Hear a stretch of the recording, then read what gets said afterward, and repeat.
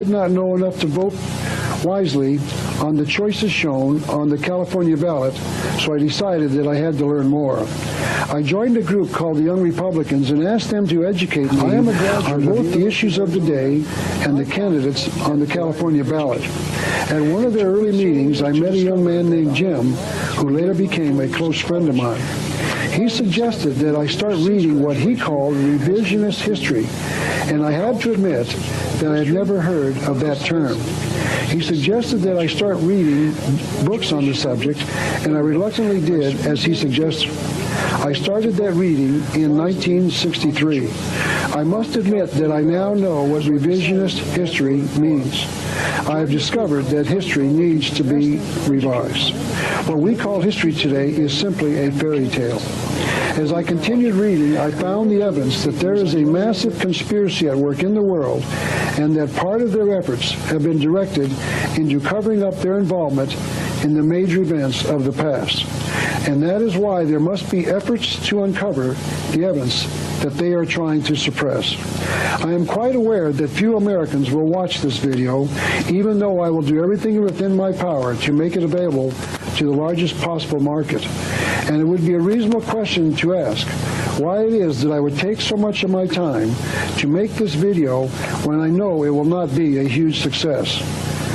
The only answer I can offer is that I feel I simply have to.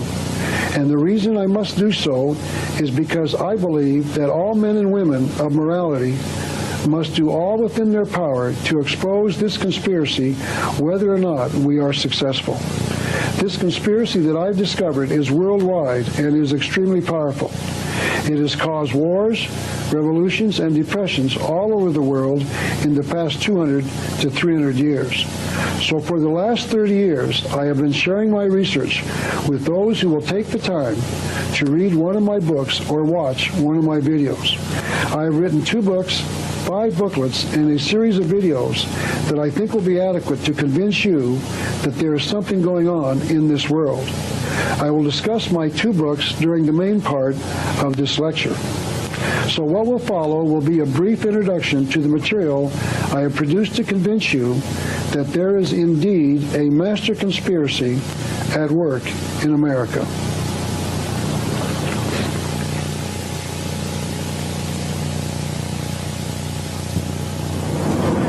This is the first of my 5 booklets, and the title of this one is God Exists, and it presents the evidence that there is a God in the universe. The reader can know with scientific certainty that there is a creator God in the universe, and that a belief in God is no longer a faith, it will be a reality. The second is a booklet that discusses the war in Vietnam. It is entitled Vietnam, America's Betrayal and Treason. This booklet will discuss the evidence that the American government planned the war in 1945, armed both sides, and then intentionally frustrated the efforts of the fighting forces to win the war. This is a videotape lecture of the same material in the book. This is a booklet that I have written to review a new constitution for the United States called the New Constitution of the United Republics of America.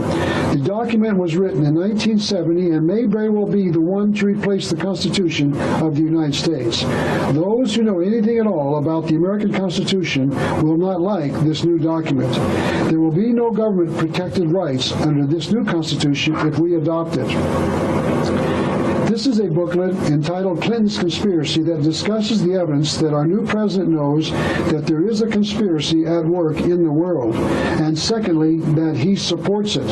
This book will document those statements. I think you would agree with me that it is a truly serious problem when the President of the United States admits that there is a bloody conspiracy at work in the world and that he supports it. But that is exactly what Bill Clinton said. This is a video lecture presenting the same material as in the booklet. This is the fifth of these booklets, and it is entitled Jesse James, U.S. Senator. It is my contention that Jesse James, this nation's most famous outlaw, did not die in 1882, as history has recorded. He lived to be 107 years of age, and during the time between when he supposedly died and when he actually died, he was a major player inside the inner core of this conspiracy. If I am right, Jesse James the outlaw sat in the Senate of the United States for one term from 1901 to 1907. This could very well be the story of the century, because Jesse was right in the middle of the major stories of his lifetime. This is a video of the lecture that I gave called Jesse James, United States Senator. This contains the same material as does the booklet. In addition to the books and booklets I have written, I've also produced a series of videos, some of which we've already talked about. This is the video of the New World Order lecture being taped today. This is the lecture I first gave in 1985 entitled Secret Societies and the New World Order. I first started warning America about the New World Order in 1985, 5 years before George Bush started talking about the phrase. So I saw it coming and tried to warn as many people as I could. This is a series of 27 one-hour lectures called Secrets of History. This group of 5 videotapes is basically the tape version of my book entitled The Unseen Hand. This is a 2-hour lecture that discusses the evidence that President John Kennedy was assassinated by a conspiracy in 1963 because he wanted to get America out of Vietnam, a war that had been planned by high-ranking officials in the American government in as early as 1945. The real reason that President Kennedy was murdered has not been made public until now. I will make that reason known for the first time in America during this video. This is a video that shows the driver of the limousine that President Kennedy was seated in firing the fatal shot into the head of the president. It is called The Driver Shot the President. This is a video entitled Happy 4th of July. The American people do not know that the founding fathers of this nation created 2 separate federal governments when they wrote the Constitution of the United States, and that they gave one of those 2 governments absolute tyrannical power over the people of the United States, and that this is the government running America today. Big government is constitutional, and our founding fathers wanted it that way. This is a book that I did not write but wish that I did. It is called The Law and was written in 1850 by Frederic Bastiat, a French statesman and writer. This booklet is the best book I've ever read on the function of government, and if I could be president of the United States for one day, I would make it mandatory that every American read this book. I feel that the books, booklets, and videos that I've produced since 1985 are the best on the market on this subject. I believe that my research has been thorough enough to prove the existence of this conspiracy to everyone, including even the most skeptical American. And the evidence that I have found for this lecture today will be very startling and frightening to the viewer. But I want you to know that I have spent 30 years of my life in researching the evidence that it is true. I also believe that the American people should know the truth about what those conspirators have planned for the future of America. As I continued reading after 1963, I continued to find the evidence that there is a massive conspiracy at work in the world, and that part of their efforts have been directed into covering up their involvement in the major events of the past. And that is why there must be efforts to uncover the evidence that they are trying to suppress. I am quite aware that few Americans will watch this video, even though I will do everything within my power to make it available to the largest possible market. And it would be a reasonable question to ask why it is that I'm making this video. And as I said in my introduction, I feel I simply have to. Because all moral men and women must do all they can to expose this conspiracy. Because, as I'm repeating myself again, to make the point, this conspiracy that I have discovered is worldwide and is extremely powerful.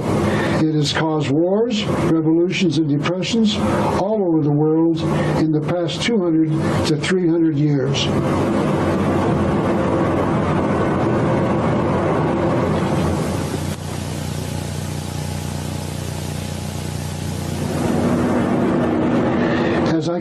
my reading, I became aware that there are basically only two explanations of the causes of the past, what I have called the accidental view of history and the conspiratorial view of history. The accidental view holds that the major events of the past have occurred by accident for no determinable cause. People were powerless to prevent the major events of the past from happening, and the reason for that is because they just happen, and no one knows why they do.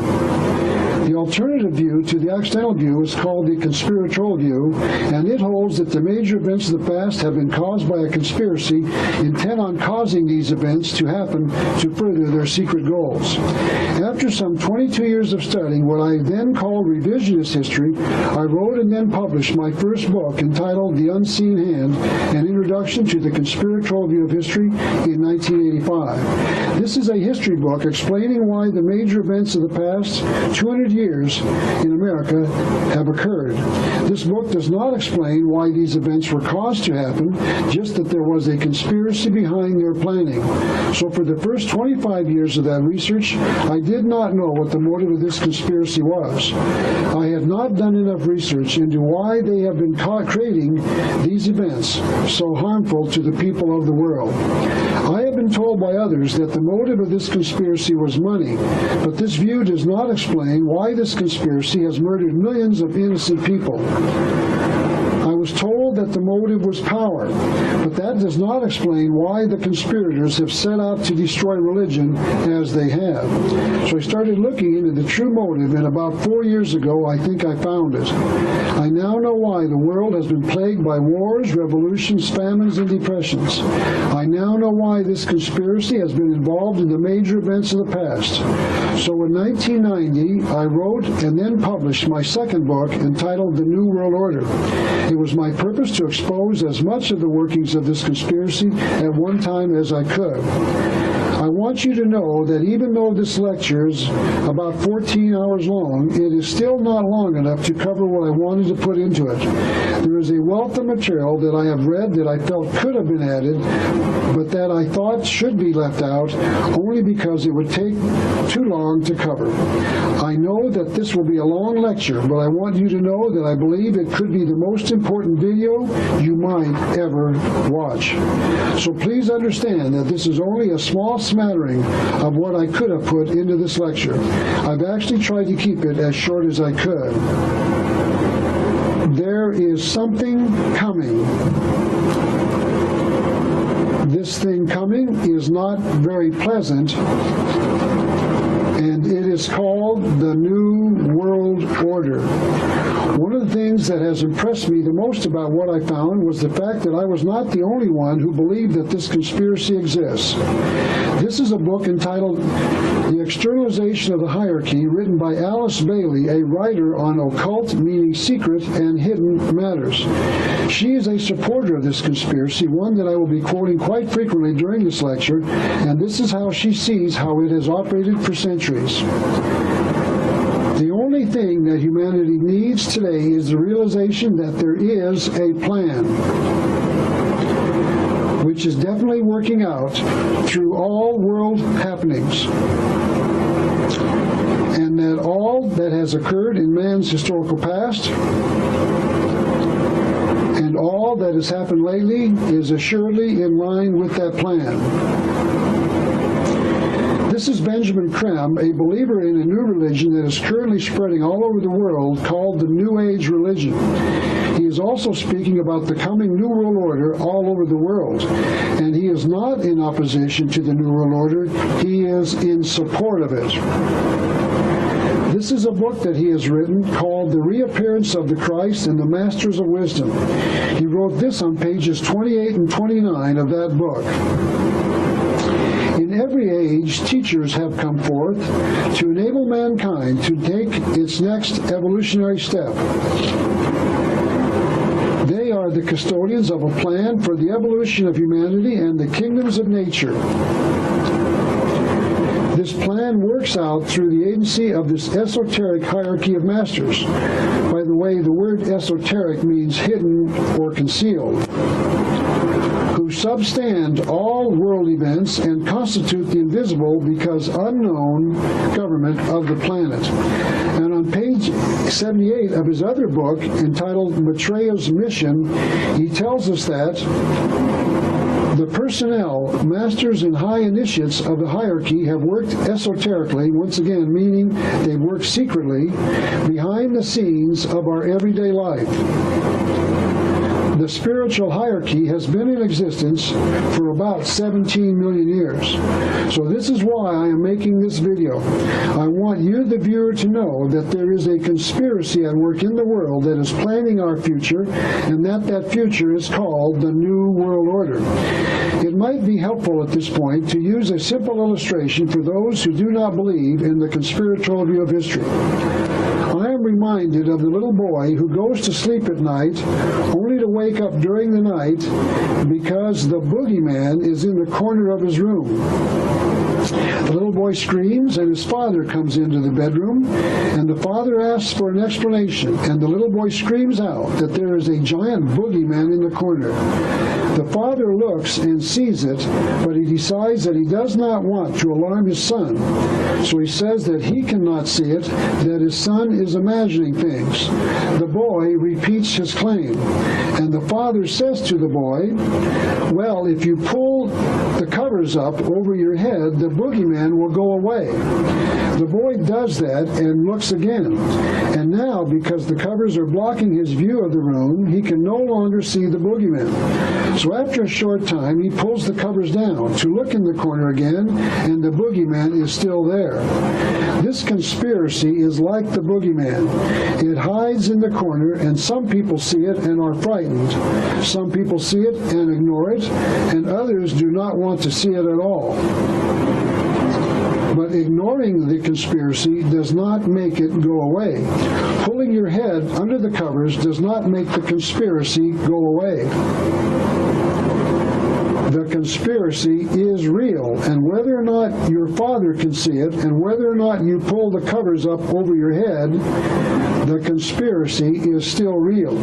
And the conspiracy does not want any of us to see it, and if we do, to pull the covers up over our head. But like the boogeyman, the conspiracy will not go away because we ignore it or cover it up.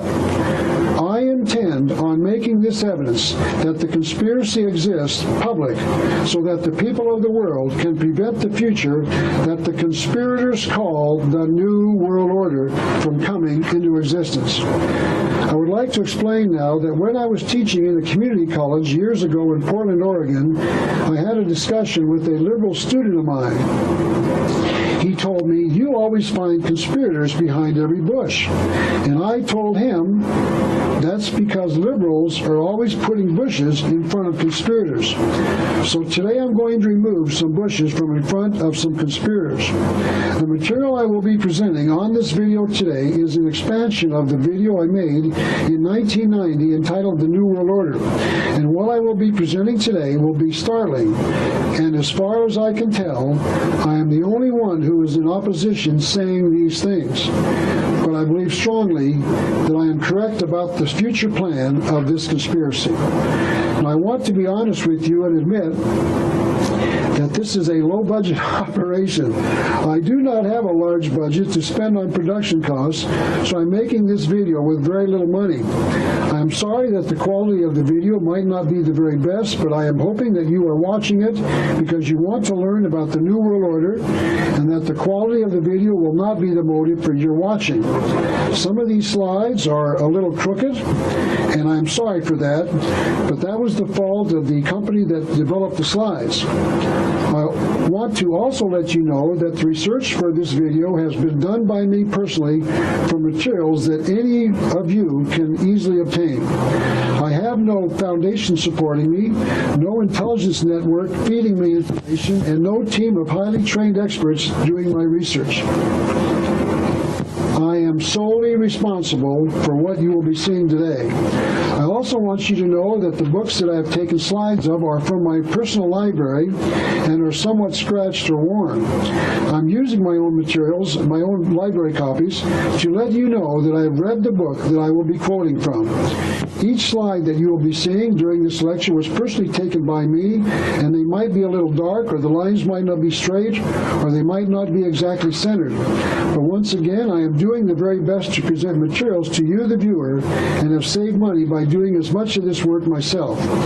And my purpose is to make the cost of this video as economical as I can. So I will be presenting my 30 years of research that there is a conspiracy active in America, and that it has been involved in our affairs for centuries, and that their ultimate goal is what they have chosen to call the New World Order. Let me end this part of the lecture by discussing a simple truth. This nation was created by amateurs, and it will be saved by amateurs. When Paul Revere rode down the street shouting that the British were coming to start the American Revolution, our patriotic founding fathers responded by reaching for the old musket from off of the wall and going to the concrete bridge. Across the field came the English army, the best equipped, the best trained, the most prepared army in the world. The American patriot looked down the line at the others standing there, a bunch of farmers, shopkeepers, teachers, and others not prepared to defend freedom against the British. The patriot looked at his old musket, bent and rusting, and realized he couldn't stand against the British. The odds were just too great. But he and the other amateurs stood. And because they stood, we have freedom in America today. This nation was founded by amateurs, and it will be saved by amateurs. So I'm asking that you understand that I, too, am an amateur patriot, and that this lecture is the best I can make with the limited time and money. So with that understanding, I would like to now start the lecture. I want you to know that those of us who believe in the conspiratorial view of history just got a new ally. Someone that all of us know just told the world that I was right. And that ally that confirmed 30 years of my research in just a few minutes last year was President of the United States, Bill Clinton. This man just told you that there was a conspiracy in the world and that he supported it. Time magazine named Bill Clinton Man of the Year in 1992. By the way, notice the unusual way that the cover artist placed Clinton's head so that it looked like he had two horns growing out of the top of his head. The letter M there in the back. I am sure that this was just a college prank that they were cleverly playing upon the President of the United States. But Time magazine was wrong. If they had wanted to name Clinton the Man of the Year, they should have named the two men who made Clinton the President of the United States. Time was wrong. Clinton was not Man of the Year. These two men were. Most people would recognize John Kennedy as being the man on the left, but few in America will recognize the man on the right. First of all, I want to apologize to Time magazine. I made that cover myself by taking a real cover, cutting out the main picture, and substituting the pictures of the two men shown in the cover. But I wanted to make a point. These are the two men that Bill Clinton acknowledged were responsible for his involvement in politics. As Bill Clinton ran for the presidency, his past was brought out so that all could examine it. It is known that he went to Boys Nation in Washington during the summer of 1963. That was between his junior and senior years of high school. It was during that summer that young Bill Clinton met the president. This is a picture of young Clinton on the left, shaking the hand of John Kennedy on the right. This picture had to be taken sometime before the summer of 1963 because President Kennedy was later assassinated in Dallas, Texas on November the 22nd, 1963. During the campaign, Mr. Clinton wrote a book with his vice presidential candidate, Al Gore. That book was called Putting People First. It contains the thoughts of the two candidates and was published in an attempt to get the reading public more familiar with their stands on the campaign issues. On page 217 of the book, Mr. Clinton has recorded a transcript of his acceptance speech that he gave on the night of July the 16th, 1992, to the American people from the podium of the Democratic Convention. This would be the largest audience Mr. Clinton would ever have at one time without a commercial break, and he told the American people more than they cared to know. The transcript of that speech continues on for several more pages, and on page 231 he is quoted as saying, "As a teenager, I heard John Kennedy's summons to citizenship." So what he was saying was that he attributes his interest in politics to John Kennedy. He states that Kennedy gave him a call into politics. But the next sentence was where he told the American people more than they cared to know. Clinton said, "And then as a student at Georgetown," here by the way, he was acknowledging that he went to Georgetown University in 1964 after graduation from high school. Georgetown University is somewhere near Washington, D.C. Now going back to the quote, "I heard that call clarified by a professor I had named Carroll Quigley." So here he was identifying a professor he had at Georgetown named Carroll Quigley, who really clarified or brought his desire to get into politics into focus. During the time that Clinton was at Georgetown University, Carroll Quigley, his favorite professor, was writing a book entitled Tragedy and Hope. This book was published in 1966, sometime during Clinton's sophomore and junior year in college, because it is known that Clinton graduated in 1968. This is what the book says about Dr. Quigley's background. Carroll Quigley, professor of history at the Foreign Service School at Georgetown University, formerly taught at Princeton and at Harvard. He has done research in the archives of France, Italy, and England, and is the author of the widely praised Evolution of Civilizations. He is a frequent lecturer and consultant for public and semi-public agencies.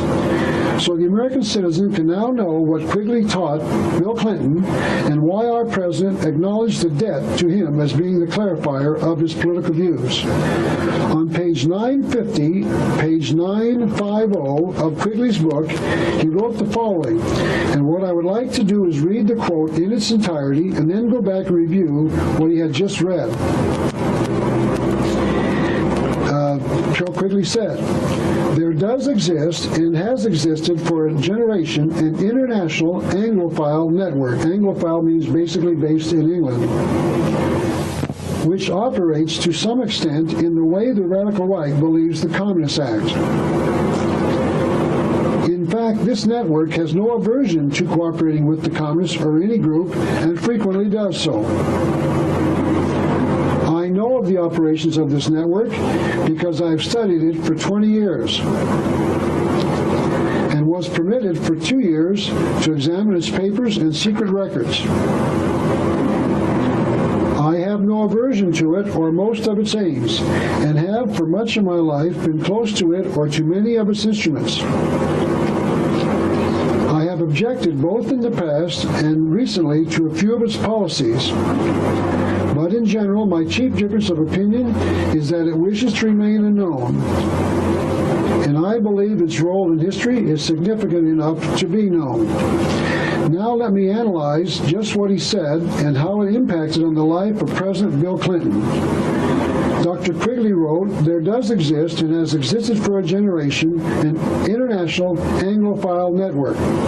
Here Quigley was stating that there was an Anglophile network that had been around for some 40 or 50 years. As I said, the word Anglophile means that the network is primarily English, which operates in the way the radical right believes the Communist Act. I guess that I am a member of what Quigley refers to as the radical right. I believe in the conspiratorial view of history, and I believe that this conspiracy controls communism. Dr. Quigley is saying that this network operates as a communist network, and since I agree with him, he calls me a radical. Continuing with Quigley's quote, he said, "In fact, this network has no aversion to cooperating with the communists and frequently does so." Quigley went on page 954 of his book, to say this: "It was this group of people who provided much of the framework of influence with the communists, which the communist sympathizers and fellow travelers took over in the United States in the 1930s.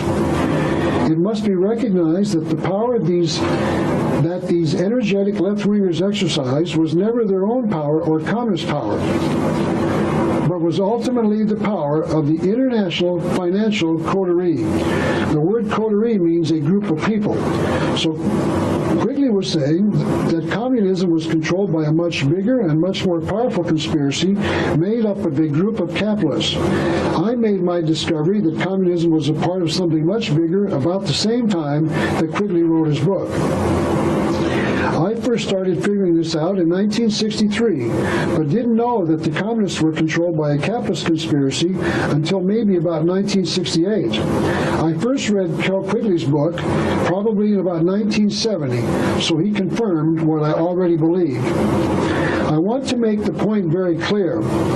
Communism has been created by, controlled by, and sustained by what the world calls capitalism ever since 1848, when Karl Marx was hired by the very wealthy capitalists of his day to write the Communist Manifesto.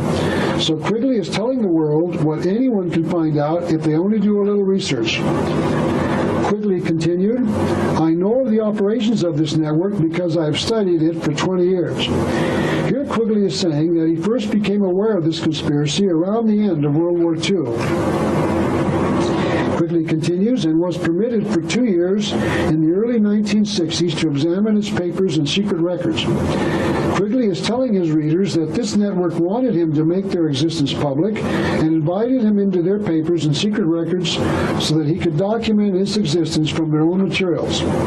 It is important at this point to point out that this network was admitting that they were a conspiracy because the word conspiracy is defined as two or more people meeting in secret for an evil or illegal purpose.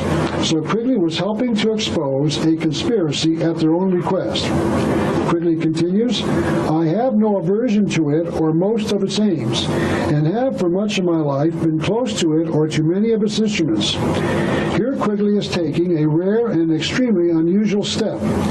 He is admitting that he has no problems with what this conspiracy is or has been doing. Dr. Quigley tells us what the goal of this conspiracy is on page 324 of his book. The powers of financial capitalism, meaning these conspirators, had another far-reaching aim, nothing less than to create a world system of financial control in private hands, able to dominate the political system of each country and the economy of the world as a whole. He went on to explain how this system would work. This system was to be controlled in a feudalist fashion by the central banks of the world acting in concert, by secret agreements arrived at in frequent private meetings and conferences. Notice that the conspirators want the world to be operated in a feudalist fashion. Feudalism is defined as an economic, political, and social system in medieval Europe in which land worked by serfs who were bound to it was held by vassals in exchange for military and other services given to overlords. A serf is defined as a person in feudal servitude bound to his master's land and transferred with it to a new owner. So a serf owns no property. A vassal is a person who held land in a feudalist system, doing homage and pledging fealty to an overlord and performing military or other duties in return for his protection. Fealty is defined as the duty and loyalty owed by a vassal or a tenant to his feudal lord. So there were three classes of people in a feudalist system: serfs who owned no property, vassals who thought they owned property, and overlords who owned property and serfs and vassals. So there is no private property in the system desired by the network that Quigley and Clinton are supporting unless you are an overlord. And guess who is volunteering to be the overlords? Notice that the overlords own the land and we work on it for them. And we fight the wars that they designed for us. And this is precisely the system that Dr. Quigley tells us that this conspiracy has been striving for as they cause major wars, revolutions, and depressions all over the world. And remember this, Bill Clinton supports the goals of this conspiracy. I have studied this conspiracy for some 30 years and must admit that Quigley's admission that he supports an evil conspiracy is the only one that I have ever found in such detail from someone inside the conspiracy. There are many historians who have discovered the existence of this conspiracy, but all that I know have been in opposition to it. Finding an historian who will admit to supporting this evil conspiracy is rare indeed. Dr. Quigley continues, I have objected both in the past and recently to a few of its policies. But in general, my chief difference is that it wishes to remain unknown, and I believe its role in history is significant enough to be known. So this is why Quigley entitled his book, Tragedy and Hope. Apparently he felt that it was a tragedy that they wished to remain unknown, but that they were the hope of the world. So Professor Quigley knows there is a conspiracy, and Quigley taught Clinton. And this conspiracy made Clinton president of the United States. And if you want to know how it is possible to know that Bill Clinton bought into the conspiracy and that we can know that he too has no aversion to it, you need to read my booklet entitled The Clinton Conspiracy. All of what I've just covered about Clinton's speech and his connection to Carroll Quigley is available in this little booklet. If I could get the American people to read this booklet, it would be enough to save this nation from this conspiracy. But it is not likely that more than a handful will read the truth so that they can understand just who Bill Clinton is and where he came from. It might be helpful to show you an example of how this capitalist conspiracy uses the communist conspiracy. This is Diego Rivera, an internationally known painter and muralist who was born in 1886 and died in 1934. In 1933, Mr. Rivera was hired by a well-known American capitalist to paint a large mural in one of the buildings in a newly constructed complex of skyscrapers in New York City. That capitalist was Nelson Rockefeller, the brother of David Rockefeller and the grandson of the man who made their fortune, John D. Rockefeller. And the complex he was to paint the mural in was the RCA building in the Rockefeller Center in New York City. Mr. Rivera nearly completed the mural when there was a public outcry against it, and Nelson Rockefeller made the decision to destroy it. This is a rather poor-quality newspaper photo of the nearly completed mural taken just before it was destroyed. And this is the reason that the mural had to be destroyed. This is an actual photograph of the portrait that Mr. Rivera painted in the mural of Nikolai Lenin, the murderer of some 40 million Russians in the Communist Revolution in Russia. Mr. Rivera had painted his portrait in his mural in the Rockefeller Center, owned by the wealthiest capitalist of the day. Right after the scandal created by the destruction of the mural, Mr. Rivera painted a similar mural in Mexico City, Mexico, at the Palace of Fine Arts. This is a photograph of the completed mural. All of these photographs and the story concerning all of Mr. Rivera's work are contained in this book entitled Diego Rivera's Murals at the Rockefeller Center. Now this is the portrait of Lenin in this second mural. Don't forget that Lenin was a brutal communist dictator, but Mr. Rivera felt that he was a man of unequaled quality. And in this section of the mural, he included the portraits of Karl Marx on the right, Frederick Engels to his right, and Leon Trotsky on the left with the glasses. Karl Marx and Frederick Engels were the so-called fathers of communism, and Leon Trotsky was a fellow murderer with Nikolai Lenin, because the two of them created the bloody Communist Revolution of 1917 in Russia. And Diego Rivera painted their portraits in his mural in Mexico City. But is it possible, but is it possible for the skeptic to say that Nelson Rockefeller did not know that Mr. Rivera was a communist sympathizer and that he did not know that he would paint the portrait of Nikolai Lenin in his mural at the Rockefeller Center? But that just is not true because of two reasons. Rivera had submitted a sketch of the mural to Nelson prior to his being commissioned to paint the mural, and that sketch contained the portrait of Nikolai Lenin. That means that Nelson knew that the mural would have a picture of Lenin in it before it was painted. But more importantly, Diego Rivera joined the Mexican Communist Party in 1922, 11 years before he was commissioned to do the mural. In fact, Mr. Rivera became a staff member of El Machete, the newspaper of the Communist Party of Mexico. Irene Herner de Loria, the author of the book on Diego Rivera that I showed you a slide of, said this about Mr. Rivera. He saw his life as part of a group with the mission of implanting the socialist dream of Marx and Lenin in Mexico and all of America, and thus making it a reality. Mr. Rivera was asked to remove the portrait of Lenin after it was completed, but he refused, and the decision was made to destroy the entire mural. So here we see the connection between the communists and the capitalists. Dr. Quigley was right. Communism has been controlled by the capitalists for nearly 150 years. Now, I want to warn you that what I've discovered about the New World Order is not very pleasant. So I must warn you, you will not like what I'll be discussing during this lecture. I am sorry for that, but I feel that I have to bring you this information, whether it is pleasant or not. I'll be identifying the motive of Clinton's conspiracy in this lecture today, and I must tell you that this information will offend some of you. I'm also sorry for that, but I must tell the truth as it is and hope that those offended by it will want to take some corrective action. I want you to know that if I don't offend you, I want you to take offense that I didn't offend you, because I want to offend all of you equally. I want some of you to complain after watching this video that you were offended that I did not offend you with some of my comments. As I said, I want to offend all of you equally. Next, I would like each of you to know that I would like to impanel each of you viewing this video as a member of a jury.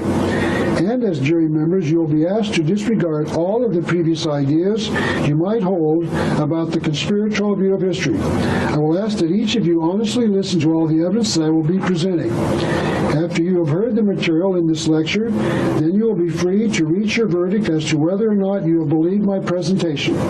Therefore, I'm asking that each of you open up, allow me to present the evidence that the conspiratorial view of history is indeed the correct one, and the only way that I think we can prevent what this conspiracy has in mind for us is to educate others. So to educate as many as I can reach, I'm giving any one of you watching this video permission to make copies of it for any purpose whatsoever. I want as many people as is possible to see this material, and I'm hoping that each of you will arrange to make copies of this video lecture so that you can give them to others. And please help me in getting this material into the hands of the American people. I am going to expose a gigantic conspiracy that has been involved with more bloodshed than the moral mind can comprehend. The goal of this conspiracy is simply to create a new world order. And that future is so horrible that anyone who knew what they had in store for them before it was set into place would do all within their power to prevent it. And the only way that I think we can prevent what this conspiracy has in mind for us is to educate others.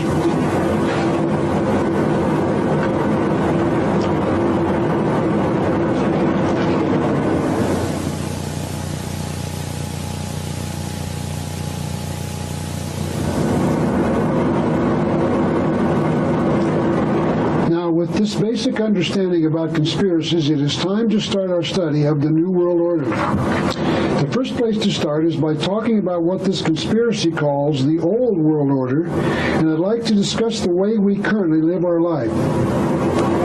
I'd like to talk about my life here in Tucson, my hometown, as being somewhat typical of life in America. As I start my day each morning, I get up in my own home. I own my own house and all the furniture in it. And I have a TV set, a VCR, and a refrigerator. And by the way, that's about all.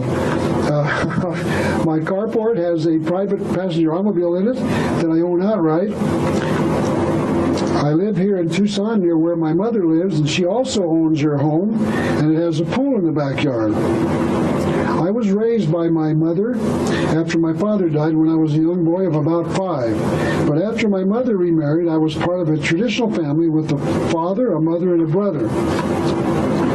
When I need gasoline for my automobile, I go to a privately owned gas station where I can purchase as much as I want. When I have need for medical care, I visit my personal physician, and if I need to go to a hospital, I go to one that is privately owned. I am single now, but I was once married, and my wife and I bought this home, and we lived together as a family.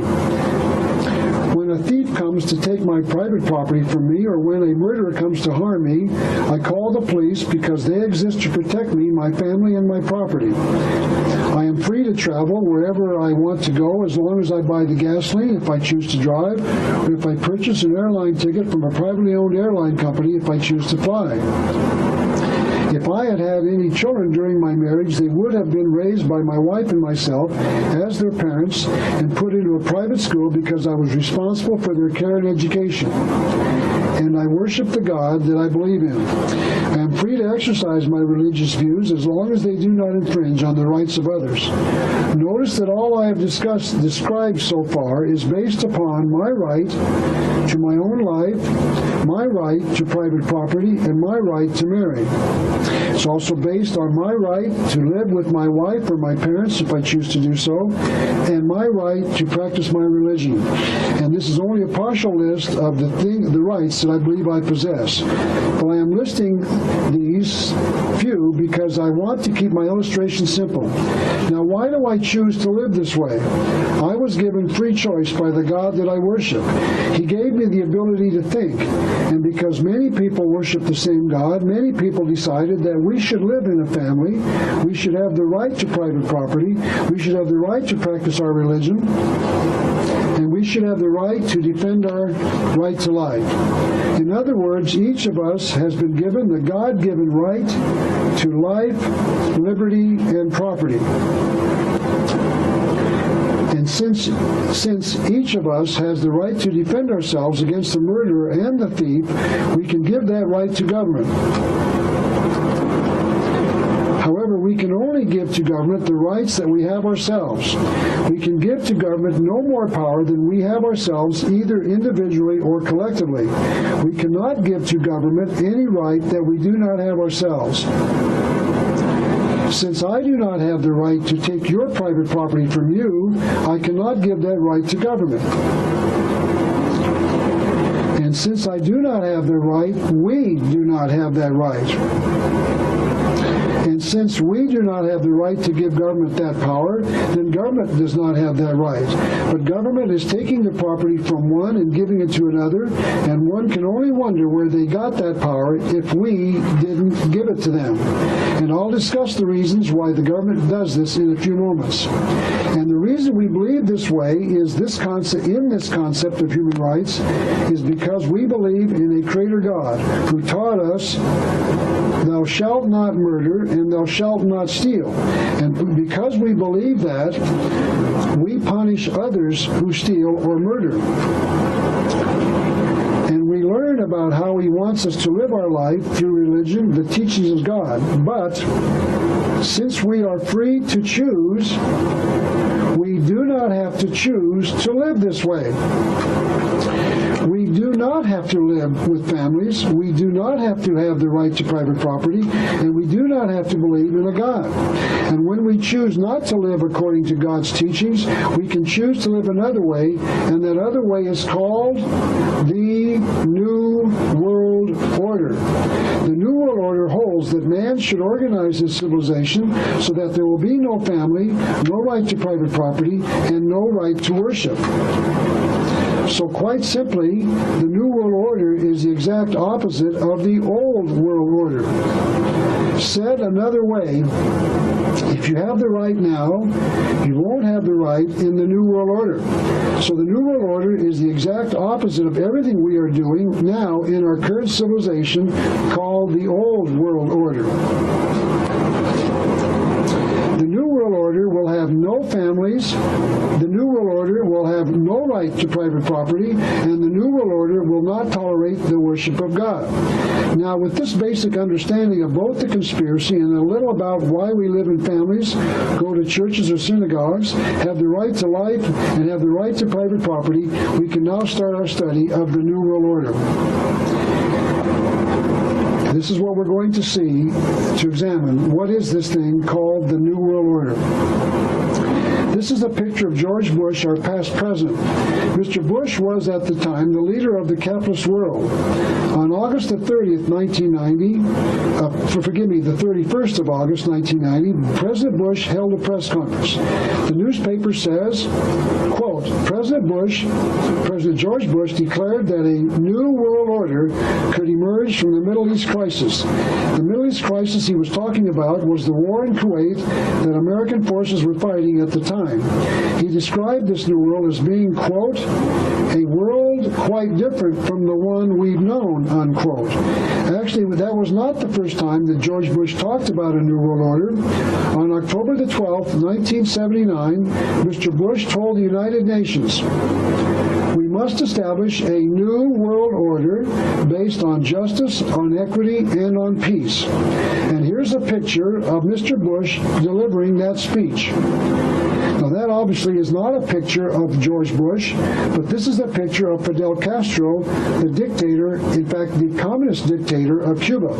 It was not George Bush that delivered that speech to the United Nations, it was Fidel Castro.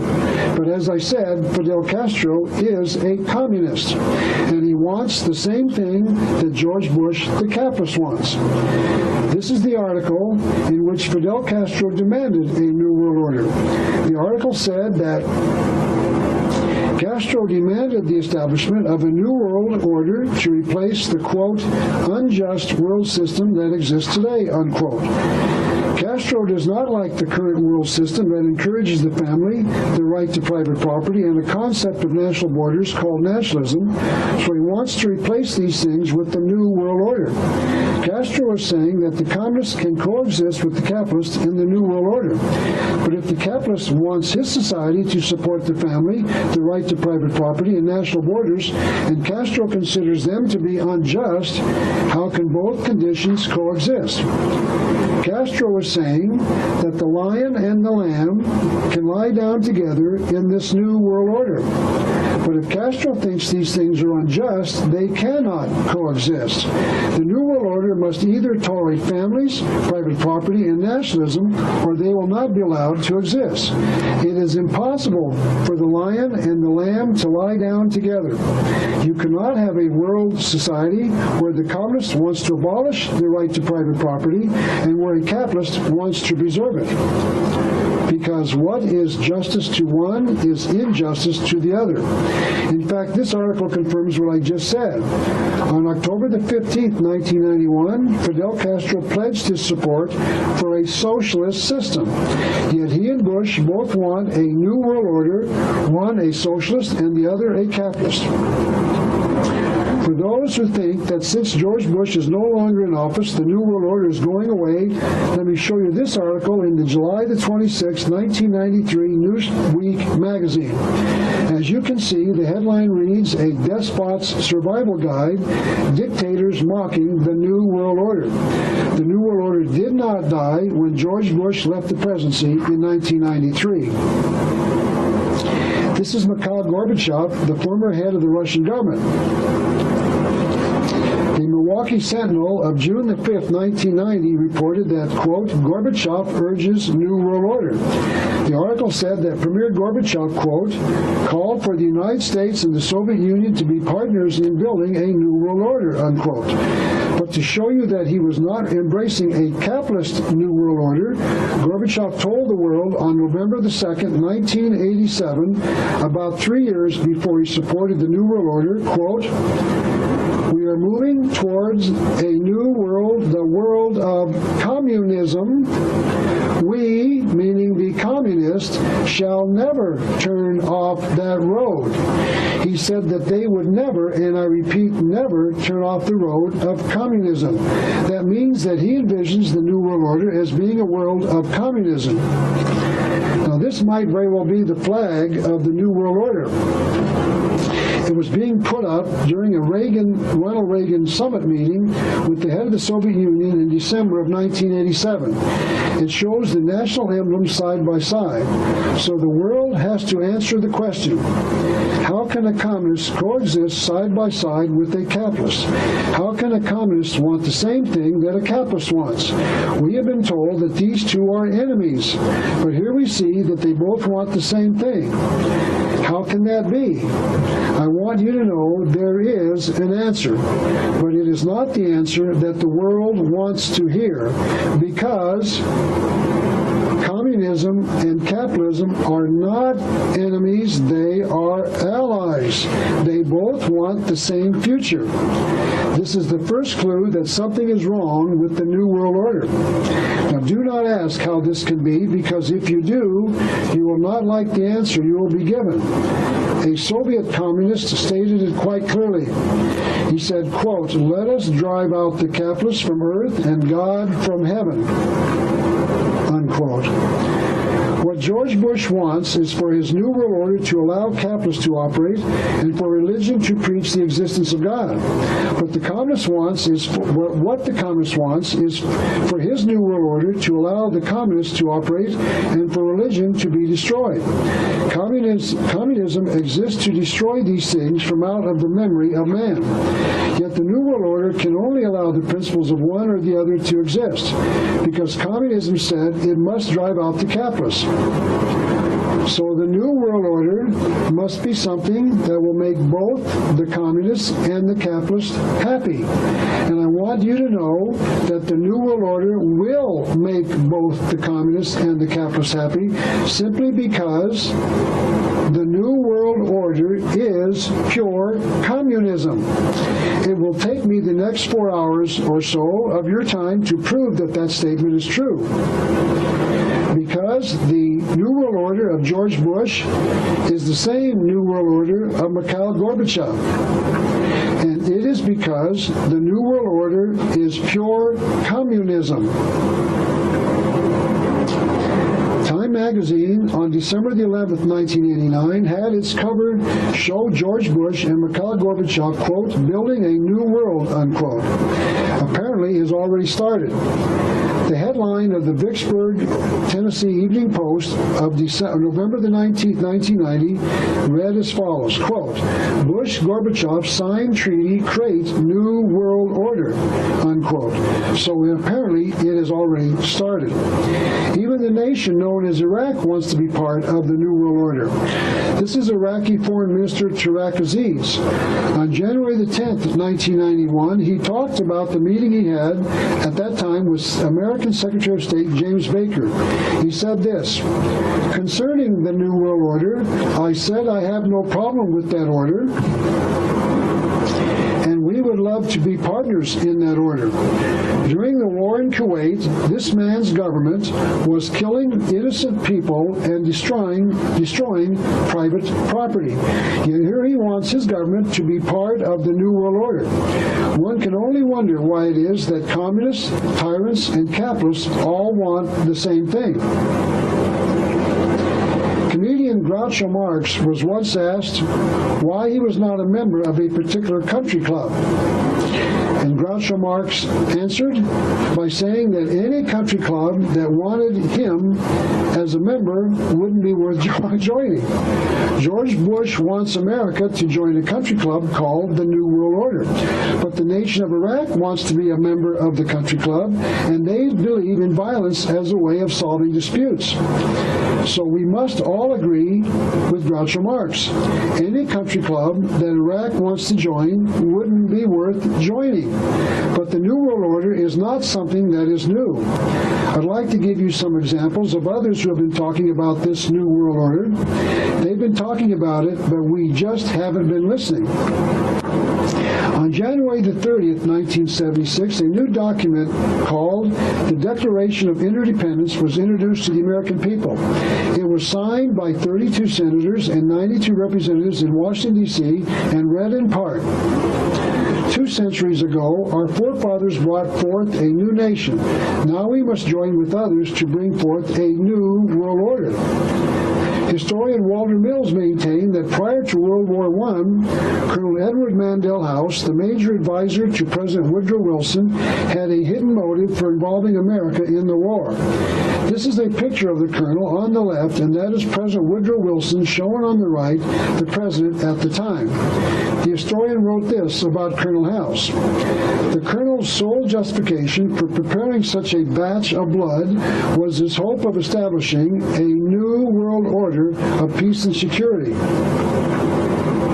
The Associated Press reported on July the 26th, 1968, that New York Governor Nelson A. Rockefeller says, as president, he was running for the presidency at the time, as president, he would work towards international creation of a new world order in 1968. George Bush didn't talk about it until 1990, so this is not a new concept.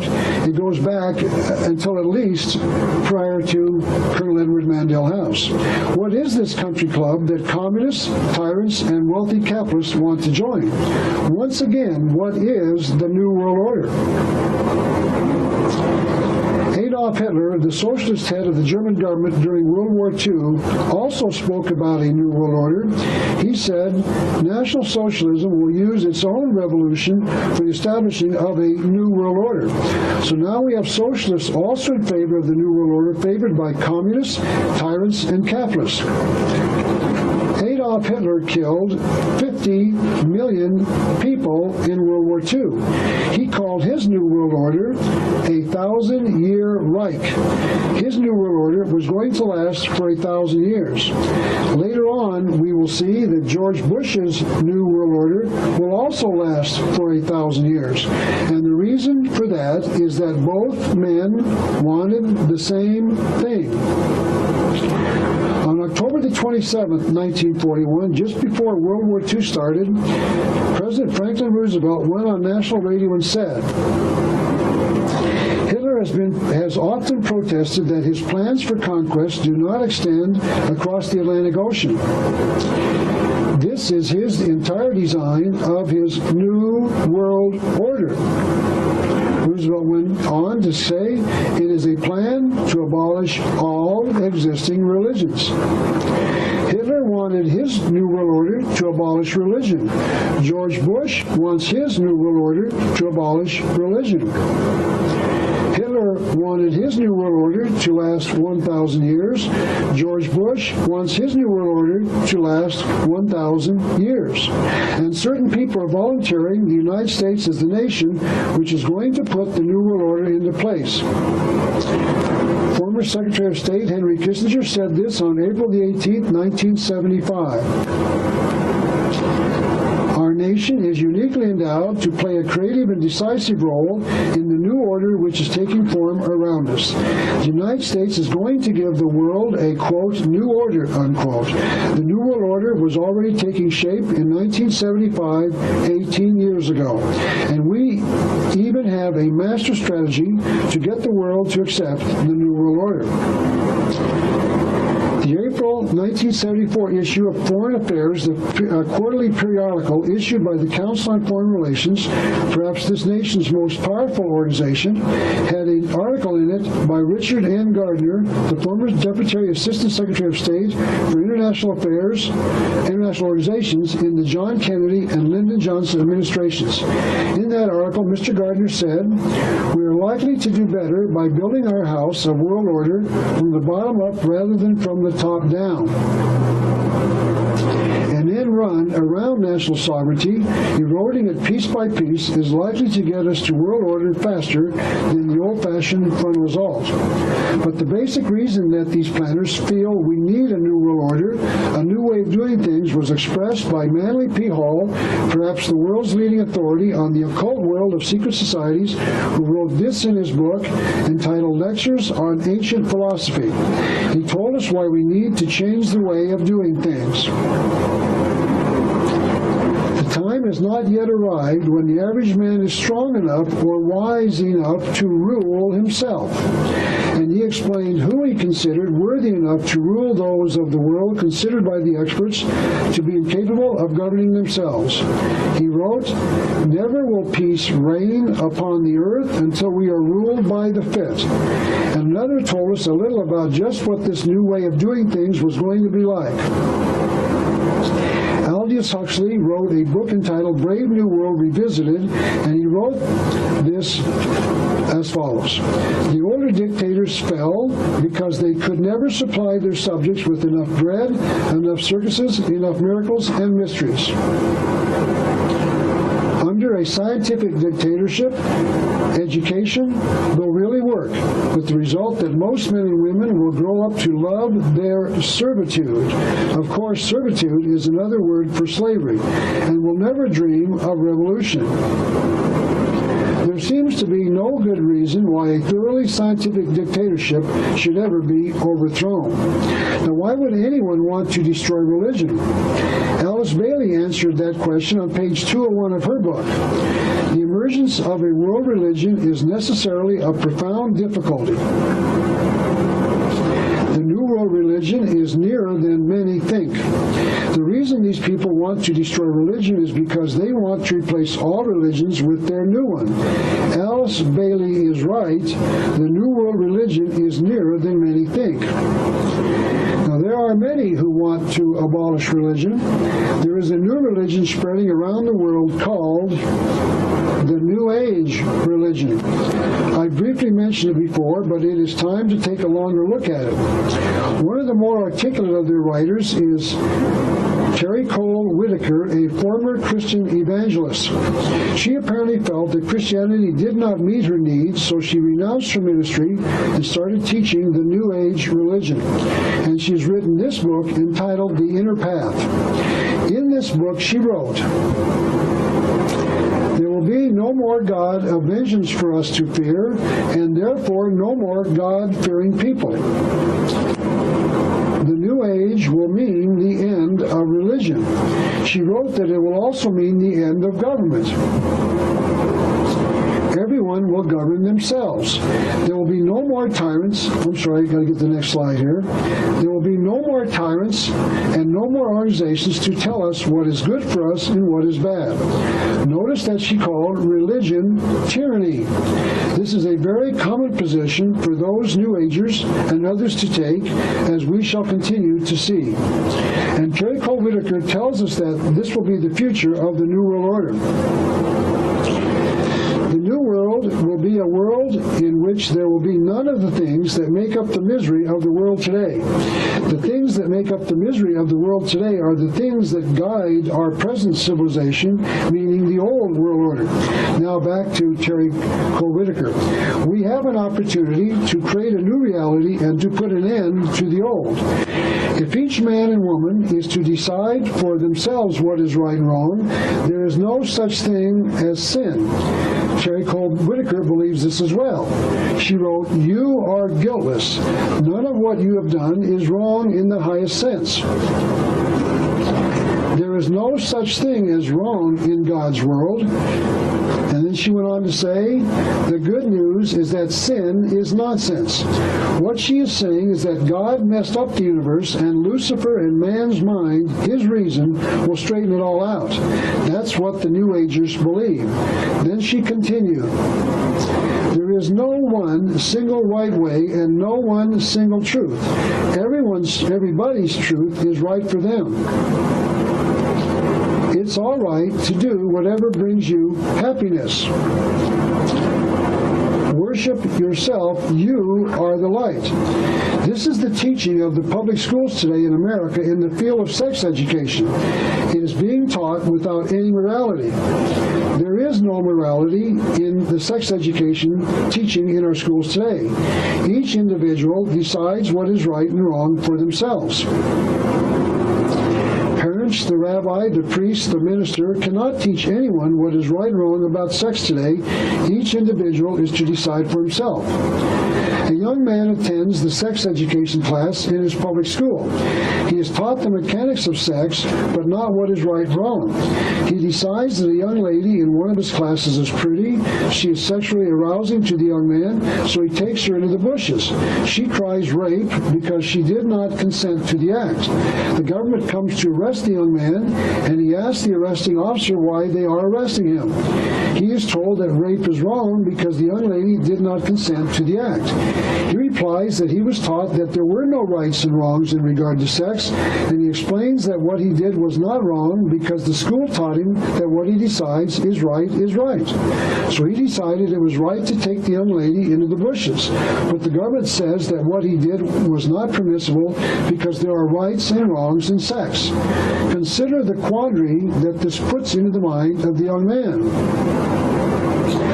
On the one hand, he is taught that there is no morality in sex.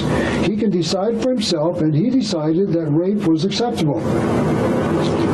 And on the other hand, he is told by the government that he cannot decide that there are no rights and wrongs in sex. The crime is called rape, and he is going to jail. This is called hypocrisy. One branch of government says that rape is acceptable, another says that it isn't. But that is the quandary the government wants our young people to be in. And it also illustrates just how foolish this philosophy is. It can only cause confusion amongst our young people, and it has. And that is why teenage rape is on a dramatic rise throughout the United States. We all see it, but no one tells us why it is occurring, and now we know. So new thoughts about how we should live our lives are surfacing. There are many who have been telling us about these changes. I'd like to return to the writing of Benjamin Creme, one of those recommending major changes in our civilization. Mr. Creme is a leader in the New Age religion, and he has been talking and writing about the changes coming in the future for several years. I'd like to quote once again from his book entitled Maitreya's Mission in 1986. I will explain who this individual named Maitreya is a little later, but at this point I wanted to read a quote from Mr. Creme's book from page 3. Here's what he wrote. We are moving into a period of climax leading to events which will fundamentally alter life as we know it. Tremendous changes are taking place in all areas of life, preparatory to the establishment of entirely new modes of social living and relationship. We are standing at the beginning of a new era, a new cosmic cycle. So Mr. Creme is telling us that tremendous changes are coming. We are going to alter life as we know it. He went on to say, we are about to witness profound changes in all our institutions and structures. Political and economic, religious and social, scientific, educational, and cultural. Eventually, this will mean total change of all of our institutions. So people are talking about changing our civilization, the way that we live our lives. We will continue our study of this new world order after this break.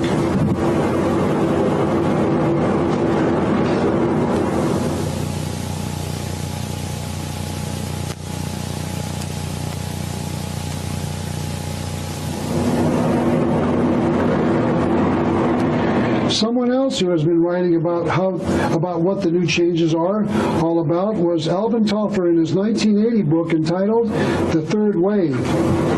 He wrote this: a new civilization is emerging in our lives. This new civilization brings with it new family styles, changed ways of working, loving, and living, and new political conflicts. Mr. Toffler in 1980 was talking about the changes we are seeing today. He was talking about how one-parent families would become far more common. Now, this is an article in the July 26, 1993 Newsweek magazine. It shows that more single women are choosing motherhood. That means that there are increasing numbers of one-parent families in the United States. Children are growing up without a father. The two-parent family is becoming a thing of the past. The wife in the two-parent family is increasingly out in the workplace instead of being at home raising the children where our traditional family has placed her. Television is making certain that we understand that single parenting is acceptable. This is Newsweek magazine, or is a Newsweek article in their August 30th, 1993 magazine. The title and subtitle read, Fractured Family Ties. Television, Forget Kids Shows. The network's new theme is single parenting. The article pointed out that there are three messages from the coming 1993 television season. Parents rarely come in pairs. Nationwide, 1 in 4 families is headed by a single parent, but on the coming television programs, nearly 2/3 will be run by a single mom or dad. Number 2, we're being taught by TV, father knows least. When its dad is on his own, expect major dysfunction.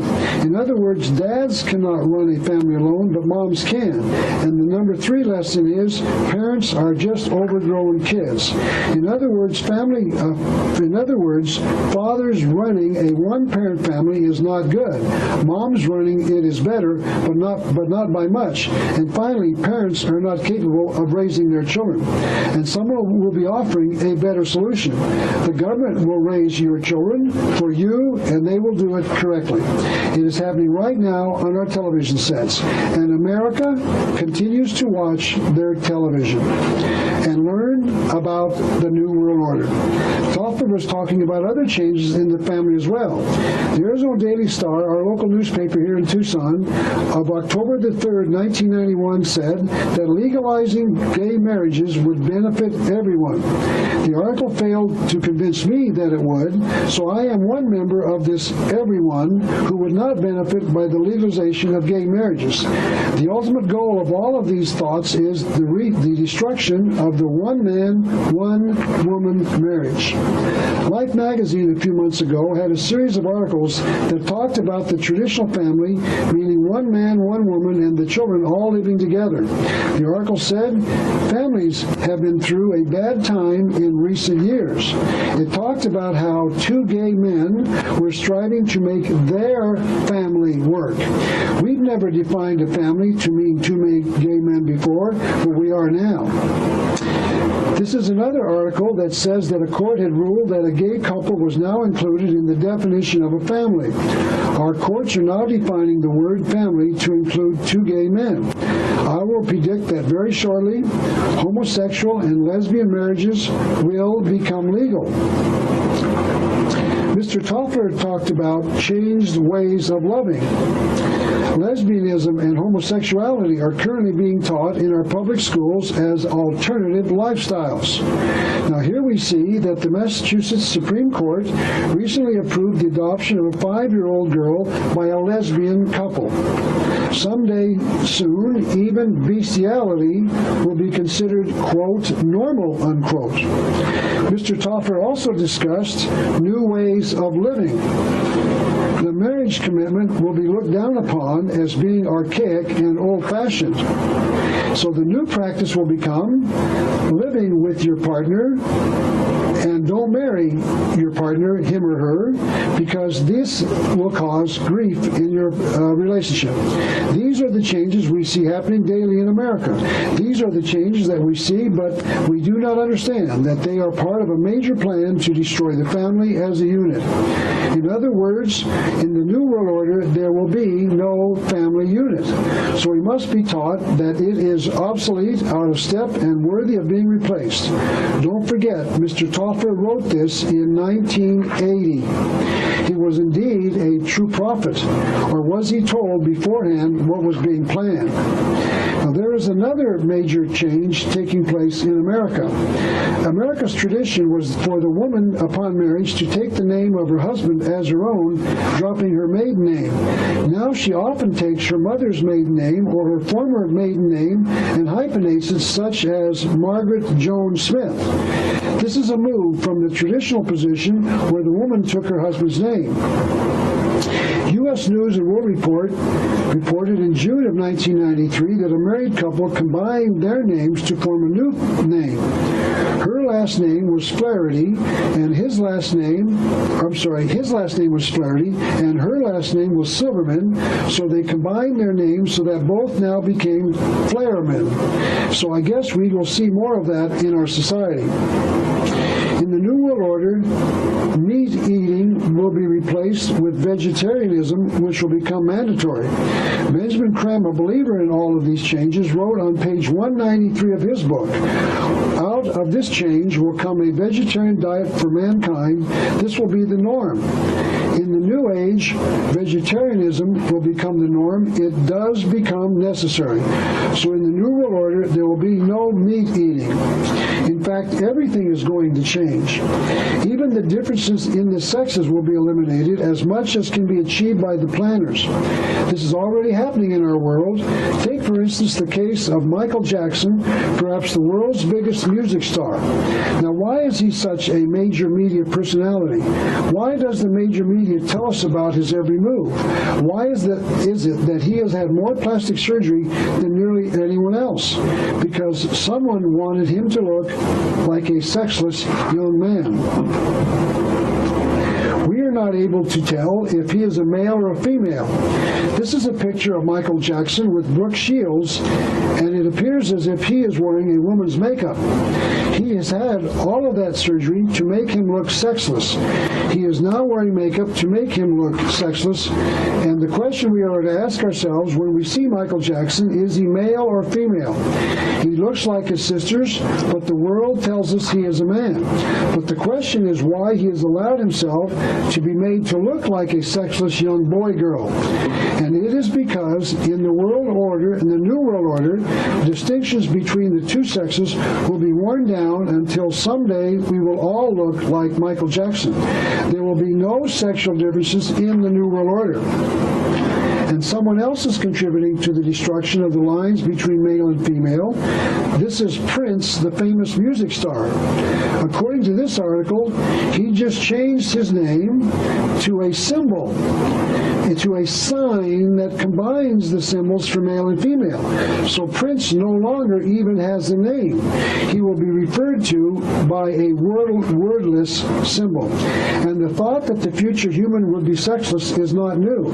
This is an article that appeared in the Arizona Daily Star on August the 21st, 1993. The headline reads, "Androgyny as Art." The word androgyny is defined as both male and female in one. So we have a new word to define, if you're not familiar with it, androgyny, both male and female. The article showed pictures of male and female actors and actresses who have performed as a sexless person as early as 1930. The first mention of a performer appearing to be both male and female is Rudolph Valentino, the silent screen leading man.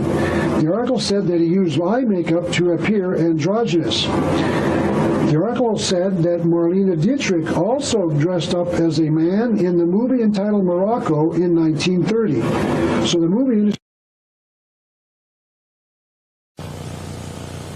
Perhaps the greatest evidence that the old world order is being intentionally allowed to decay is the testimony of a medical doctor I met in Pittsburgh, Pennsylvania in early 1989 during a speaking engagement. This doctor met me after the speech and told me an incredible story.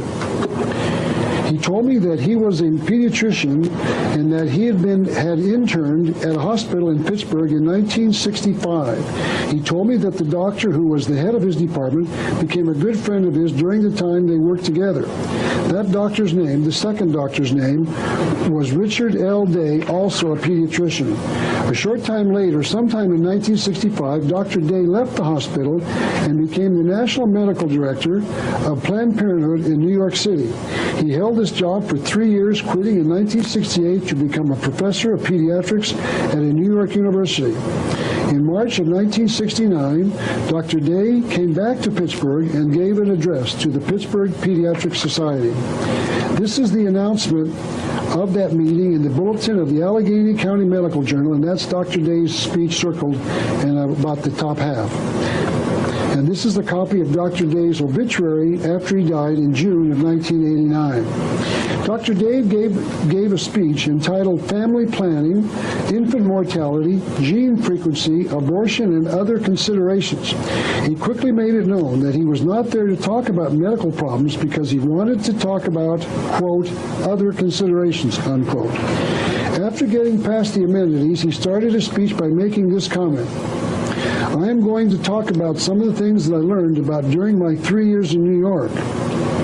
If I see anyone tape recording my message, I will walk off the stage. If I see anyone making any notes, I will walk off the stage and not continue. If anyone says that I said anything that I tell you today, I will publicly disavow your statement and deny that I said it. And in fact, even if you do speak about what you'll hear today, no one will believe you anyway. After Dr. Day completed his speech, the doctor telling me the story told me that he went out to his car and wrote down every comment that he could remember about what Dr. Day had said. He also said that as thoughts and recollections have occurred to him since then, he has written them down. This doctor sent me a tape of his recollections, and what he remembered will be what I will be sharing with you today. Dr. Day said that he had found an organized force during his stay in New York City. This organized force is the force behind communism. This, of course, is not a new revelation because this is precisely what Dr. Carroll Quigley taught President Bill Clinton, and I have known this was true for some 30 years. I want you to remember that these comments that we're now going to talk about were made in 1969, over 25 years ago, by a man who apparently had been made aware of them by the very people who were making the changes. The doctor went on in his speech, this organized force is so powerful that it fears no one or anything. This organized force believes that no one can stop it. And then the doctor started telling the audience what he had discovered. The doctor telling the story said that these remembered thoughts are not in any particular order, but are listed in the order that he remembered them. Each is just a short sentence explaining in concise form what the doctor said. This is what the doctor told the audience on March the 20th, 1969, in no particular order. He said, there is a timetable constructed by those inside this organized force. Suicide will be promoted in its own right. He's talking about the future, of course. There will be a planned economic collapse of the United States to further the acceptance of the global system. The population must be limited to 2 children per family. The government will promote contraception by making it universally acceptable. He said this in 1969. Sex outside of marriage will be promoted. He went on to say that men would become more feminized and women more masculine. Sex would be more out in the open and encouraged outside of marriage. Travel would become a privilege to increase control of individuals and families. Bridges and roads would be allowed to deteriorate. We would become desensitized to violence. Musicians would use coded messages to reach the young people. He went on to say terrorism would increase so that the public would relinquish control of their lives to an increasing government. Abortion will become normal and tax-supported. Fathers would have no say in the abortion issue. He said this 3 years before the Roe v. Wade decision making abortion was legal. Homosexuality will be encouraged. Ultimately, reproduction will be without sex, meaning it will all be done in test tubes. Divorce will be more prevalent. Living with your partner would become preferred. Women will be encouraged to work outside the family. Men will be constantly transferred by their companies to produce tension within the family.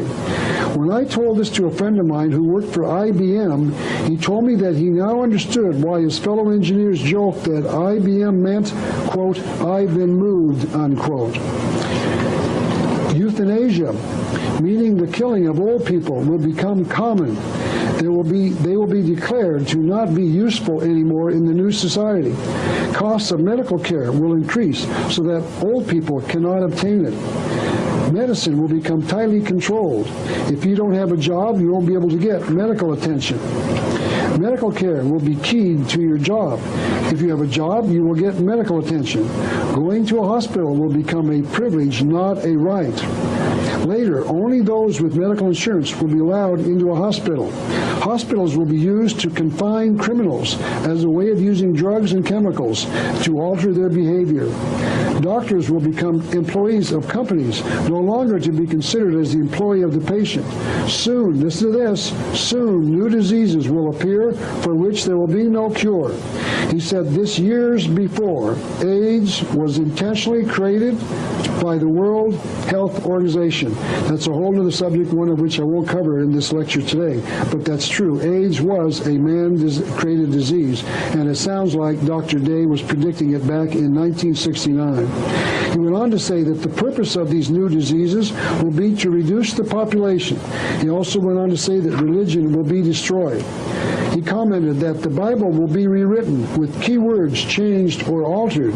Education will slowly reduce the amount of information transmitted. Kids will not learn as much.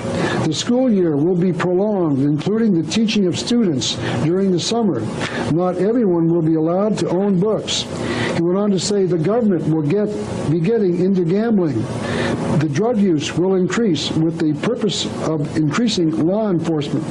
He said music will become worse with the specific purpose of changing the thoughts of the listeners. Identification will become required with something being implanted in the hand or forehead of every American.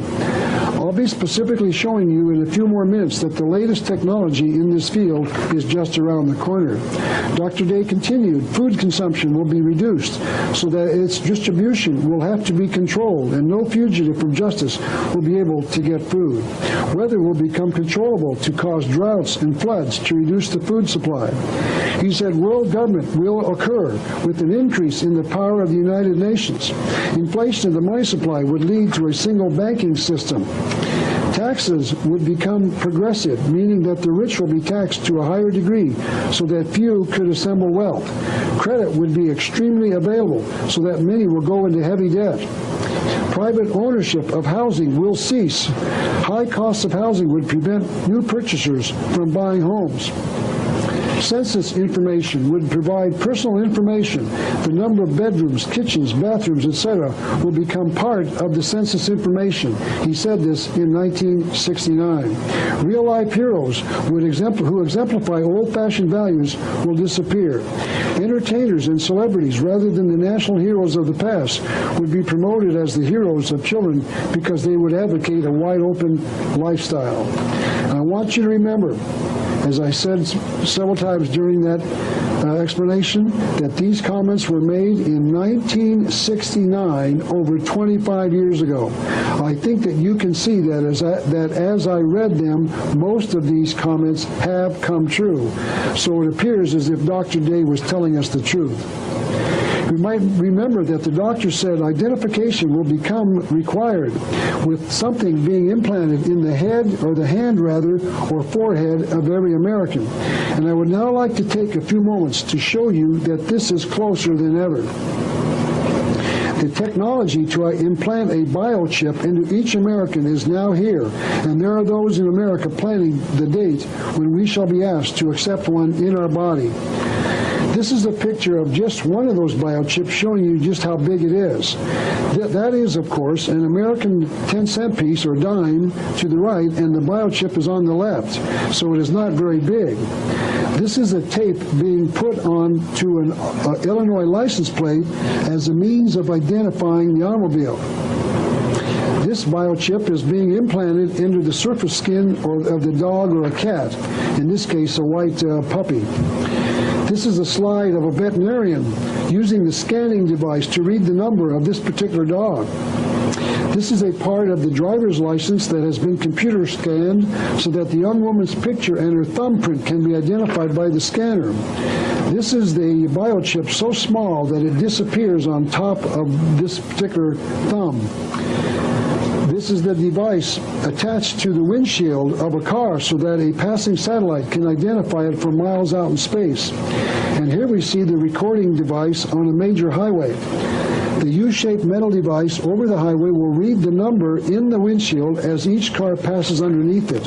The biochip is already being used on dogs and cats in Los Angeles County, where it is mandatory that all owners are required to have their animals implanted with the biochip. This is a copy of an article written in the San Diego Union newspaper for November the 9th, 1991, announcing the details of the program to implant the dogs and the cats. This is a copy of an article in the April 2nd, 1989 Marin Independent Journal, a California newspaper that was written to discuss the details of this new biochip. The article quotes Tim Willard of the World Future Society, he's an executive officer, as saying this: conceivably, a number could be assigned at birth and go with a person throughout life. Most likely, it would be implanted on the back of the right or left hand for convenience. It could be used as a universal identification card that would replace credit cards, passports, and that sort of thing. At the checkout stand as a supermarket, you would simply pass your hand over a scanner and your bank account would automatically be debited. Now, this is an actual biochip, in this particular case, in a plastic case. You'll see it's not even a little over a quarter-inch long. And this is the actual biochip itself outside of a plastic case there on this piece of kind of orange paper. And this is the injector needle, the device that is currently being used to inject an animal with the biochip. And as we have seen, it could be used to inject humans in the near future. But even as bad and as impossible as all of this talk about the elimination of the old world order sounds, I want you to know the New World Order is already in place in Communist China. It's already here. China has had a strong 6,000-year-old tradition of family and religion, but all of that has been eliminated by the Communist government in China, right now, today, in China. Couples are separated, are married by the state and then separated. All married men live together with the other married men. Married women live with other married women. Couples may see each other on Saturday mornings for 3 hours between 9 and noon. In other words, there is no family unit anywhere on the communes in China. If the married couple wants children, they are permitted by the government to have one child. But that child is taken away from the parents shortly after birth and raised by the commune. The parents are allowed one Saturday morning visit with their child from 9 to noon, but if the parents show any affection during that visit, the parents will be allowed no further visits with their child. Chinese tradition states that the oldest child is to provide for his parents when they become old. So if that one child that they are allowed to have by the Communist government is female, the parents oftentimes kill that baby and then take her dead body to the Communist Party and then turn her in so that they can obtain another permit for a child. And the result is predictable. There are more little boys than there are little girls. This is not a good sign for the future because the Chinese won't be able to keep their population at an even keel if they can't find enough women to produce offspring. The article says this, that for a bribe of $50, a doctor will tell whether a Chinese woman is pregnant with a boy or a girl. Then, if the pregnant woman finds out it is a girl, the parent gets an abortion. In other words, they want young boy children and not girl children. The article pointed out that the sex ratio of newborn children in China last year reached 119 boys for every 100 girls. And it went on to point out that more than 12% of all female babies were were aborted. So in China, the family is making decisions to kill babies just because they are the wrong sex. And the reason they are doing that is because the communist state has determined that they have the right to control the family. Also in the community in China, there is no right to private property. There is no private ownership of any property, including housing.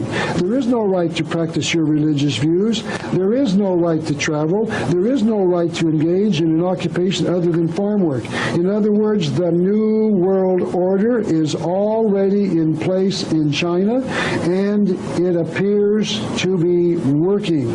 The New World Order is completely functioning in China.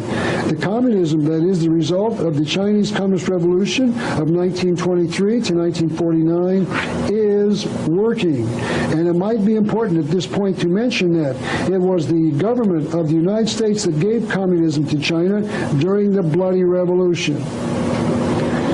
It was the United States government that assisted Zhou Enlai and Mao Tse-tung in the intentional killing of as many as 60 million Chinese during the revolution, just so the government of the United States could give China the New World Order.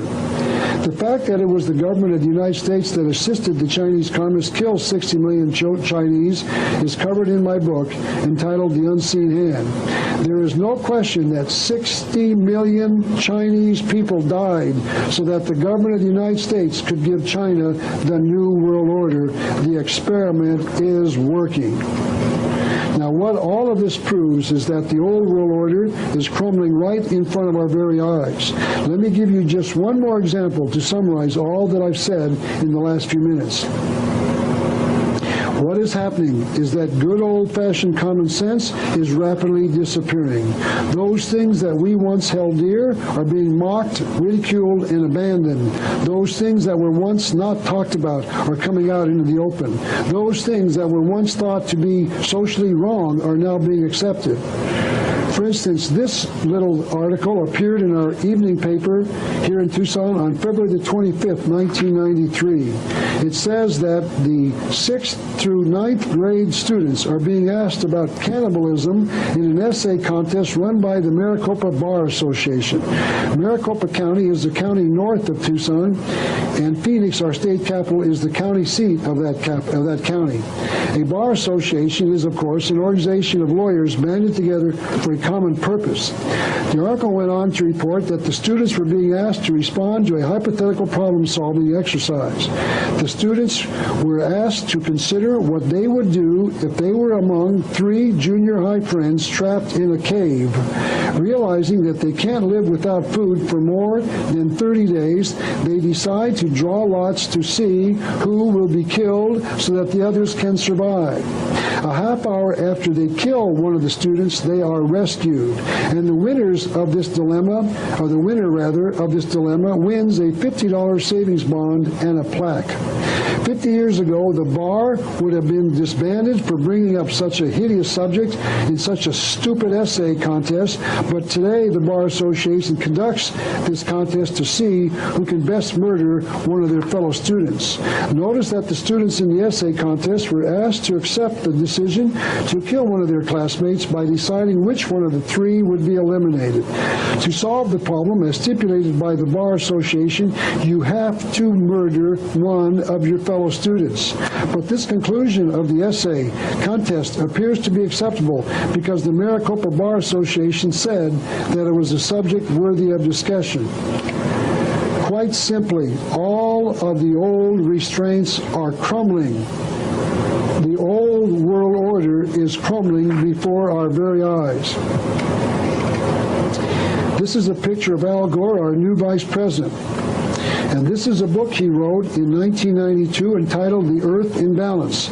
He also talked about changes coming to our civilization. I'd like to read the entire quote first through all the way, and then go back and attempt to explain what he meant. Here's what Al Gore wrote in 1992 on page 48. Check it out if you don't believe me. Page 48.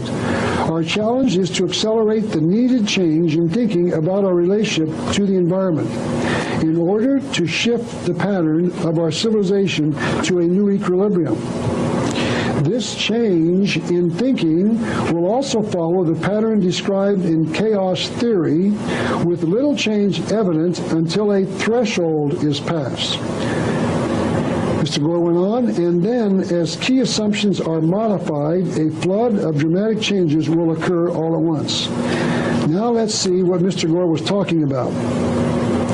I'd like to read that quote again, this time one section at a time, so that we can analyze just what Mr. Gore is trying to tell us. Here's what he wrote. Our challenge is to accelerate the needed change in thinking. Here Mr. Gore is telling us that the changes are desirable and that we must hasten the day when we create the new civilization. He continues, we must accelerate the needed change in thinking about our relationship to the environment. So we must change our thinking about the environment. Today we think that individuals own the environment through the right to own private property. We must change the thinking so that the government will own it. That would explain what he means here. He wants the government to own the environment so that the people cannot abuse it. He goes on. In order to shift the pattern of our civilization to a new equilibrium, we believe in the concept of private property in our current civilization. As I said, individuals own the environment under the God-given right to own private property. I would call that thought the equilibrium, the center point, the thought that is the center of all of our thinking about the environment. If we change it, we must make a new equilibrium, and that new thought is the thought that the government must own all the private property. So Mr. Gore is advocating a form of socialism here. Socialism means that the private property must be owned and controlled by the government. Al Gore continues, this change in thinking will also follow the pattern described in chaos theory. Now, I've not finished the book yet, so I don't know what he means by the phrase chaos theory, but I believe he means that this conspiracy will create the crisis that will lead to their desired chaos so that they can offer their desired solution to the chaos so that we will accept their new world order, a new civilization. Mr. Gore continues, with little change evident until a threshold is passed. Here Mr. Gore is saying that there is a single event coming, one that this conspiracy will create so that we will accept their new world order. He continues, then, as key assumptions are modified, a flood of dramatic changes will occur all at once. What Vice President Al Gore was saying was that there is a new civilization coming and that they will create a crisis in the environment to force us to accept it. If that happened, they would force upon us, quote, a flood of dramatic changes in our civilization, unquote. But Al Gore is not the only one talking about a new civilization. This is Helena Petrovna Blavatsky, one of the pioneer thinkers about the future of the world. She created an organization called the Theosophical Society in 1875 that published her books and lectures. She wrote a 2-volume set entitled Isis Unveiled in 1877, in which she stated, quote, the day is approaching when the world will receive the proofs that only ancient religions were in harmony with nature. So the religions of the world of today are out of harmony with nature, and Al Gore and Helena Petrovna Blavatsky are telling us that the new religion coming will put mankind in accord with the environment.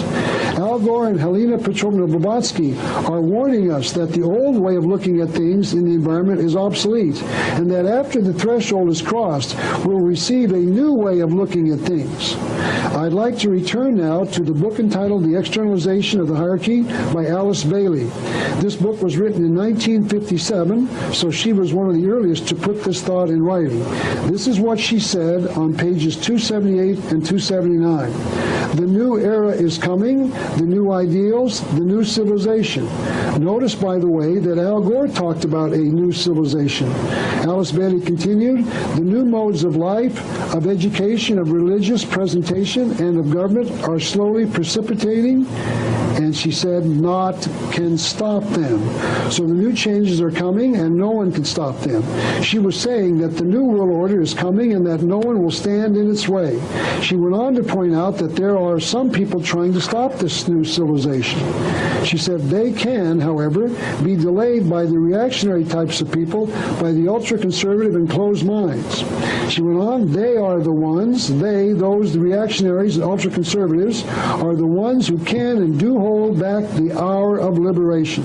So the ultra-conservative types, meaning people like me, are delaying their plans of exposing them. And notice that she terms her plans the hour of liberation.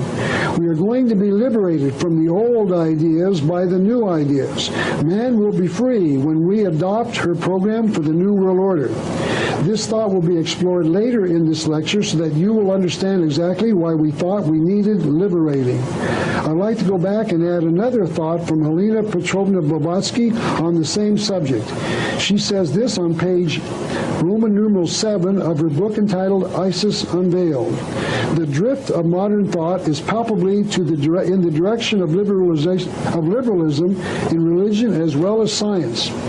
Each day brings the reactionists. Now here she's talking about those who favor keeping the old world order, the old civilization. So each day brings the reactionists nearer to the point where they must surrender the despotic authority over the public conscience, which they have so long enjoyed and exercised. So there are people hanging on to their old world order, and someday those of us who live the way we are living our lives must surrender to those who want to change our civilization.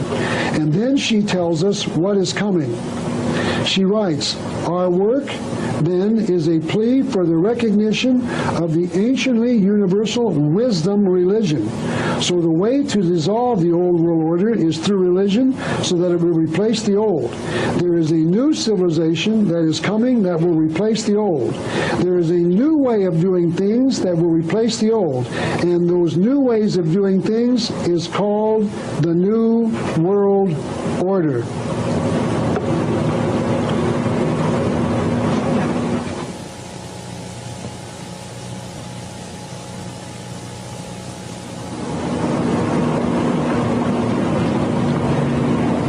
This is Albert Pike.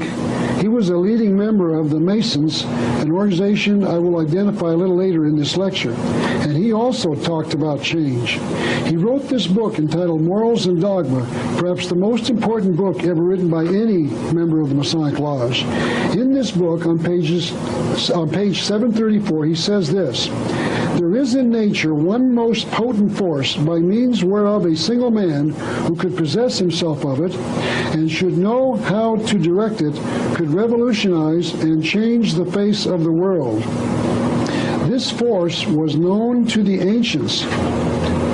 He said, it was adored in the sacred rites of the temple under the hieroglyphic figure of Baphomet and the hermaphroditic goat of Mendes. We will explore the god known as Baphomet and the goat of Mendes later in this lecture. But Mr. Pike was saying that those who know who this god is have a force in their hands that can revolutionize the way we live our lives. We have been examining that force and will continue to do so throughout the remainder of this lecture. One of the ways we are being prepared to accept this New World Order is through the media, and I think it would be interesting to ask and then answer the question, what are the purposes of Geraldo Rivera, Sally Jesse Raphael, Phil Donahue, and Oprah Winfrey? And the answer is simple. Their job is simply to tell us daily that the old world order is falling apart right before our eyes. Adultery, child abuse, alcoholism, drug use, parental disputes, homosexuality, lesbianism, and all of the other traditional aberrations are being shown on these programs to be quite normal and expected. These talk shows are showing us daily that marriage leads to divorce and to wife abuse. Parenting leads to child abuse. Raising children leads to disagreements. And all of this is not fun. So once we believe that, we can change how we live. They are telling us, don't get married, don't raise children, don't love your husband, because if you do, he will beat you. Don't discipline your children. They can get along perfectly well without your interference. This is the reason these shows are on the networks. They are showing us that the old ways no longer work. And the reason is clear. We are being taught that the old ways of doing things, called the old world order, is no longer adequate to meet the needs of the people, and that we must concern ourselves with replacing these mores with new ones called the New World Order. And all of this was predicted in George Orwell's book entitled 1984.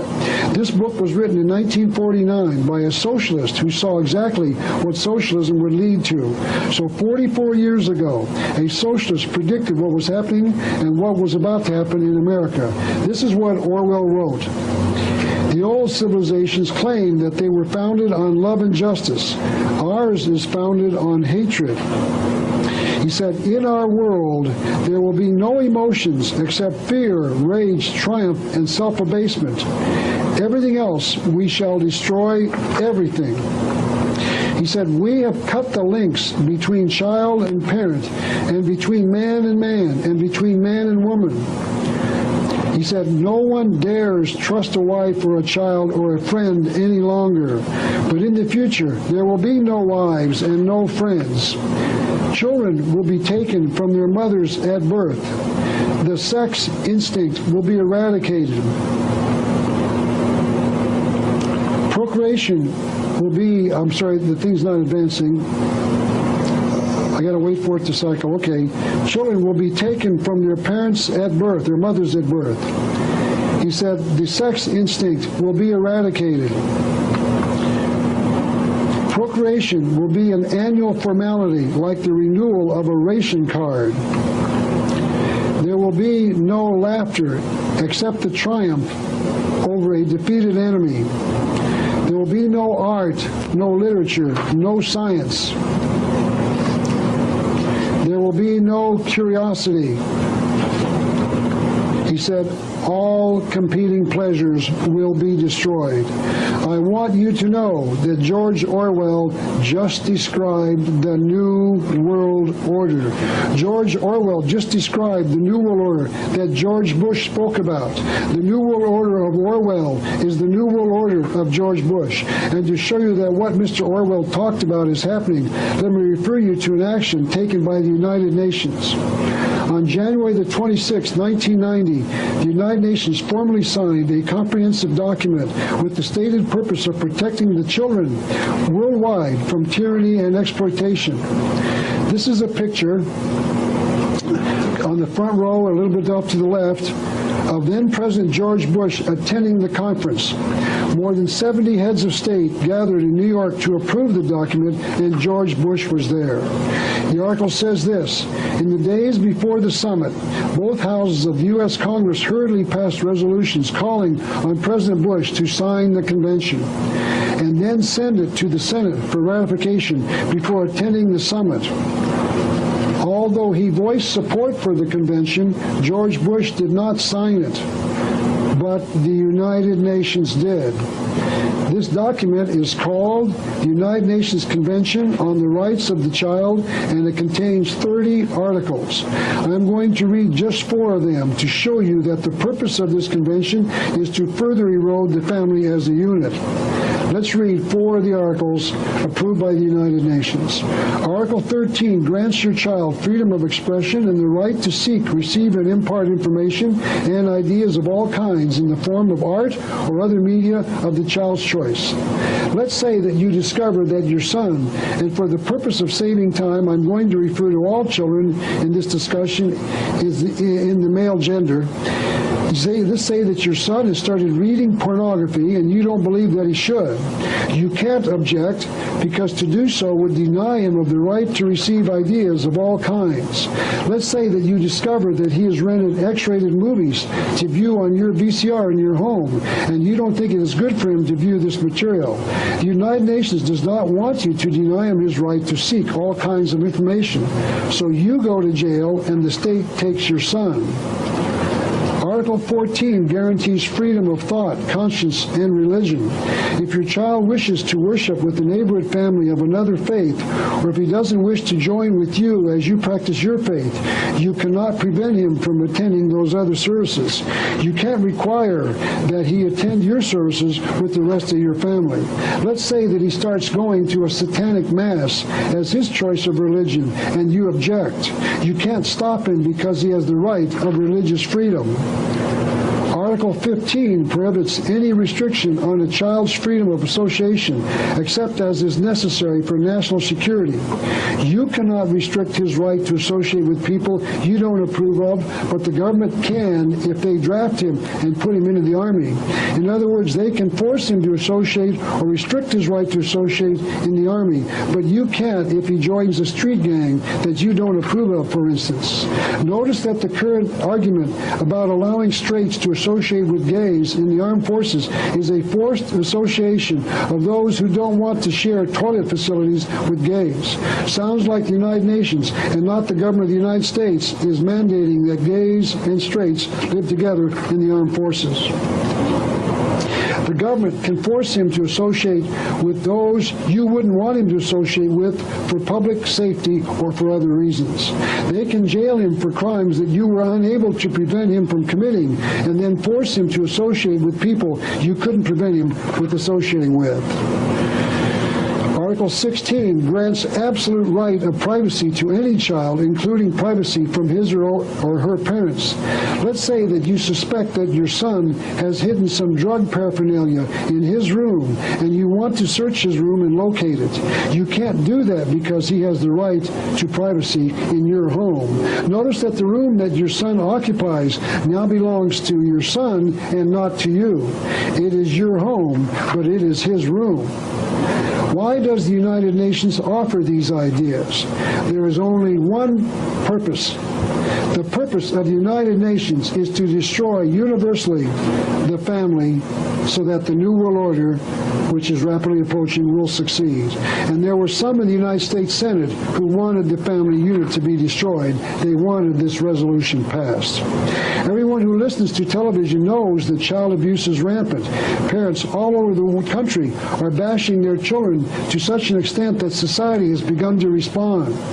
Law number 603.1 in New Hampshire defines child abuse as any intentional striking of a minor by any method whatsoever, including an open hand.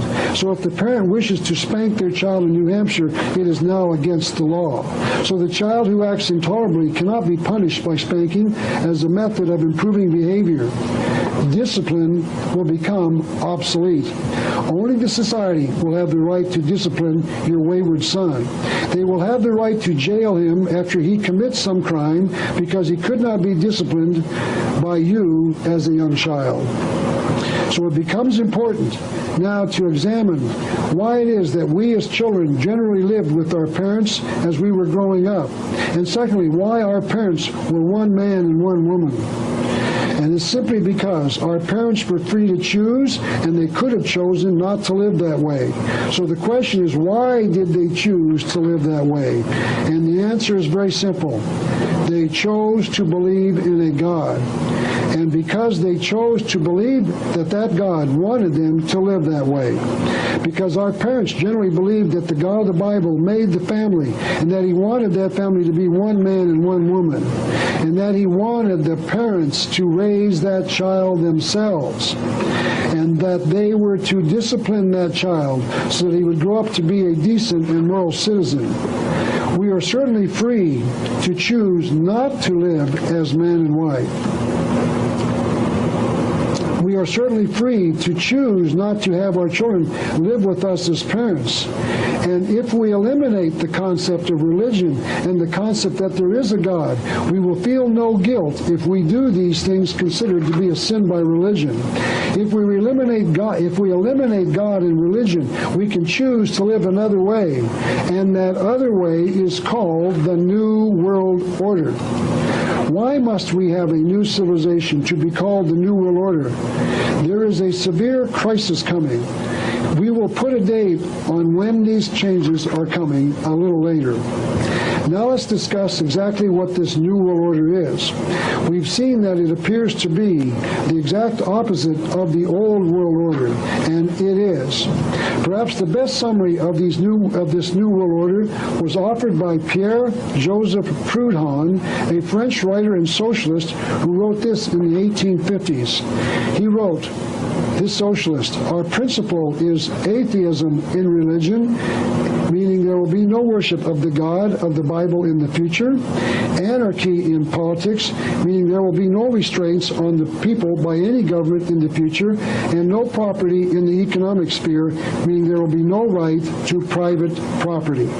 We'll connect all of this in a few minutes, but what he described is the New World Order. Mr. Proudhon understood.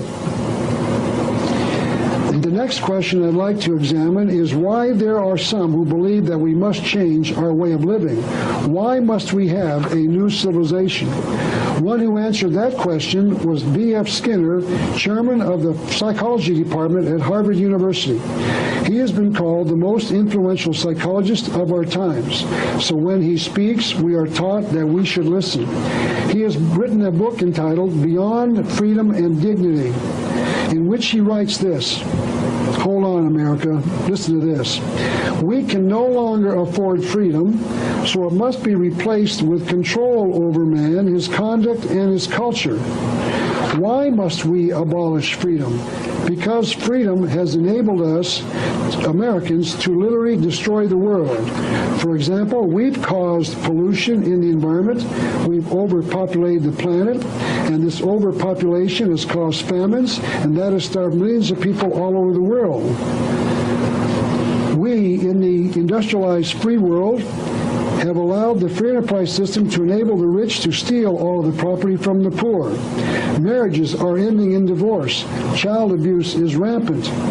Banks and savings and loans are failing all over America, and corruption in business and government is everywhere. Now, we do not have to live this way. This can all change. A new civilization has to be created to replace the old civilization. A new civilization will end all of these abuses, and the new civilization is called the New World Order. But those who want the New World Order will not tell us that they were the ones who caused the problems in the first place. It has been reported that the students at Stanford University in California had a rally in which they were asked to chant, "Hey, hey, ho, ho, Western Civ has got to go." They were not demanding that the administration of the university stop the teaching of a course known as Western Civ 101A. They were talking about the very way all of us live our lives. So the demand for change is everywhere, and change is coming. Another group of people are also looking for a change, are also looking for a new world order. This is a book written by a witch entitled An ABC of Witchcraft, Past and Present. And on page 15 of her book, this witch says, people are advancing towards a new society. Notice that the author does not say that this new society is called the New World Order, but the author says that a new society is coming. And secondly, notice that she claims that the future she envisions is an advancement over the old society. But we, the people, don't want these changes to a new civilization. We are going to have to be tricked or deceived into accepting them. And here's the way we're going to make the change. I'd like to return now to the book written by Aldous Huxley entitled Brave New World Revisited. He told us this in that book. In the end, they, meaning the people, will lay their freedom at our feet. Notice that Mr. Huxley was claiming to be one of those in charge because he said our feet, meaning the feet of the controllers, and to say to us, make us your slaves, but feed us. So Mr. Huxley felt that he was one of them, one of these controllers. What he was saying was that we, the people, are going to get hungry, and when we do get hungry, we would demand these changes. We are going to surrender our freedoms to the controllers for some food. But it doesn't have to be a famine. They could use many other alternative plans. It could be an economic collapse to make us give up our freedoms. It could be a nuclear terrorist attack. It could be a supposed threat from these so-called UFOs. It could be a major environmental disaster. But the point is that we, the people, will ask them to give us the New World Order in trade for our freedoms. That is what Mr. Huxley said in his book. So there is a planned calamity coming, perhaps a famine, to convince us to give up our freedoms. We are going to be told that that will be the only way to meet the crisis. But he is not the only one talking about dramatic change. Benjamin Creme has written about this, and I would like to refer to another quote in his book entitled The Reappearance of the Christ and the Masters of Wisdom. Here's what Benjamin Creme wrote. We are moving into a period of climax leading to events which will fundamentally alter life as we know it. Tremendous changes are taking place in all departments of life, preparatory to the establishment of entirely new modes of social living and relationship. He went on to write about the reorganization of our political, economic, and social life. And on page 33 of his book, and that is also symbolic for reasons I'll explain later, he called these tremendous changes the New World Order. So now that I've examined some of the thoughts of these or those in favor of creating this New World Order, it would next be important to ask and then answer the question as to when it is to arrive.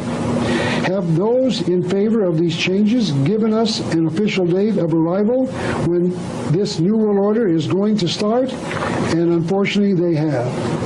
Aldous Huxley, for one, answered that question when he wrote this in his book in the year 1958. He wrote, "The 21st century will be the era of the world controllers.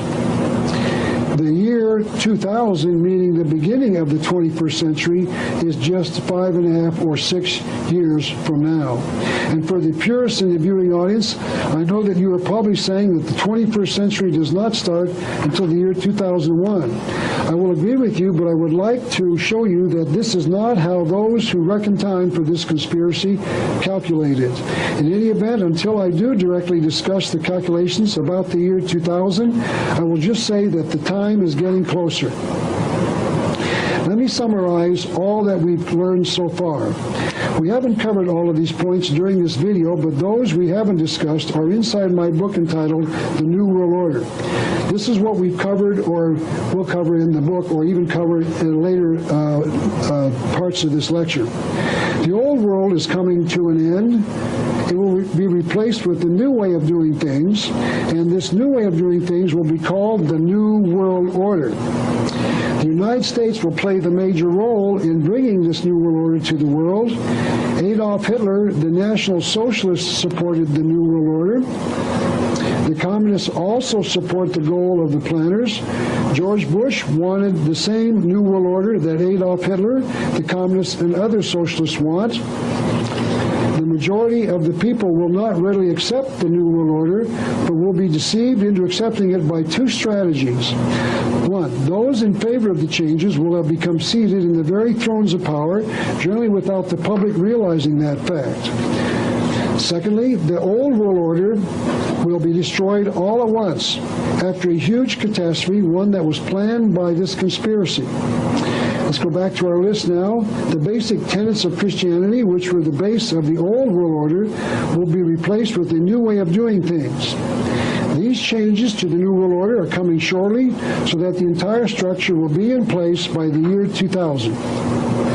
Before I continue, I would like to say this. From this point on, I'll be talking as an historian, not as a Bible student. I happen to be a Bible-believing Christian, but you will notice that what I will be explaining as an historian and researcher will sound like what some Bible readers believe the Bible says about the future. I am aware of that, but I am presenting this information from the pages of history, from your newspapers and magazines, and from the books written by those who support the goals of the New World Order. So please remember that I am saying these things as an historian, not as a Bible student. I would like now to discuss how we, the people in the world, are going to be deceived. Adam Weishaupt, the founder of a secret society known as the Illuminati in the year 1776, answered that question. He wrote, "Of all the means that I know to lead men, the most effectual is a concealed mystery." Weishaupt was telling us that they could control men through the use of concealed mysteries. These planners are concealing mysteries from us. Certain men are hiding the future of the world in concealed mysteries, and it would be helpful to answer the question of where this secret is kept. Arthur Edward Waite, a prolific writer on secret societies and another member of the Masonic Lodge, has written this: "Beneath the broad tide of human history, there flow the stealthy undercurrents of the secret societies, which frequently determine in the depths the changes that take place upon the surface." So Mr. Waite was telling us that the secret societies are the key to understanding both the past and the future. So we must explore secret societies to understand the New World Order. Someone else who tried to warn us about secret societies was George Orwell. This socialist was supposedly an opponent of big government, and those who say that point out that he wrote a novel called 1984 about the excess of government. In that novel, he had one of his characters join a secret society, and Mr. Orwell wrote about the oath that the initiate in his story had to take. He had his initiate answer these questions. Are you prepared to give your life, to commit murder, to commit acts of sabotage which may cause the death of hundreds of innocent people? Are you prepared to betray your country to foreign powers? Are you prepared to cheat, to forge, to blackmail, to corrupt the minds of children, to distribute habit-forming drugs? Are you prepared to encourage prostitution, to disseminate venereal diseases? Are you prepared to do anything which is likely to cause demoralization and weaken the power of the people? Are you prepared to commit suicide if and when we order you to do so? Notice that this was written in 1949, yet this oath is describing what is happening all over America. And the reason it is happening is because secret societies administer a similar oath to thousands of people every year all over this nation. And these secret societies are changing the face of America because they are doing exactly what they've taken an oath to do, and that is to weaken the power of the people. And Orwell answers the question as to what the result of all this secrecy is. He says this on page 220 of his book.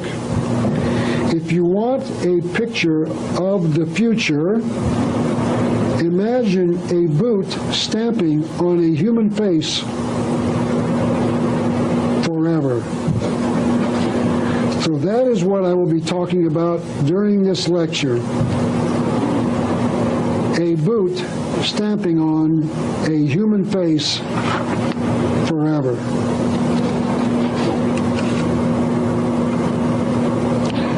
The first thing I want to explain is the fact that there has been a secret inside past religions and these secret societies that has not been revealed to mankind. Albert G. Mackey, a leader in the Masonic Order, one of the most important secret societies in the world, wrote this 2-volume set called the Encyclopedia of Freemasonry.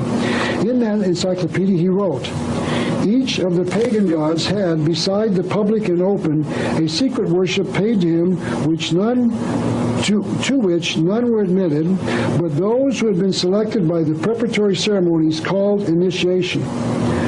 This secret worship was termed the mysteries. And so what Mr. Mackey was saying was that most religions in the past had two worships, a visible worship and a secret worship, and that not all inside the circle of believers knew the secret. Perhaps the best way to illustrate that point is through the use of a point inside a circle. Everyone everyone on the page of the world is on this illustration. The population who do not believe in the God of the particular religion are outside the circle. Those who believe in the particular God are inside the circle, and those who know that the God being worshipped is not the God the rest of the believers believe in are inside the dot. So just as Mr. Mackey said, there are two different types of believers: those who do not know the secret and those who do. So what he was saying was that there were two layers inside the worship of every major god of the past. Worshippers of the god known as Osiris, the Egyptian god, Bacchus, the Roman god, Hercules, the Greek god, Krishna, the Hindu god, and Thor, the Scandinavian god, for example, all had two worships inside the circle of believers, one visible and one invisible. One was public and open, and the other one was secret and concealed. This secret worship was not periodic in the past, it has been constant. It is not new, it is 6,000 years old, as we shall see as we continue studying the material, and it is worldwide. There are evidences of this secret worship of another God all over the world, in every culture and in every time period. Those who know the secret identity of the true God conceal their secret in symbols. This is once again Manly P. Hall, who was perhaps the most prolific writer on the subject of secrets and symbols during his lifetime, and this is a book entitled The Secret Teachings of All Ages. In that book he told us symbolism fulfilled the dual office of concealing the sacred truths from the uninitiated and revealing to those qualified to understand the symbols. Notice that the use of symbols has two purposes: conceal the truth from the public and relay information to others qualified to understand them. We the people see the symbol, but do not concern ourselves because we do not understand that it has a hidden meaning. Those initiated into the secret worship understand them, and we do not. And these hidden symbols are everywhere, as we shall soon see.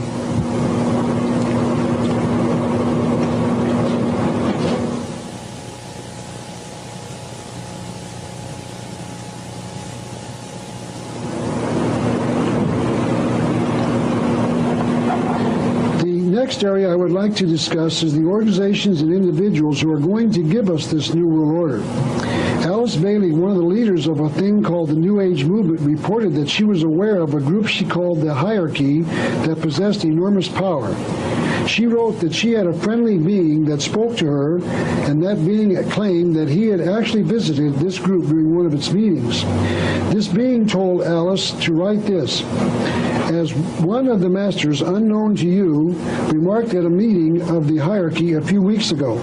So she is claiming that this being was invited to a meeting of the conspirators and that she does not know who they were. But whereas she might not know who they are, she answered the question of how important they were in her book entitled The Externalization of the Hierarchy. And this is what she said: the hierarchy directs world events so that the unfolding consciousness may express itself through development and adequate social, political, religious, and economic world forms. They, this hierarchy, give direction, they throw a light. And she said they definitely influence the tide of human affairs.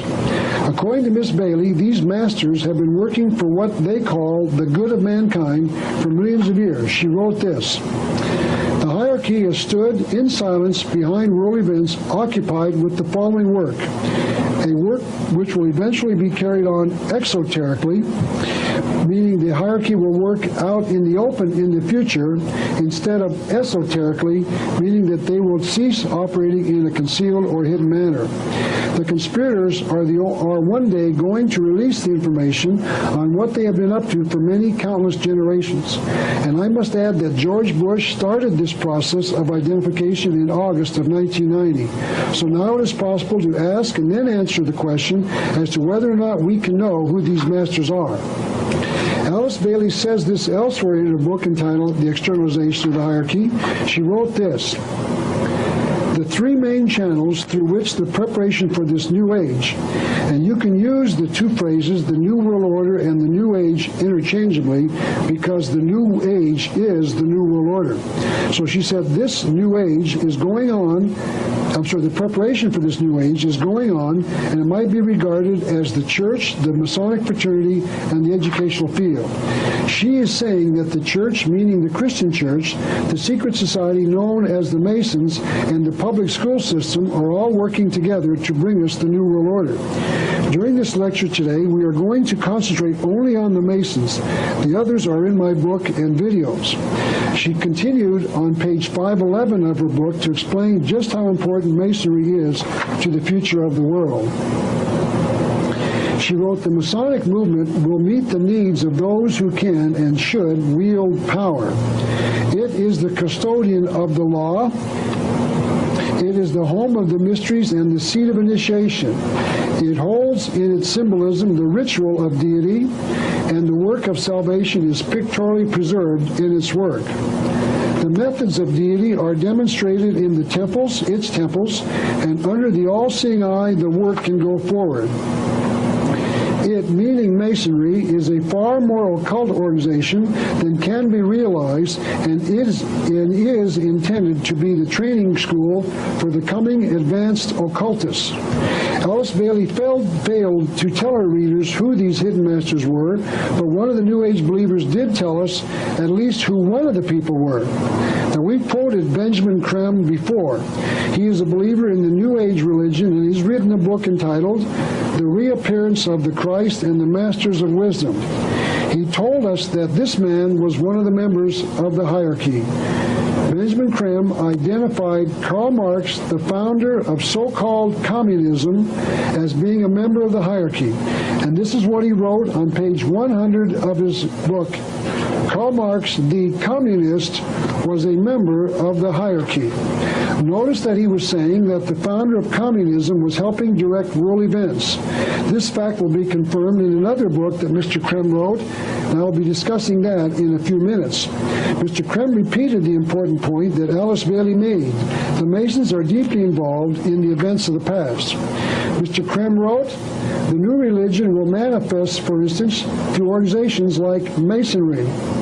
In Freemasonry is embedded the core of the secret of the occult mysteries. So the Masons are right in the middle of this movement to bring the world a new world order." And Mr. Creme and Miss Bailey are telling us that. It is now appropriate to discuss the fact that Benjamin Creme is a believer in a person that he calls Lord Maitreya. Lord Maitreya is the one person called that is the Jesus for the Christians, another Buddha called Lord Maitreya for the Buddhists, Imam Mahdi for the Muslims, Krishna for the Hindus, and the Messiah for the Jews. Notice that according to Mr. Creme, all of the religions of the world are waiting for the return of their leader, and that the leader is now on the face of the earth, and that he is the one leader that all religions are looking for. He claims that he is the head of a group of enlightened men known as the spiritual hierarchy of masters. And elsewhere, Mr. Creme describes that hierarchy as being the brotherhood of light. He also told us that he will be the head of a new world religion, which eventually Maitreya will inaugurate. He went on to tell us that the new religion will be somewhat different from what we know about religion. He said initiation will be central to the new world religion. So all who accept the new religion will have to be initiated. But I must be fair to Benjamin Creme. In the back of his book, on pages 373 to 393, Mr. Creme lists the 600 great and good men and women who've been initiated into the ancient mysteries. And it can't be so bad, because this list contains the names of so many of the greatest men and women of the past who've been initiated into the new religion so far. I'm going to give you some of those great and good men and women, and we'll read from his own preparation, his own list of these people who've been initiated. We'll do it in groups of 3. These are the people, in part, of the 600 who Mr. Creme believes have been initiated into the mystery religion. Aristotle, Johann Sebastian Bach, Ludwig von Beethoven, Alexander Graham Bell, the inventor of the telephone, Johann Brahms, the composer, Charles Chaplin, the famous comedic star, the actor, Ralph Waldo Emerson, one too fast there, let's go back. Can't go back. Ralph Waldo Emerson, the writer, Benjamin Franklin, the American statesman, and Danny Kaye, the actor. Also, John Kennedy, the American president, John Lennon of the Beatles, Abraham Lincoln, the American president. These men have all been initiated into the mystery religion. Franklin Roosevelt, President of the United States, William Shakespeare, the writer, George Bernard Shaw, the writer. He went on to say that Joseph Smith, the founder of the Mormon religion, Mark Twain, the writer, George Washington, the American president, Julius Caesar, the Roman dictator, Nicolae Ceausescu, the Romanian communist tyrant, Zhou Enlai, who murdered as many as 80 million Chinese in the brutal Chinese Communist Revolution in China, all have been initiated. Aleister Crowley, the Satanist, was initiated. Frederick Engels, the supposed father of communism, along with Karl Marx. Che Guevara, the Cuban communists, were all initiates of the ancient mystery religion. Adolf Hitler, the head of the German government, who planned the Second World War that killed 53 million people so that he could create the New World Order. Ho Chi Minh was initiated, the brutal Vietnamese communists who staged the war in Vietnam that killed 56,000 American soldiers and countless Vietnamese, Cambodians, and Laotians. Ayatollah Khomeini, the brutal head of the Iranian government, were initiates. Three more were Judas Iscariot, the betrayer of Jesus Christ, Nikita Khrushchev, the communist who starved millions of people during the Communist Revolution in Russia in 1917, Vladimir Ilyich Lenin, the communist who planned the extermination of as many as 40 million people in the Russian Communist Revolution of 1970, were all initiates. Mao Tse-tung, who assisted Zhou Enlai in murdering as many as 80 million Chinese in the Chinese Communist Revolution of 1923 to 1949. Karl Marx, the so-called father of communism. Benito Mussolini, the head of the Italian government during World War II, who aided Adolf Hitler. Napoleon, the head of the French government that killed millions during his European war. Cecil Rhodes, the teacher of President Bill Clinton, was an initiate. And lastly, Joseph Stalin, the brutal Russian communist dictator. So the initiation ceremonies that we will all have to take to live in the New World Order can't be so bad, since good people like Adolf Hitler and Ayatollah Khomeini had gone through it before and were initiates. So this New World Order sounds like fun. You might remember that one of the names that I read in that list of the initiates was John Lennon, one of the singers in the rock and roll group known as the Beatles. To show you why he was an initiate, I would like to read you the lyrics of a classically beautiful song he wrote called Imagine. This song was written in 1971 and it is still being played on radio stations even today. This song tells the world why John Lennon was an initiate. And I want you to know that countless of my supporters have requested that I not sing the words to this song, but that I just read them. So to save your ears from environmental damage, I've agreed to their request. I will only read the words. The words from the song Imagine, written by John Lennon. Imagine there's no heaven, it's easy if you try. No hell below us, above us, only sky. So here Mr. Lennon attacks the idea of a heaven and a hell. He is obviously writing about the need to destroy religion, which teaches the existence of these places. He went on in this beautiful song, imagine all the people living for today. Here Mr. Lennon, the initiate, tells us that there is no tomorrow to be concerned about. There is only today. Don't concern yourself about tomorrow, because there is no tomorrow worth planning for. He went on to write, imagine there's no countries. Here Mr. Lennon tells us that the New World Order will have no national boundaries, that the world will be under a one-world government. It isn't hard to do, nothing to kill or die for, and no religion too. Mr. Lennon's song, Imagine. So here Mr. Lennon combines his attack on nationalism and religion. It is unfortunate that Mr. Lennon had not studied the conspiratorial view of history, because if he had, he would have learned that nations and religions do not cause wars as he thought conspirators do. But here he was admitting that he has bought the lie of the conspiracy that religion and national borders cause wars. He went on in his song, imagine all the people living life in peace. These are the only words in his classically beautiful song that I agree with. But his solution to the wars in the world is the New World Order, not exposing the conspiracy that has caused them all. Mr. Lennon's song goes on, imagine no possessions. Here Mr. Lennon attacks the idea of private property. I will show you why this is in a few minutes. John Lennon wanted to abolish private property. He did not want you to own anything. But I have to be fair and give Mr. Lennon credit. John Lennon sold all of his possessions, gave away all of his millions, and lived like a hermit on the side of a mountain in England. He showed us that he truly believed in this concept, that there should be no possessions. What he was saying was that he didn't want you to have the right to private property, but he wasn't about to give up his right to own private property. Just like all of the others who believe in this New World Order, John Lennon was a hypocrite. The song continues, I wonder if you can, no need for greed or hunger, know a brotherhood of man.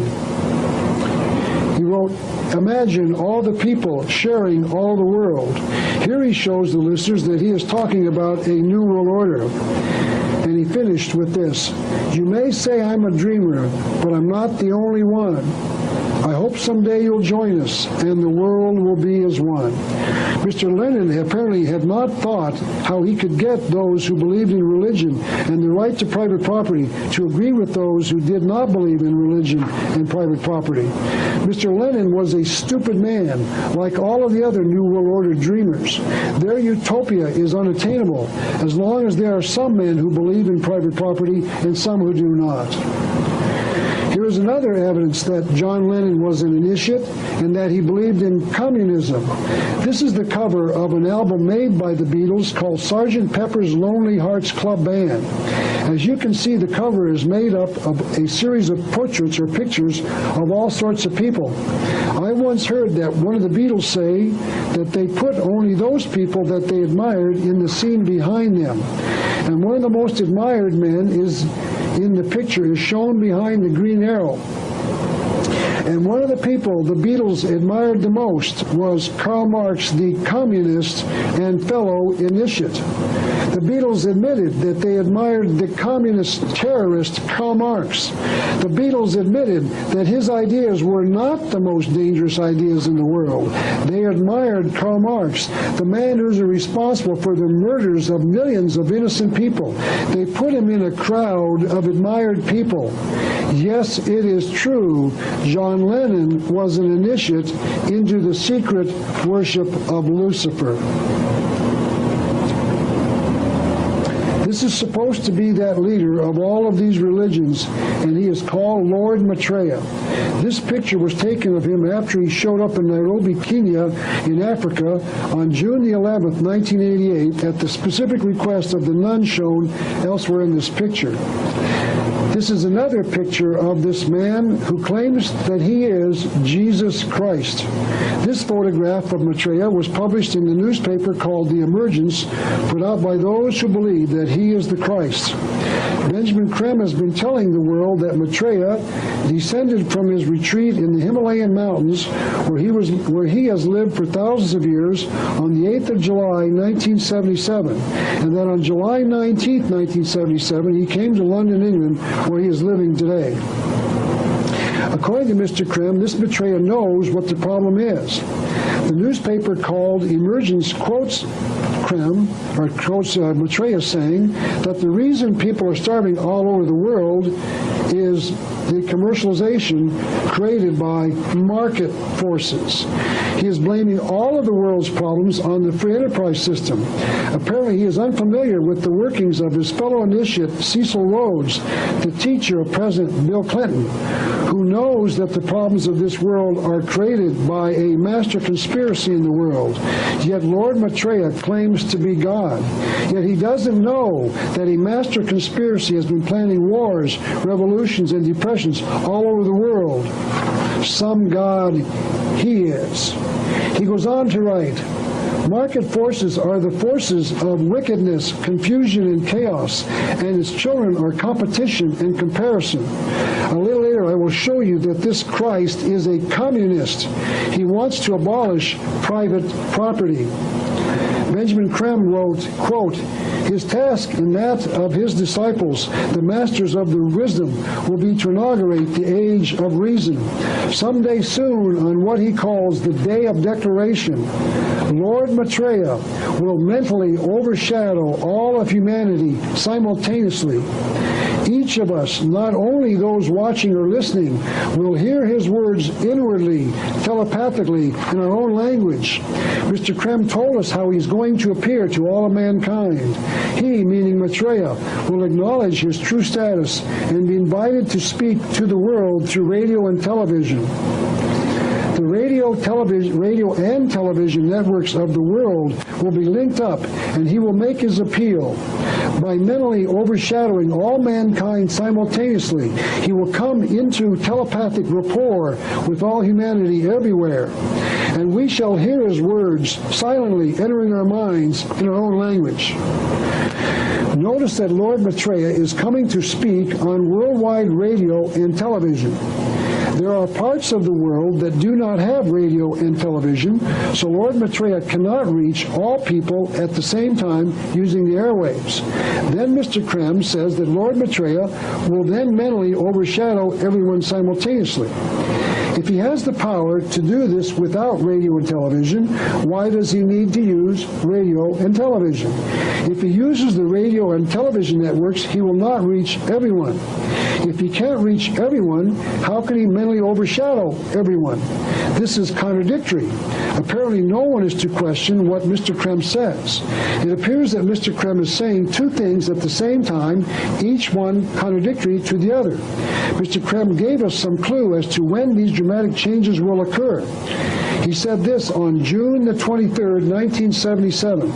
Slowly, gradually, over the next 25 years, the hierarchy will externalize itself.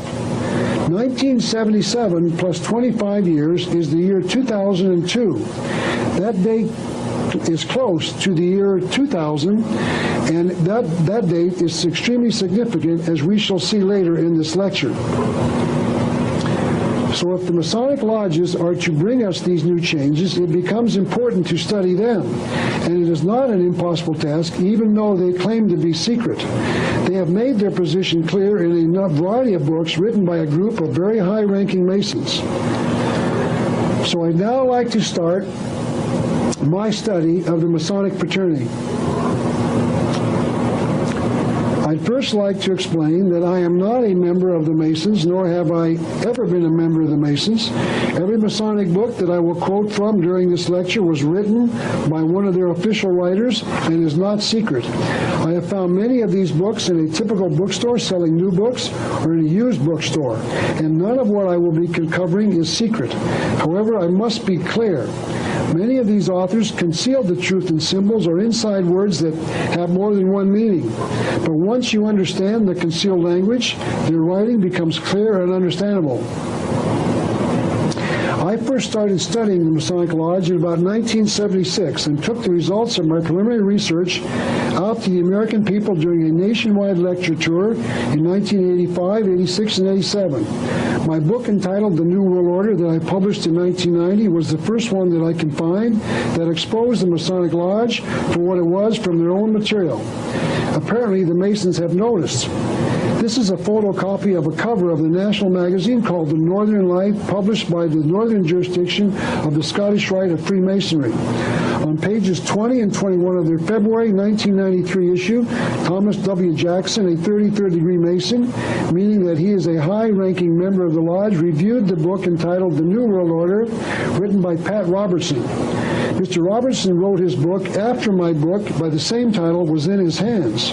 So this reviewer was not reviewing Pat Robertson's book, he was reviewing mine. Near the end of his review, Mr. Jackson made this comment.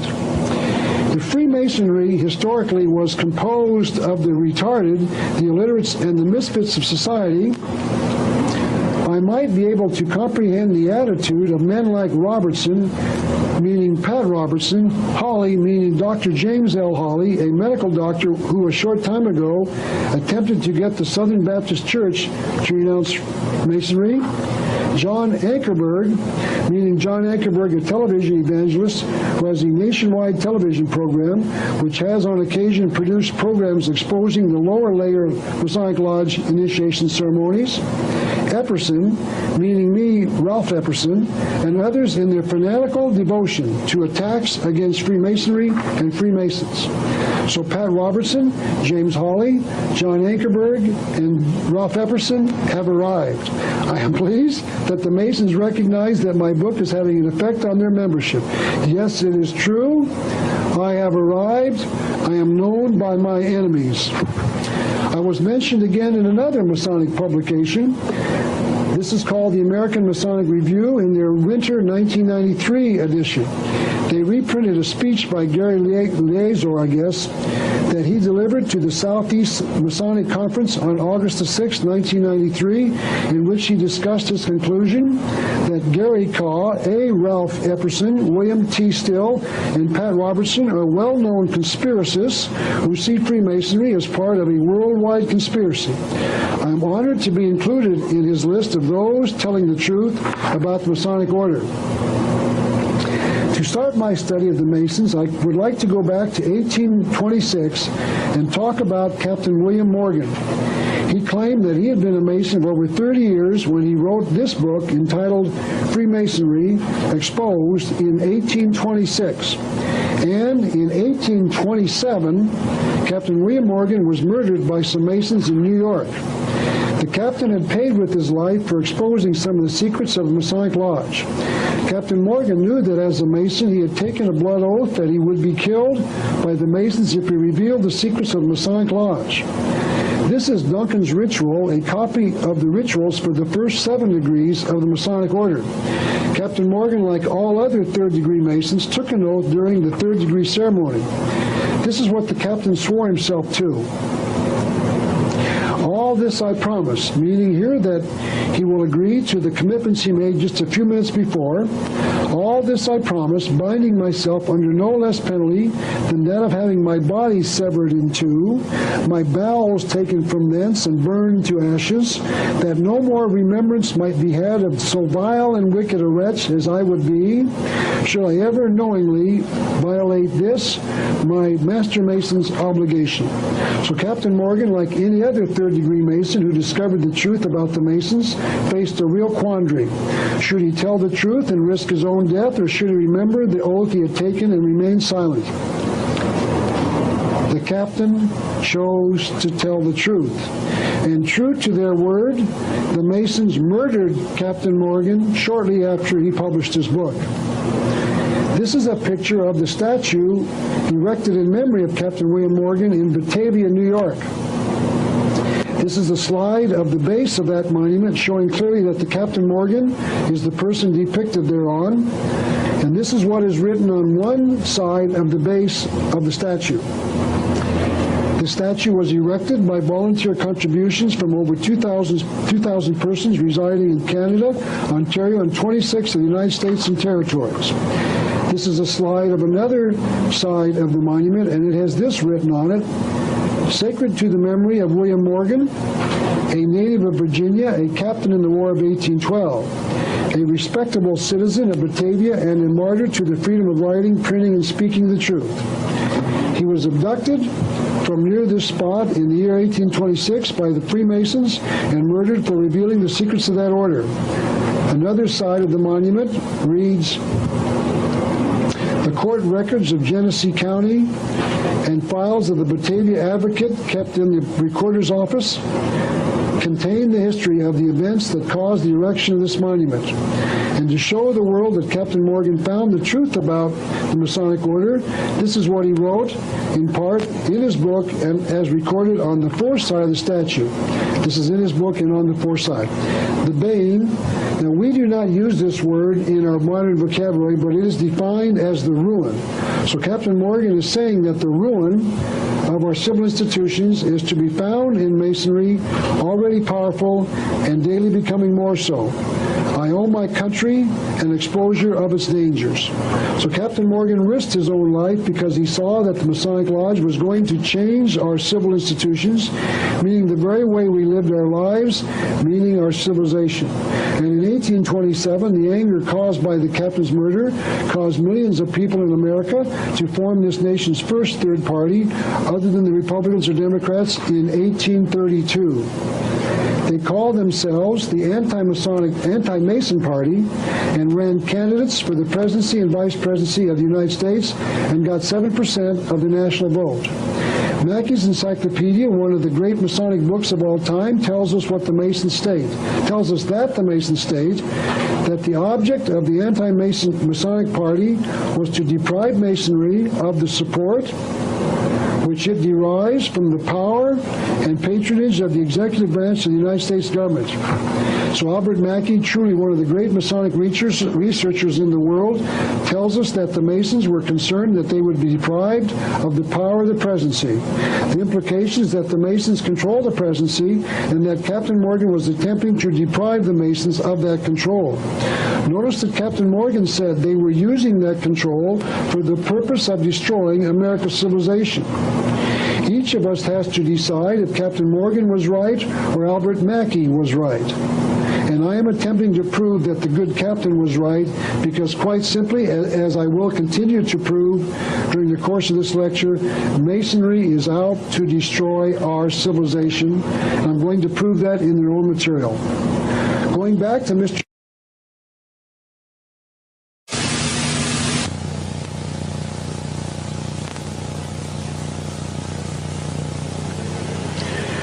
I want you to know that I am placing myself in a position of danger by openly exposing the Masonic Lodge, because those who do so at their own peril. I am not doing this because I want to be a hero or a martyr. I'm doing it because I have to. So if you hear about my suicide because I decided to fly from the top of a 16-story building, please be advised in advance that I did not do that. Or if you read that my car caught fire because my carburetor exploded, my carburetor is fine, thank you. In other words, I did not commit suicide. And the reason that I will not commit suicide is because I believe that only God can take life. I want you to know that those who believe in the ancient mystery religion do not have a similar concern. They believe that murder is acceptable if it protects the secret. So if you believe in the power of prayer, may I suggest that you commit me in prayer to the Creator God of the universe. I am not too proud to ask for prayer because I believe that prayer is simply what is protecting me even today. I would now like to return to my discussion of the Masonic Lodge.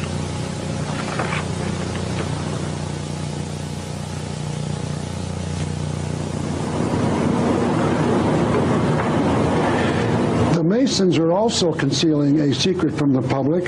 Carl Claudy, a 33rd degree Mason, has written this: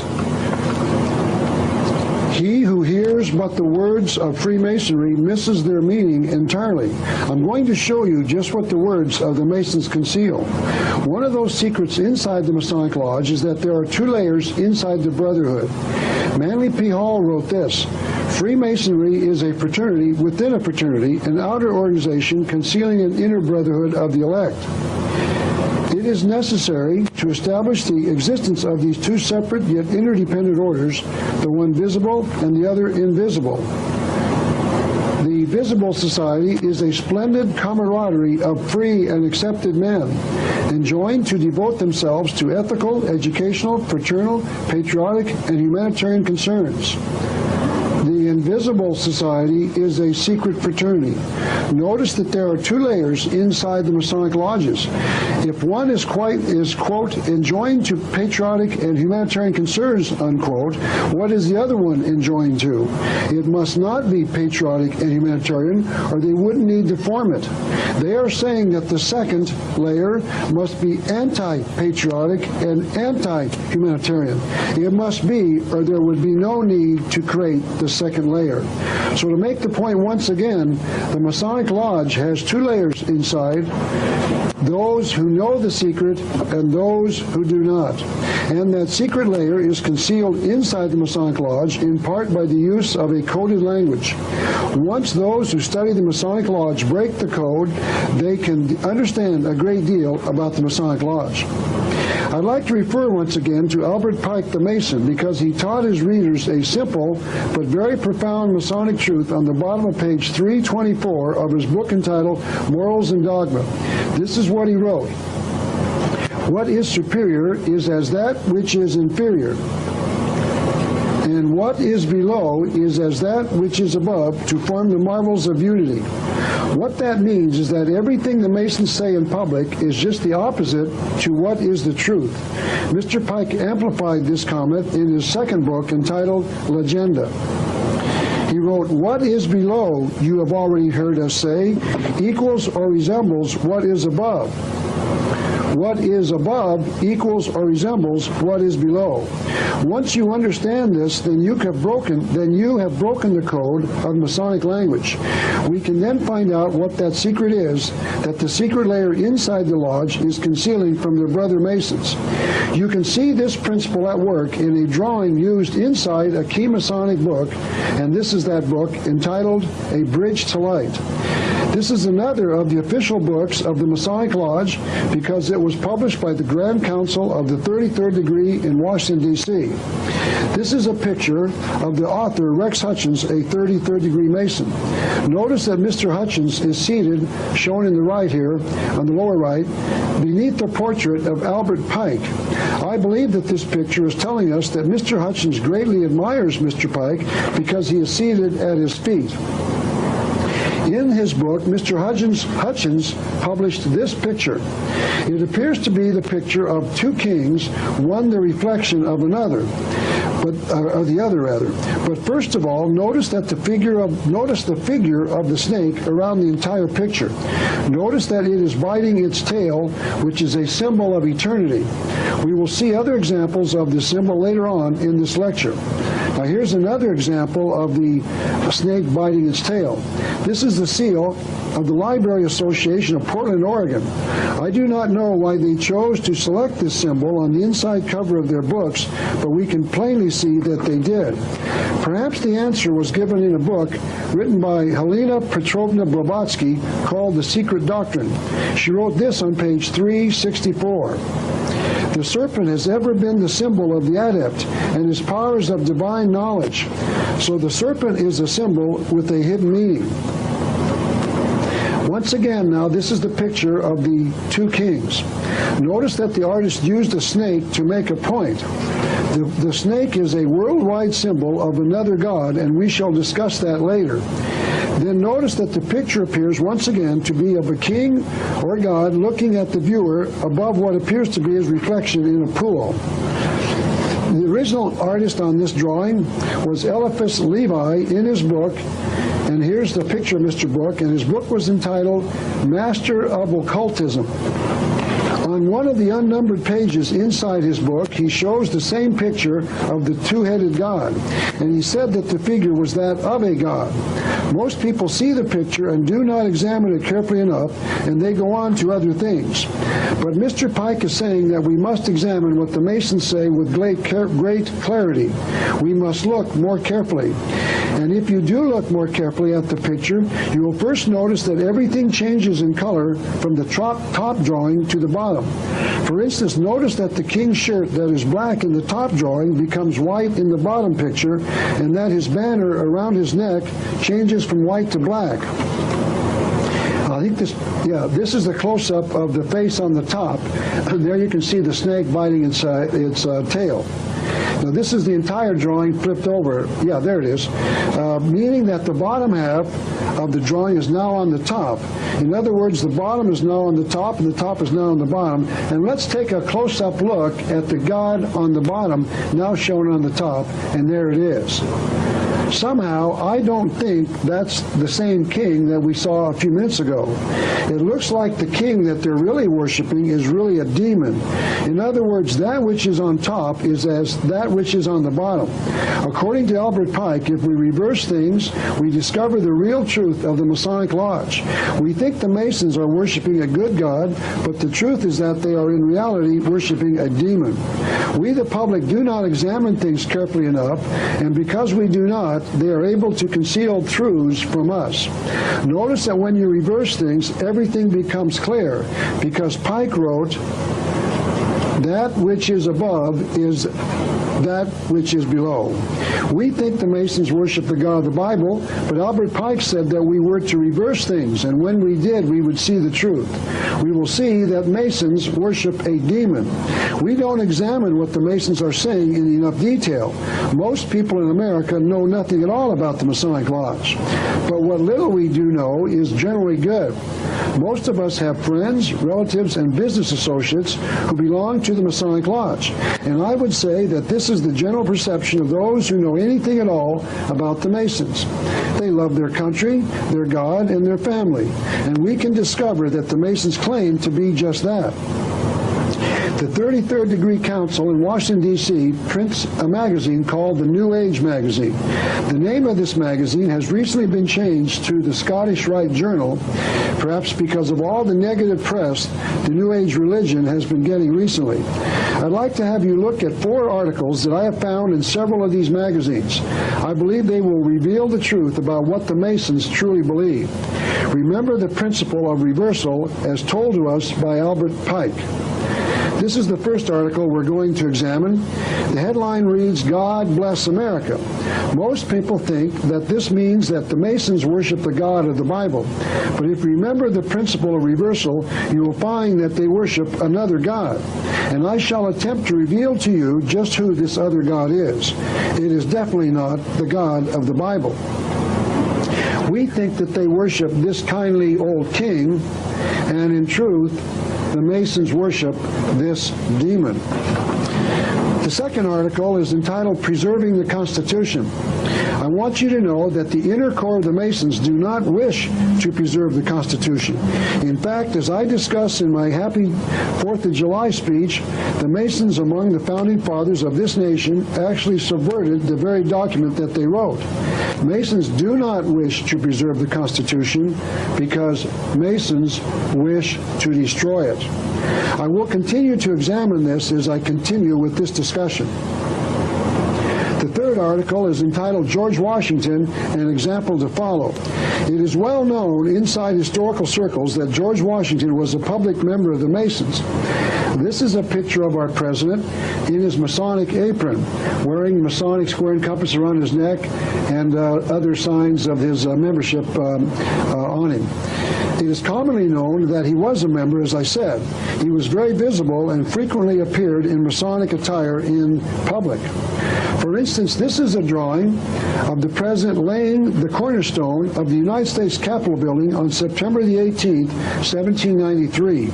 Notice that he is dressed in his Masonic attire and that most of the men around him are dressed as Masons as well.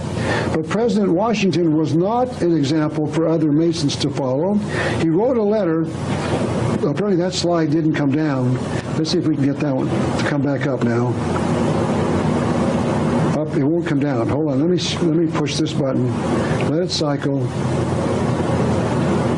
Well, something happened to the bottom slide. Well, we're missing a slide there, and we'll stick with this one. The next one won't come down. He wrote a letter on September the 25th, 1798, just a short time before he died, in which he said, "I have to correct an error you have run into of my presiding over the English lodges in this country." And now we'll read this slide. "The fact is that I preside over none, nor have I been in one more than once or twice within the last 30 years. It doesn't seem that President Washington was a very good Mason because the Masons encourage lodge attendance.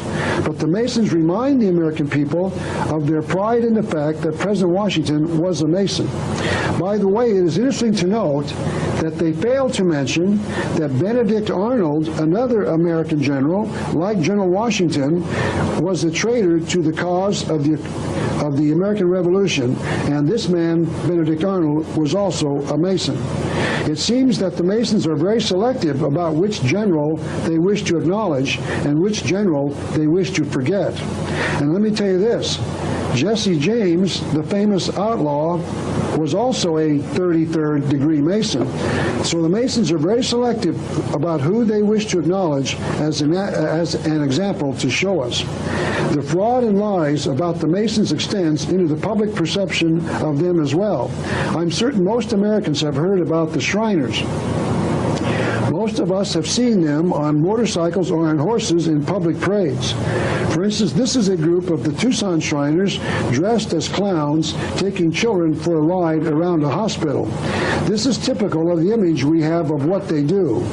We've heard about their sponsorship of the annual East-West Shrine football game, or we've attended their shrine circuses in our hometown, or we've heard about their 19 orthopedic hospitals and 3 burn hospitals for children.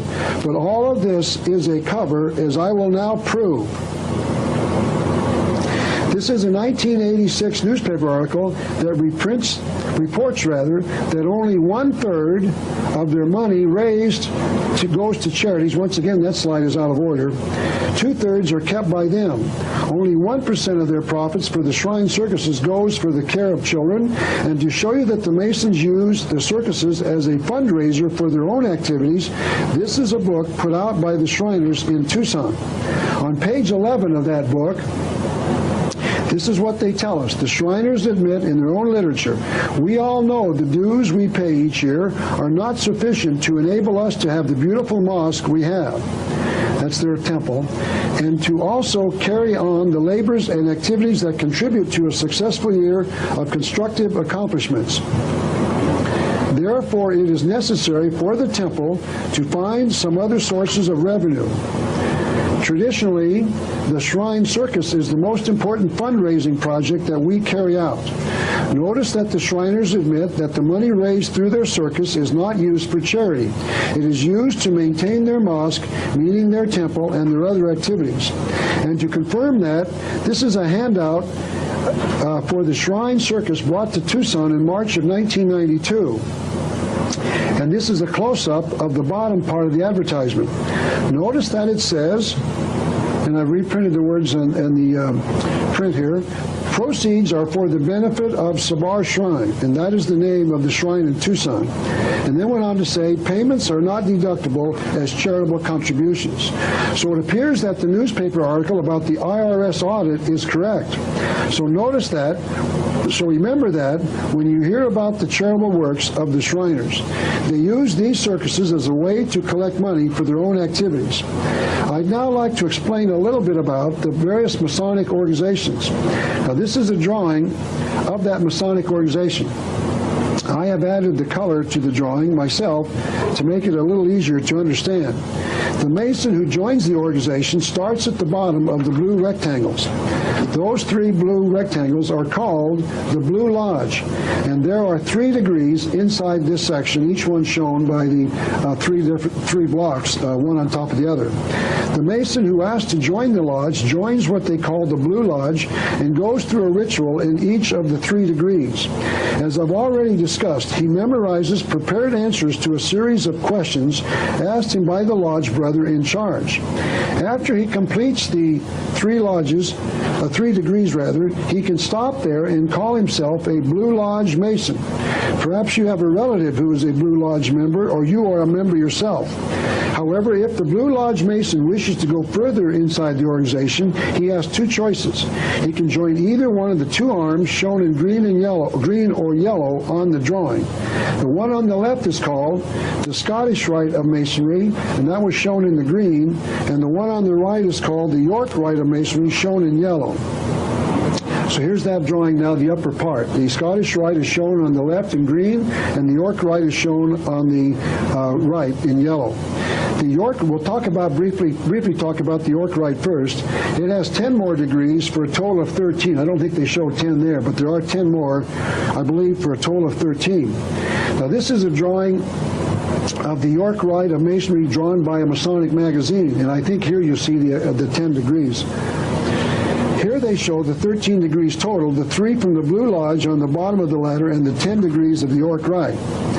When the Mason reaches the top of the Orcrite, he is called a Knight Templar Mason.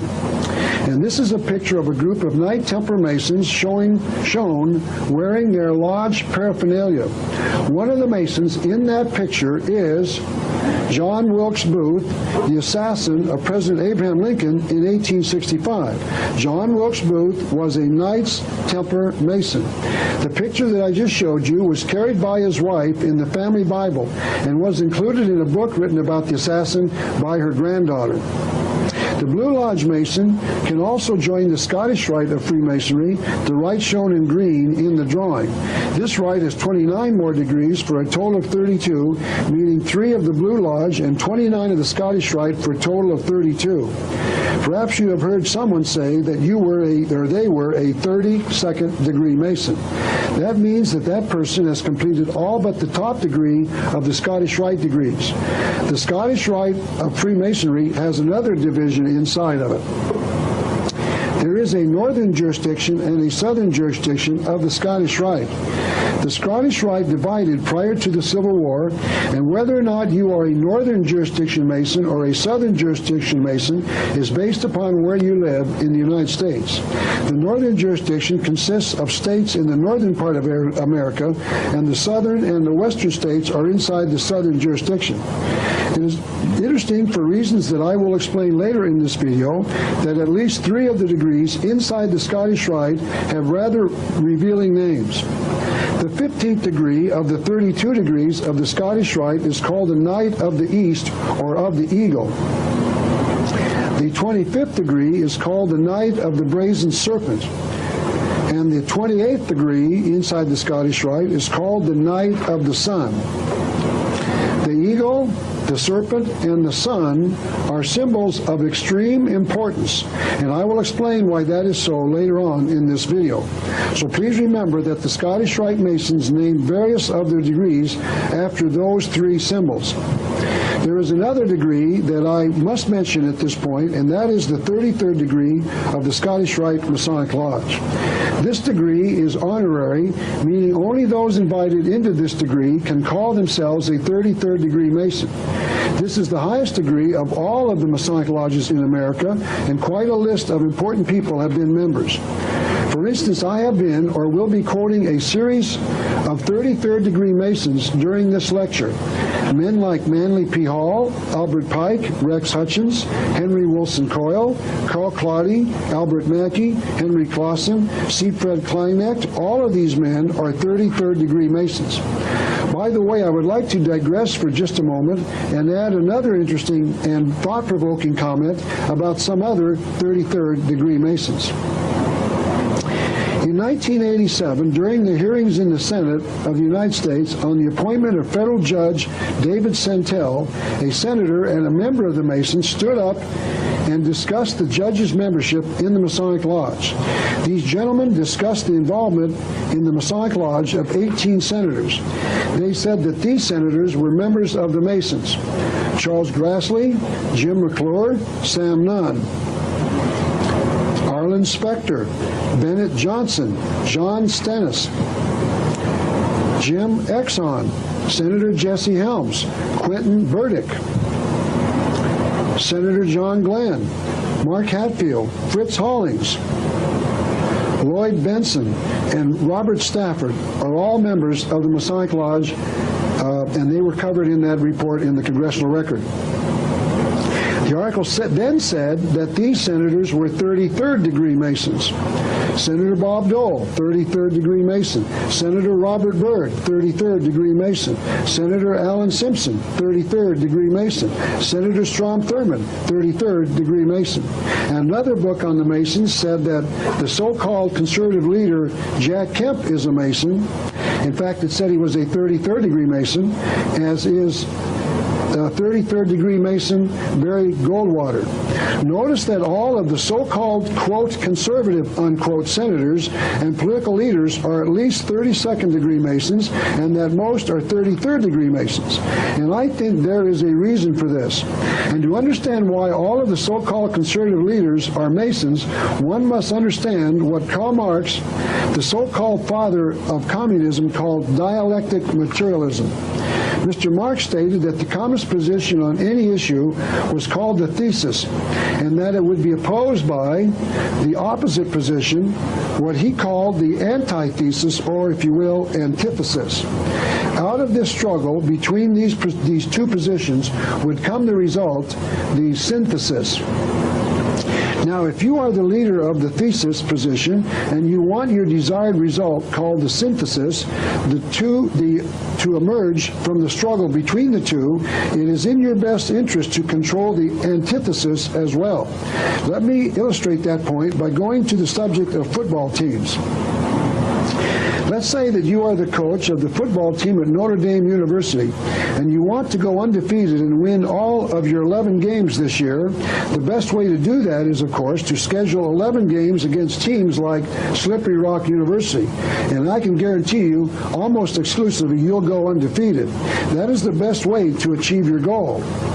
If you are the controllers of this conspiracy that I've been talking about and want to produce a desired result, the best way to do it is to first offer the problem, secondly, control your opposition, and then to direct the results until you get what you want. If you want to achieve your desired result in the battle between the liberal and the conservative, and out of that struggle you want to get to your desired result, meaning socialism, the way to do that is to make certain that you control the opposition. And the way to do that is to make certain that their position cannot win the struggle. And the way to do that is to weaken the opposition. And the way to do that is to make certain that the leaders of your opposition are all members of the Masonic Lodge. The solution is like sending the cavalry into a battle against superior odds, and then making certain that the general you send into the battle cannot win it. In other words, when the general looks behind him to see how many troops he has, he only sees 3 or 4 other soldiers. That is the way to make certain the general loses. The so-called conservative Masons are the loyal opposition. They are to make certain that the conservative position loses, and to make certain that the conspiracy side always wins. This conspiracy has been successful, and the high-ranking Masons in the Senate and in the government are the certain losers. They make certain that we lose. So what I am saying is that we, the American people, should be wary. We should understand that we are being conned into thinking that the debate is honest and that the best side wins. That is not the truth, because the so-called, quote, conservative, unquote, leaders are all Masons. Now, I'd like to return to my discussion of the Masonic Lodge. The Masons are very exclusive in their membership. Only certain types of people can ask to be members. I'd like to return once again to Duncan's Ritual of Freemasonry, a copy of the ritual of the first 7 degrees inside the Masonic Lodge. It reports that during the 3rd degree initiation ceremony, the initiate says, "I will not aid nor be present at the initiation, passing, or raising of a woman, an old man in his dotage, a young man in his nonage, I guess, an atheist, a madman or fool, knowing them to be such." That means that only white, freeborn men in their middle years can become a Mason. All others are excluded. Notice that there are no black Masons inside the all-white Masonic lodges. Yet the Masons, to my knowledge, have never been charged with discrimination in a civil rights violation. To include these other groups of people in their Masonic order, the male Masons have created other organizations specifically for these excluded members. They have created Eastern Star for the female relatives of Masons. They've created the Demolay for the young men of the Masonic member. And by the way, the Demolay was named after an early Mason, and I will talk more about who this man was a little later. They've created Job's Daughters, or Rainbow Girls, for the young women. And they've created Prince Hall lodges for the blacks who want to join the Masonic Lodge.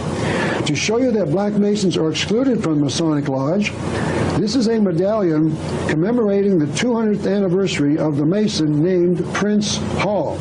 You might not be able to see it, but the man shown in relief on the medallion is wearing a tri-cornered hat, a sign that he was an American revolutionary. In fact, Prince Hall was a war hero during the American Revolution, and he asked to join the Masonic Lodge of British soldiers in 1775. 11 days later, he formed the first all-black lodge in America. The Masons commemorated his membership by naming the black lodges after Mr. Hall. Today, in the era of civil rights, and where one group may not exclude blacks or women from their organization without being fined for discrimination, I think it is a fair question to ask why it is that the Masons are able to get away with discrimination. Once again, to my knowledge, there has never been a civil rights lawsuit against the Masons for racial or sexual discrimination, but other organizations in America have been sued and fined. Quite possibly the answer to that question is in a belief that I have that most of America's federal judges are members of the Masonic Lodge, and it is unlikely that they would want to find their own organization guilty of racial or sexual discrimination. As I have shown, it is also known that many men in the Congress and the Senate of the United States government are Masons, and I do not believe that they would allow their organization to be charged with a civil rights violation. Another group formed by the Masons is a group I've already briefly discussed called the Shriners. This group is made up of 32nd degree Scottish Rite Masons and 13th degree York Rite Masons. Many men that I have talked to say that the Shriners are the Masons who have all of the fun, and that is why they joined the Masons in the first place. That might be true in a lot of cases, but the Shriners also have a troubled past that most Shriners do not know anything at all about. This is a book entitled Parade to Glory that I found in a used bookstore some time ago. It appears to be a book that is to be given to the new member of the shrine after he is initiated. Notice that the man shown on the cover is apparently walking towards the new Shriner and has extended his right hand out as a greeting to the new member. Notice also that the man on the cover is wearing a red hat. It is a rather distinctive hat and is only worn by a member of the shrine in America. That hat is called a fez. And this is a color picture of one out of a catalog of a supplier of Masonic regalia. Notice that the caption calls this hat noble, the noble fez. However, the truth behind the fez is rather disturbing and not noble at all. This story was told to me by a friend of mine named Mick Oxley, who is not only an ex-Mason, but also an ex-Muslim who lived in the area of the world where the fez hat is worn by other people. Mr. Oxley shared this story with me, and I would like to share it with you. He assured me that the story is well known in Morocco, the area where the town of Fez is located. During World War II, Mick Oxley was a Muslim and he lived in the area. He tells the story of a town in North Africa called Fez near Algiers. You can see it in the middle of this map. In around 800 AD, the Muslims entered the town of Fez and slaughtered somewhere between 20,000 to 50,000 Christians. They slaughtered the people, men, women, and children, simply because they were Christians. The story continues that the blood ran so heavy after the slaughter that the town was red, and that the Muslims dipped their hats in the blood of the Christians as a sign of their victory over their victims. And the hat, which is made only in the town of Fez, is a 1,200-year symbol of their victory over the Christians. And the Shriners wear fezzes. You can ask and then answer the question for yourself as to whether or not the Shriners in America know the story about their hat. But I want you, the viewer, to know that I believe that at least certain Shriners know the story of the fez. Later, I will show you the evidence that the Masons take an oath to destroy Christianity, just like the Muslims did when they murdered Christians in the city of Fez, Morocco. So the fact that most Shriners probably do not know the history of their own hat means little to someone like myself, because I can prove that Masons take an oath to destroy Christianity. But the Shriners tell a slightly different story about their fez. This is that book, again, that I showed you a few minutes ago, put out in 1977 by the Sabar Shrine Temple in Tucson. On page 5 of this book, the Shriners tell us, it's on the right-hand side of this page, on the lower right, that says the fez. The Shriners tell us why they wear the fez, and this is what it says. The fez, which nobles of the mystic shrine of North America have the privilege and honor of wearing. Notice here that the Shriners claim it is a privilege and an honor to wear a hat that commemorates the vicious slaughter of innocent Christian women and children. The quote continues, has been handed down through the ages as one of the most significant headdresses. Now here they admit that the fez is an old item. Mick Oxley says that the slaughter dates back to 800 AD, now over 1100 years ago. The Shriners continue. The fez derives its name from the place where it first was manufactured commercially, the holy city of Fez in Morocco. Notice that here they connect the hat to the holy city of Fez.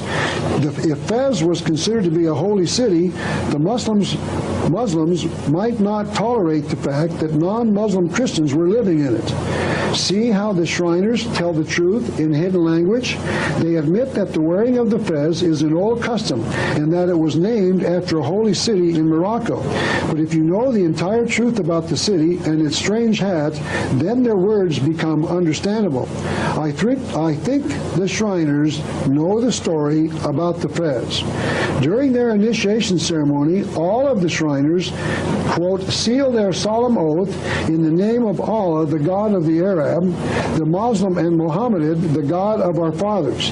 I want you to remember that many Christians in America became Shriners, and during their initiation into the Shriners, these Christians take an oath in the name of Allah.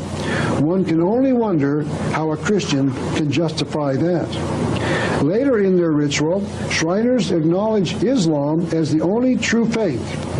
Once again, you might ask your Shriner friend who is a Christian how he can take an oath in the name of Allah and acknowledge Islam as the one true faith when he is a Christian, a believer in the God of the Bible. He probably will not have an answer. As I said before, the new Mason goes through 3 initiation ceremonies in the Blue Lodge.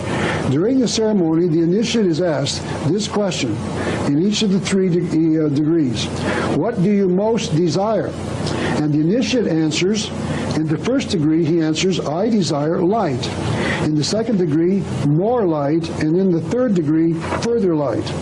But what this light is, or from where it comes, is not easily explained. But if you know where to look, any researcher can discover the source of this light. Albert Pike, in his book Morals and Dogma, says that the Mason is familiar with the doctrine that the Supreme Being is a center of light whose rays or emanations pervade the universe. For that is the light for which all Masonic journeys are a search, and of which the sun and moon in our lodges are only only emblems. And so here we see for the first time that the Masons connect this search for light with the sun. I will discuss just what the sun means in the next section of this lecture.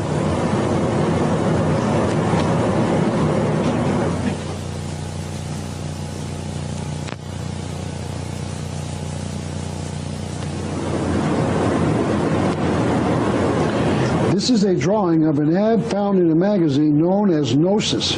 Gnosis is Latin for knowledge, and if you will notice, the path in the drawing leads upward to a round object, presumably the sun.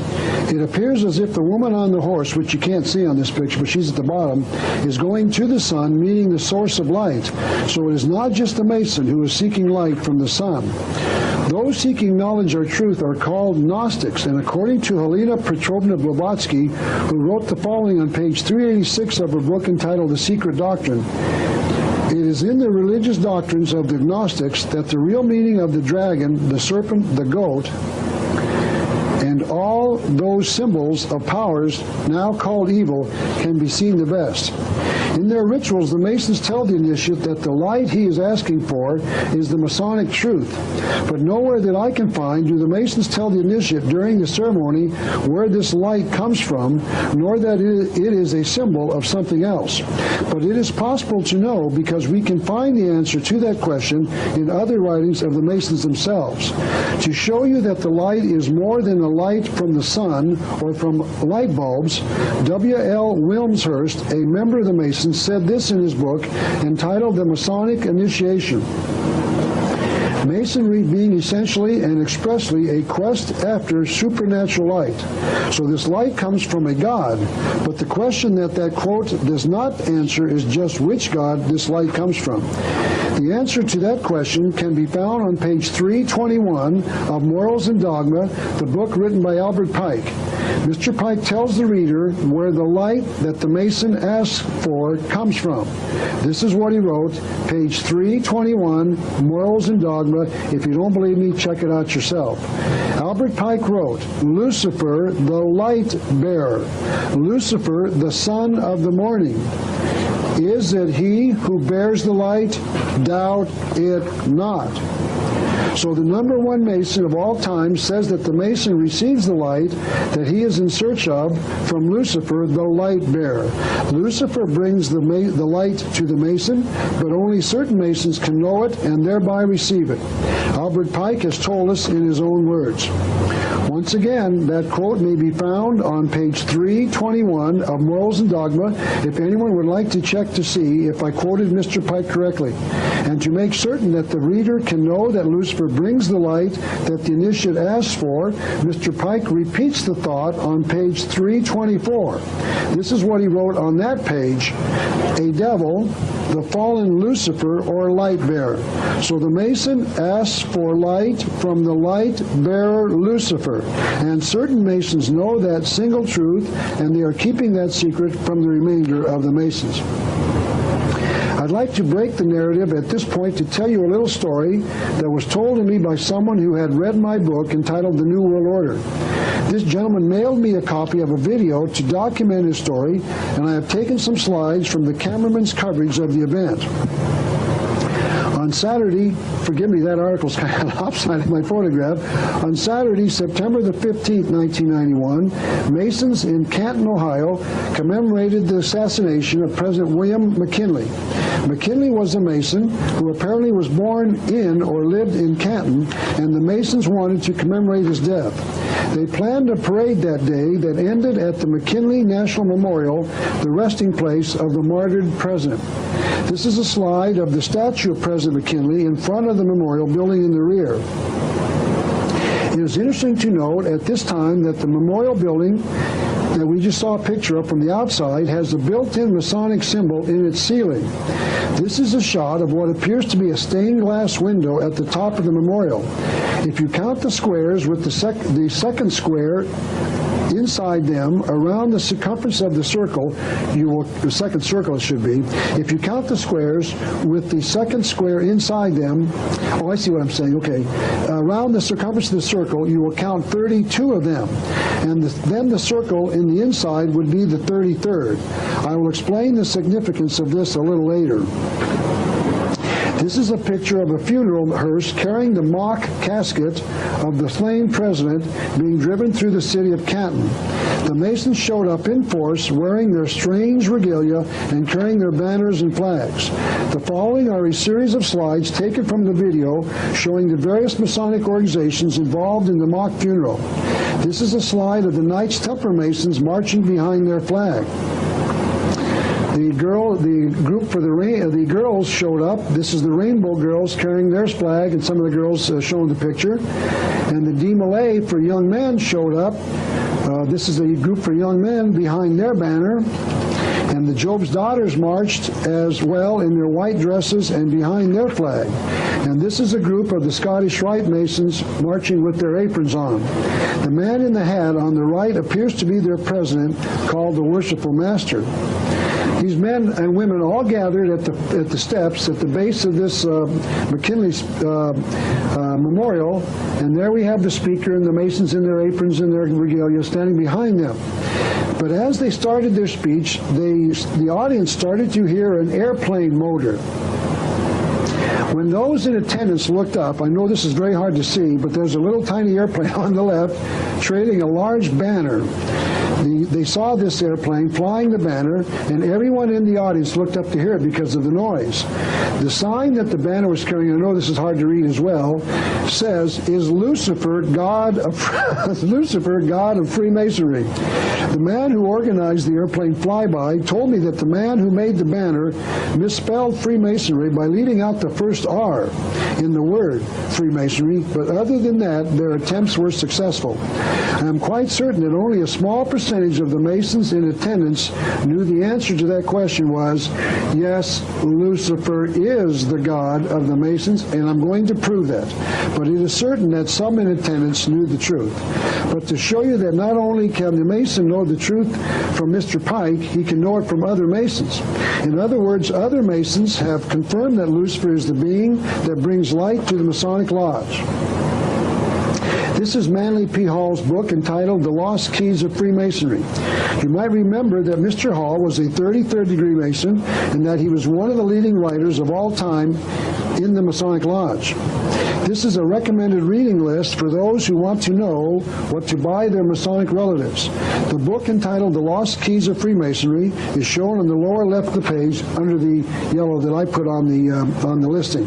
In other words, the book is on the recommended reading list for all Masons to buy and then read. The book was not published by the Masons, as was Mr. Pike's book, but here you can see that the Masons are recommending that other Masons should buy this book and then read it. So you can know that this book is one that is recommended by the Masonic Lodge. This is official information. And on page 48 of that book, Mr. Hall says this, quote, "When the Mason learns the key to the warrior on the block is the proper application of the dynamo of the living power, he has learned the mystery of the crafts." What that means is that once the Mason has figured it out, that Mason knows the secret of the Masonic Lodge.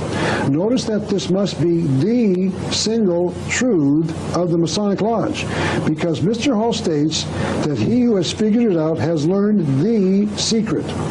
Mr. Hall went on, "The seething energies of Lucifer are in his hands. And before he may step onward and upward, he must prove his ability to properly apply energy." Notice that I am not quoting from the works of non-Masons. I am quoting from the writings of the Masons themselves. The Masonic writers are telling the public that they conceal a worship of Lucifer from the rest of the Masonic Lodge. It is true. Lucifer is the light bearer, and the Mason who figures it out has discovered the single secret of the Masonic Lodge. The Masons have said it themselves. But to show you that others beside Masons know that this is true, I'd like to quote from David Spangler, a believer in the New Age religion sweeping the world. This is a very poor quality slide taken off of a television program to show you that David Spangler is real. This is what he's written. "The light comes from Lucifer. He is the light giver. It is his light that heralds for man the dawn of a greater consciousness. Another who believes that is Helena Petrovna Blavatsky, another New Age leader and perhaps the earliest of the more modern ones. She wrote the book called The Secret Doctrine in 1888, and in it she confirms what Albert Pike and David Spangler wrote. She says this on page 111. Satan is also Lucifer, the bright angel of light, the light and life bringer. And this quote is from Mikhail Bakunin, the socialist or communist I've quoted before, who also understood the role of Lucifer in man's history. This is what he wrote. The evil one is the satanic revolt against divine authority. Revolt in which we see the fecund meaning fertile, so in which we see the fertile germ of all human emancipation, the revolution. Socialists recognize each other by the words in the name of the one to whom a great wrong has been done. Satan is the eternal rebel, the first freethinker, and the emancipator of worlds. He, Satan, makes men ashamed of his bestial ignorance and obedience. he, Satan, emancipates him, stamps upon his brow the seal of liberty and humanity in urging him to disobey and eat the fruit of the knowledge. We could spend 3 months on just that quote alone, and I'm going to try to explain to you what all that means as we continue, because he's not the only one saying this, and we'll try to make that clear in this lecture. Benjamin Creme has said that the group that he calls the hierarchy is led by a god named Sanat Kumara, the Lord of the world.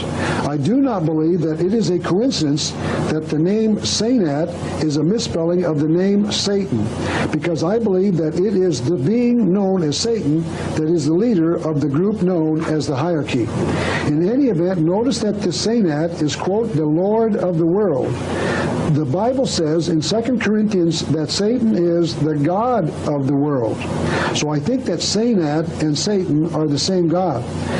So the god of the hierarchy is Satan, called Sanat Kumara by those who believe in him. Mr. Creme tells us that after Sanat Kumara takes over, the masters will set up schools called mystery schools. These will be the ones previously set up by the Atlanteans and the Egyptians, and hundreds of thousands will go through the portals of initiation. This is what he said. The Society of Freemasons is the oldest on earth, dating back to Atlantean times, meaning Atlanta, this legendary continent that submerged in some time in the past. Locked up in its rituals and symbols are some of the secrets of initiation. When the necessary purification has taken place, Freemasonry will constitute one of the paths of initiation. Freemasonry will be open to all those men and women who fit themselves for entry to the mysteries. Mr. Creme goes on to explain who is the originator of these initiations. The Christ, Maitreya, is the Hierophant. A Hierophant is an interpreter of sacred mysteries or esoteric principles. So the Christ, Maitreya, is the Hierophant at the first and second initiations. The third and higher initiations being taken before the Lord of the world, Sanat Kumara. So Mr. Creme went on to explain a little about the 6 initiations. He claims that Jesus Christ is a 4th degree initiate. He wrote that Jesus entered the world at Bethlehem as a 3rd degree initiate. He wrote that Jesus had to undergo the 4th initiation known as the crucifixion. He went on to say that in the East, this initiation is called the Great Renunciation, when all is renounced, position, family, even life itself if necessary, for the higher spiritual life. And then Mr. Creme went on, then follows the 5th initiation, the resurrection, when the initiate stands free from the pull of matter forever, a perfected master. The ascension marks the 6th initiatory experience and confers cosmic consciousness and total immortality of the body to the ascended master. Mr. Creme further illustrated his claims by making this statement. Leonardo da Vinci was a 4th degree initiate, but Leonardo da Vinci is today living on Sirius. Sirius is a star in the universe. So Leonardo da Vinci was not, in fact, from our Earth evolution, but was an avatar from the planet Mercury. So if I'm reading this information correctly, this next quote will really please the Christians who believe that Satan is not a god and that the God of the Bible is the Father of Jesus. Benjamin Creme said this on page 84 of his book entitled Maitreya's Mission. Question. When Christ said, this question is asked to Benjamin Creme, and he's not going to answer it.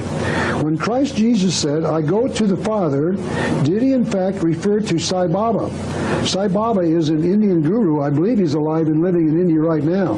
So Mr. Creme answered, no, he, Jesus, referred to Sanat Kumara, the Lord of the world. So here Mr. Creme is claiming that Satan is the father of Jesus Christ. I didn't say that. Benjamin Creme said it, and he said it for Lord Maitreya, the so-called Jesus on this earth right now. This is called pure blasphemy. Creme is saying that Jesus is a disciple of the Sanat Kumara and is denying his claim that he is the Son of God or God himself. Creme also said this on page 87 of his book entitled Maitreya's Mission. The idea of the Immaculate Conception is an invention of the Church Fathers to emphasize the divinity of Jesus as the Son of God. That thought that Lucifer was a good spirit to whom a great wrong was done is the basic thought that holds the New Age together.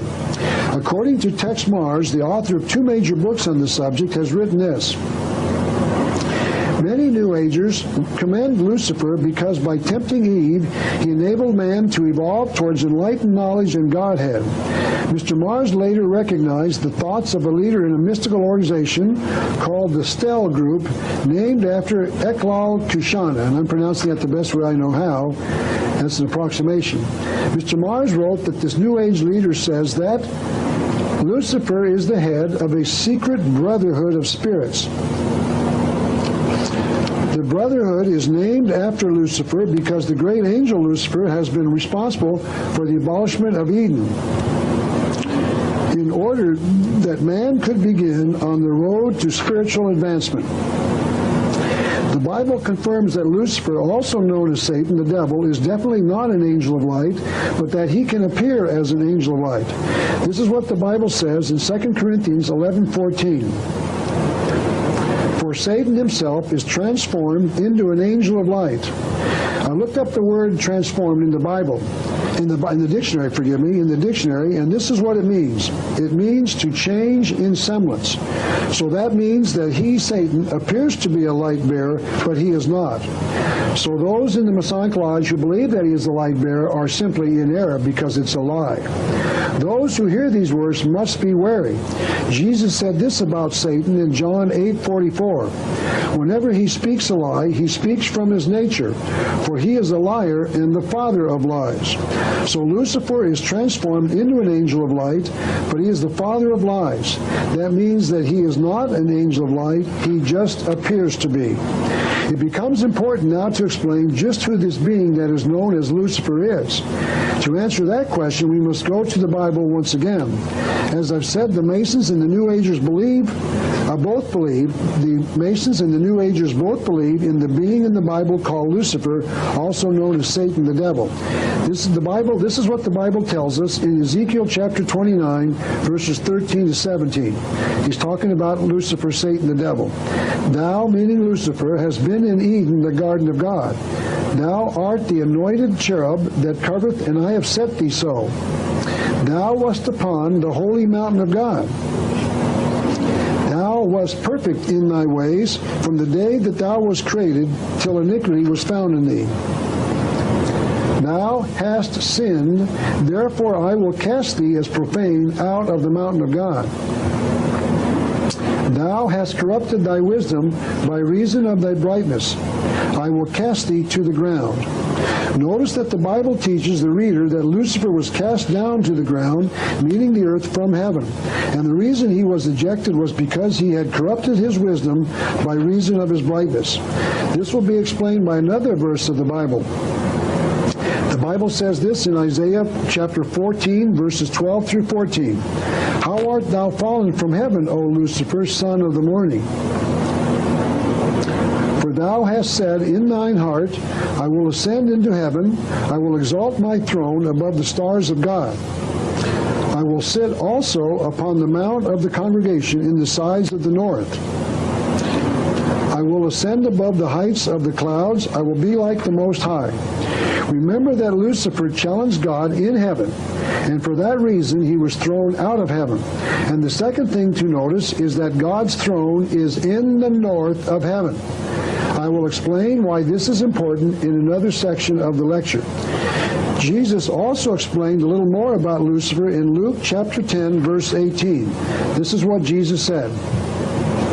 I beheld Satan as lightning fall from heaven. So Lucifer was thrown out of heaven by the God of the Bible.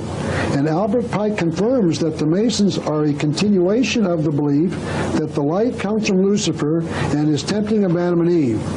This is what he wrote, Albert Pike, on page 136 of his book entitled Morals and Dogma. You still advance towards the light, which is an emblem of the divine truth given by God to the first man, and preserved amid all of the vicissitudes of ages in the traditions and teachings of Masonry. And what is this thing that Pike called the divine truth?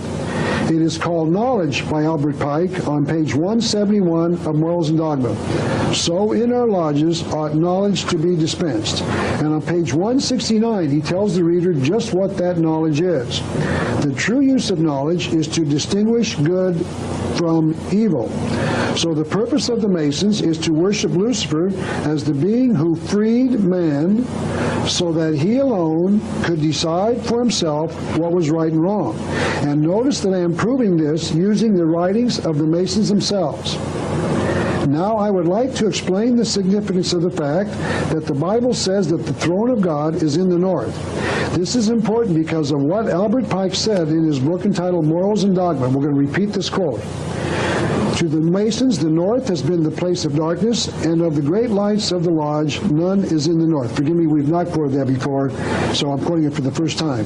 To the Masons, the north has been the place of darkness, and of the great lights in the lodge, none is in the north. That means that the Masons know why they believe that the north is a place of darkness. It is because that is the location of the God of the Bible. The God of the Bible is in the north, and that is considered to be a place of darkness in the Masonic Lodge. There is one other connection to the north being the seat of the God in the Bible. Author Michael Howard said in his book entitled The Occult Conspiracy that Osiris was the Egyptian sun god. We'll cover that more in greater detail later. Osiris traditionally rises from the dead in the north. Since I am claiming that Lucifer was expelled from the north, meaning that he was asked to leave heaven, it would follow that Osiris, being a symbol of Lucifer, would also leave the north for other points of the compass. So Osiris started his work after arising from the north, meaning that he is a symbol of Lucifer. I do not think there is anything else that needs to be said about the fact that the God of the Bible is not included in the ritual of the Masonic Lodge, although I will provide other proof a little later in this lecture. The Mason talks about Masonic truth. The Bible also speaks of truth called light by the Masons. So we're going to ask the question, what is the Masonic truth?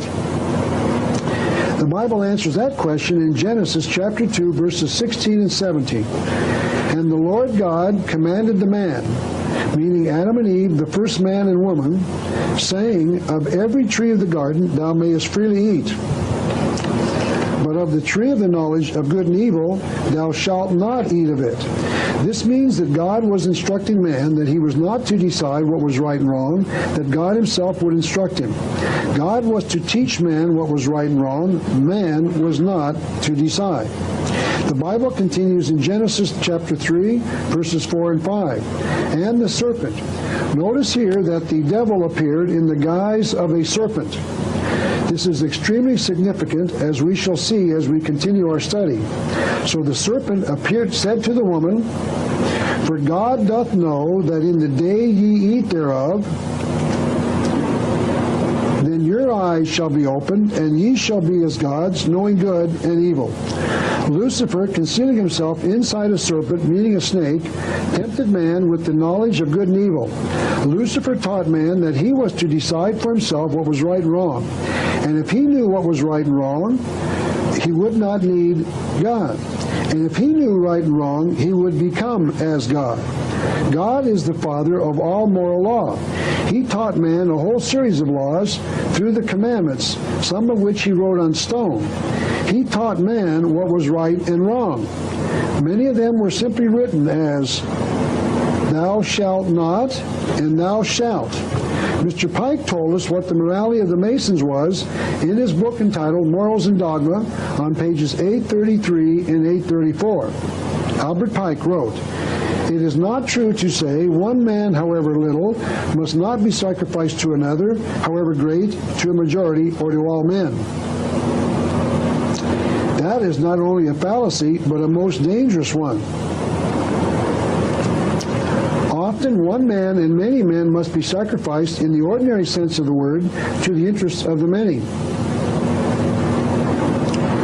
The interest and even the life of one man must often be sacrificed to the interest and welfare of his country. The God of the Bible taught mankind that sacrificing the life of one man for the sake of another was murder.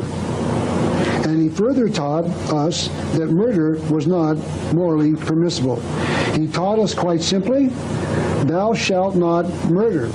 But here Albert Pike was telling us that murder was acceptable as long as the welfare of the country was advanced. This is also called situation ethics. Murder is acceptable as long as the situation warrants. This is the morality of the Masonic Lodge. It has been written in their book about the morals of the Masonic Order. Remember that Pike's book was entitled Morals and Dogma. Once you've made the leap to approving the murder of someone because you feel it will benefit the many, it is easy to murder millions. The New Age religion is also advocating the murder of millions.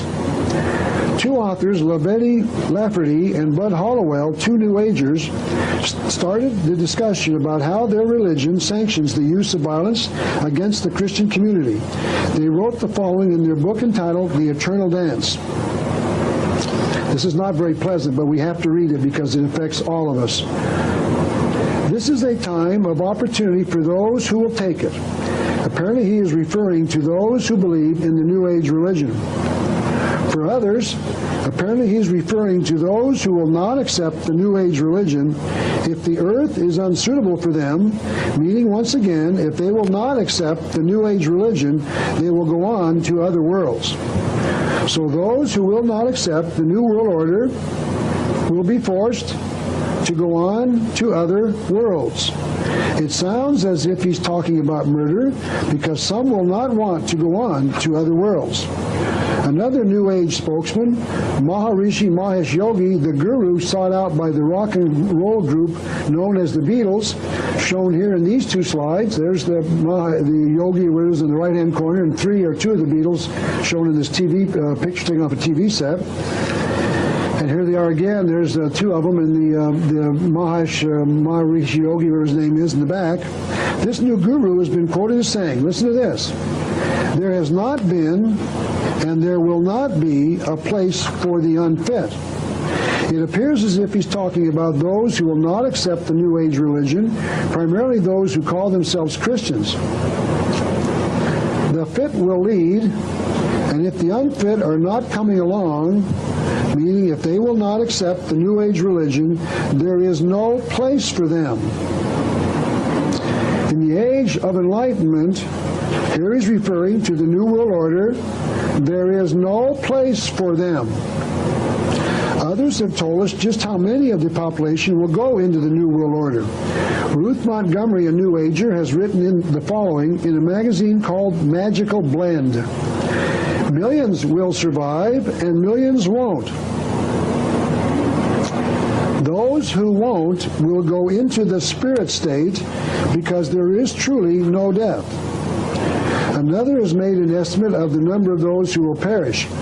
One who has made such an estimate is John Randolph Price, who was quoted by Tex Mars in his book about the New Age. He said that John Randolph Price was told by his spirit guide. By the way, a spirit guide is supposedly a being that communicates to Mr. Price from another plane. So he was told that up to 2.5 billion, with a B, billion, might perish in the coming chaos. If up to 2.5 billion might perish, then up to about half of the current world population will have to perish. But perhaps the most startling example of the teachings of this New Age religion came from the pen of Barbara Marx Hubbard, one of their most influential writers. She wrote in her book entitled Happy Birthday, Planet Earth, hold on, this is not pleasant at all.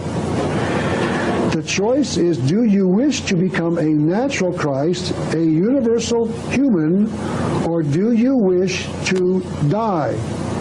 I'll read it again. The choice is, do you wish to become a natural Christ, a universal human, or do you wish to die? People will either change or die. That is the choice. I think it is important to repeat that quotation just so you, the viewer, will understand what she said. People will either change or die. That is the choice. You will accept the New World Order or die. That is the choice. Notice, I'm not saying this. I'm using the writings of those who believe in the New World Order. And I'm quoting from the #1 Mason of all time. Someone else said about the same thing, about this dying. Adolf Hitler, the head of the German government during World War II, and another who believed in the New Age religion, also felt that he had the power to exterminate the few to benefit the many, just like Albert Pike. He wrote this. Hitler wrote, "I have the right to exterminate millions of individuals of inferior races which multiply like vermin." But all of this has been predicted in the Holy Bible. John in the New Testament wrote this, "Yea, the time cometh that whosoever killeth you will think that he doeth God service." He was writing about the Masons and the New Agers of today nearly 2,000 years ago. It will be interesting and extremely provocative at this time to give you the view of the scriptures that talk about the tempting of Adam and Eve in the Garden of Eden from the pen of Albert Pike, the #1 Mason of his time. This is how Mr. Pike sees these events, and he wrote this on page 567 of his book entitled Morals and Dogma. The demons forbade Adam to eat the fruit of the knowledge of good and evil. The Bible said that it was the triune God, the Creator God, that forbade Adam and Eve from eating from the tree. Here Mr. Pike says that the triune God, the Creator God, in three persons is three demons, or at least demons, plural. So he's talking about the God of the Bible forbade Adam, because the God of the Bible is a demon. Mr. Pike continues, "By which he would have known the empire of light and that of darkness. He," meaning man, "obeyed, an angel of light induced him to transgress." So Mr. Pike thinks that the God of the Bible is a demon God and that Lucifer is an angel of light. That thought is consistent with the other quotes from Albert Pike about Lucifer, Satan, the devil. That is how the Masons see the message of this account in Genesis. Notice I'm quoting the man who wrote it himself. I'd like to return once again to the thoughts of Helena Petrovna Blavatsky, another Luciferian, who you might recall founded an occult organization called the Theosophical Society. I'd like to quote once again from her book entitled The Secret Doctrine, in which she adds her interpretation of the events in the book of Genesis. Adam, born an image of clay, into which the Lord God. Notice she did not capitalize the G, the letter G, in the word God as one does when one refers to the Creator God, the God of the Bible. So this Creator God, or this God, breathes the life, the breath of life, but not of intellect and discrimination, which are developed only after he has tasted of the fruit of the tree of knowledge. In other words, when he has acquired the first development of mind. She continued, "It is but natural to view Satan, the serpent of Genesis, as the real creator and benefactor, the father of spiritual mankind. For it is he who was the harbinger of light, bright, radiant Lucifer, who opened the eyes of the automaton created by Jehovah. And he who was the first to whisper, in the day ye eat thereof, ye shall be as Elphim, knowing good and evil, can only be regarded in the light of a Savior." So in the Bible, Lucifer is telling man that he doesn't need God to tell him what is right and wrong. He can decide for himself. This view of morality is called situation ethics. This is the philosophy taught in our public schools all over America today. Situation ethics teaches that each man is to decide for himself what is right and wrong. Man is to be free to make his own decisions about morality. Man must be completely free to use his mind, his brain, his reason. Perhaps the most cogent condensation of this philosophy is the statement made by one who believed it. Nothing is forbidden. Everything is permitted. I will continue the discussion of situation ethics in the next section.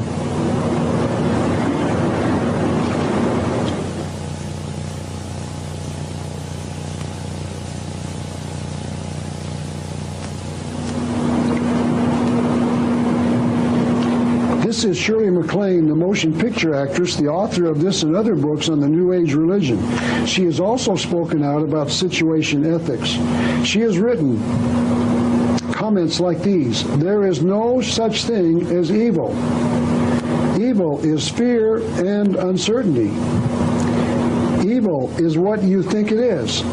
Shirley agreed with Zena LaVey, the daughter of Church of Satan founder Anton LaVey. She appeared in an interview taped in 1989 with Bob Larson, a talk show host that he chose to call the First Family of Satanism. And during that interview, she said, there is no such thing as evil.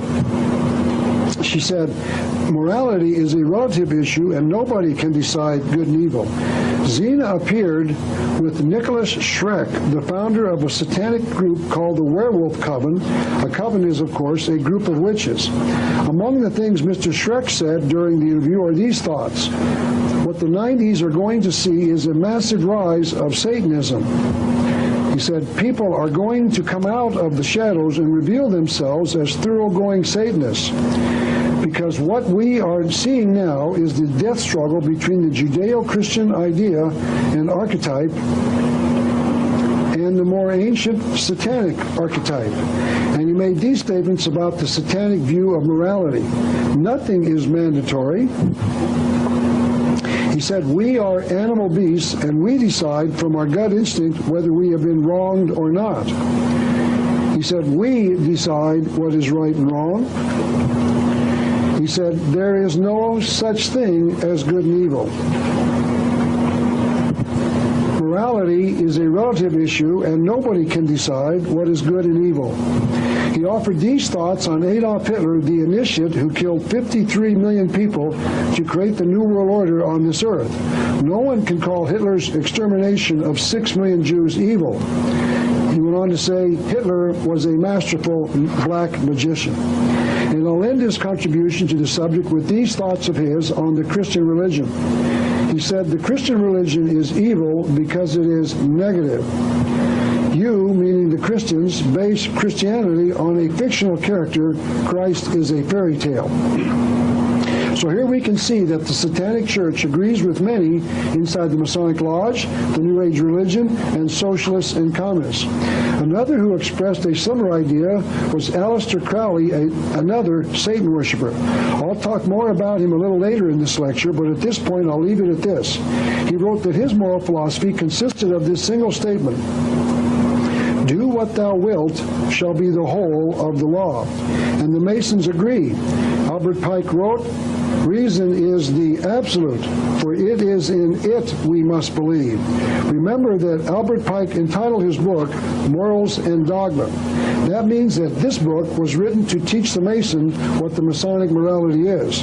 And what Mr. Pike was saying in his book about morality was that if you think it, you can do it. Adam Weishaupt, once again the founder in 1776 of the secret society called the Illuminati, agreed with this statement. He wrote this: man will be rescued from his fall through the secret schools of wisdom. Reason will be the only law of man. When at last reason becomes the religion of man, then will the problem be solved. Reason will be the code of laws to all mankind. This is our great secret. So the Masons and the Illuminati have bought the lie of Lucifer. Man is to make his own morality, his own view of right and wrong, and forget the moral teachings of God. And Albert Pike spoke for the Masons when he agreed. Human reason leaps into the throne of God and waves her torch over the ruins of the universe. Notice that Mr. Pike believed that God had messed up the universe and that Lucifer and man, using his reason, will correct the situation. Others believe that man can devise similar systems that use reason as its base. One of these was Zbigniew Brzezinski, who was President Jimmy Carter's national security advisor. Brzezinski wrote a book entitled Between Two Ages, in which he says that communism, specifically Marxism, is one such plan. He wrote this on page 72 of that book. Marxism is simultaneously a victory of reason over belief. What he was saying was that Marxism is based upon knowledge or fact, and that religion is based upon belief. Marxism is fact, and religion is superstition. He went on to explain what the major contribution of Marxism was. Its revolutionary and broadening influence, which opened man's mind to previously ignored perspectives. Marx opened up man's mind with the lie of absolute reason. So Marx bought the lie, Marx bought the lie of Lucifer, and so did Brzezinski. As I've said, Helena Petrovna Blavatsky, the founder of an occult group called the Theosophical Society, wrote a book entitled The Secret Doctrine in 1888, in which she talks about the secret worship of the ancient mysteries. On page 162 of that book, she says this: Lucifer, the spirit of intellectual enlightenment and freedom of thought. So we can see a pattern developing amongst those of the occult sciences. They all share a belief in Lucifer. These people all believe that Lucifer is the light bearer. And to show you that Albert Pike believes the same thing, he added the morality of the Masonic Lodge to the discussion. Remember that his book was entitled, once again, Morals in Dogma. This is how he described the morals of the Masonic Lodge on page 37 of his book. All truths are truths of period and not truths of eternity. And repeated the idea on page 52. What is untrue today may become true in another generation. So there are no absolutes. Whatever is true today is false tomorrow. So this is a common thought amongst the occultists. That is what is being taught in the public schools today, in America, in the field of sex education. Simply stated, there is no morality being taught in sex education today. Each individual is to decide for himself what is right and wrong in the area of sex. Parents, the rabbi, the priest, and the minister cannot teach anyone what is right and wrong about sex today. The public schools are teaching that each one is to decide for himself. And to show you that it is my opinion that the public school system is teaching situations as a national policy, let me show you this, the symbol of the National Education Association. I am not a member of this group, but in 1985 I went to their office here in Tucson and asked for this copy of their symbol. They gladly provided one for me, and when I asked the manager of the office what all of these symbols meant, he told me that he did not know. So I would like to give you my explanation. Notice, first of all, that the colors are red, white, and blue, and that means that they are patriotic. So whenever anyone is critical of their organization, they can claim that their colors are right off the American flag, and that the person making the accusation is the one that is unpatriotic. But there is, I believe, a hidden message concealed inside the entire thing. The symbol on the inside is the symbol of pi, denoting the ratio of the circumference of a circle to its diameter. Pi is called an absolute, meaning that it will be the same everywhere in the universe. Pi will have the same ratio on Earth that it will have on Mars, or for that matter, on any other planet anywhere else in the universe. The red arrow placed on top of the pi symbol, I believe, is public education. And notice that it cuts through, it pierces, or it kills the absolute symbol of pi. What this symbol is saying is that the purpose of public education, I believe, is to destroy or annihilate the absolutes in the universe. It is intended to destroy absolutes, just like Albert Pike and the others wanted. I cannot prove it, but I think that it is what these symbols are saying. I think it is fair to conclude that the symbol is saying that that public education exists to destroy absolutes. And the method they are using to destroy moral absolutes in our schools is by teaching situation ethics, the philosophy that teaches there are no moral absolutes. And that program was supported by the Masonic Lodge. Albert Albert Pike wrote this in his book entitled Agenda. In these degrees, you become pledged to the cause of true freedom, of free thought, free speech, and free conscience. That means that in the New World Order, there will be no biblical morality. That is what Mr. Pike means by free conscience. Each man is to decide for himself what is right and wrong. There are still others who agree that there is no morality in the New World Order. Adam Weishaupt, the founder of the Illuminati, wrote this: "Behold our secret. If in order to destroy all Christianity, remember that the end justifies the means." What he was saying was that whatever it takes to get the job done is permissible. There is no concept of morality in a philosophy such as this. There is no morality if you believe as Adam Weishaupt taught. Do whatever you have to do to advance the cause. If you have to break God's, quote, artificial, unquote, morality, you have authority from Adam Weishaupt to do so. It is interesting to examine what the Masons think about Adam Weishaupt's declaration that he and the Illuminati are out to destroy all Christianity. Those are Professor Weishaupt's own words that anyone can read if they will only look for them. This is once again Albert Mackey's encyclopedia. Mr. Mackey was a 33rd degree Mason, and he wrote what is commonly referred to as the finest Masonic encyclopedia ever written. The first page of the book says this about Albert Mackey. His, meaning Albert Mackey's, writings are universally esteemed for their sincerity, honest records, and common sense. And the book goes on to say that Mr. Mackey was a leader who valued accuracy. And this is what Albert Mackey said about the Illuminati and their leader. The original design of Illuminism was undoubtedly the elevation of the human race. He went on to say Weishaupt was a Masonic reformer. He went on to say Weishaupt could not have been the monster that he's been painted by his adversaries. He went on to say Weishaupt had hoped by it to effect much good. He went on to say his, meaning Weishaupt's, honest desire was to do much good. So we can now see what the Masons think about the Illuminati. The destruction of Christianity elevates the human race. Notice that anyone who can read the simple English language can find this out. The Illuminati was out to destroy Christianity, and the Masons praise the organization. That is found on page 347 of Volume 1 of Mackey's Encyclopedia for those who do not believe it. Now we must continue our study of the Masonic Lodge, and to do so we must utilize their own writers. And I have done so with 9 of their own experts, each of whom is an established authority inside the Masonic fraternity. To understand the Masonic Lodge, we must explore the 33rd degree. Manly P. Hall has told us just how important it is. He wrote, philosophically, the 33rd degree of the ancient and accepted Scottish Rite represents the innermost sanctuary of Masonic mysticism.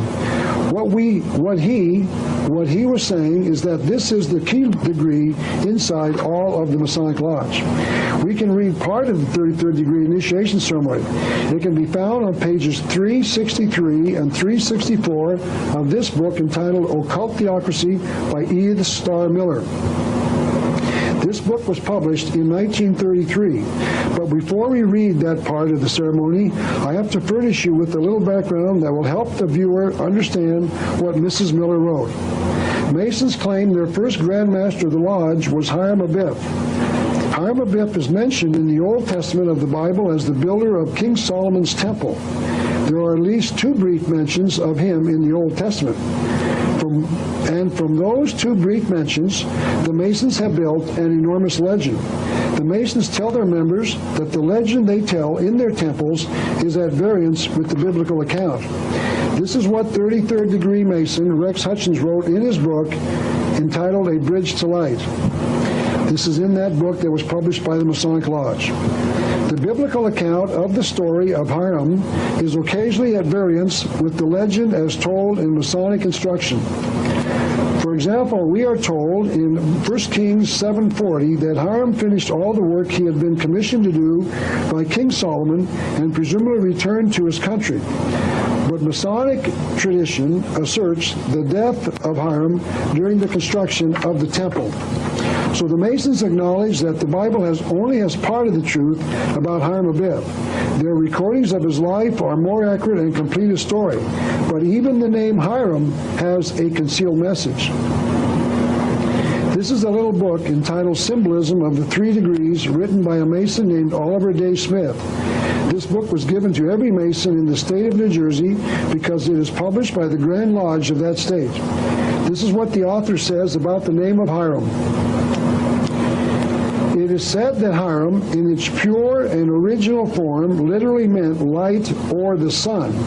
So even the name of their hero has a concealed symbol connection to the sun. The Masons claim that Hiram was a member of the Masons and was called a Master Mason. A Master Mason is one who has the secrets of the Masonic Lodge and has taken an oath to protect those secrets even on the pain of death. The other Masons who did the actual construction were called Apprentice Masons. And Apprentice Masons do not have the secrets of the Master Masons. 3 of the Apprentice Masons decided that they wanted to know the secrets of the Master Mason, Hiram Abiff, so they confronted him as he was leaving the temple one night. Hiram Abiff refused to give the 3 men the secrets, so the last Apprentice Mason killed him. According to the legend, Hiram Abiff was murdered at the west gate of the temple, which is where the sun sets. So we can see another connection to Hiram Abiff and sun worship. The 3 scoundrels in the legend were named Jubilo, Jubilah, and Jubilam. As far as I can tell, these names are not translated by the Masons, but I believe they have something to do with the word light in Latin. A Latin dictionary defines the word jubar, or jubar, with these words: in literature, the light of the sun. When I took high school Spanish, I learned to conjugate words such as I am, you are, we are. So I believe that Jubilo means I am light, Jubila means she is light, and Jubilah means we are light. So the whole legend has enormous significance to the Mason and concealed truth. Now I'd like to return to our study of the 33rd degree ritual from the book entitled Occult Theocracy. I'd like to explain that Mrs. Miller, the author of the book, is not a member of the Masons, and it is a fair question to ask as to why we should believe her when she quotes from a part of the 33rd degree ritual. The reason that I believe her is because I have found other Masonic materials which confirm that she had found the truth, a part of the 33rd degree ritual. So I believe that what we are about to read is the truth. This is what Mrs. Miller said is contained within the 33rd degree ritual. For the sovereign inspector, the 33rd is the last degree of the rite. The order is the grant.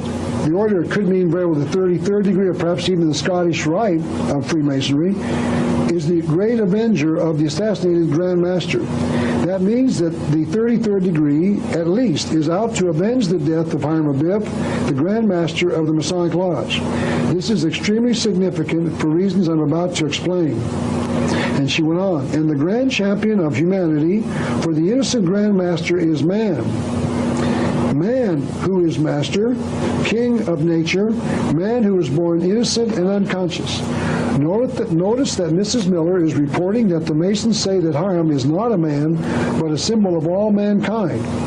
The Masons in the 33rd degree are taught that the hero of their legend is not a man, but is a symbol of all of us, meaning he represents all of humanity. The ritual declares that Hiram is the symbol of something concealed. He is not a man. He represents all of us.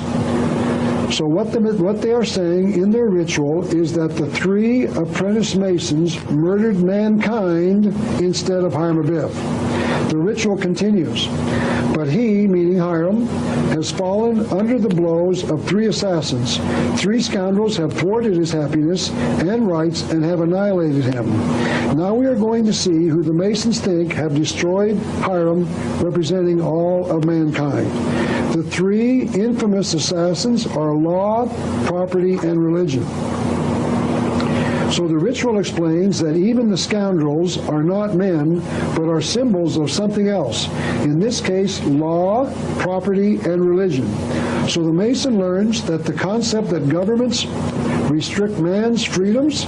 Religion teaches man absolutes, and the concept of private property restricts man's ability to enjoy his freedom.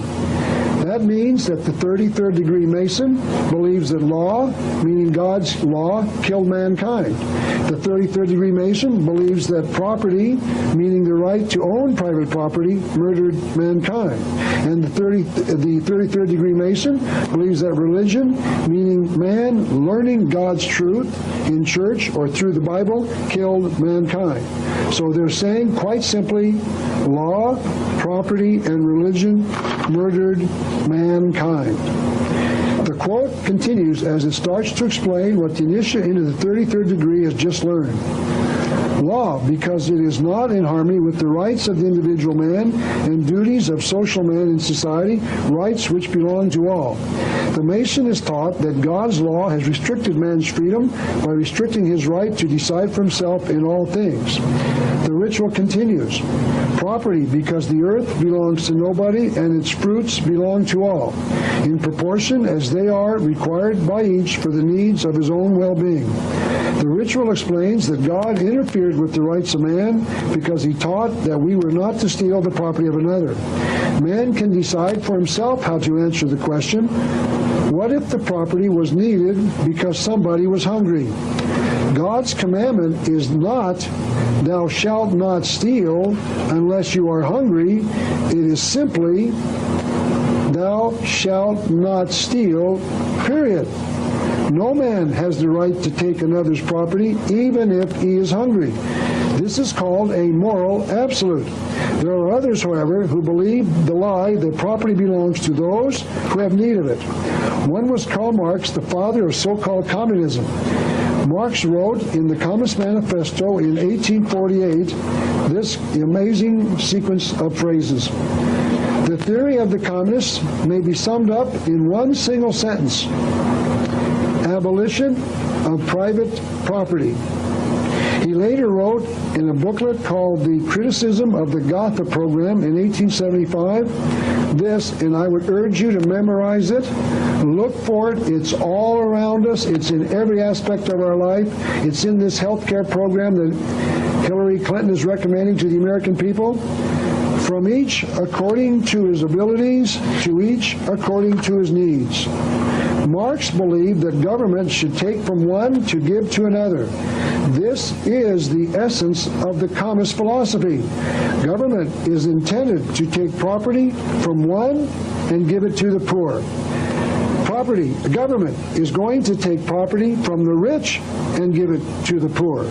Karl Marx does not believe in the God-given right to private property, and the Masons are teaching this.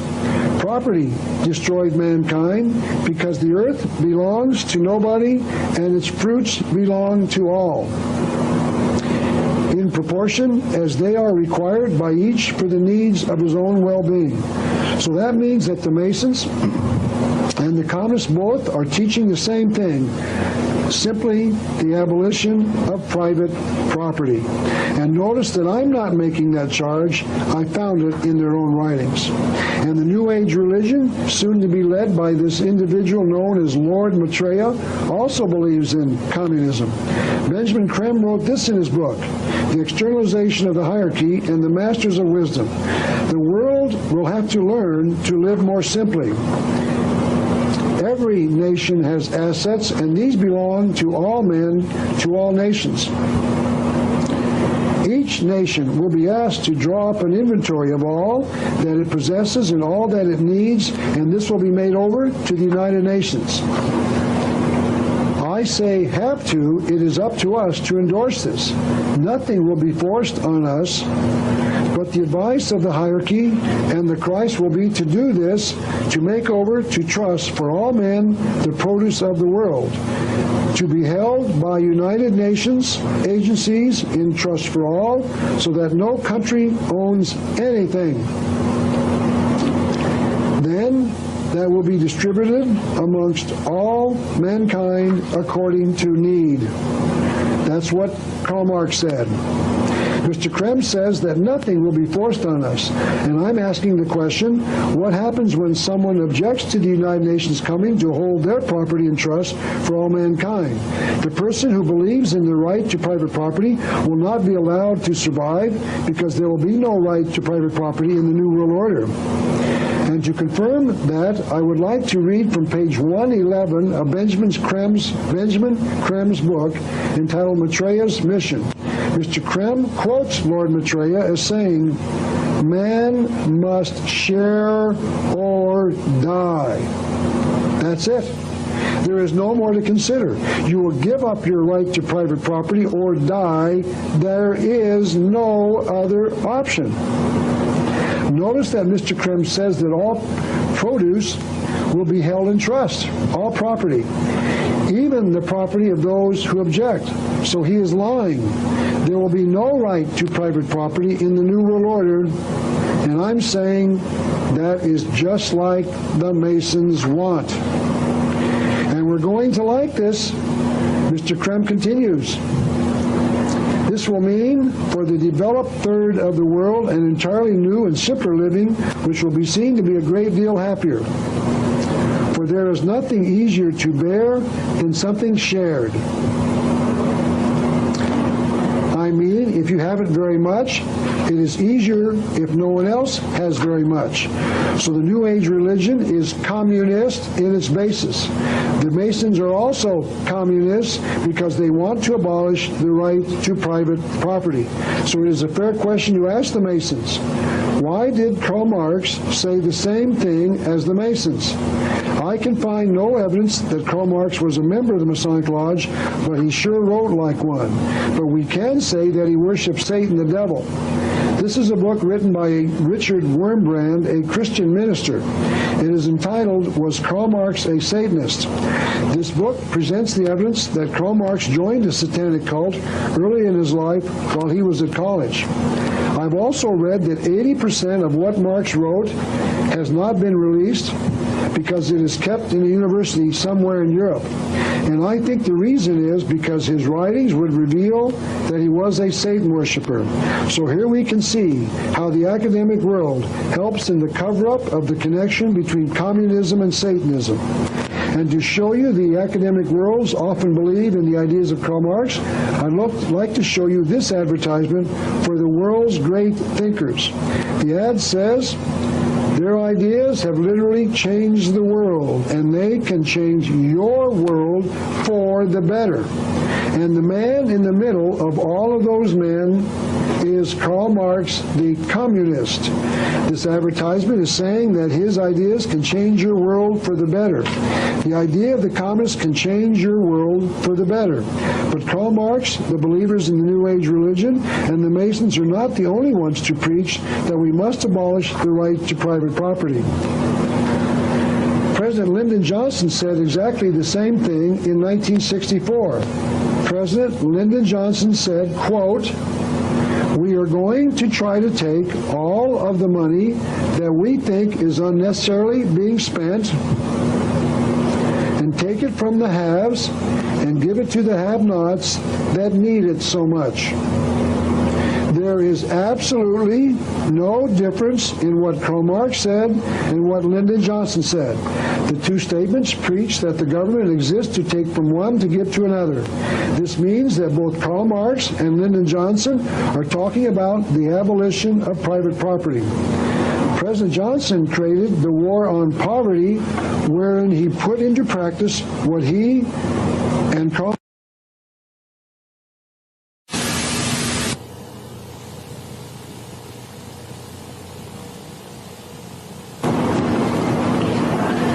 I'd now like to return to the ritual of the 33rd degree Mason as quoted in Edith Starr Miller's book entitled The Occult Theocracy.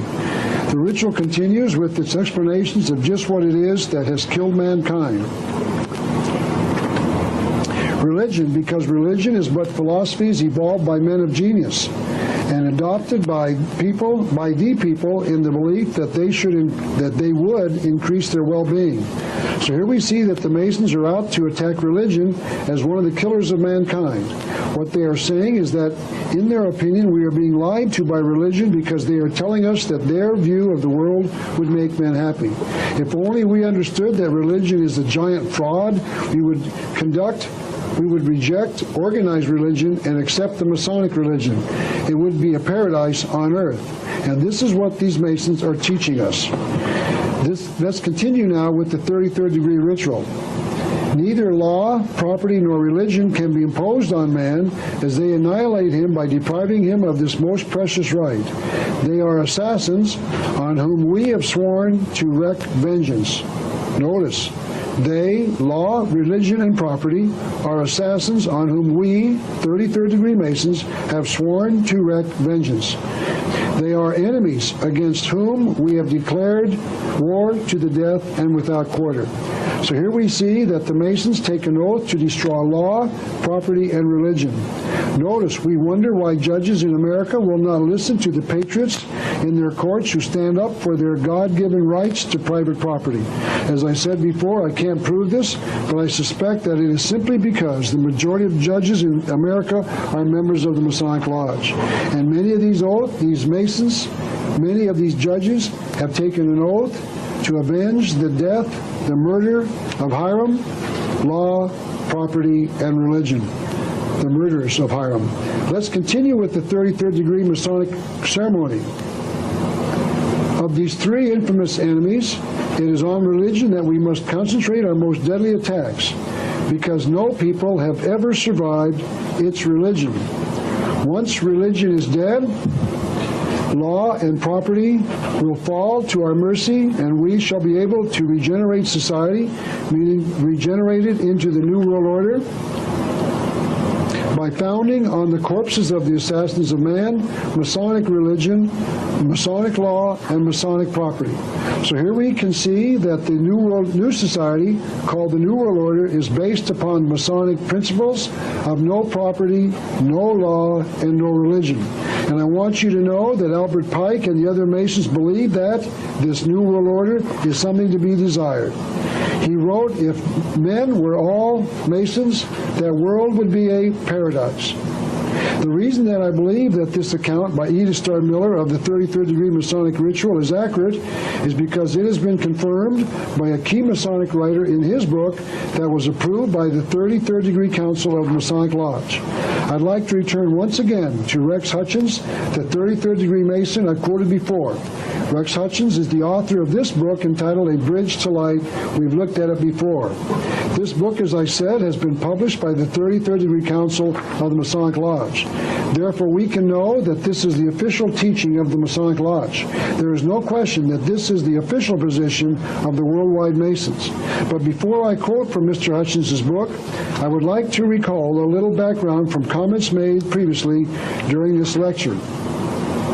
Remember that Hiram Abiff built Solomon's Temple, and that the Masons teach that he was attacked by 3 apprentice Masons because he would not reveal the secrets of the Master Mason to them. Mr. Hutchins wrote, "What are the symbolic attacks upon Hiram?" Notice that Mr. Hutchins admits that the attacks are symbolic and not real. Hiram is first accosted at the south gate of the temple, where the instrument of the attack is the rule. In Greek, the word for a rule, whether a measuring instrument or a code of conduct, is canon. Thus, we see the bureaucracy of the early church.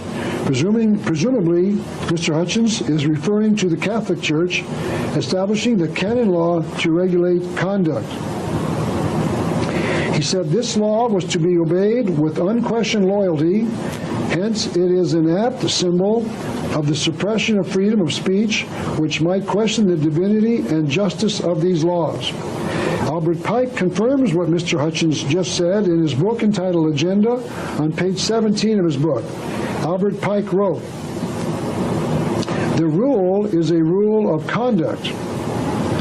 The rule, therefore canon, is an apt symbol of the church. It is a symbol of the pontifical and sacerdotal power. The word sacerdotal means a belief in the divine authority of the priesthood. The Catholics teach that their priests are the intermediaries between man and God, and that the chief priest, the Pope, is infallible on matters of church theology. Mr. Hutchins continues, the rigid, unbending square of steel is an apt symbol of the imperial power of Rome, meaning Rome, the home of the Catholic Church. I want to stop here and make an observation. Notice that Mr. Hutchins is critical of the Catholic Church because they say that all the Catholics must obey their teachings with unquestioned loyalty. The one thing I know about the Catholic Church is that if any Catholic does not like what the Church teaches, they are free to leave.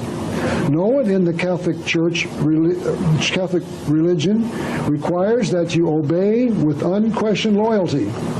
Any Catholic is free to leave if they disagree with what the Church teaches. Mr. Hutchins is a hypocrite. It is interesting to note that nowhere that I can find in his book does he criticize the federal government when they definitely require that all Americans, quote, obey with unquestioned loyalty, unquote, any of their laws that any American does not agree with. If you do not like a particular American law, one that violates your rights to life, liberty, or property, you cannot disagree with the law and leave. The government passes laws, and we must obey them with unquestioned loyalty. We cannot leave if we disagree. For instance, I believe, as I pointed out in the last session of this lecture, that welfare is legalized theft. I believe that government has no right to take my property in the form of taxation to give it to someone that they claim needs it. This is called stealing if I do not believe in welfare. If I object by not paying my taxes, I go to jail. That is requiring me to obey with unquestioned loyalty. But this learned PhD, Dr. Rex Hutchins, does not object to that. When one person is required to work for the benefit of another, it is called slavery. When the government forces one person to earn a wage for the benefit of another, it is called slavery. Slavery is defined as forcing one to work for the benefit of another. Welfare forces me to work for the benefit of another. Welfare is slavery, but Dr. Hutchins cannot see that. I used to be a Catholic. I did not like some of the things they were teaching, so I left. No one forced me to go to church. No one forced me to obey with unquestioned loyalty. But this PhD does not understand the difference. PhDs are supposed to be educated, but Mr. Hutchins cannot recognize slavery when he sees it, because when I am forced to pay my taxes when I object, it is called slavery. But this PhD cannot recognize that, and because that is pure hypocrisy. Yet Mr. Hutchins is critical of the Catholic Church, where anyone is free to leave if they do not wish to obey, but he is not critical of the government where none are free to leave if they do not wish to obey. Dr. Hutchins was not able to see the difference, yet Dr. Hutchins received his PhD from the University of Arizona. That means that he is an educated man. Supposedly this PhD would be able to figure this out, but he can't. And this very glaring mistake was repeated by Albert Pike, who wrote this on page 15 of his book entitled Legenda. The Scottish Masonry makes no war on Catholicism, apparently meaning Christianity, as a religion. It resists only its claim of right to resort to force to compel men to believe what its infallibility decides to be truth in matters incomprehensible. So even the greatest Mason of all time cannot recognize slavery when he sees it. So Mr. Pike is just as wrong as Mr. Hutchins. Both of these men are learned hypocrites. That makes Masonry wrong in one of its basic premises. Because Hutchins and Pike cannot see slavery when it shows up in the form of legalized theft, Masonry cannot see slavery when it shows up in the form of legalized theft. Masonry, where is your objection to legalized theft in the form of welfare? Where is your objection when the government forces us to obey with unquestioned loyalty? I think any fair researcher will find no objection in their writings, so the Masons are hypocrites.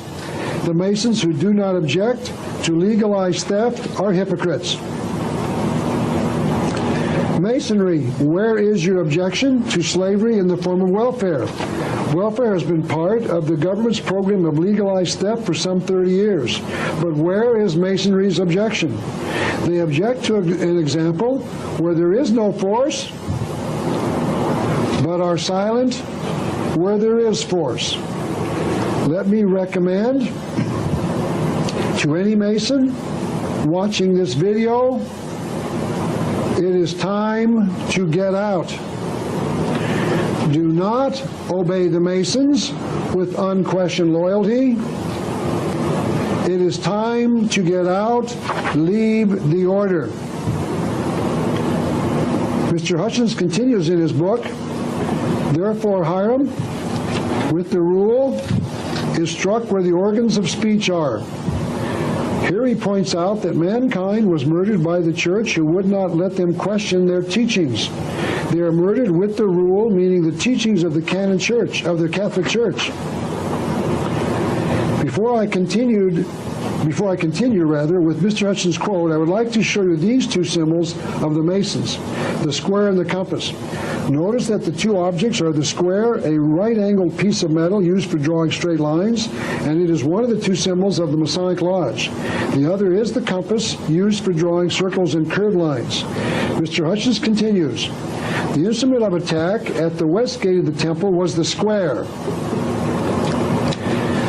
It, meaning the square, represents the merger of civil and religious power intending to control man's emotions, telling him not only what he can do, but also what he can believe. Thus Hiram is struck near the heart, the traditional seat of the affections. What he was saying here is that man was created with certain emotions. Mr. Hutchins is claiming that religion deprives him of his right to enjoy those emotions by teaching him what is right and wrong. One of those emotions is sexual desire. This emotion is God-given, but then, according to Mr. Hutchins, religion tells you not to exercise your emotion except under the marriage commitment, by teaching that you shouldn't enjoy this natural emotion anytime you so choose to enjoy it if you are not married, even if you wish to enjoy your emotion by force, meaning that you shouldn't rape someone. What Mr. Hutchins is saying is that religion deprives mankind of the use of their God-given emotions by telling him that he can't use it. It is his claim that religion unfairly teaches man not to enjoy any woman he chooses to enjoy at any time and under any circumstance. Religion teaches that a man exercising one of his emotions can't be intimate with, for instance, his daughter. But what if he wants to be because his mind tells him it's okay? What if the Mason wants to enjoy one of his emotions with a 2-year-old baby? The Masons cannot tolerate religion interfering with man's emotions. So mankind was killed by religion. Mr. Hutchins continues, the setting maul, an instrument of brute force, is a fitting symbol of the blind, unreasoning mob. The setting maul is a hammer used by a stonemason in the cutting of a stone to the proper size. Masons use the hammer to drive the chisel in removing parts of the stone. It, meaning the unreasoning mob, fears the force of the intellect and seeks the destruction of the products of the mind. So here he repeats his charge. The religious people seek to destroy the product of the mind. The Masons teach that whatever man reasons is acceptable behavior. As we've seen, the Masons teach that man can't have religion telling him what he can or cannot do, what his mind tells him what he wants to do. Mr. Hutchins continues, Hiram is killed at the east gate by a blow to the head, the seat of the intellect. So here in the symbolic story about the murder of Hiram Abiff, religion kills mankind by a blow to the head where man's ability to reason is contained. The head is where man's brain is, where man is able to use his reason to decide for himself what he wants to do. Mr. Hutchins amplifies his thoughts about religion and government a little later in his book. He wrote this on page 287. The tiara and crown are the object of discourse. The crown represents all those kings and emperors who have usurped or abused power, reigned for themselves and not the people, and robbed the people of their liberty. Now, he is not talking about the liberty of the people in America, for instance. He's talking about the governments that have robbed the people of their liberty to make their own decisions about right and wrong. The people create government to protect their property, their life, and their liberty by exercising their God-given right to protect themselves. But here the good doctor says that governments deprive mankind of the ability to enjoy someone else's property or someone else's wife or someone else's liberty. Dr. Hutchins continues, the tiara is not a symbol of any particular religion or creed, but of the patron of ignorance and ally of despotism, which in every age has made dupes of men and enslaved humanity through fear and superstition. So religion has enslaved men through fear and superstition. Albert Pike agreed. He wrote this on page 19 of his book entitled Agenda. The crown itself is but a symbol, and royalty is but the most common type of tyranny. I want you to notice something. I am not making any of this up. These comments are coming directly from high-ranking Masonic sources. I hope that you are noticing that I have been carefully documenting my material directly from Masonic sources. If I was wrong in my comments, I could be sued by the Masons, but they are strangely silent, and I believe they know that I am right. Albert Pike is, as I said, another 33rd degree Mason, and he agreed with Rex Hutchins. In this book entitled Agenda, we've quoted before, but I've never shown you a slide of it, Pike wrote this: men are good. Evil institutions alone have made them bad. And it is the duty of Masonry and of every knight to aid in leading them back to the truth. The evil institutions that have made men bad are the government and the church. And we have seen that Masons take oaths to destroy the government and the church. And in summary, I'd like to show you that this statement was correct. Mr. Pike wrote this in his book called Legenda. As Masons, we deny the right of any church or pontiff or council to prescribe to men what they shall believe. Armed with the doctrines of Masonry, we war incessantly against these ancient enemies of the truth, against spiritual tyranny, intolerance, fanaticism, and superstition. This thought that Hiram was not a single man, but a symbol of all of mankind, is repeated on page 73 of Rex's book. This is what he wrote. The Master Hiram is the symbol of intelligence, liberty, and truth. And the assassins are the symbols of tyranny, ignorance, and intolerance and fanaticism. So the Masons believe that after they destroy religion, they'll be free to make their own decisions about everything. This position was clarified by Mr. Street in his book on Masonry. Hence, Masons everywhere are devoted to the doctrines of freedom of thought, freedom of speech, and freedom of action. So we can see that the Masons believe in the lie of Lucifer, that they shall be as gods, knowing good and evil. All they have to do is destroy religion. And if author John Robinson is right, we can know exactly where it is in their initiation ceremonies that the Masons take an oath to destroy religion. This is John Robinson's book entitled A Pilgrim's Path. I had the privilege of meeting Mr. Robinson in Florida, Tampa, Florida, during a televised debate between the two of us as we took the opposite sides on the issue of Freemasonry. Mr. Robinson also wrote this book, his first book, entitled Born in Blood, and was touring the country talking about it. The Masons do not know how or when they were formed, so Mr. Robinson attempted to prove that their order was connected to the Knights Templar back to 1307. The Masons liked his book, so he was touring the country speaking primarily to Masonic lodges when the television program in Tampa called me to debate him. I agreed to do so, and we went on the air. Mr. Robinson privately admitted to me that he was not a member of the Masonic Lodge, but apparently felt that their claims were of merit. He promised me that he would read my book entitled The New World Order, and I know that he did because he mentions that he read it in his second book. But it is quite apparent that he did not believe my documentation from the Masonic sources, so he wrote his second book to answer all of us critics with what he considered to be the truth of the Masonic Lodge. In that book, on pages 102 and 107, he tells the reader a great deal about the 30th degree initiation ceremony. This is what he says, and remember as we read this, what both Albert Pike and Rex Hutchins told us in their books, that the Masons are out to destroy religion, property, and law. Mr. Robinson tells us, in the southern jurisdiction 30th degree, the candidate is led into a tomb and 3 skulls on display. The skull on the left wears a crown, the one in the center bears a laurel wreath, and the third wears a papal tiara. The skull bearing the wreath of the hero is Jacques de Molay. We'll talk about him later. The skull with the crown represents Philip IV, a secular tyrant, while the third represents Clement V, a religious tyrant.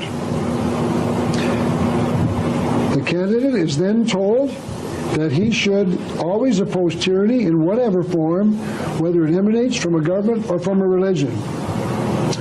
At another point in the 30th degree, the candidate recites an oath that includes the vow to strive unceasingly for the happiness of fellow beings, for the propagation of light. And here Mr. Robinson interprets light to mean knowledge, and for the overthrow of superstition, fanaticism, imposture, and intolerance. We have seen that the Masons consider tyranny to be the moral absolutes of God. So even Mr. Robinson was not able to see the truth that when the Masons say they are opposed to tyranny, they are opposed to the moral absolutes of God. They conceal their truths from people like Mr. Robinson so that he believes the words and does not look past the words to their concealed meaning, as Mr. Pike said he must to understand the coded words. So it is at the 30th degree that the Mason takes an oath to destroy religion. The Masons intentionally conceal that truth so that Mr. Robinson and the observer like Mr. Robinson thinks he is taking an oath to resist the tyranny of such people as Adolf Hitler and Saddam Hussein. But in truth, he is taking an oath to destroy Christianity. The fact that he was not able to see that in the words he mouthed during the oath is not the fault of the Masons. They told him that he would have to read between the lines to figure out the coded and concealed language. They told the Mason, but they know that most of them won't be able to figure it out. And apparently, Mr. Robinson was not able to see through the veil. Now let me return to my discussion of the Masonic ritual. We will see another connection between the Masons and the head of mankind a little later. But the Masons are not the only ones to state that law, property, and religion killed mankind. Helena Petrovna Blavatsky wrote in her book entitled The Secret Doctrine, the Elohim, meaning the triune God of the Bible, also feared the knowledge of good and evil for Adam, and therefore are shown as expelling him from Eden and killing him spiritually. This is almost the same thought presented by the Masons. So what we have been examining is that the Masons, the New Agers, and others are out to simply destroy law, religion, and property. And it is important to this exposition to show you that these are the same goals of the communists. As I said, Karl Marx, the so-called father of communism, wrote the Communist Manifesto in 1848. This book called for the abolition of at least the family, all civilization, all religion. Marx wanted to abolish private property and nationalism. This is what Mr. Marx said about the family. Abolition of the family. Even the most radical flare-up at this infamous proposal of the communists. The claptrap about the family, about the hallowed correlation of the parent and child, becomes all the more disgusting. This is what Karl Marx wrote about the need to abolish religion. The abolition of religion as the illusory happiness of man is a demand for their real happiness. We must war against all prevailing ideas of religion, of the state, of country, of patriotism. The idea of God is the keynote of perverted civilization. It must be destroyed. What? The idea of God as the keystone of perverted civilization. And this is what he wrote about the need to change the existing order of things. The communists openly declare that their ends can be attained only by the forceful overthrow of all existing social conditions. If you overthrow all existing social conditions, you must replace them with some new social conditions, and these new social conditions are called the New World Order. There are some other well-known individuals with connections between communism and Masonry. One of these is Daniel Ortega, the recent head of the Nicaraguan government. He gave an interview to Playboy magazine in which he made these revealing statements. The man who headed the Augusto Sandino Masonic Lodge would give us lectures about politics. That place played an important role in my political development. Daniel Ortega was a communist, and he admits that the head of one of the Masonic lodges taught him communism. And the reason that he taught him that was that Augusto Sandino, the man that the Masonic Lodge was named after, was a communist. He was the founder of the Sandinista communist movement in Nicaragua. And Augusto Sandino was also a Mason. That is why they named a lodge after him in Nicaragua.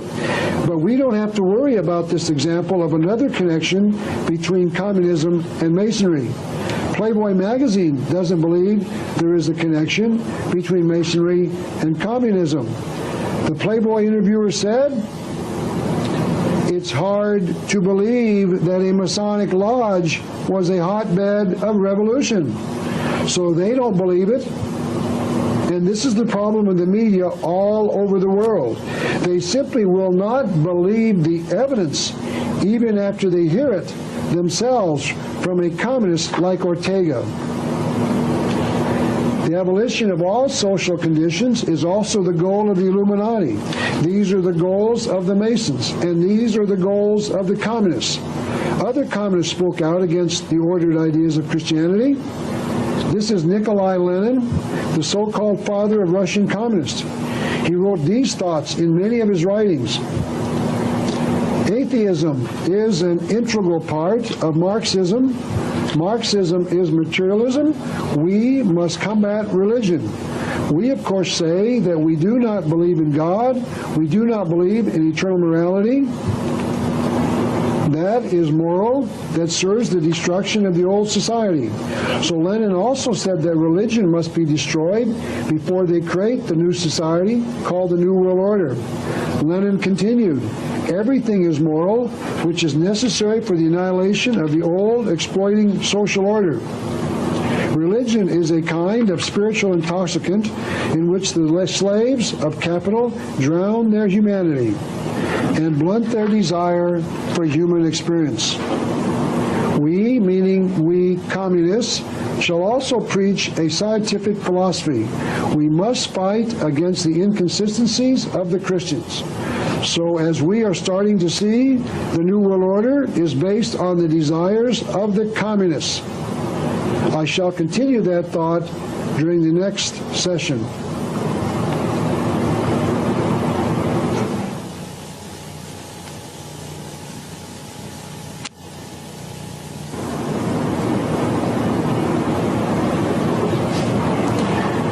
thoughts of Nikolai Lenin on destroying the old civilization are nearly the identical thoughts of Adam Weishaupt, the founder of the Illuminati.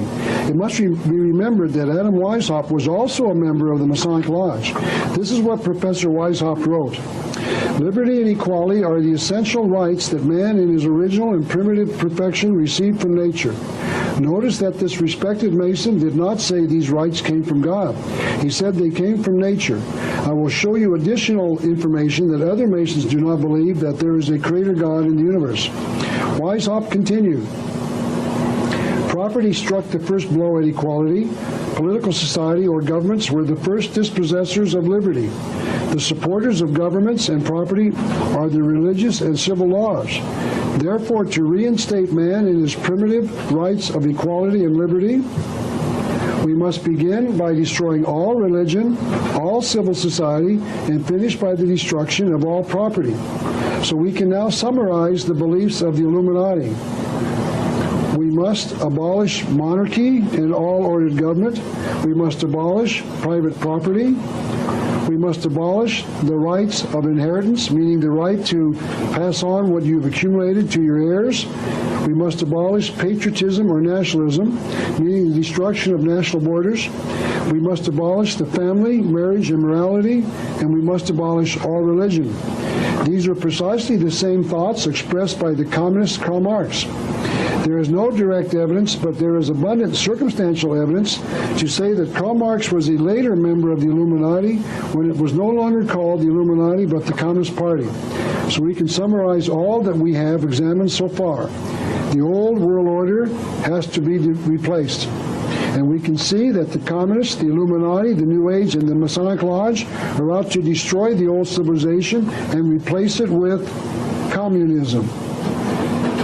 This new civilization, based on the principles of communism, is now being called the New World Order. The Masons believe that the God of the Bible has created chaos in heaven. This is what we've been reading to show you in the past from their own literature.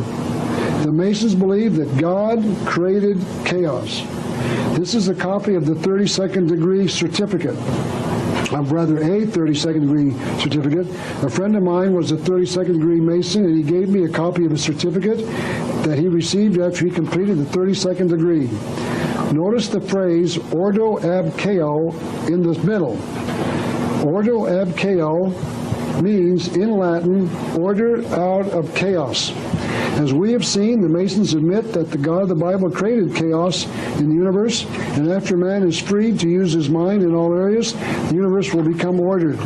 The Masons have decided it. As we've already seen, they will create Masonic religion, Masonic law, and Masonic property. And they call this condition, quote, order, unquote, instead of the chaos created by the God of the Bible. Pierre-Joseph Proudhon, the socialist, summarized it best when he said the same thing. God is tyranny. God is evil. God is nothing more than the executor of my reason. And Terry Cole Whitaker, the New Age leader I've quoted before, tells us that this will be the future of the New World. The New World will be a world in which there will be none of the things that make up the misery of the old world today, meaning the old world order. We have an opportunity to create a new reality and to put an end to the old. That means that in the New World Order there will be no more morality. Each man will be free to decide for himself what is right and wrong. It is true. It is not just the Masons who want to abolish religion. You might remember the quote that I read earlier in this lecture from Franklin Roosevelt's speech of October the 27th, 1941, to the nation.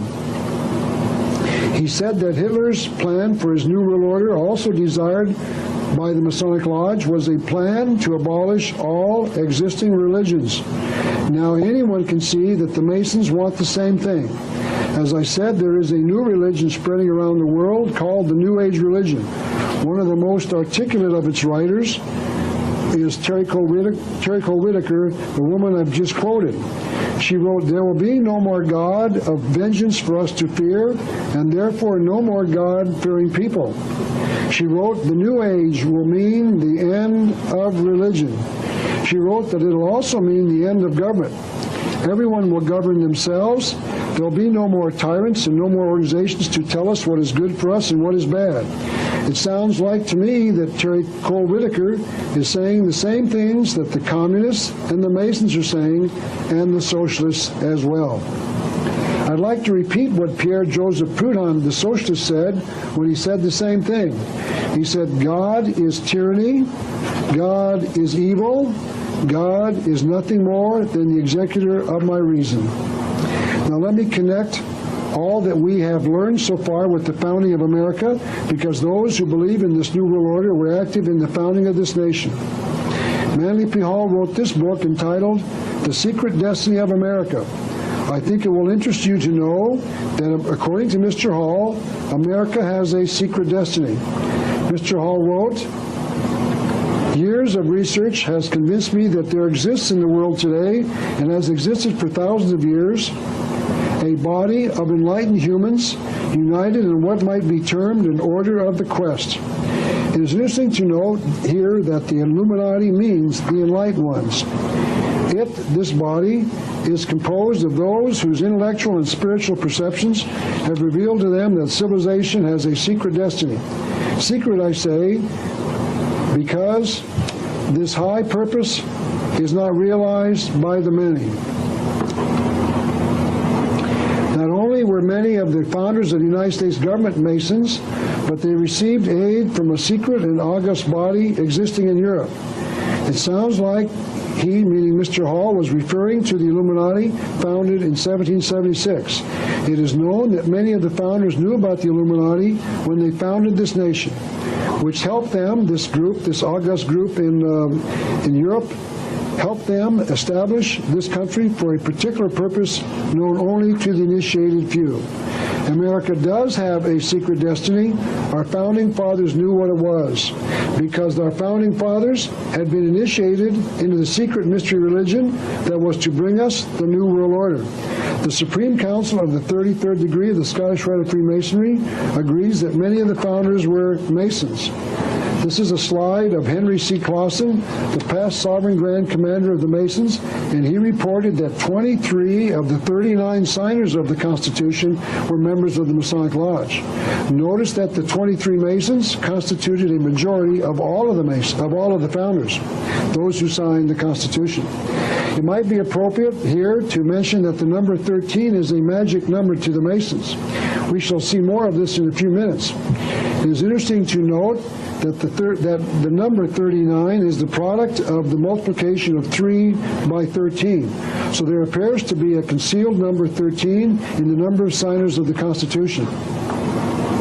Manly P. Hall told us Benjamin Franklin spoke for the Order of the Quest, and most of the men who worked with him in the early days of the American Revolution were also members. Now, history has recorded that Benjamin Franklin was a very visible member of the Masonic Order, and Mr. Hall is now telling us that he was also a spokesman for the Order of the Quest. This is the drawing of Mr. Franklin in his Masonic attire. Now let us return to America's secret destiny. I'd like to show you the two sides of the Great Seal of the United States. You will no doubt recognize them because these two seals are reproduced on the back of the dollar bill. This is called the obverse side, meaning the front side, the eagle side, and this is a little different version of the same seal that we see whenever the President of the United States speaks to the public. But at least it is more recognizable than the reverse side, meaning the back side of the Great Seal of the United States. These two seals were adopted in 1782 by the founding fathers of the United States, but the reverse side was not shown to the American people until 1935. This is the copy of the original paperwork that President Franklin Roosevelt signed, putting the Great Seal of the United States on the back of the dollar bill. And this is a photograph of Franklin Roosevelt seated in the middle, in the center, in his Masonic apron. If you will notice, you'll see the white apron around his waist.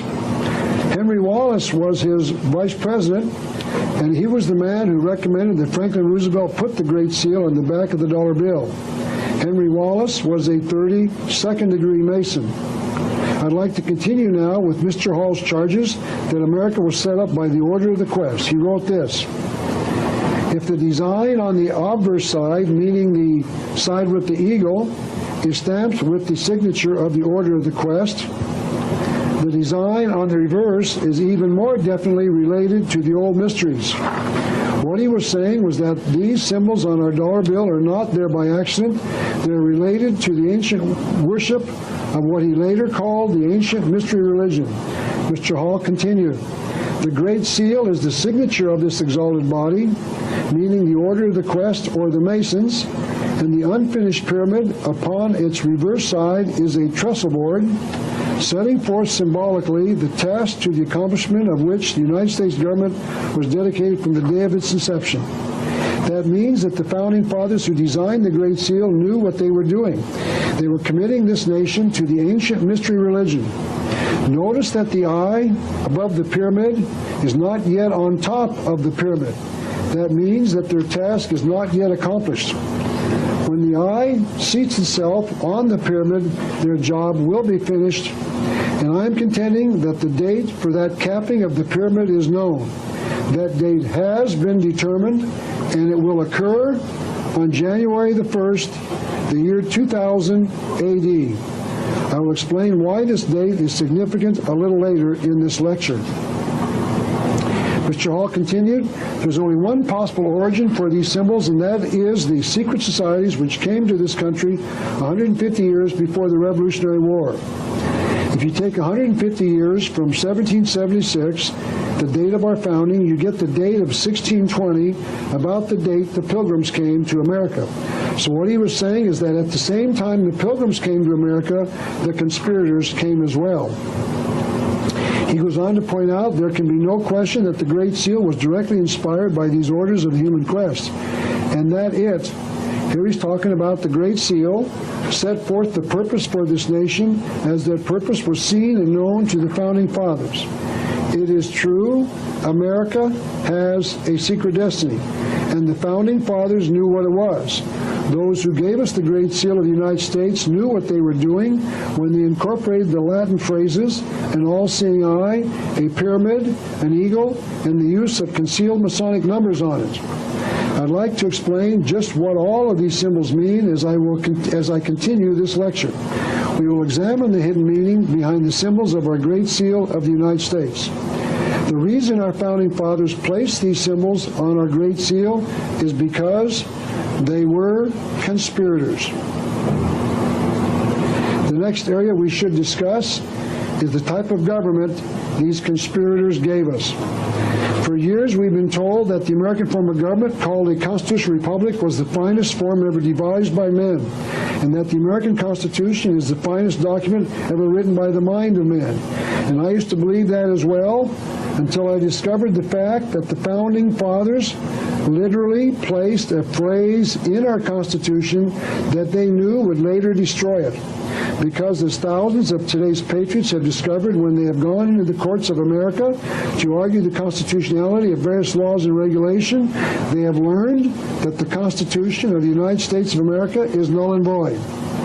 There are no constitutional rights in the courts of the United States today. And the reason that this is so is because the nation's Founding Fathers set it up so that there wouldn't be any. And the reason they did that was because they were members of the Masons or of a broader organization apparently called the Order of the Quest.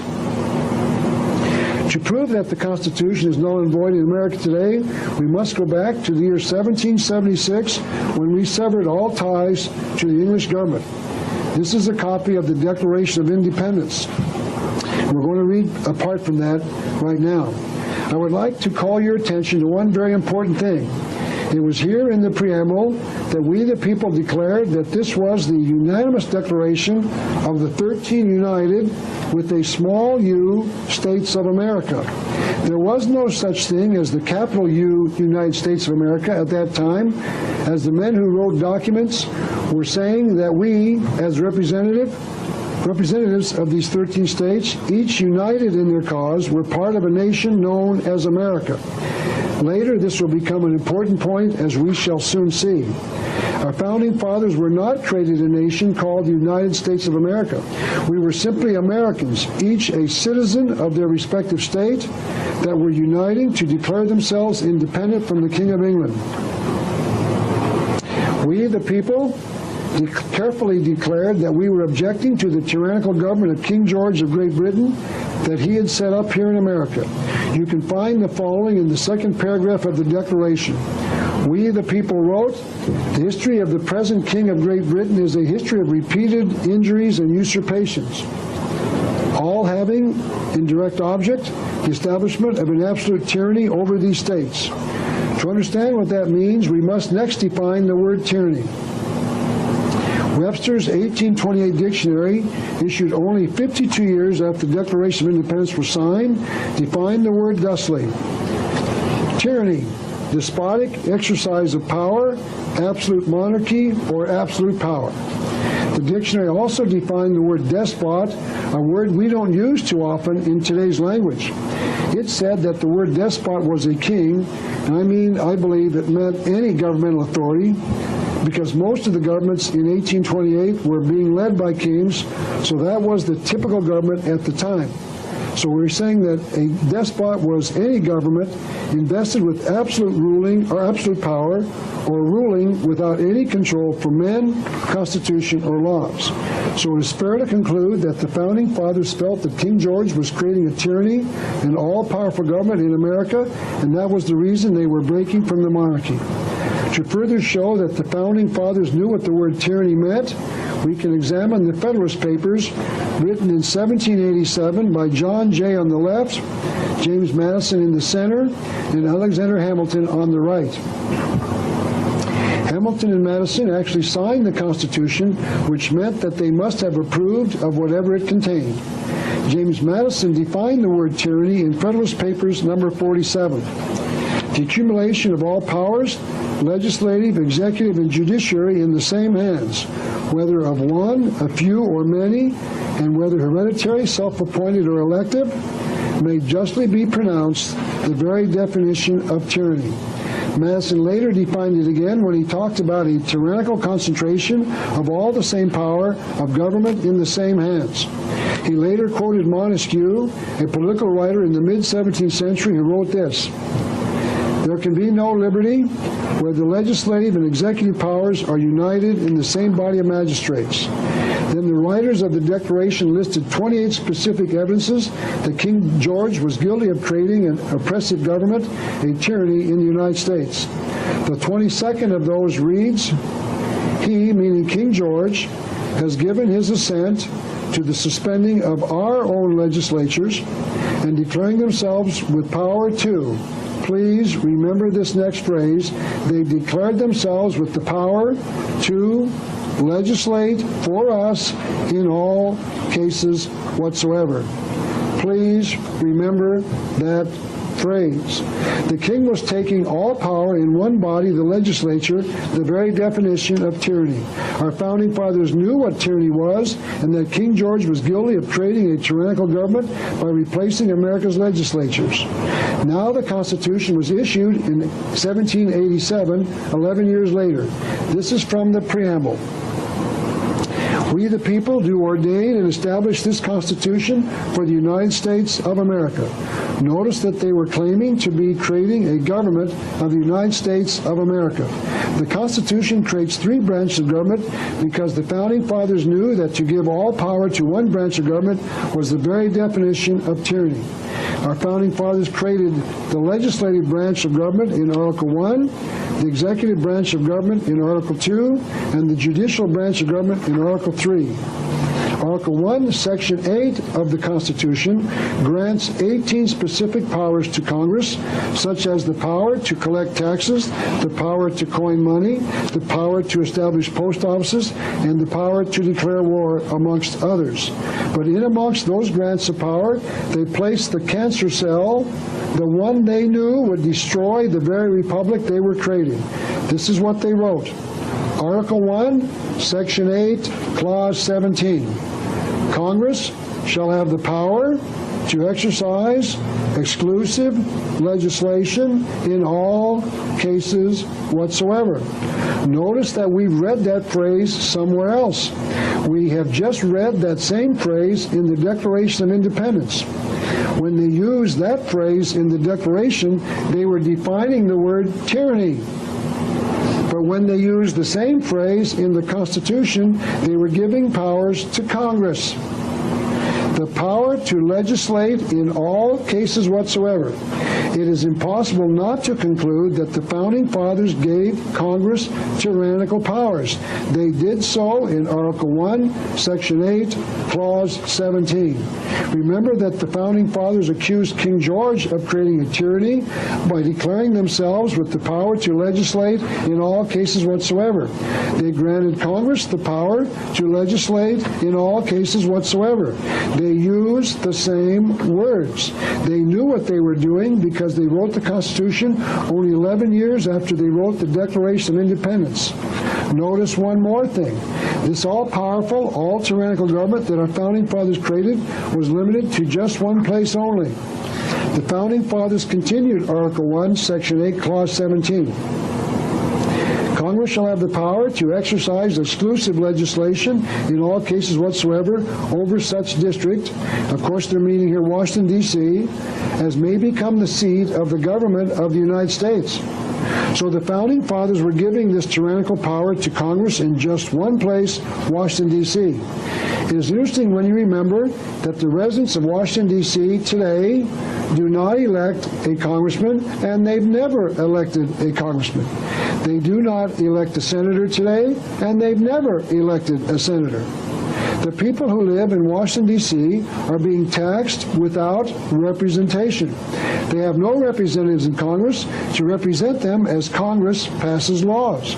Their affairs are being handled by Congress, and this is called, quite simply, taxation without representation.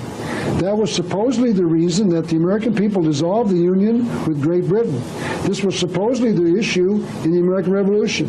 The American people were breaking with the English government because they were being taxed without having any representation in how that money was collected or utilized. But our Founding Fathers set up a government that could tax the citizens in Washington, D.C. without any representation. This is very strange indeed. This limited grant of power is limited to only one part of America. These congressmen have this power, this tyrannical power, only in Washington, D.C.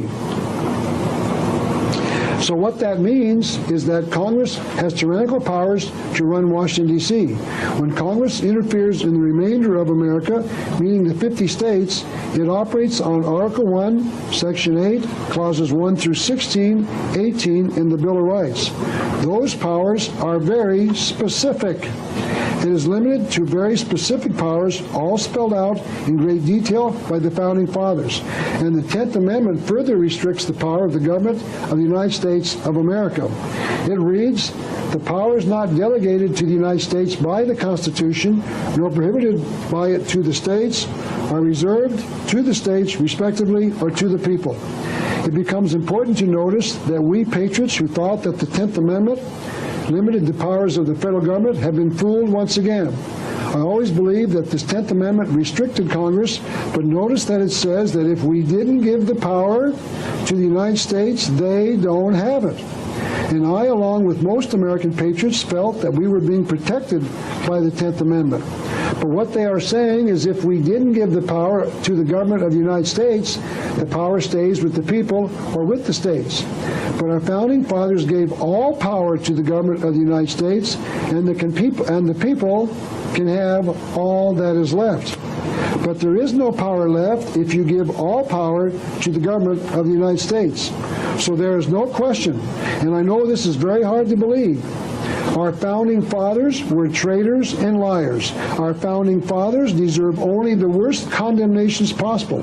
Our Founding Fathers deserve to be ranked with the worst scoundrels of all time. So the Founding Fathers gave Congress unlimited power to run Washington, D.C. Notice that they wrote the Constitution for the United States of America. But when they created the government in Washington, D.C., they called it the government of the United States. They were creating two separate constitutional governments in America. One is called the government of the United States, which administers Washington, D.C. with tyrannical powers, and the second is called the government of the United States of America, which administers the constitutional powers over the 50 states. It is called a limited republic with specified powers.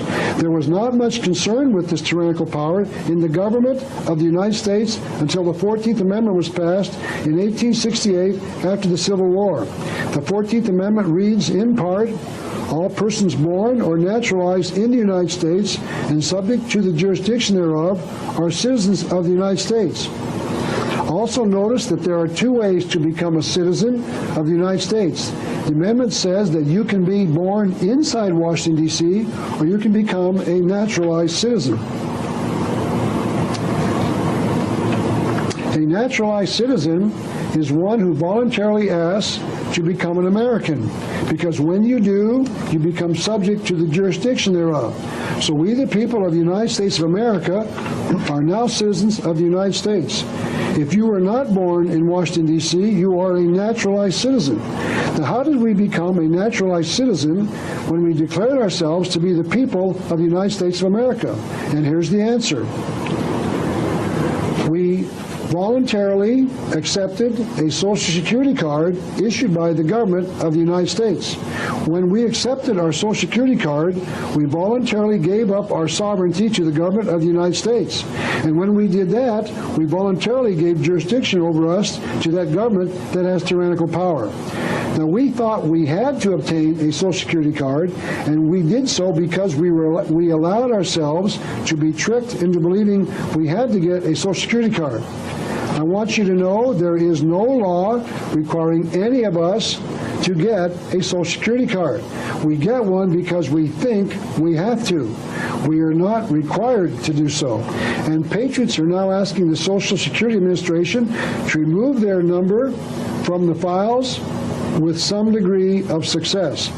This is a letter showing that the tax is voluntary. It was written by the Department of Health, Education, and Welfare.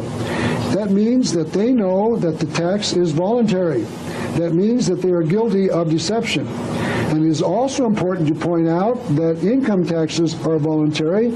Income taxes are not law required. They're not mandatory. I am a self-employed writer and publisher, and I pay an estimated tax each quarter, and to do so I use this form called the 1040-ES. The paragraph in the top middle, underlined in blue, reads as follows: Who must make estimated tax payments? Notice what it says. These rules, these laws, no, it says these rules apply to U.S. citizens. Notice that the IRS says that these are rules, not laws, and that these rules apply only to U.S. citizens. Only U.S. citizens must pay the tax. So if you are neither a naturalized U.S. citizen nor born in Washington, D.C., it appears as if you do not have to pay a tax under these rules. I am not saying that you must not pay taxes. I am saying that it appears as if these rules only apply to persons born in Washington, D.C., or to naturalized citizens who have voluntarily given the government in Washington, D.C. jurisdiction over their person. Let me provide you with one more evidence that there are two governments in the United States.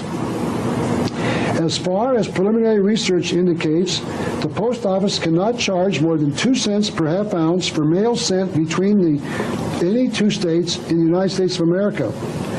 Any shipment of a piece of mail between any two states is called non-domestic mail, and the United States government apparently has no jurisdiction over anything more than that. This is a letter sent to me from Florida. Notice that the envelope bearing the 2-cent stamp used to pay the postage for it was not marked "Return for Postage." It went through. Notice that the wording that the sender put on the letter under the stamp. The letter went through without postage due. And this is the wording that the sender used to get the mail through for 2 cents. The non-domestic letter rate of 2 cents per half ounce is established by congressional law, 12 statutes at large, Chapter 71, Section 23. Any other rate constitutes a criminal violation of USC, United States Code 1728. So what I am saying is that someone in the U.S. Postal Service knows that there are two governments in the United States. There's one more evidence that we are right. The draft of civilians into the United States Armed Forces is not constitutional under the powers granted to the government of the United States of America. The draft was passed by the Congress, which was exercising its tyrannical power to legislate in all cases whatsoever. Those who have gone through the induction ceremony tell me that each draftee is asked to take one step forward as they enlist. This is reportedly the one step that each draftee takes to indicate that he is doing so voluntarily. He is indicating that he is voluntarily taking one step forward so that he is giving jurisdiction to the government of the United States. I have been told that if he stands pat, in other words, if he does not take the step forward, giving jurisdiction to the government, there is nothing that the government can do to the draftee. I want to make it clear that I am not recommending that anyone stop paying taxes, nor that they send mail inside the 50 states for 2 cents, nor that they get out of the Social Security system, nor that they avoid the draft by not taking that one step forward.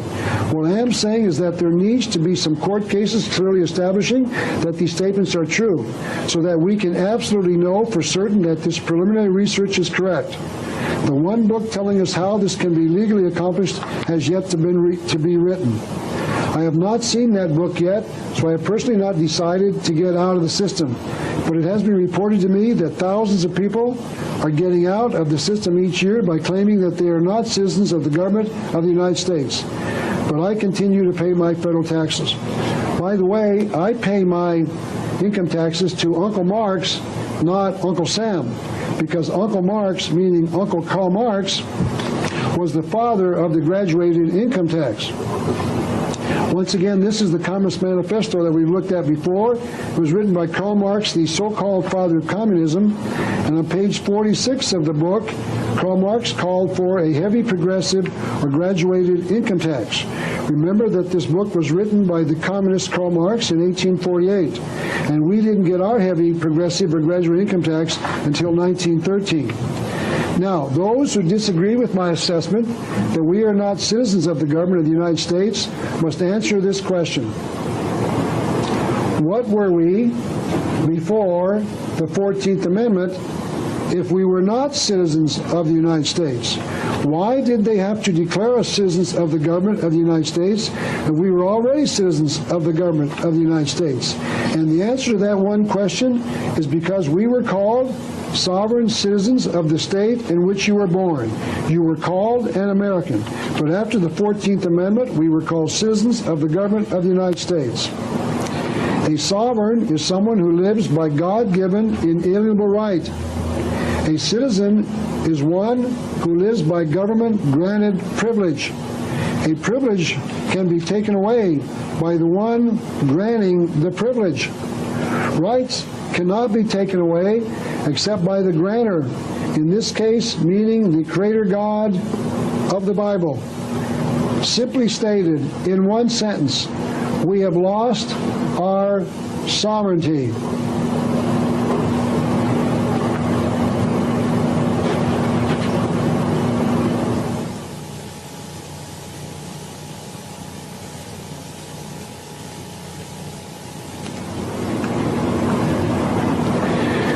To pose a question to those who believe my position is incorrect on Article 1, Section 8, Clause 17, being the clause that gives government tyrannical power. If I am wrong where I claim that the powers we gave Congress are very specific, and if we did not specifically grant government any specific power, they do not have it. Where did the Founding Fathers give Congress the power to tax us, to build a space telescope, to take pictures of the distant planets? How could our Founding Fathers have envisioned such such a thing.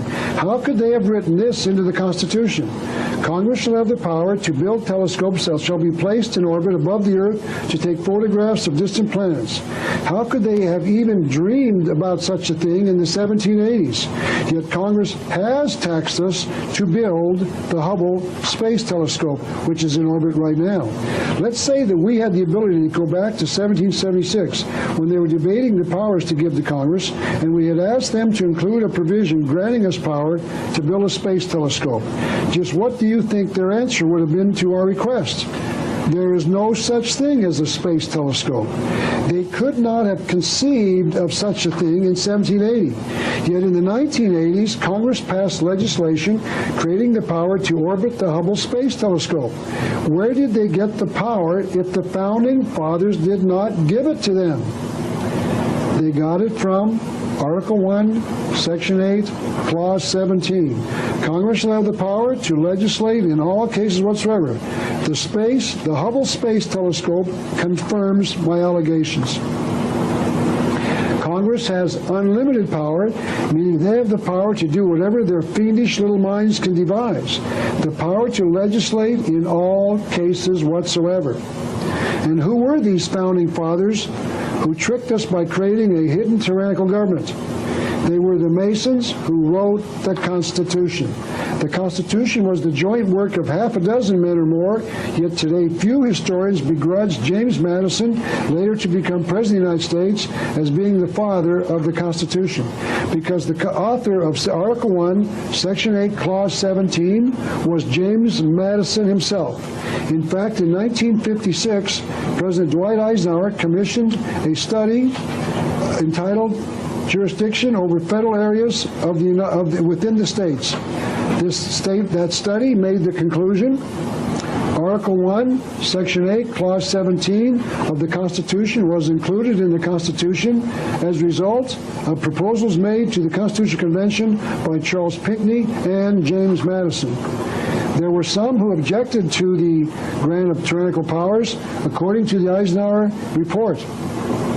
Objections made by Patrick Henry and others based upon the dangers to personal rights and liberties which Clause 17 presented were anticipated or replied to by Mr. Madison.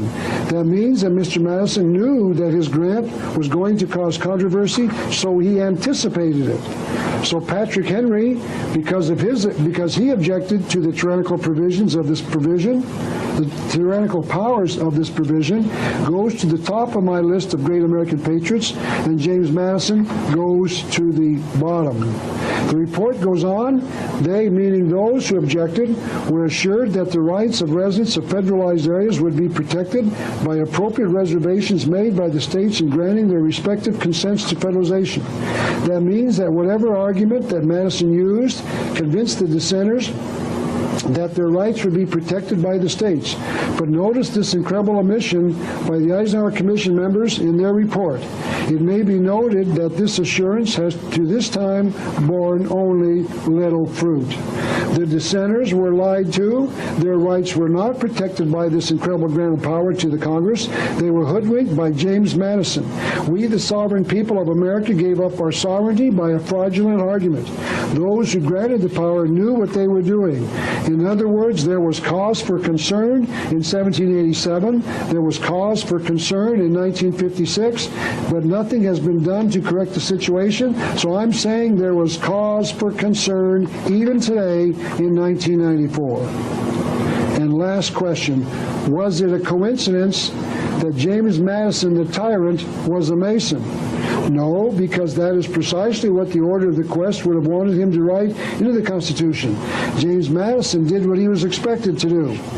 This is an official list of the presidents who have been Masons prepared by the Masonic Lodge itself.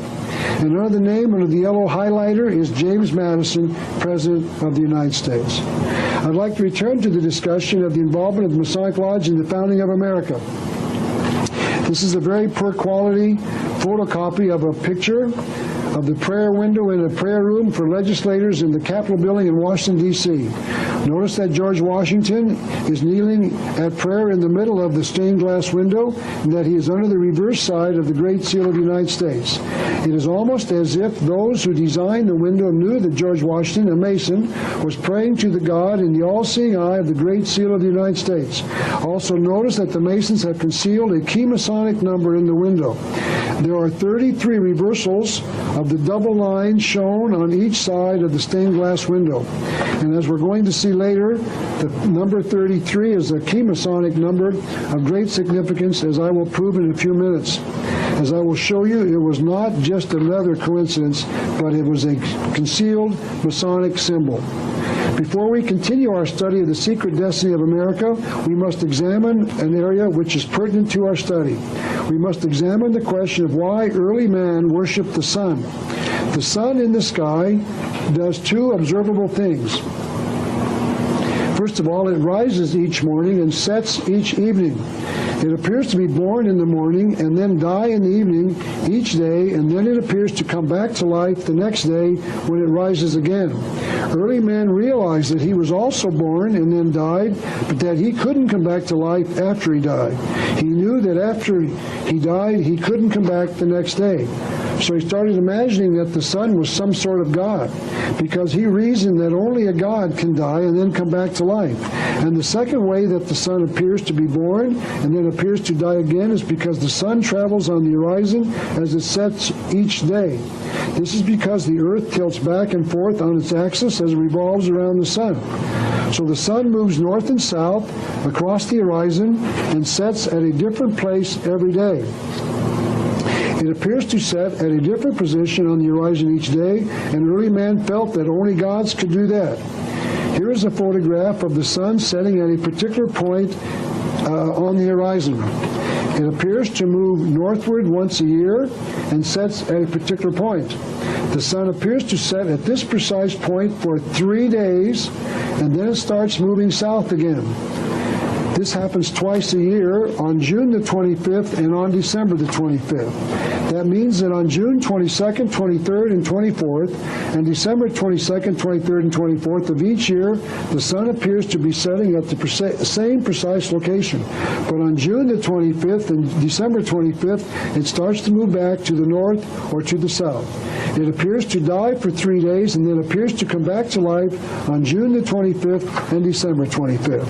And since only gods can die and come back to life, early man reasoned that this was further evidence that the sun must be a god. Now, there is actually a word to describe this activity of the sun. It is called the solstice, meaning when the sun is farthest away from the equator. It occurs twice a year, on June the 22nd and on December the 22nd each year. According to this book, entitled An ABC of Witchcraft, written by a practicing witch, the witches make a holiday out of each solstice. She wrote this: the winter solstice celebrates the rebirth of the sun. Not only do the witches worship the sun god on the winter solstice, others do as well. Albert Pike wrote this on page 77 of Morals and Dogma.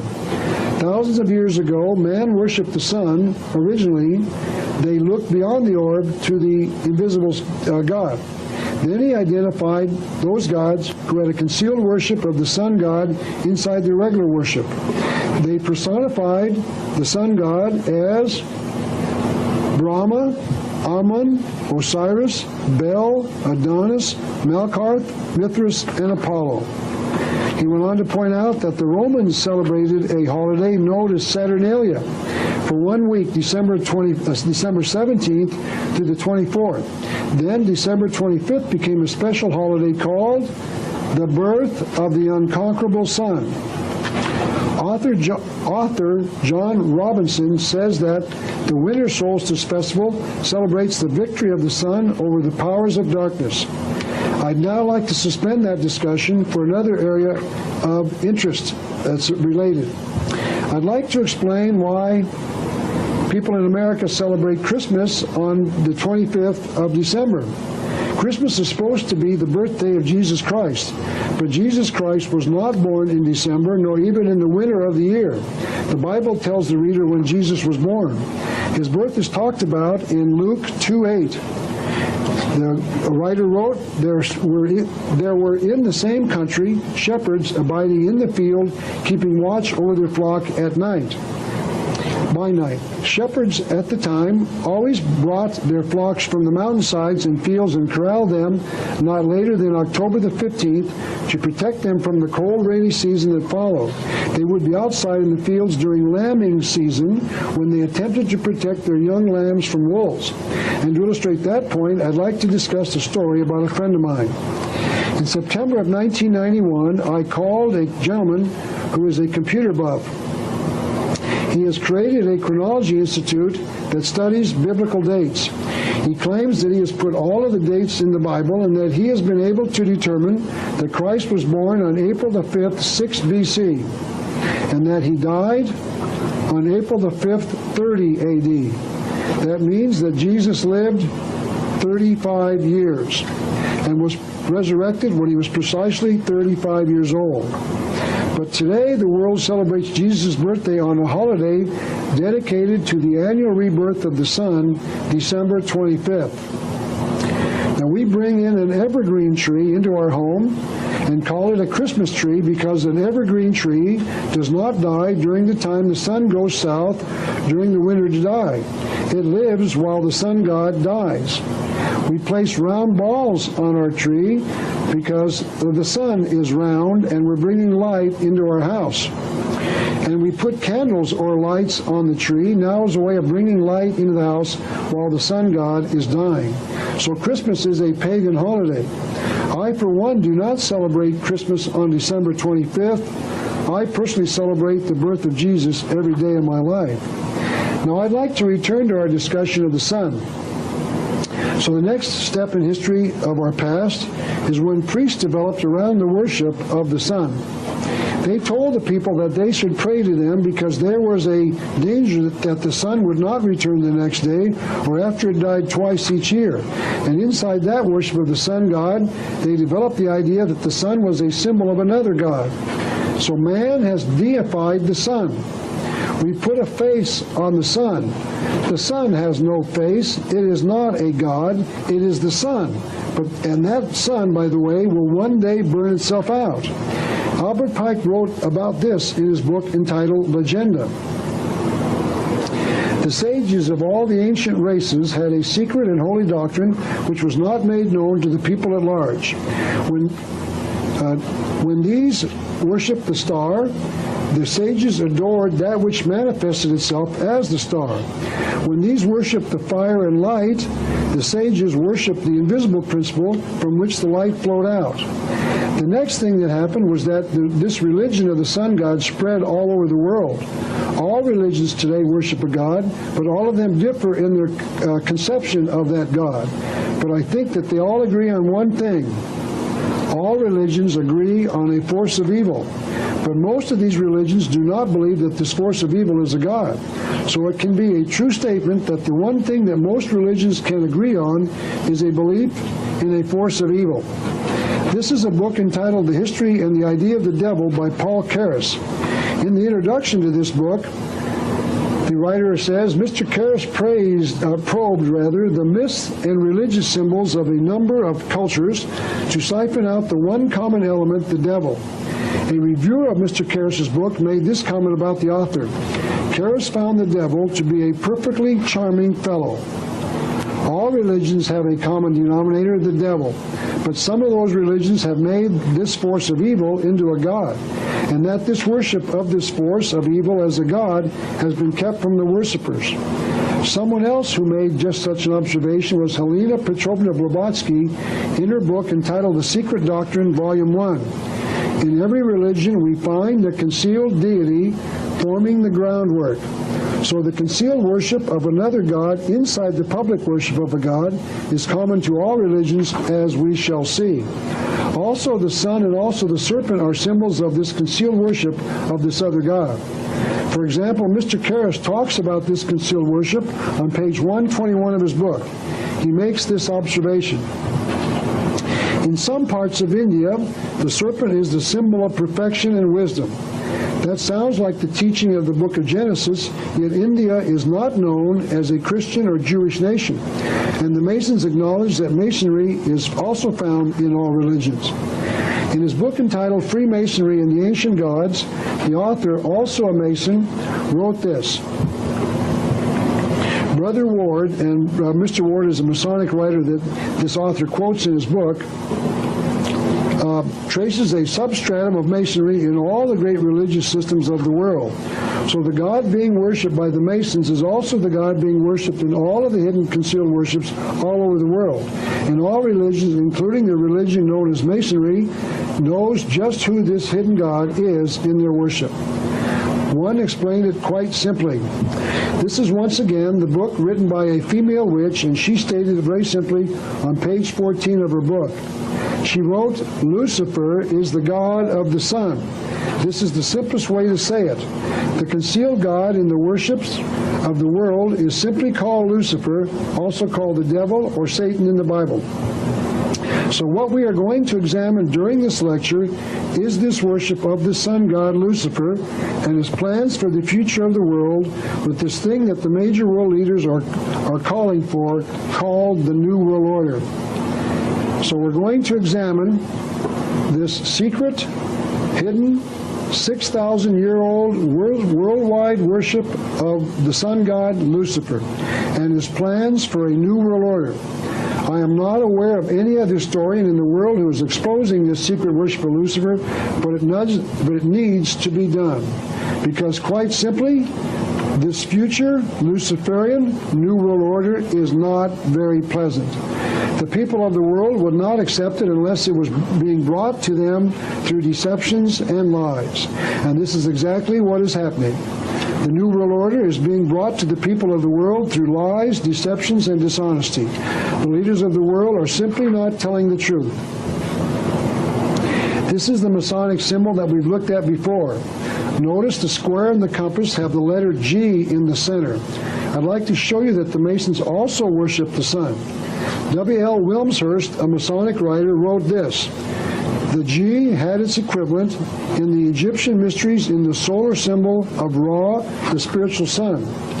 In an article that appeared in the Masonic New Age magazine, July 1985, the author said, in ancient symbolism, the square signified the earth, while the circle, a figure produced with the compasses, signified the sun or the heavens. Remember that the circle is a symbol of the sun, and that the Masons proudly display a compass, an object that can produce a circle, in their symbol. Another Masonic magazine called the Royal Arch Mason added this comment. In the Egyptian mythology, the circle was a hieroglyphic symbol, or sign rather, or emblem of the sun god Ra. Now this is a slide of a gold head of the Egyptian sun god Ra. It consists of a ram with the sun disk on its head and two cobras around its temple. The cobra, of course, is a snake.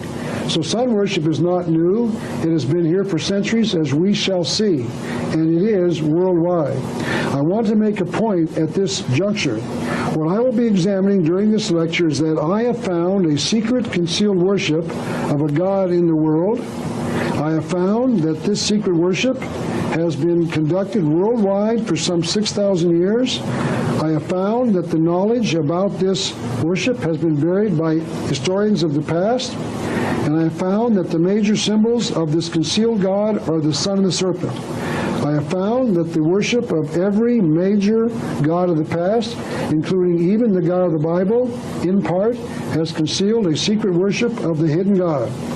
And that means that for 6,000 years, man has been worshiping a hidden God right in front of the world, and the world has not taken notice of it. And that statement is probably the single most important historic truth in the world, probably second only to the simple historic truth that Jesus Christ was born in Bethlehem 2,000 years ago. because the fact that this concealed worship has been kept secret from mankind for centuries has directly affected every aspect of our lives. Briefly stated once again, the God worship for 6,000 years behind the symbolism of the sun and the serpent is Lucifer, also called Satan or the devil in the Bible. What we are going to examine in the remainder of this lecture is this worship of the sun god Lucifer and his plans for the future with this thing that the major world leaders are calling for, called the New World Order. It shall be my intent to expose you to the secret, hidden, 6,000-year-old worldwide worship of Lucifer and his plans for a new world order. Let me continue our study of the worship of the sun god Lucifer on this earth. This is a picture taken from a Life magazine of a couple years ago, and this is a picture of a Mayan temple at Chichen Itza. And the article quotes a Mayan prayer to the sun. You are God, our Father, our Master in the sky. Sun, sun, you shed your light on us. The sun is a symbol of another God, and the light is the truth that God teaches us. Another Mason, Wilfred Gregson, wrote this about the serpents built into the monuments at Chichen Itza. One symbol of great prominence throughout all ancient civilizations is the snake or serpent, where it symbolized divine wisdom. So the next symbol we must study is the snake or serpent. This is a real snake, of course, and in the Bible, Lucifer appeared to man as a snake. But ever since, man has been worshiping the snake as a god. Snake worship is universal and timeless. This is a book entitled Serpent in the Sky, and its cover shows a piece of Egyptian artwork in gold. On the piece of gold, we see a man being carried to the heavens by a serpent. The green arrow points to the hieroglyphic symbol of a man seated on the back of the serpent. And in this picture, the green arrow points to the head of the snake flying the man's to the heavens. And lastly, these are the stars the snake is taking the man to in the heavens. So the lesson is that man can get to heaven, meaning he can reach God on the back of a snake. This is an article that proclaims that Hopi Indian leaders prefer that the American government not build a particular project because it will disturb the ground where many snakes live. There are many who believe that the Hopi Indians are the most spiritual of all the Indian tribes. The article quotes a Hopi tribal leader as saying, "We use snakes for our prayers. They are our messengers. These snakes, are our brothers. They are closer to the earth." So the snake takes a message to the god of the Hopis. Snake worship is universal and timeless. This is a drawing of a coin from the city of Tyre.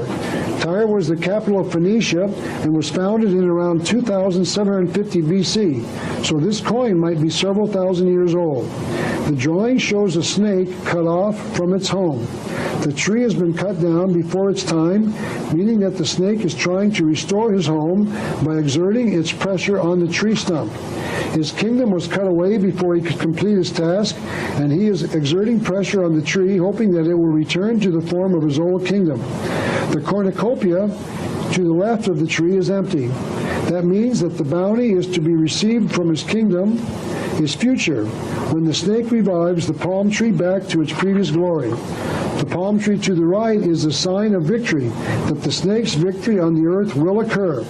In other words, the snake will succeed in bringing his paradise to the earth, and that paradise is called the New World Order. This is a drawing of the Aztec sun calendar on the cover of a book published by Reader's Digest. This picture shows the calendar in its entirety. The face in the center is a symbol of the sun god and, of course, is a circle. And this is the same calendar cut away to reveal the existence of two enormous snakes around the circle. The heads of the snake on either side are on either side of where 6 o'clock would be, and their tails are at the top of the circle. And the next slide is a more recent example of the snake as some sort of symbol.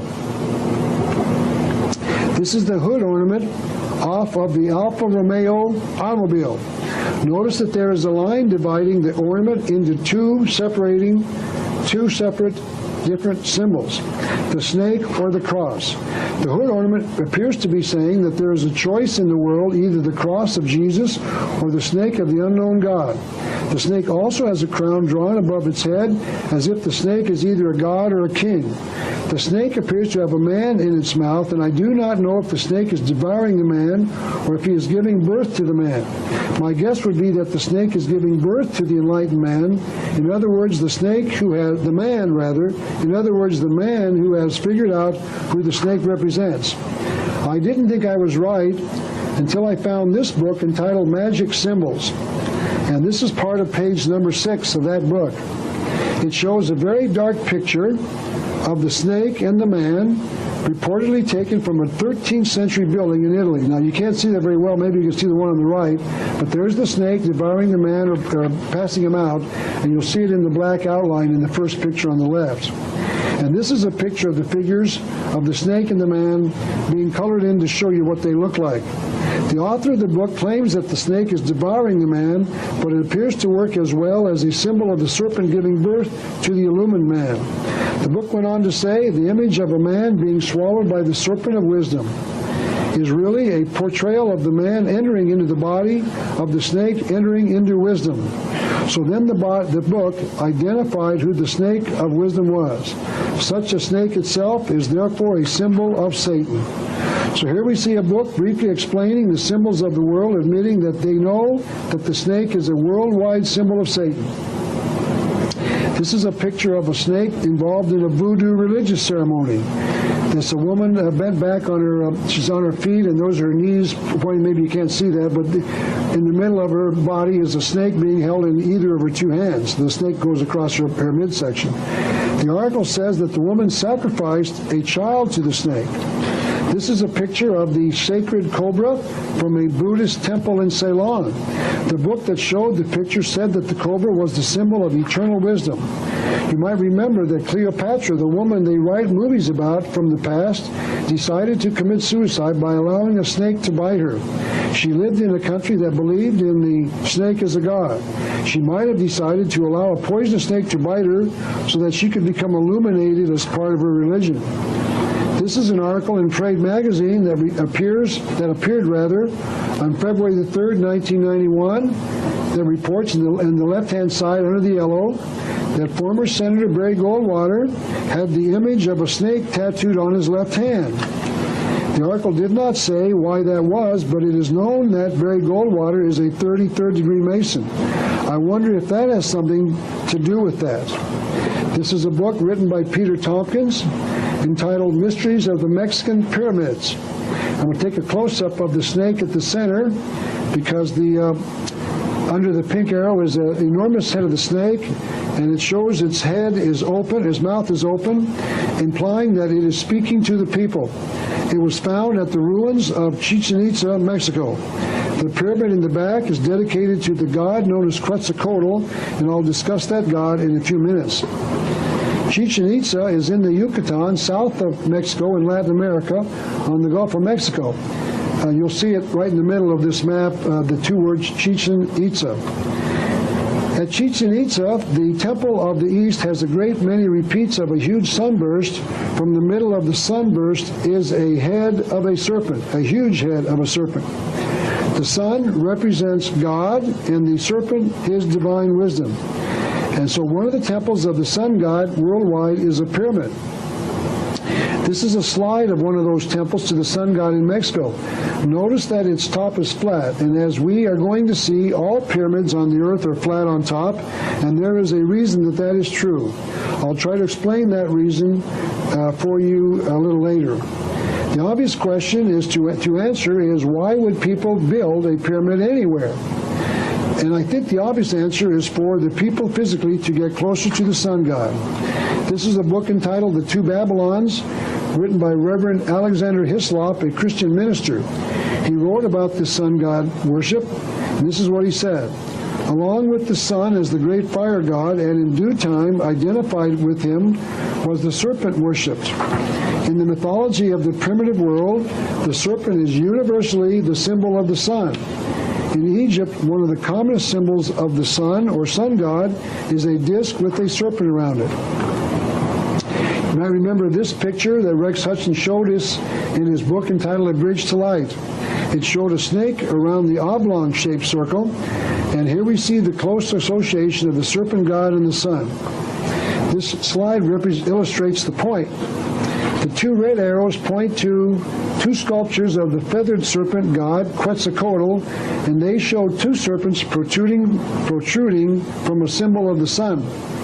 Those rock figures are on a wall of a temple to the sun god Quetzalcoatl in a Mayan village in Latin America. The green arrow points to a stone portrait of my former mother-in-law, and I don't know how that picture or that statue got down there. We will continue to see that association as we continue this lecture.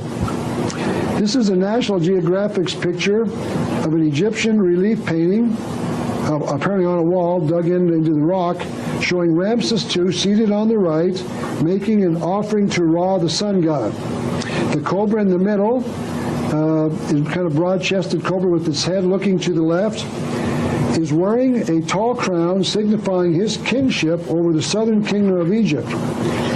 This is a picture of a sacred cobra shown at about 1 o'clock, crowned with a sun disk. Here it's slightly covered with blue, and above his head is a sun disk. Amun is seated inside a mountain with the crowned cobra outside, and Amun also has a round sun disk on his head.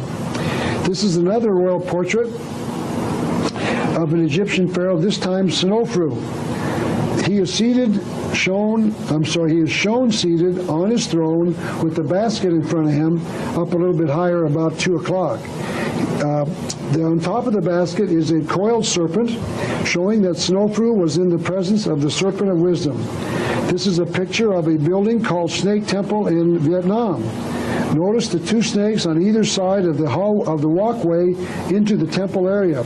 So building temples with snakes around them or in them is not confined to just one part of the world. It is not a local practice. It is worldwide, and we will continue our discussion of the snake in religious worship worldwide in the next session.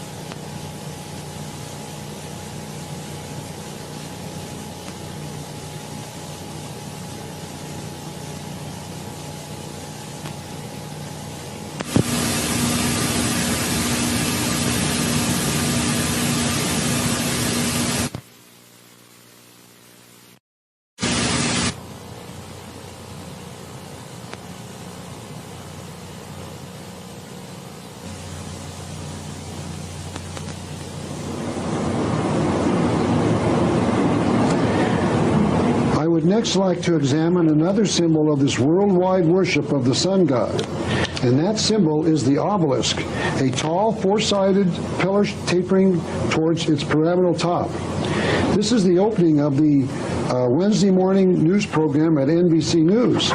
Since this is a morning news show, it is presumed that this is a picture of a sunrise rather than of a sunset, but notice that the picture of the sunrise was specifically taken with the obelisk in the front.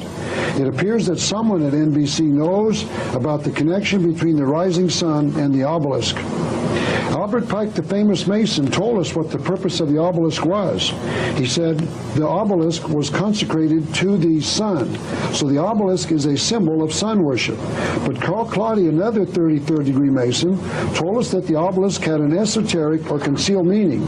He wrote this: "The initiate of old saw in the obelisk the very spirit of the god he worshipped. In Egypt, the obelisk stood for the very presence of the sun god himself." Please repeat that. Please remember that. In Egypt, the obelisk stood for the very presence of the sun god himself. So the obelisk stands for the very presence of the sun god wherever it's located. Now I'd like to explain that the sun god is Lucifer. We'll be covering that for the next several sections about this to show you that the sun god is and always has been Lucifer, Satan, the devil. Now here's an obelisk with a specific connection with sun god worship. This obelisk was erected in 1596 by King Henry IV after a victory in a war. Note that there are 12 blocks in the obelisk, with the pyramid on top being the 13th. So here we see the Masonic number 13 hidden in the number of blocks in the obelisk. We'll see that concealed number 13 again in another obelisk of great importance a little later. And this is a close-up of the top, and it shows a sun and a crown on top. That appears to mean that the sun is a god or a king. If this is a concealed message that King Henry IV was claiming that his victory in the war was due to the Lord of the world, the sun god, it might very well be. This is a page from a catalog produced by Barnes & Noble booksellers. They sell various art objects, one of which is this miniature obelisk. And if you could read the caption to the side, it would say that the obelisk is 13 inches high. I do not believe that this is a coincidence. Those who produced this miniature obelisk knew the symbology of the number 13, and they made their obelisk precisely that high. Before I continue my discussion of the obelisk as a symbol to the Masons, I'd like to explain why the number 33 is so important to the Masons. It is a symbolic number, as we shall see. This is a drawing of the human backbone. If you count the number of vertebrae, you will find that they number 32. There are 32 vertebrae in the human backbone. That would make the skull the 33rd vertebrae because it is connected to the backbone at the top. The skull is the location of the brain, therefore it is the seat of the human ability to reason. And as we have seen, the Masons worship the mind, the seat of the human reason. And to prove that, I'd like to refer to this book entitled Deadly Deception by a 33rd degree Mason named Jim Shaw. Mr. Shaw became a Christian during the interval between his 32nd and 33rd degrees of the Masonic Order. So he was not a Christian when he was invited to become a 33rd degree Mason. But before he went, he made a decision about Christ. He wrote this about his 33rd degree Masonic initiation ceremony. One of the conductors then handed the candidate a human skull upside down with wine in it. And then Mr. Shaw states that the initiate was asked to drink from it. A few years ago, while I was touring a museum in Florida, the guide who was taking a group of us through the exhibits told us that headhunters from the jungles of South America sever the head from their victim, remove the skull, and then drink blood from it. This is supposed to impart the wisdom of the vanquished to the victor. And here we see the Masons duplicating the ceremony for apparently the same reason.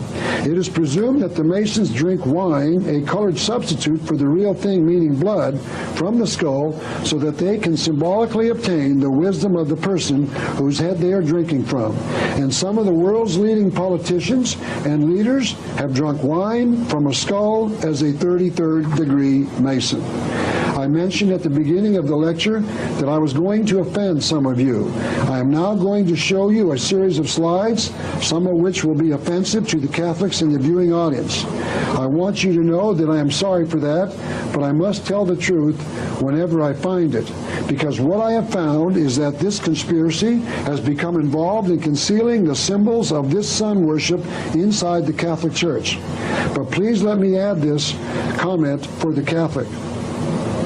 Catholics do not become conspirators. Conspirators become Catholics. But I must hasten to add, if these slides offend you, do not take it up with me, but ask your church why they are utilizing these Masonic or Luciferic symbols in their religion. As I said once before, I was a Catholic for 39 years of my life, and I only wish that someone had shown me these slides years before, because I would have been offended and then asked the church for some answers. And if I couldn't have found any, I would have come out a lot sooner than I did. So Catholic, if you are offended at these slides, do not be offended at me. I am only the messenger. You should be offended by the message. This conspiracy has infiltrated your church, and I'm only trying to point out how that has happened and what these symbols mean. Let me start by showing you some slides of the magnificent Gothic cathedrals constructed by the Catholic Church. Then I'd like to explain that they contain some Masonic symbols in their building walls. Let me first show you a picture of the Notre Dame Cathedral in Paris, France.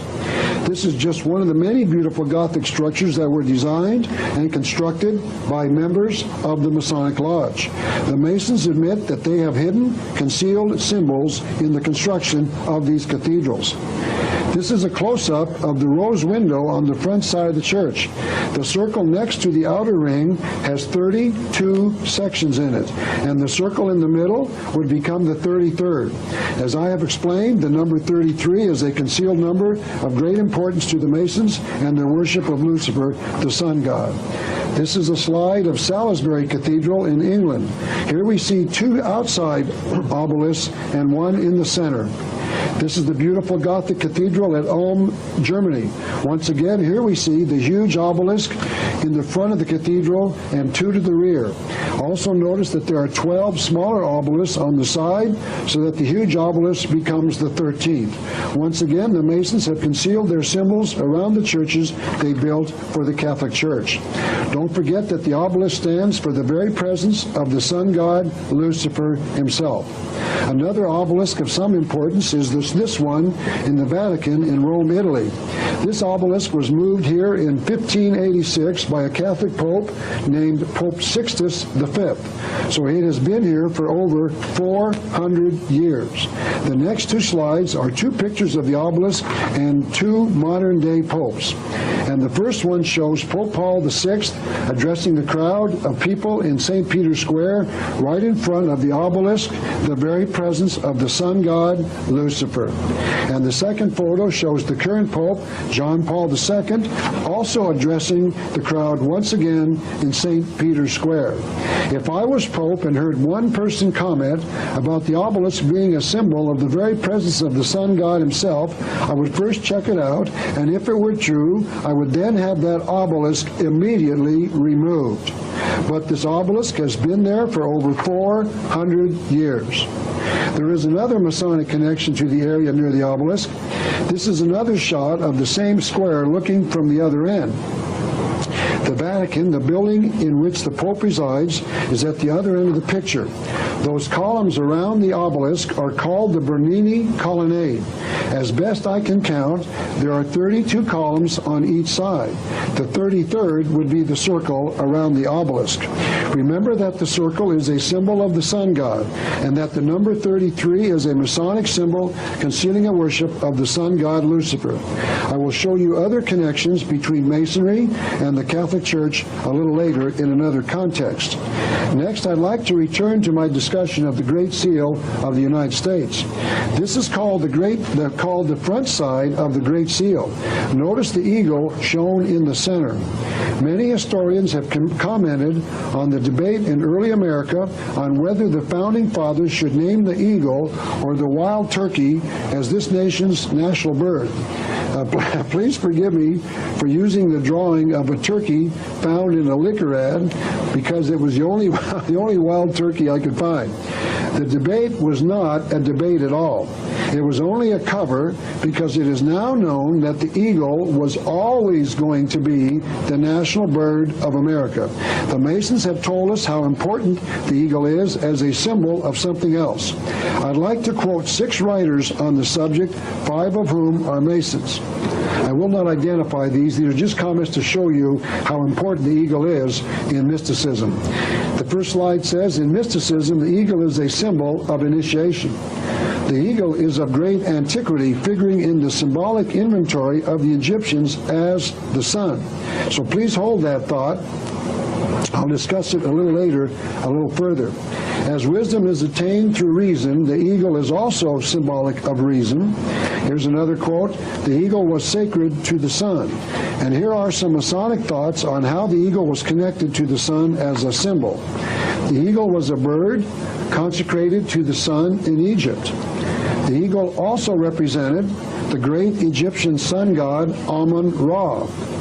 The eagle is a symbol of the infinite supreme reason or intelligence. And the next quote will explain why the eagle is a symbol of the sun. The eagle is also supposed to be the only creature that can look directly into the sun. If we humans look directly at the sun, we will go blind. Apparently, the eagle can look directly at the sun without going blind. So the eagle is a concealed symbol of sun worship because he can look directly at the sun without going blind. That means that he can look directly at the face of the sun god, and we humans cannot. So I believe that is the reason the eagle has become a universal symbol of the sun god. Let's continue with our thoughts about this sun god and the eagle. What if Kur-Om, the symbol of the light and representative of the sun, were also the symbol of the divine and perfect truth that dazzles the eyes of all except the eagles and the hawks, which in ancient Egypt were sacred to Atum, Amun-Ra, and Mendes, the great gods. So the eagle has two hidden symbolism. One is that the eagle can go directly to the sun god, and the second is that the eagle is a symbol of reason. And to show you that the eagle on the Great Seal of the United States and on the American dollar bill is not a drawing of a real eagle, this eagle has 32 feathers on the right wing and 33 on the left wing. There are some who claim that this is an eagle from the Old Testament, but I want to state that the God of the Bible does not make any imperfect eagles. This eagle is imperfect. It has 32 feathers on one wing and 33 on the other. Once again, the numbers 32 and 33 are extremely important to the Masons and their concealed worship of the sun god Lucifer. This is what Egyptologists refer to as the winged symbol of perfection. Unfortunately, this slide's taken a little bit high, but you'll notice that there are two snakes, one on either side of the circle, the symbol of the sun, and then on the side are feathers. You will count 31 on the right and 32 on the left. So the circle, the symbol of the sun, would be the 32nd for the right side and the 33rd for the left. This shows you that this Egyptian symbol, this symbol of 32 and 33, is very, very old. And the snake on each side is a universal symbol of the sun god Lucifer. I'd like to show you some other fascinating 33s concealed in history. This is a symbol of the government of the old Soviet Union. Notice the partial circle on the bottom center of the symbol. If you count the rays sticking out from the semicircle, there are precisely 32 of them. And if the semicircle was completed, it would be a circle, and the circle is a symbol of the sun. And if you add the 32 and the circle as 33, then you now have a connection to the Masonic Lodge. One can only imagine what these Masonic symbols have to do with the Russian government. So as I say, you add 32 rays and one circle, you get 33, and it's a concealed number of the worship of Lucifer. This is the flag of Kazakhstan, one of the Russian republics. It also has 32 rays sticking out from the central circle, a symbol of the sun. This is the flag of, and help me with this, Kyrgyzstan. That's the best I can do with it. And it is similar to the flag of Kazakhstan with 32 rays and the circle being the 33rd. This is the symbol of the United Nations. First, notice that the number of leaves on each side is 13, another Masonic number. Don't count the one on the bottom, the 14th. That's separated from the others. So that doesn't count, but you count the rays of the leaves on the side, and there are precisely 13 of them. I'll discuss the significance of this number in a few more moments. Notice that the globe is divided into 32 divisions, and the circle at the top becomes the 33rd division. Once again, the Masonic number of 33 is concealed in a symbol, this time inside the symbol of the United Nations. But I've discovered another strange coincidence involving a concealed number 33. This is the drawing of Quetzalcoatl. We're going to have to go forward one more slide. This is the slide I wanted. We've got these two slides in reverse order. This is a drawing of Quetzalcoatl, the serpent god, descending from heaven to man on a ladder of 32 steps that I found in a book about Latin American culture. If heaven is the step on the ladder, it is the 33rd one in sequence. Before we leave that drawing, please pay attention to the god shown in the upper left-hand corner. This This is a close-up of that drawing, and it appears that the god being worshipped is Ringo Starr, the drummer for the rock and roll group called the Beatles. Obviously, Ringo Starr was the god being worshipped by the sun worshippers centuries ago. Just kidding, just having a little fun with you. Now we're going to go forward to show you the slide we've already seen. The slide of Ringo Starr on the left and the Quetzalcoatl coming from heaven to the earth on a ladder of 32 rungs. Now this is really fascinating. This is a wall map with a piece of string over the 33rd degree northern latitude. If one looks for historical events that have occurred on or near this latitude, one finds something very interesting. Some of the most momentous events in the past have occurred under the 33rd degree latitude. This is once again Mackey's Encyclopedia, a rather dark slide, forgive me, perhaps the finest encyclopedia ever written about the Masons, written by Albert Mackey, a 33rd degree Mason, who later became the head of the Masonic Order. This is a page from inside the encyclopedia, and it says that Charleston, South Carolina was selected as the first home of the Council of the 33rd degree Masonic Lodge. And Charleston, South Carolina is right underneath the 33rd degree latitude. That means that the Masons must have known the significance of the 33rd degree northern latitude. And that was why they selected Charleston, South Carolina for their home. It further states that the Council was later moved to Washington, D.C. in 1870. We'll see the Masonic significance of the city of Washington, D.C. in a few more moments. Here are some other strange coincidences with events that have happened on the 33rd degree latitude. The line passes over the Trinity site in New Mexico where the first atomic bomb was dropped. This is a slide of the monument chosen to commemorate the site, and you'll notice that it is an obelisk. The obelisk is a 6,000-year-old symbol of the sun god, as we have already seen during this lecture. Remember that it is also a concealed Masonic symbol. The 33rd degree latitude passes over both Hiroshima and Nagasaki in Japan. These two cities were the sites where the first and second atomic bombs were dropped at the end of World War II. Now, it is a known fact of history that America did not have to drop those bombs on Japan to end World War II because the nation was trying to surrender. But the bombs were dropped anyway. This is an article on the dropping of the bombs, and it reports that those two cities were cities with large populations of native Christians. So it appears that the two cities were selected for two reasons. They were both near the 33rd degree parallel, and because they were the home of Japanese Christians. It is another amazing coincidence that the man who decided to drop the bombs on these Christians when he knew that Japan was trying to surrender was President Harry Truman. Notice that in this picture our president is wearing his Masonic regalia. This portrait of him hangs in his library in Independence, Missouri. President Truman was a 33rd degree Mason when he dropped the bombs, and he became a 33rd degree Mason in October 1945 after he dropped the atomic bombs on innocent Christian civilians. As we've seen, some 33rd degree Masons take oaths to destroy Christianity. Harry Truman dropped 2 atomic bombs on Christians to end World War II. I presume that it is another interesting coincidence that Harry Truman was the 33rd President of the United States. And there is one more unusual thing about the dropping of the first atomic bomb. That bomb was dropped on May the 18th, 1945. And if you add the numbers up, they total 33. May is the 5th month of the year, and if you then add the numbers together of the two dates, the 18 and the 1945, you get a total of 33. 5 plus the 1 in 18, added to the 8, the 1 again, the 9, the 4, and the 5, total 33. Another amazing coincidence concealing the number 33.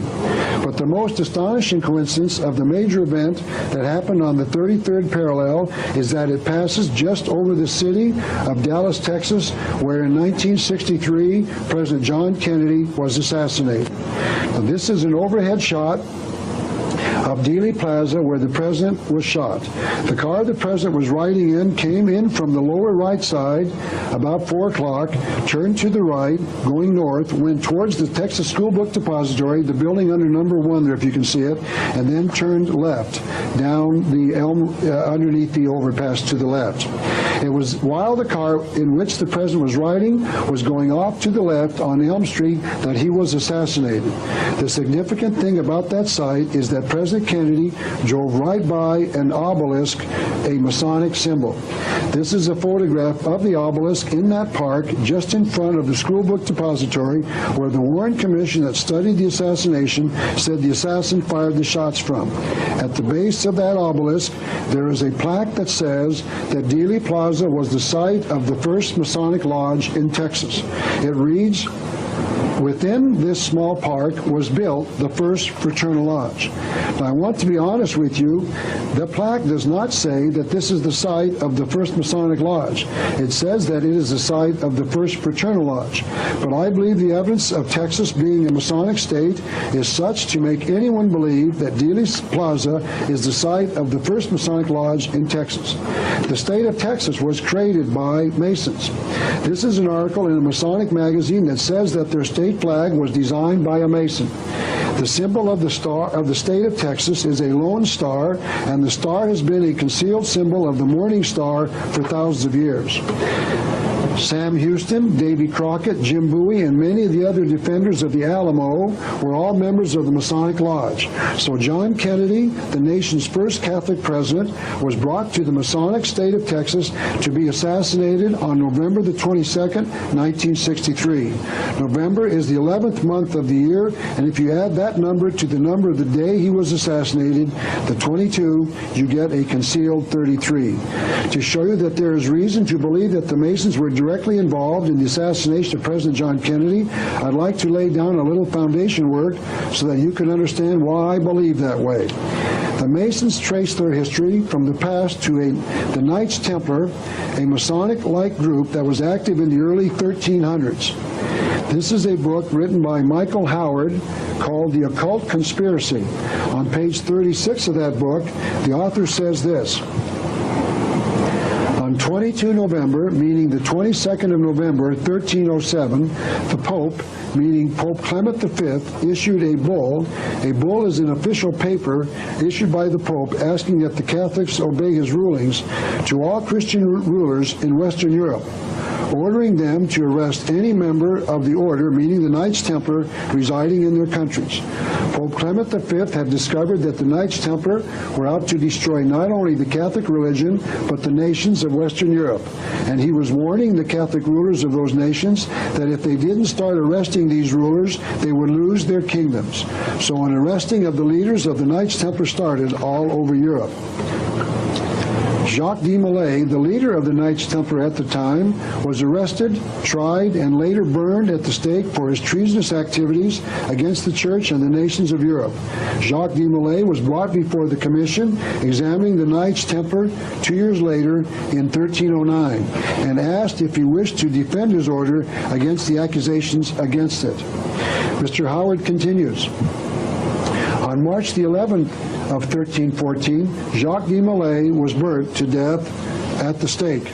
Notice that March is the 3rd month of that year, and if you multiply 3 times the number of the day he was murdered, you get a 33. Just before he died, Jacques de Molay died. It has been reported that de Molay said that King Philip of France would be summoned to his maker within 12 months and the Pope before 40 days. Pope Clement died on the 20th of April and Philip died on the 29th of November.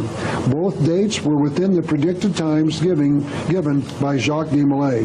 It appears that the Knights Templar took vindictive retaliation against those who persecuted their leader.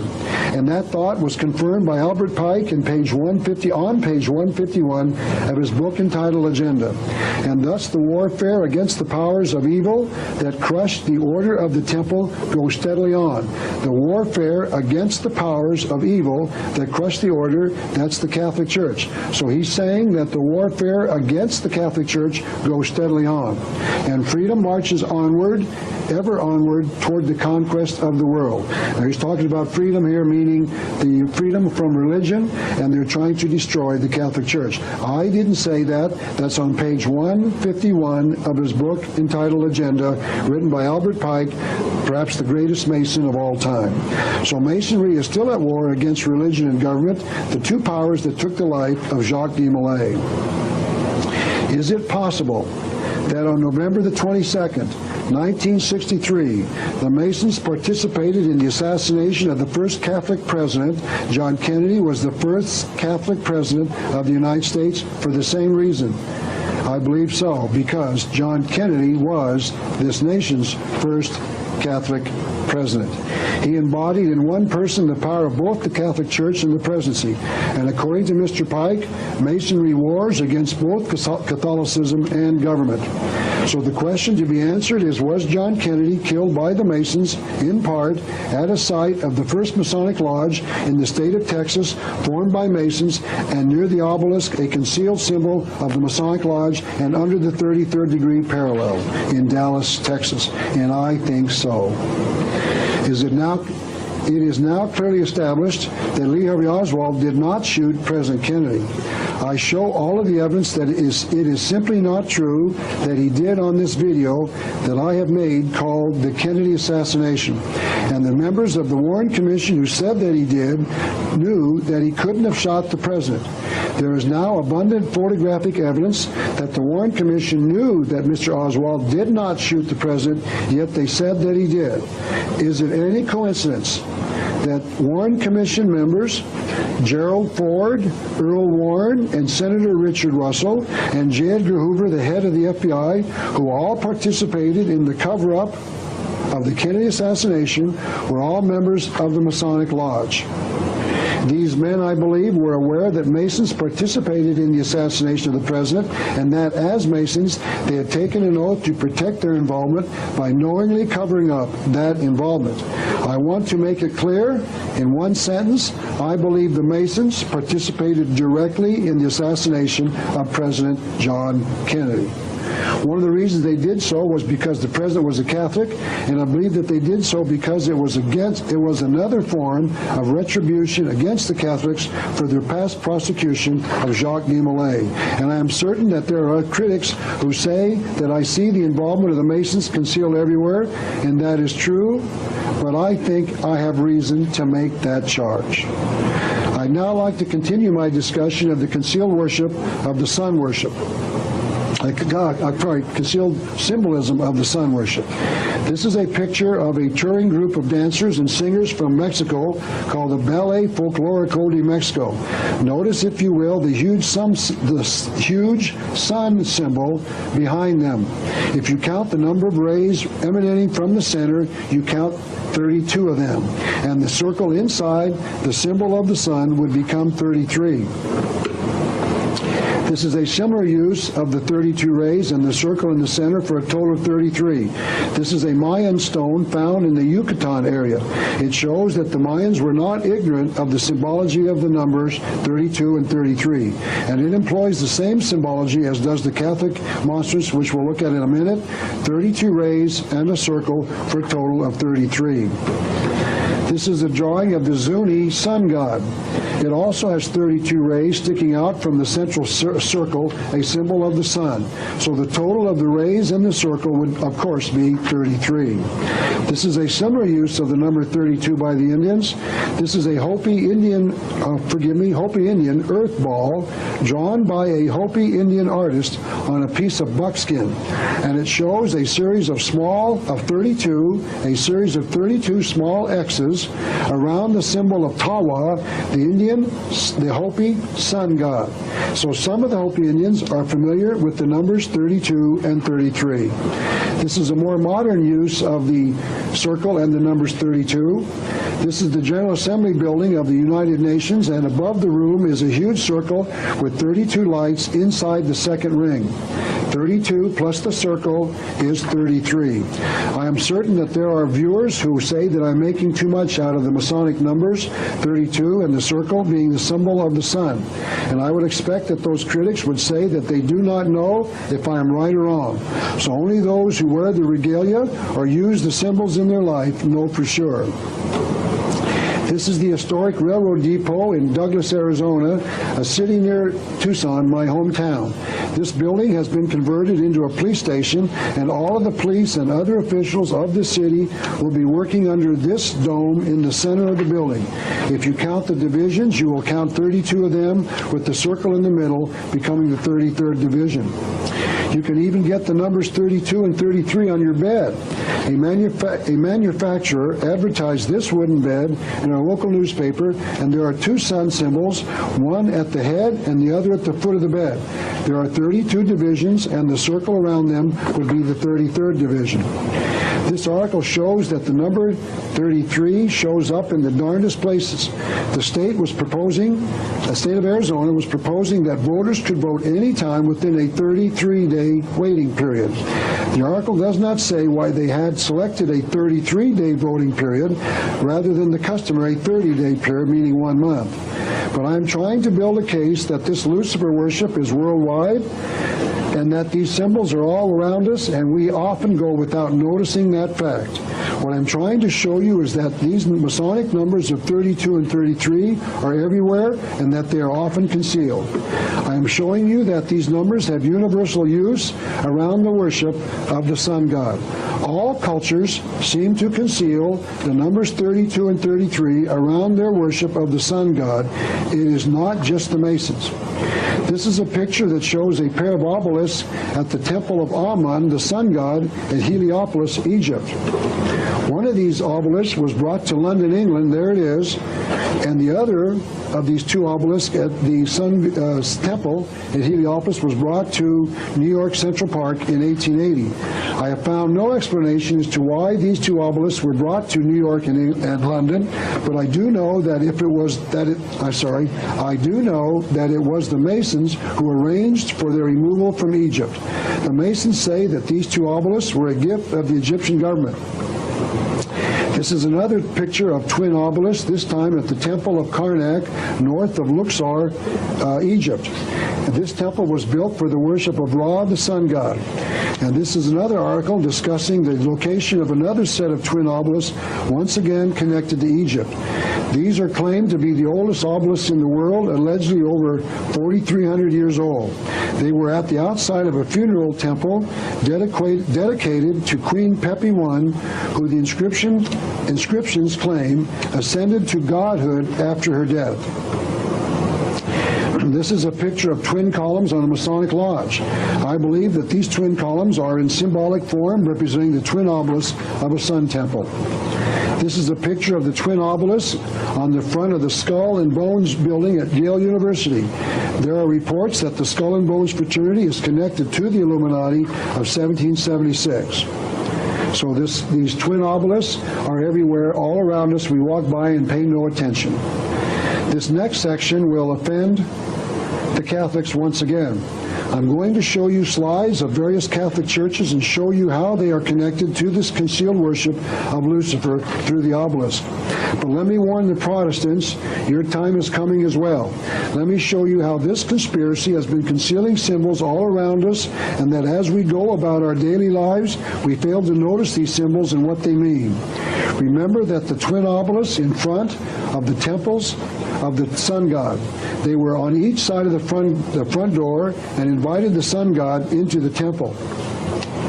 The Catholic Church started building these cathedrals, these Gothic cathedrals, in the late 1100s and continued through about 1530. This style of architecture has been called the Gothic style and is extremely beautiful. This is a slide of a picture showing the Gothic Cathedral of Cologne, Germany. Mackey's Encyclopedia says this about this particular Gothic cathedral. In this cathedral, the symbolic principles of Gothic architecture, the distinguishing style of the Freemasons, were carried out in deeper significance than in any other building of the time. I do not know what those symbolic principles were, but at the very least one can see the extensive use of the obelisk all over the exterior of the building. But it is interesting for the Masons to admit that they built their symbols into a Catholic church. And these symbols are not Christian, they are Masonic. This is the Cathedral of Chartres, I guess, in France. It also has the twin obelisks, as do many of the other Gothic cathedrals. This is St. Patrick's Church in New York City. This Gothic cathedral is characterized by two giant spires in front of the church. I believe that these twin spires are a concealed symbol of the twin obelisk in front of the sun god temple. Each of the two spires on this church is 330 feet high. Once again, a concealed 33. This is the Catholic Church in Medjugorje. Medjugorje, I don't know how to pronounce that. I believe in Yugoslavia, where it is alleged that the Virgin Mary is appearing. These twin spires certainly do look like obelisks. This is the Catholic Church in Mexico. Here the twin obelisks are a little more stylized. This is the beautiful Catholic church near Tucson, Arizona, called San Javier del Bac. Notice here that this old church also has twin spires in front. The one on the right is not completed, and the legend has it that it was not completed because the Spanish government taxed only completed structures. And if they did not complete the spires, the church would not be completed and hence not taxed. Here is another offending use of the numbers 32 and 33. Catholics, this is not very pleasant, but we've got to look at the truth and wherever it is. This is a picture of the current Pope John Paul II holding a thing the Catholics call a monstrance. This beautiful object is intended to hold what the Catholics call the host, a thin, round wafer representing the body of Christ used in the communion ceremony. If you count the rays sticking out from the circle in the center, you will count 32 of them. And if you add the circle as being one, you will find that the monstrance has a concealed 33 in it. 32 rays plus the circle of the sun is equal to 33. This is a brief article that was in the People magazine a couple years ago, 1985 to be precise. It said that the current Pope wore a cassock, the long white gown that he wears that contains a traditional 32 buttons. That means that the Pope, no matter whether he is tall or short, wears a cassock with the same number of buttons on it. This is a full-length picture of Pope John Paul II wearing the traditional cassock. I took that picture, put it on my Xerox machine, and made a photocopy of it, a black and white copy, of course, and then I could mark all of the buttons with a red dot, and I counted precisely 32 of them. The Pope's head would become the 33rd button on top of the 32 buttons. The head is the seat of man's ability to reason. As I've said, it would become the 33rd vertebrae on top of the spinal column, and I'm asking you, is it a coincidence? Once again, I'm certain that there are those critics who say that I see this concealed 33 everywhere, and of course that is true. But I believe it is that I understand the reasons for it, and I'm now looking for the concealed symbol, and I want you to know, as I'm showing you, I find it everywhere. There is one other interesting thing about the clothing that the Pope wears. This is the page in the dictionary that discusses the headdress worn by the Pope. It is called a mitre. Notice that just underneath the picture of the Pope's headdress, there is a picture of another mitre, a 90-degree joint formed by two joined pieces of wood or metal. This is a picture of the current Pope wearing the mitre hat. And this is the Masonic symbol of the square and the compass. So here we have the compass with the two legs extended and a mitre, a square, underneath it. The word for the headdress worn by the Pope is a mitre. Another word for the square would be a mitre. I'm certain it is just another coincidence. And I would like to provide you with some evidence that Pope John Paul II is a member of the Masons himself. Hold on, Catholics, this is not pleasant. This is once again a copy of Duncan's ritual. This book has printed the actual ritual that the initiate Mason goes through in the first 3 degrees of the Blue Lodge. This is called the grip of an entered apprentice. This modified handshake is used by one Mason to secretly identify himself to another Mason as being a member of the lodge. Notice that in this drawing, the hand of the man on the right is pressing upon the top knuckle of the hand on the left. This is called the pass grip of a fellow craft Mason, meaning it is the secret handshake of the 2nd degree Mason. Notice here that the man on the right is pressing the man's second knuckle. And this is the pass grip of a Master Mason, meaning the secret handshake of the 3rd degree Mason. Here the man on the right is pressing the 3rd knuckle of the man on the left. This is a picture of the Emperor Akihito in Japan greeting the Pope in September of 1993. And this is a close-up of that handshake. And here we can see that the Emperor has his thumb on the knuckle of the Pope.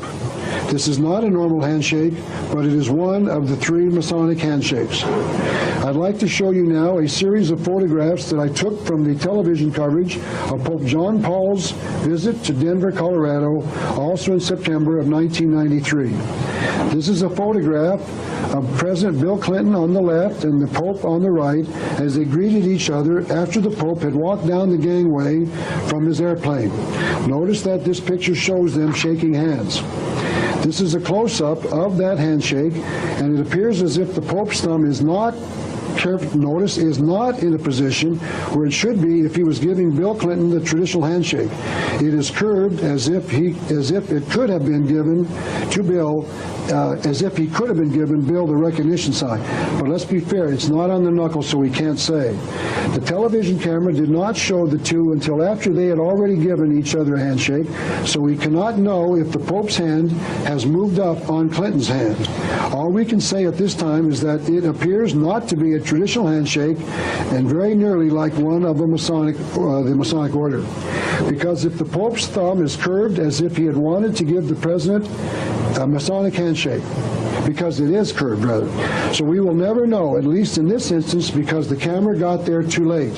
But others gave the Pope a Masonic handshake just a few minutes later. May I ask you, if you're watching this video now, to start watching the handshakes of our national and worldwide leaders and start noticing whether you see this Masonic handshake being given more often. And we can now then start to identify perhaps some of the Masons around the world. After the Pope arrived, he went along a greeting line of cardinals and other dignitaries. This is a slide of what appears to be a businessman, and he's giving the Pope a Masonic handshake to the first knuckle of the Pope. I want to show you some other slides showing others giving the Pope a traditional handshake to show that these other handshakes are out of the ordinary. This is once again another civilian giving what appears to be a normal handshake. Notice that the thumb of the civilian is straight across and not bent at the knuckle. So it appears that this man is not a member of the Masonic Lodge. This is a slide of a priest giving what appears to be a normal handshake, although the Pope's hand is covering up the priest's hand. But his thumb of the priest appears to be straight, but it is difficult to tell. This is a clear Masonic handshake being given to the cardinal, given by this cardinal to the Pope. The cardinal's thumb appears to be on the Pope's second knuckle.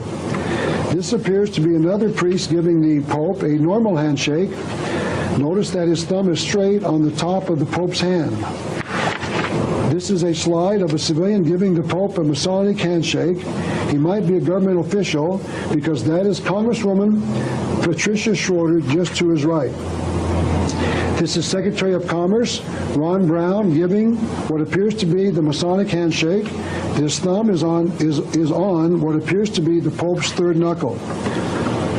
This is another priest giving the Pope a Masonic handshake. Notice that his thumb is clearly on the Pope's third knuckle. And I think this is the last slide in this sequence.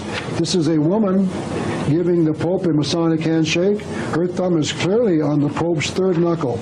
So here we can see that some of the dignitaries were clearly giving the Pope a Masonic handshake and others were not. But even with this evidence, it is still not possible to say that the Pope is a Mason. There simply is not enough evidence.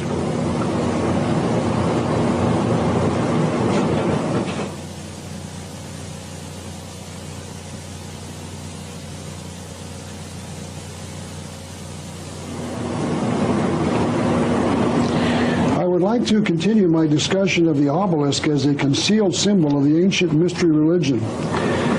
This is a picture of the New Mormon Temple in San Diego, California.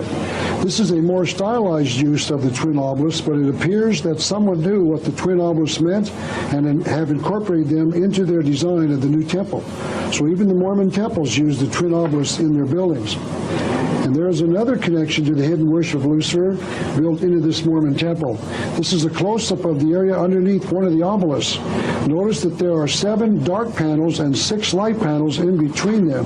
7 and 6 make a total of 13, the hidden concealed number of Lucifer. It appears as if someone at the Mormon temple knows about the connection between the twin obelisks and the magic number 13. Some of the Catholic churches do not use the 2 spires. Some use only one, like this one, the 13th century cathedral at Glasgow. This is the Basilica of Our Lady of Fatima. Notice that it only uses 1 spire in the front of the church. And this is a picture of some students at Holy Cross Catholic University.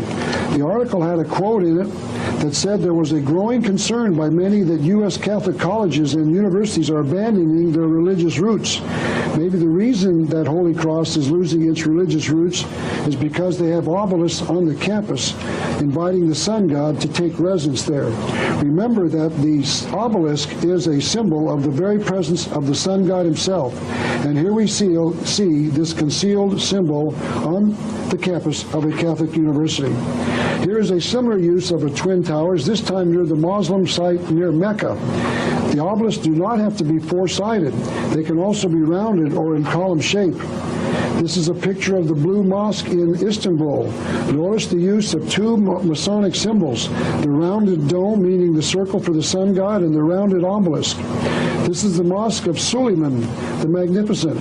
They also use the dome and the rounded obelisk. And this is the St. Sophia Museum in Istanbul.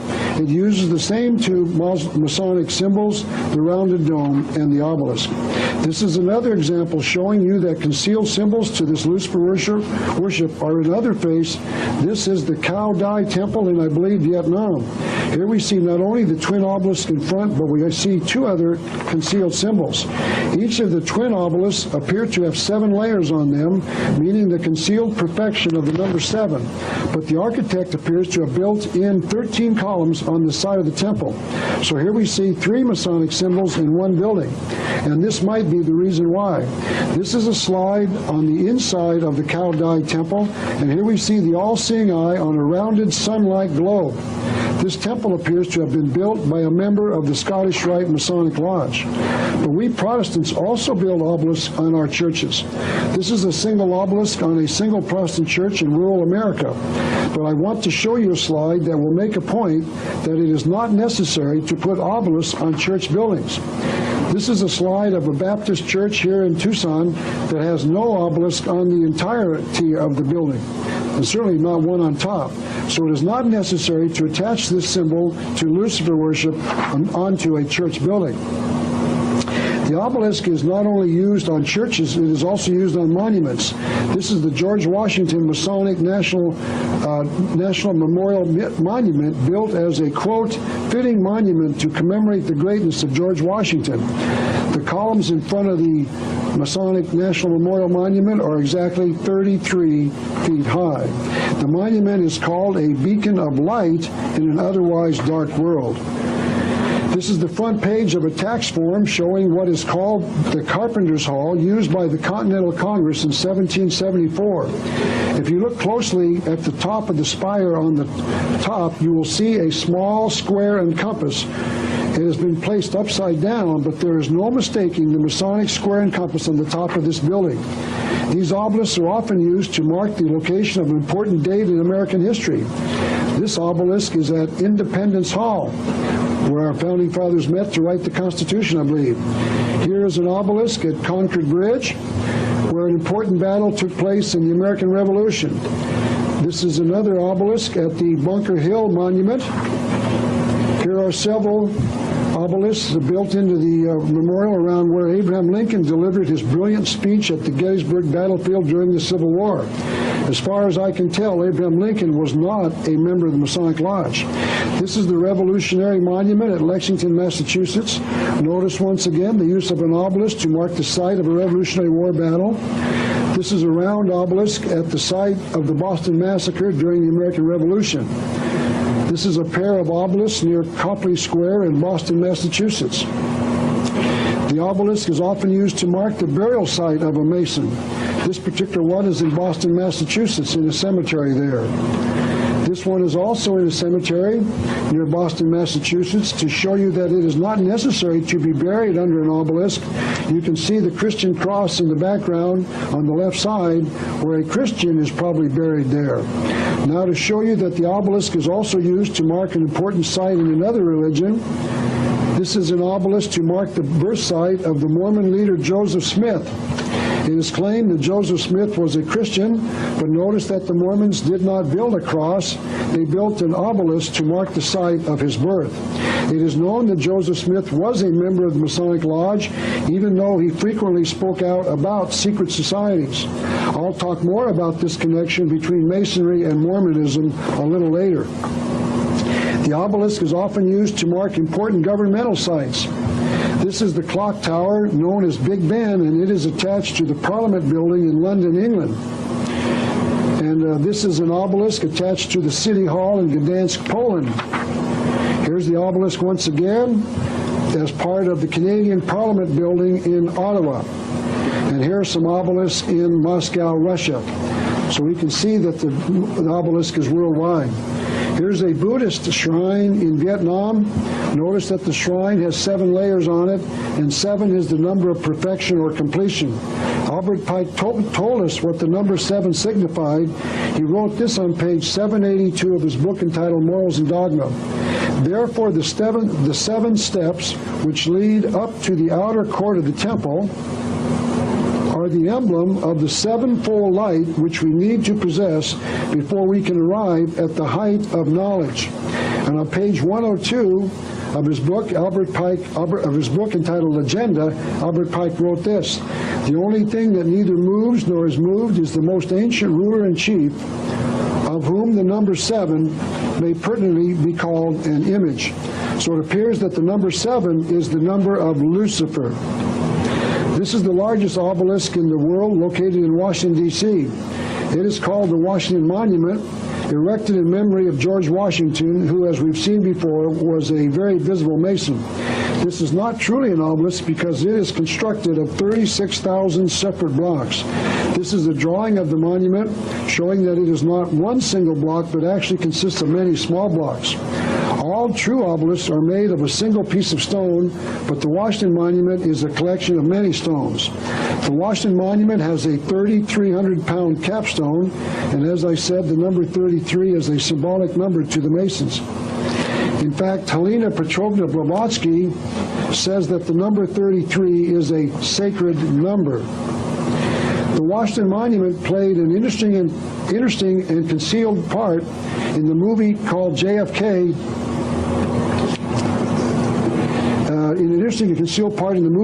JFK, made by Oliver Stone, the movie director.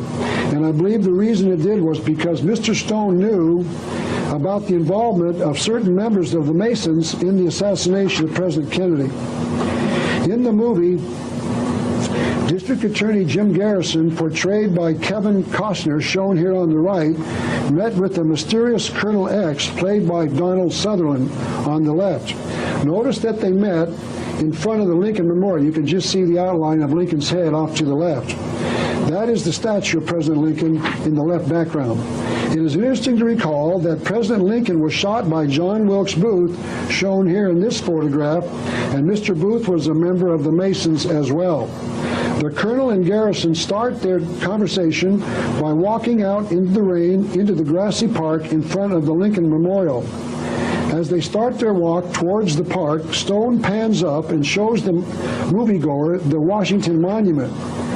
These two gentlemen sit down on a bench, shown here off on the left on the horizon, and Oliver Stone shows us that meeting with the Washington Monument directly behind them. You might not be able to see it on this slide, but it's off to the left, just to the left of these two gentlemen seated on the bench.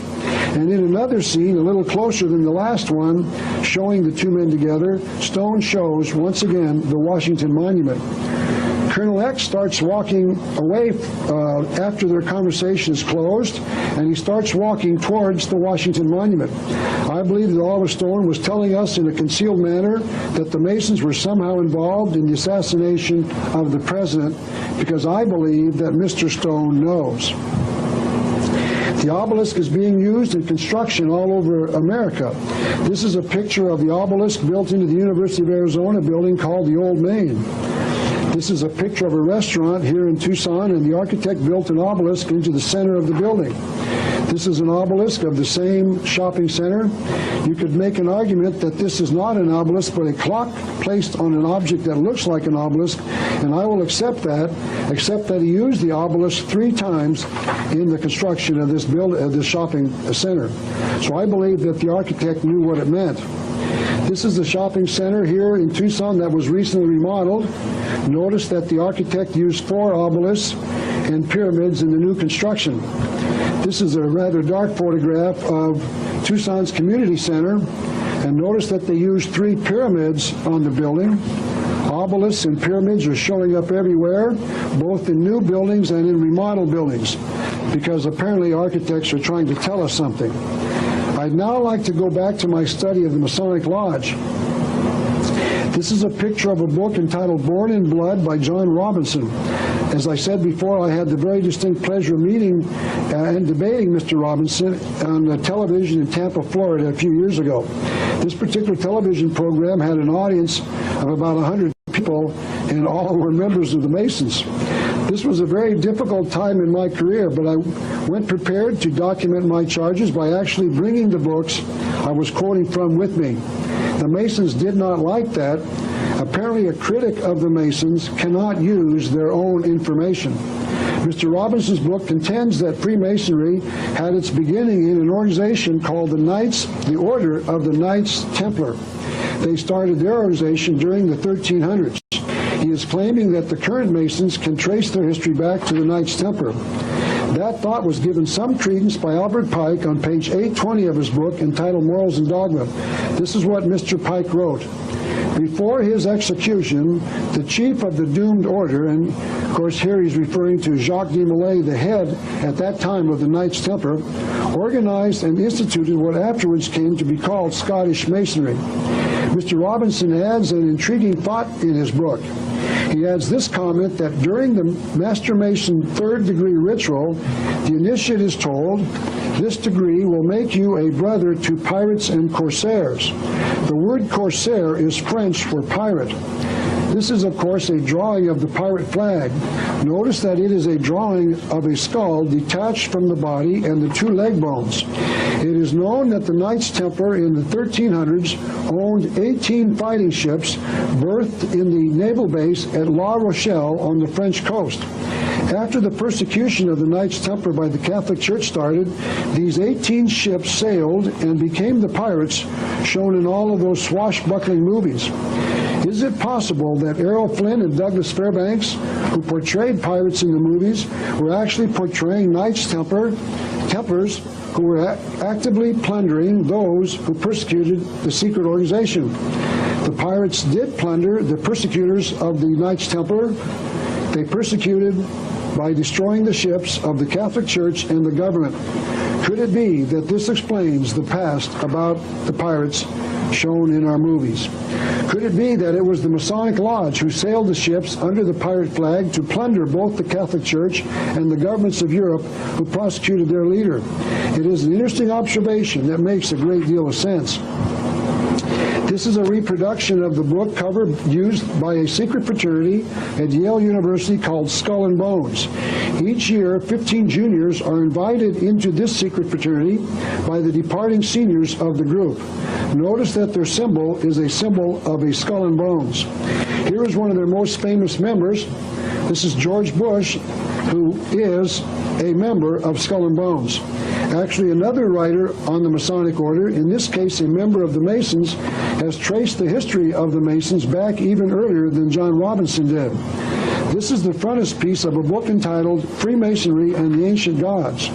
All I have is a copy of the book, since it was printed in 1921 and is now out of print. The author, Mr. J.S.M. Ward, is a master Mason, and this is what he writes. The theory I venture to propound is that Freemasonry originated in the primitive initiatory rites of prehistoric man, and from those rites have been built up in all of the ancient mysteries. Modern Masonry has become the repository of the hidden wisdom of the ancients. So he is proposing that Freemasonry can trace its history all the way back to the very earliest history of mankind. Next, I'd like to discuss the significance of the number 13 to the Masons. This is a page from a Masonic magazine entitled The New Age, in which the Masons discuss the mystical number 13. The article says that in the number used repeatedly in both sides of the Great Seal of the United States was not a coincidence. They talked about the fact that there were 13 leaves in the olive branches, 13 bars and stripes on the shield, 13 arrows in the eagle's claw, 13 stars in the green crest above the seal, and 13 layers of stone in the pyramid shown on both sides of the Great Seal. Notice that the Masons are claiming that the number is one of their numbers. Those who do not see the significance of the Masonic number 13 claim that it stands for the 13 states in the Union at the time of the Declaration of Independence. But the Masons appear to be claiming that the Founding Fathers waited until there were precisely 13 states to form the Union.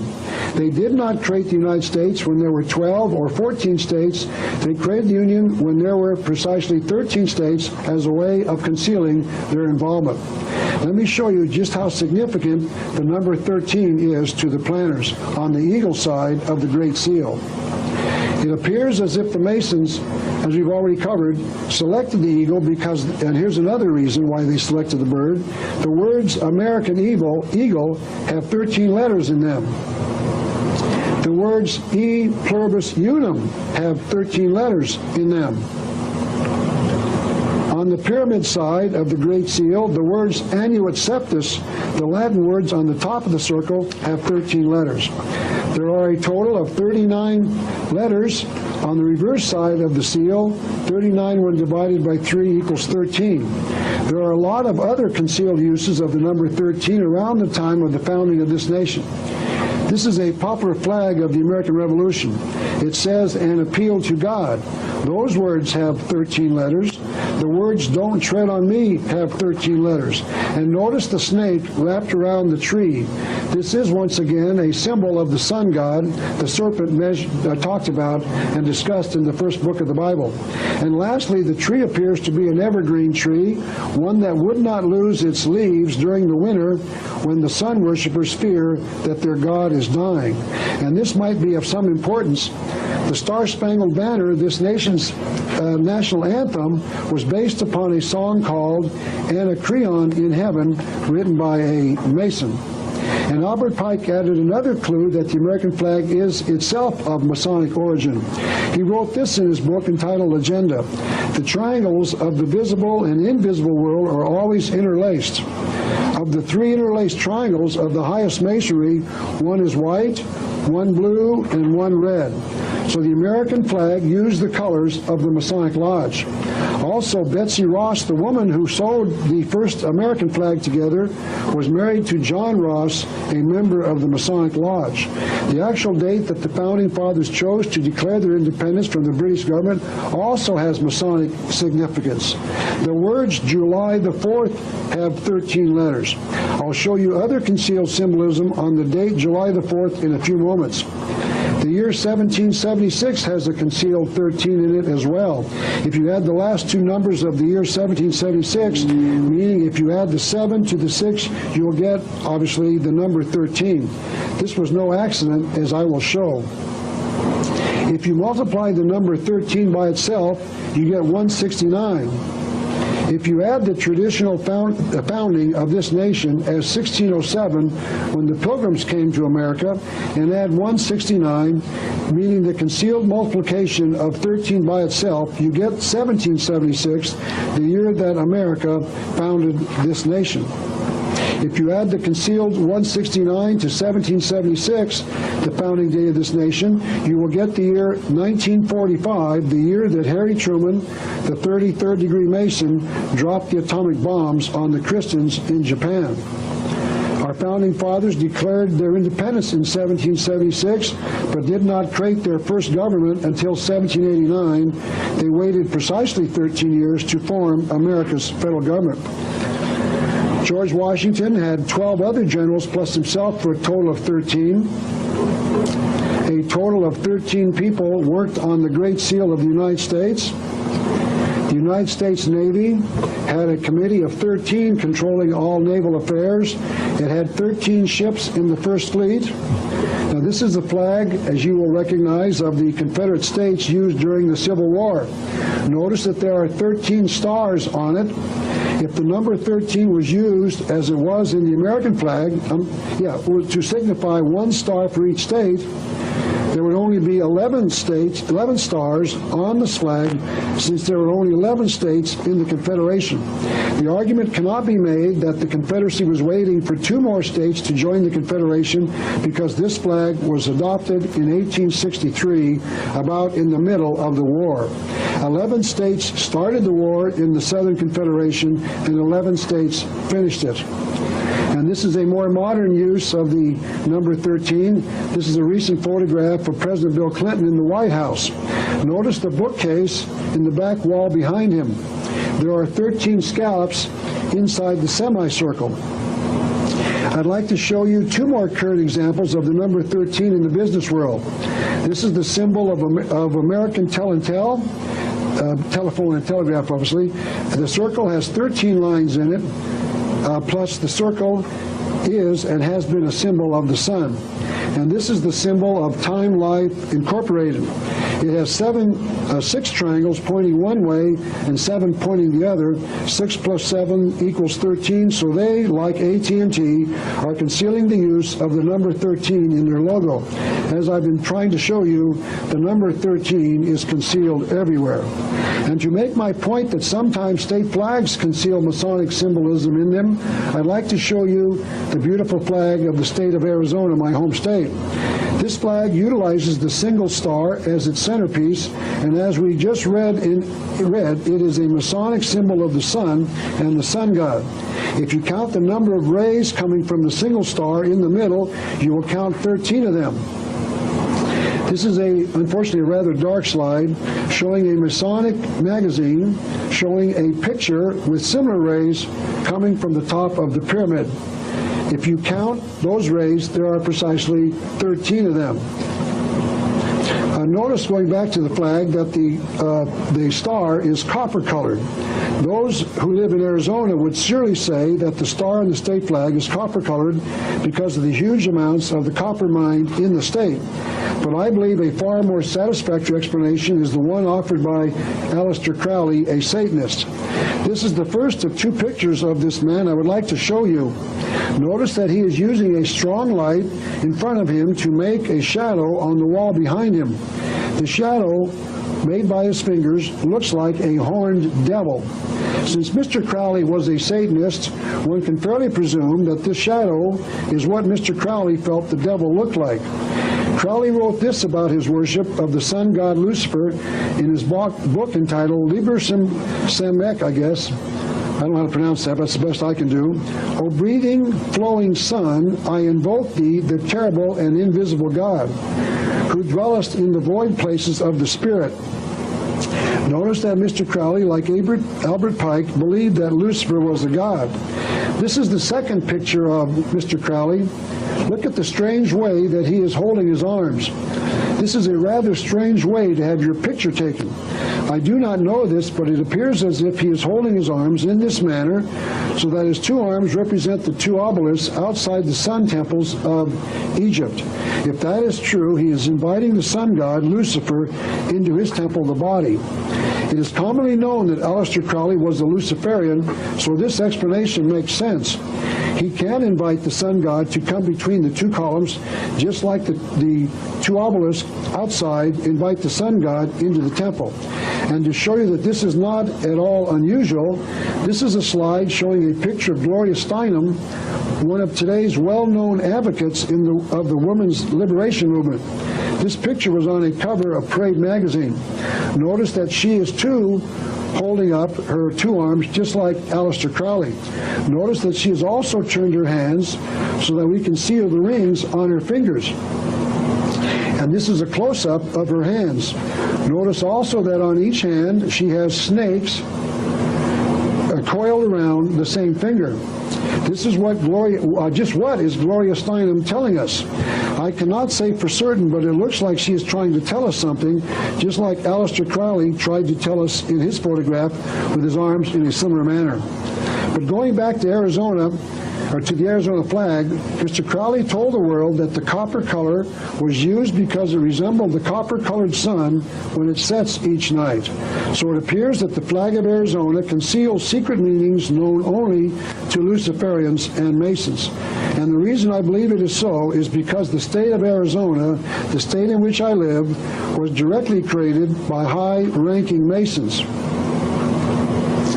This is an item that appeared in our local newspaper that states that our first Masonic Lodge meeting in Arizona was held in the governor's mansion. But the Masons not only meet in government buildings to conduct their business, the government also meets in Masonic lodges to conduct theirs. This is an article in the spring 1964 Royal Arch Mason magazine that says that Missouri's first Confederate capital in the Civil War was at the Masonic Hall at Neosho, Missouri. The article goes on to say this about Missouri. The Confederate legislature met there on October the 21st through October the 29th, 1861, to pass an act of secession from the Union. This is an article that exposed the fact that the Arizona state flag, talked about in this article, was sewn together by Nan Hayden. Nan Hayden was the wife of former United States Senator Carl Hayden, shown here in this picture receiving a pen from President Lyndon Johnson. That's Carl Hayden, bent over somewhat with the bald head and the glasses.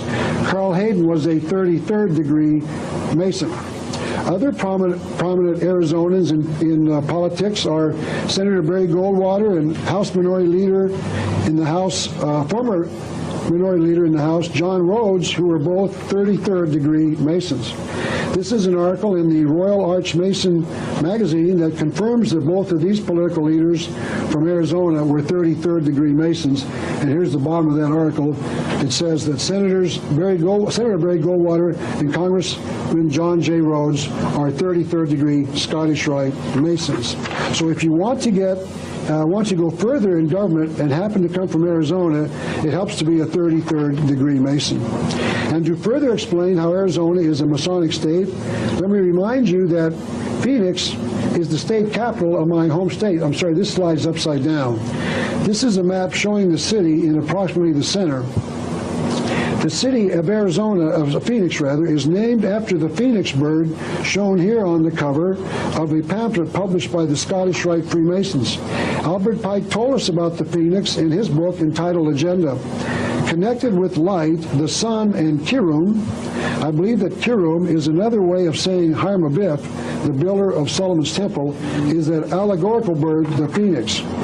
Like all other symbols, it was invented to conceal, and its meaning, like that of other symbols, is of course not obvious. In Arabia, the phoenix is sacred to the sun. Notice he capitalized the word S, the letter S in the word sun, and you do that when you talk about the sun being a god. Fred Giddings, in his book entitled Secret Teachings in the Occult Art, wrote this. He said, the phoenix bird will live for a period of 500 years, at the end of which it builds a split nest of precious spices. The nest completed, the phoenix sings a doleful song. I'm sorry, the next slide here. The nest completed, the phoenix sings a doleful song and then flaps its wings to set the nest on fire. The bird is then burned to ashes, and from the mass of carbon there miraculously springs to light a new phoenix.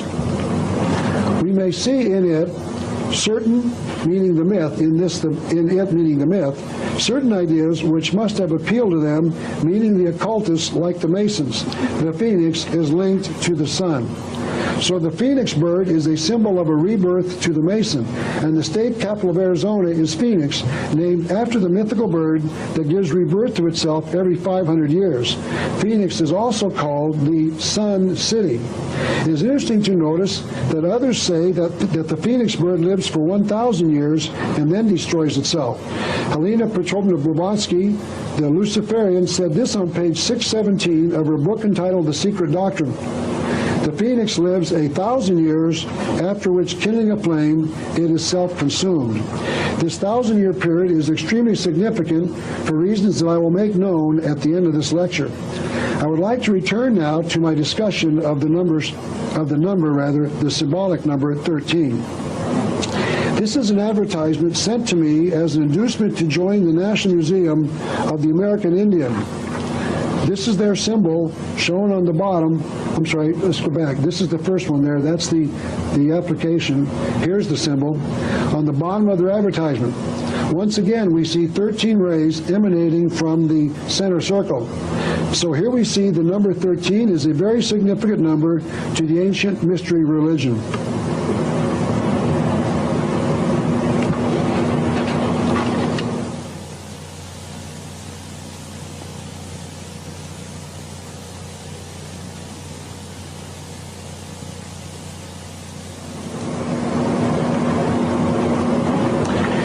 Next, I would like to discuss other uses of the star as a symbol inside the Masonic fraternity.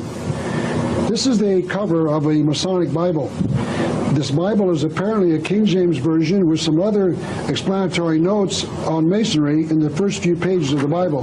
This particular Bible was given to me by a man in Florida. The picture in the middle shows a young Jesus apparently teaching the teachers inside the temple.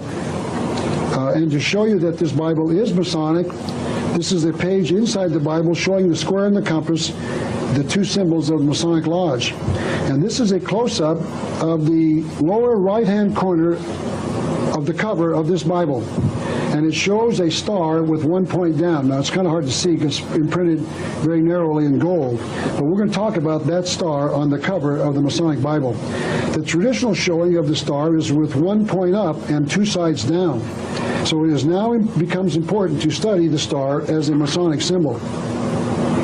This is a book entitled A History of Freemasonry and Concordant Orders, written in 1891 by a series of Masonic writers. This is the Board of Editors, a list of some 70 32nd and 33rd degree Masons who wrote or edited the articles inside the book. So this is official information that one can rely on because it was written or edited by some very high-ranking Masons. This is a part of page 49 of that book, and it explains the differences between the two stars. Notice that the star on the left was drawn with 2 points down, and the one on the right was drawn with 1 point down. Also, the one on the right has a goat. We'll cover that in a minute. The article says this, quote, "This star represents good, or God rather, all that is pure, virtuous, and good, when represented with 1 point upward." That's the traditional way, 1 point up, 2 points down. But then the article went on, written by the high-ranking Masons, but when turned with 1 point down, it represents evil, all that is opposed to the good, pure, and virtuous. In fine, the star with 1 point down represents the goat of Mendes.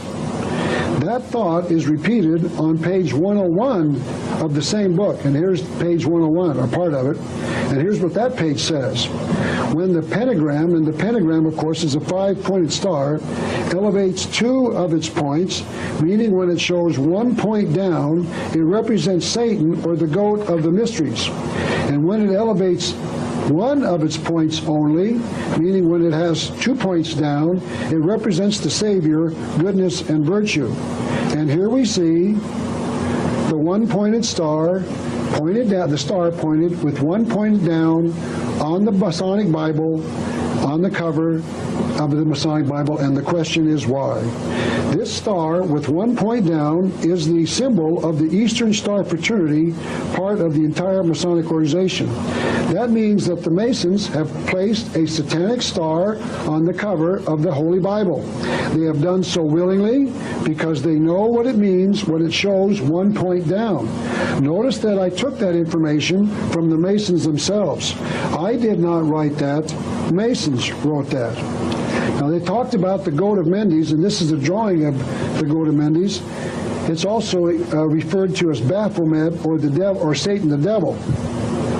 The goat of Mendes was called Baphomet by the Knights Templar, and their leaders were accused of worshiping this god by the Catholic Church in the 1309 persecution of that body.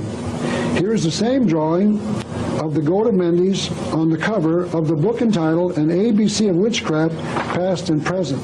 And to confirm that Baphomet is Satan, we can turn to Helena Petrovna Blavatsky, the occultist Luciferian, who wrote this on page 389 of her book entitled The Secret Doctrine. She said that Baphomet was the goat-headed Satan. The witches and the Masons know who this goat of Mendes is. He is Lucifer, also known as Satan, or the devil, and they put that goat, that star with the goat on it, on the cover of the Masonic Bible. And to confirm that these people connect the goat with Satan, this is a slide of Anton LaVey, the head of the Church of Satan. Notice that he placed himself directly in front of the 5-pointed star with 1 point down. This is a slide taken of the front of the Satanic Bible. Notice that the 5-pointed star, once again, is covered on the Bible with 1 point down. This is a slide taken from the front of a Satanic ritual. And once again, the goat inside the star with 1 point down. And lastly, this is a slide taken of the 5-pointed star and a crucifix with the head pointed downward. The cross upside down is the universal sign of a rejection of Christianity, and it is in front of a 5-pointed star, a symbol of Lucifer, Satan the devil, and also placed on the cover of the Masonic Bible. This is the tarot card representing the devil. Notice that they use both the goat as a symbol of the devil and the star with 1 point down. And here we see another example linking the goat with the worship of the devil. Lastly, this is a slide taken off the pin, or taken of the pin, of my social fraternity, which I joined when I was in college. This is a drawing of that pin.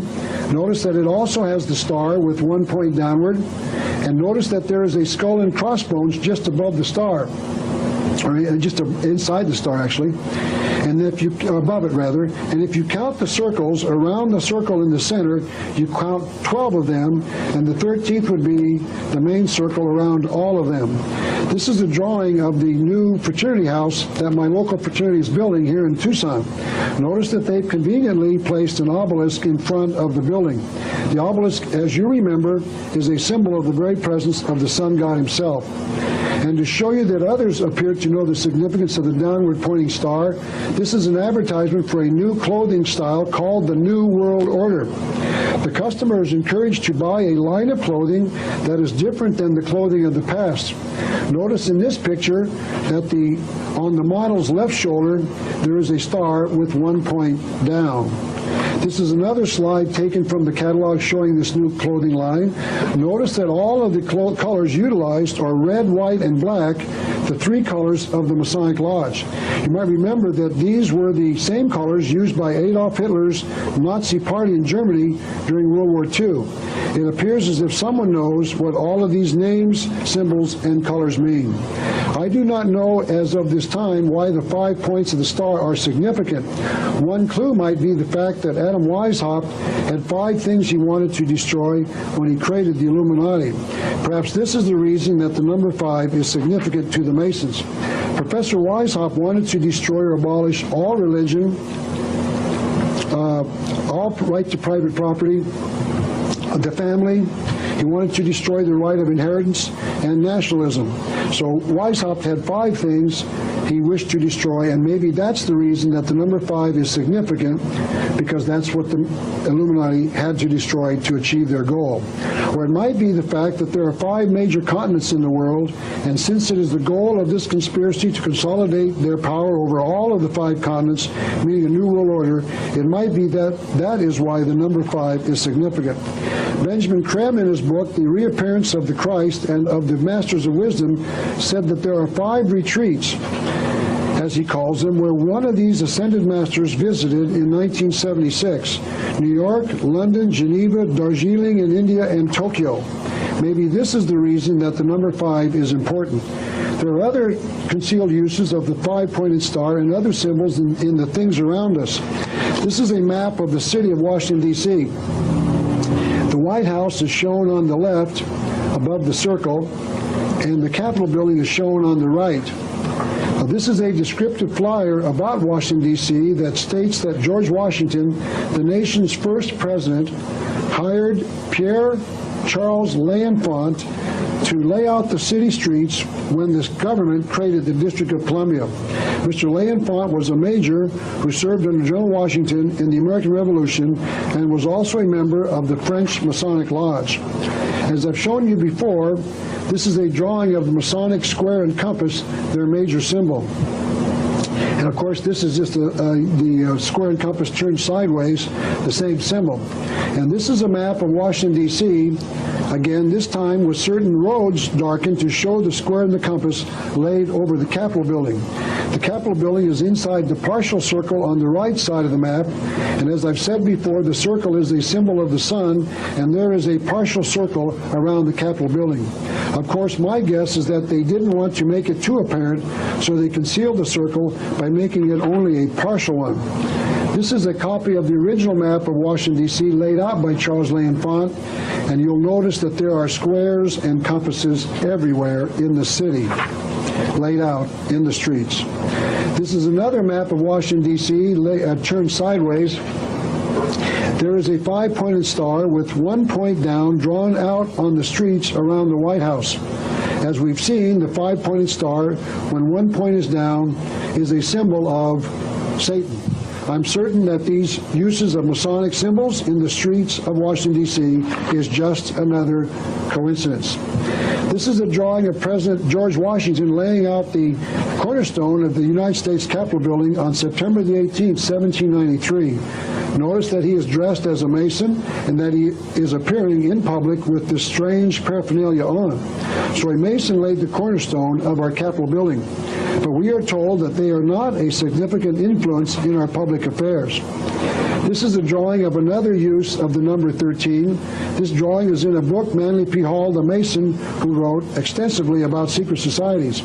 The main ring has a total of 12 circles on it, and the 13th circle is in the hand that reaches down from heaven. The hand in the clouds is definitely not the God of the Bible, because Manly P. Hall was a Luciferian. There are other significant uses of the number 13 in the occult.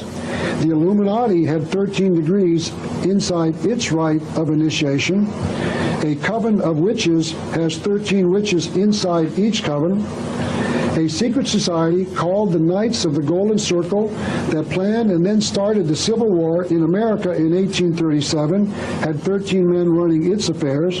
This is a gallows currently being displayed in the courtyard in Tombstone, Arizona, and the hangman's noose is on the 13th step of the gallows. And I found another interesting connection between the Masonic numbers 13 and 33. I saw a drawing of an art object that reportedly reported that it was precisely 13 inches or 33 centimeters high. That means that there is a hidden connection between the metric system of meters and the American system of inches and feet.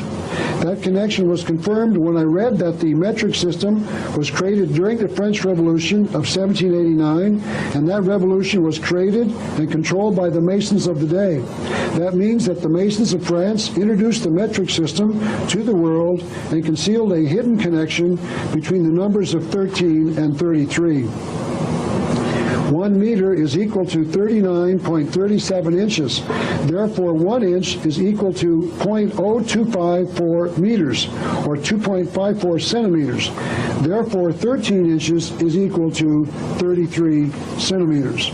In other words, our measuring system conceals a hidden Masonic connection between the metric system and the system used in America today.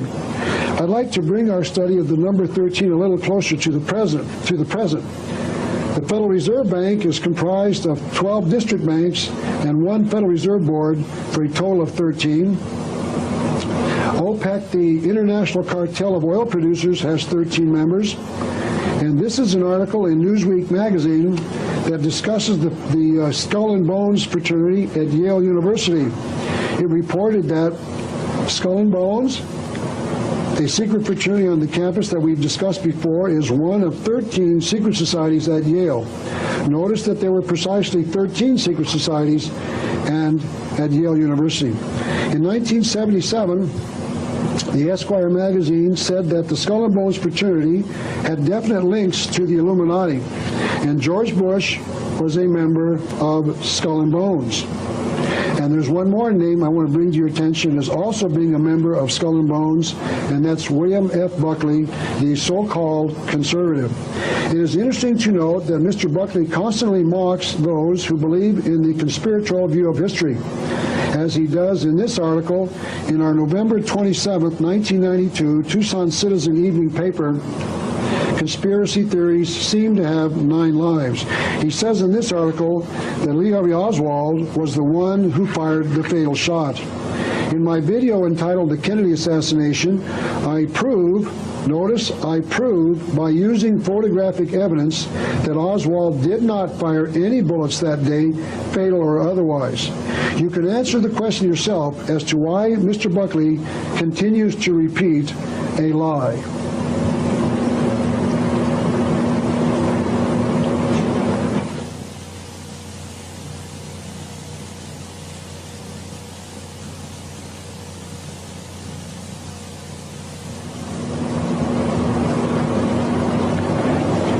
I would like to continue my study of the number 13. The witch who wrote the book entitled An ABC of Witchcraft said that 13 is the witch's number. Notice, I didn't say that, the witch said it. 13 is the witch's number. And she went on to say, from its association with witchcraft, the number 13 came to be called the Devil's Dozen.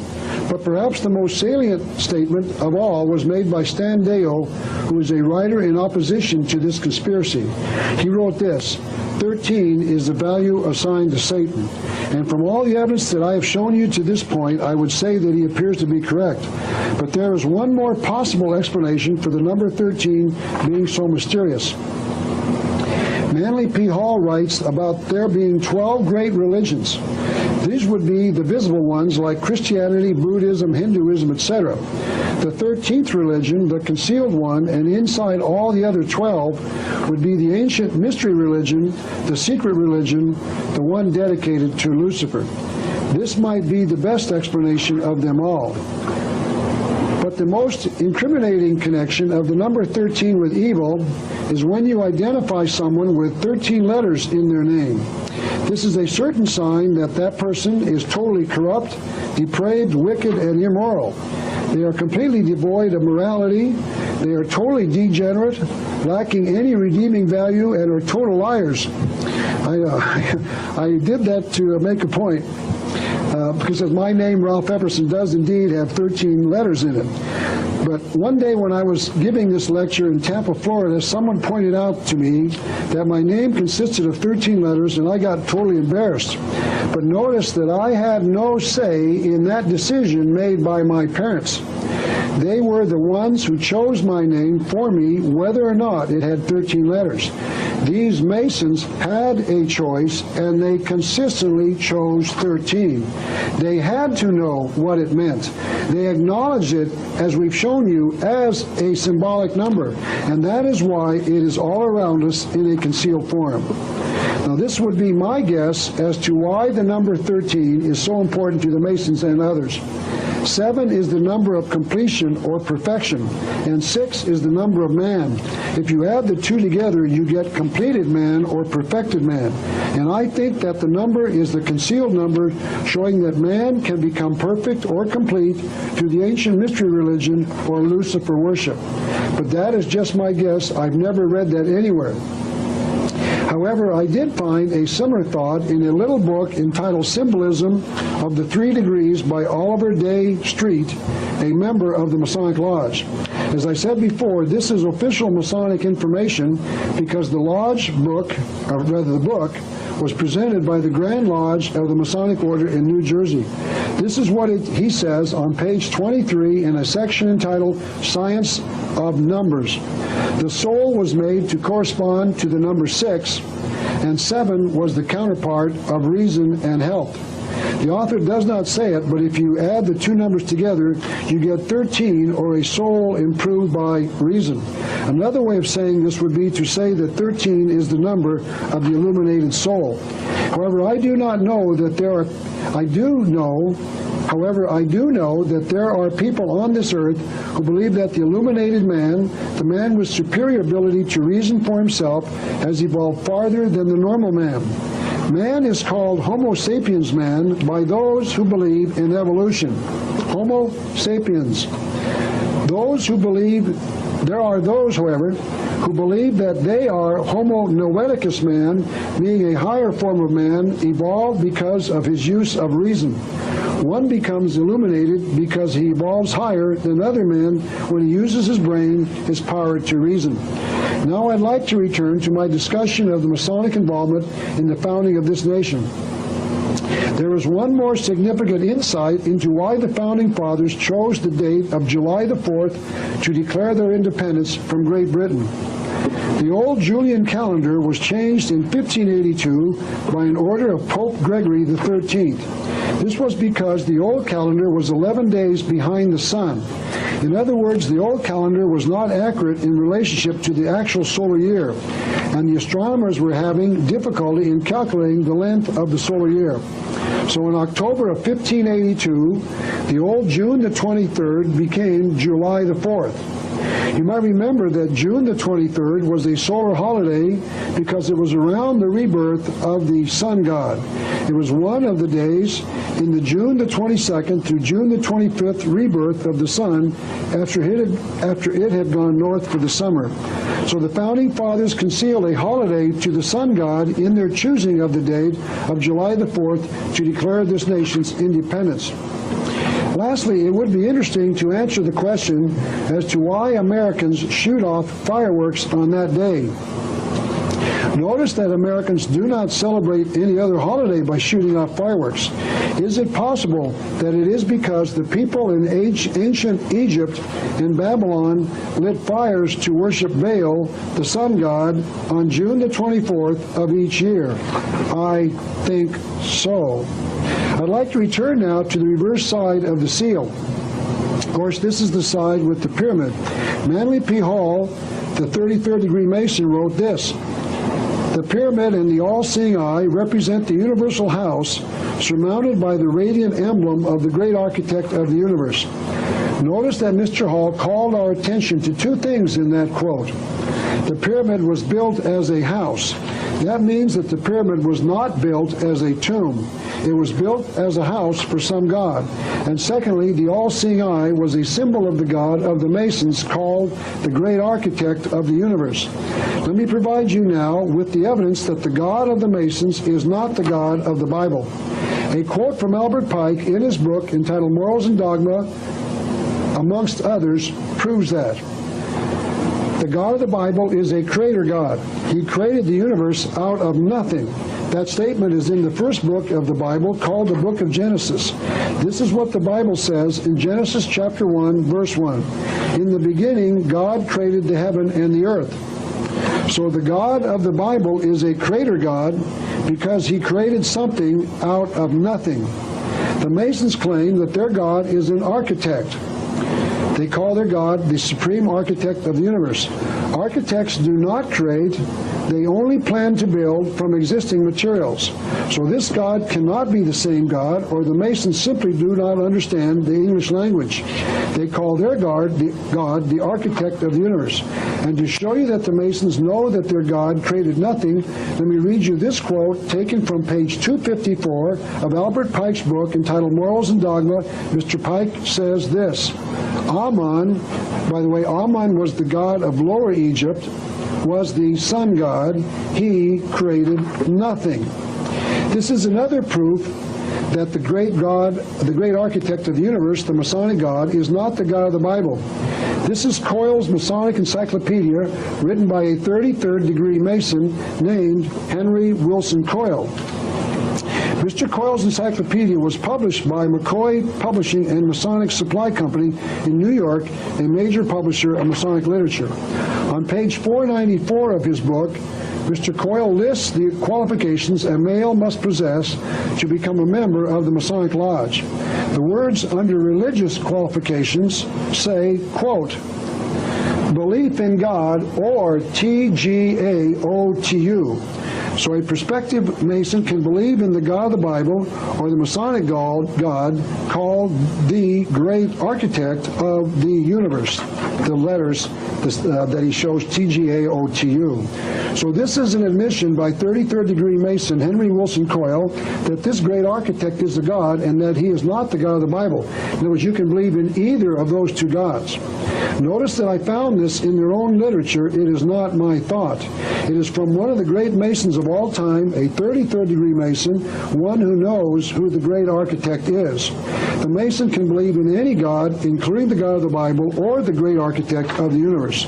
So the Masons who worship the sun God, in their lodges know that their God is not the God of the Bible, and someone else confirmed this.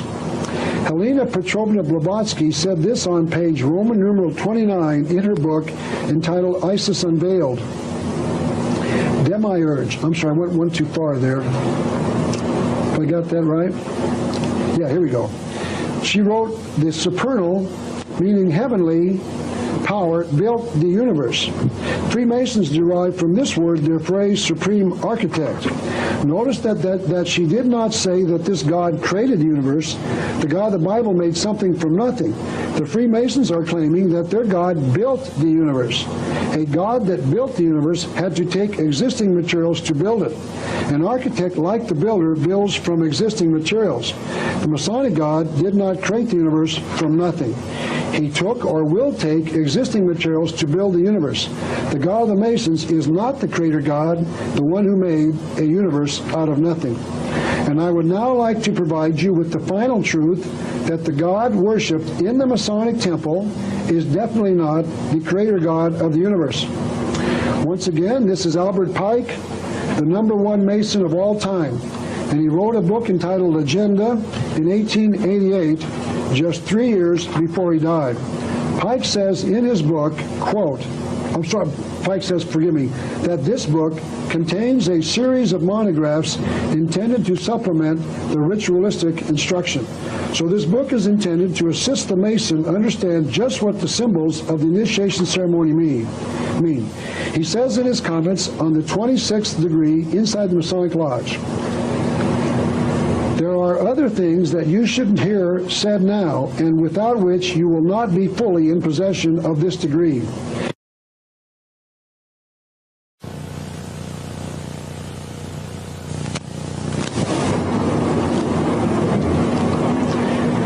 I'd next like to discuss the all-seeing eye as a symbol.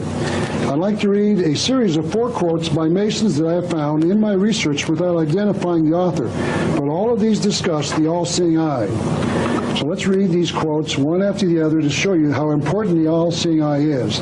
The eye was also the symbol of Osiris. By the way, Osiris, well, in fact, we'll read the next quote. Osiris, the sun and principle of good. Osiris was the chief god of the Egyptians. Osiris was the sun. And the last quote was, an unopened eye in honor of the great eye of the universe, the sun. So the eye is a symbol of the sun god, and the sun god is Lucifer. And here we see an all-seeing eye on the back of our dollar bill above the pyramid. And all of this was known to the Masons who designed the Great Seal of the United States in 1782. Earlier in this lecture, I quoted the Masonic teaching from Albert Pike that taught us this: what is superior is as that which is inferior, and what is below is as that which is above. The Masons want us to believe that the eye is a symbol of a good God. We think that means the God of the Bible, but the Mason knows that to understand what they say, you must reverse the meaning of their words. That means that the eye is a symbol of an evil God. Their God is just the opposite of what the public thinks. I would like to remind you of this drawing that Rex Hutchins put in his book entitled A Bridge to Light. We examine it when you flip it over, and here we see the demon god that the Masons worship. So the observer who is not a Mason can now understand much of their writings if the meanings of their words is reversed. For instance, if you reverse the following quote, it really starts to make sense. This quote appeared in the New Age magazine published by the Masons for September 1950, just 5 years after World War II. This quote reads as follows: God's plan, and once again, if you reverse it, he's talking about the plan of Lucifer, is dedicated to the unification of all races, religions, and creeds. This plan, dedicated to the new order of things, is to make all things new. A new nation, a new race, a new civilization, and a new religion. A non-sectarian religion that has already been called the religion of the great light. And you might remember, as we pointed out before, Lucifer was the light bearer. Let's continue with the quote. Looking back into history, we can easily see that the guiding hand of providence, and here we mean Lucifer, has chosen the Nordic people to bring in and unfold the new order of the world. Records clearly show that 95% of the colonists were Nordics, Anglo-Saxons. Providence, reversed once again, means Lucifer has chosen the Nordic race to unfold the new age of the world, a novus ordo seclorum. This is God's, and once again reverse it, meaning Lucifer's great plan in America for the dawn of the new age of the world. Remember that this article was written just 5 years after World War II. Those familiar with what Adolf Hitler talked about will notice that the two thoughts were identical. So here we found some evidence that the Masons want the same thing that Adolf Hitler wanted. In a few moments, I'm going to present you the information that Adolf Hitler was a Luciferian. He worshipped Lucifer, also known as Satan or the devil. Also remember what the Satan-worshipping Hitler said. He wanted to create a new world order that was intended to destroy all religions, just like George Bush. They both wanted the same thing. According to the Masons and Adolf Hitler, the Nordic Aryan race would lead the world into a new world order. Remember that this article was written just 5 years after the conspiracy financed the madman Hitler and caused World War II. It seems as if some of the Masons know the truth. Next, I would like to discuss the serpent as a symbol used by the Masons in America. This is once again the book written by Jim Shaw, a 33rd degree Scottish Rite Mason, entitled The Deadly Deception. Mr. Shaw is perhaps the first 33rd degree Mason to break with the order, and he has written this book to expose part of what he learned as a Mason. He talks about his initiation into the 33rd degree Masonic Temple, into the 33rd degree inside the Masonic Temple in Washington, D.C. He writes this: the interior walls are decorated with serpents. There are all kinds, some very long and large. Many of the Scottish Rite degrees include representations of serpents, and I recognize them amongst those decorating the walls. Notice that Mr. Shaw says that he saw serpents throughout the Masonic Lodge. He did not see the cross of the Christians or the Star of David of the Jews. He saw serpents. And this is a slide of the 33rd degree temple in Washington, D.C., where Mr. Shaw was initiated. I took that slide myself, and unfortunately I had to put two slides together because I couldn't get close enough. And so it's a little bit different. But that's the building right there that's in just north of the White House in Washington, D.C., called the 33rd degree Masonic Temple in Washington. Notice the wall behind the outside columns in front of the building. This is a close-up of that symbol in the center. You can't see it very clearly, but it appears to be a painting of the Egyptian double-winged symbol we studied earlier in this lecture, but I cannot tell because it's simply too far away. This is a close-up of the area to the right side of the symbol, and I'm sorry the slide was taken sideways. We just looked at it. But if you'll notice there very carefully, there are clearly snakes on the wall, each maybe 6 feet high.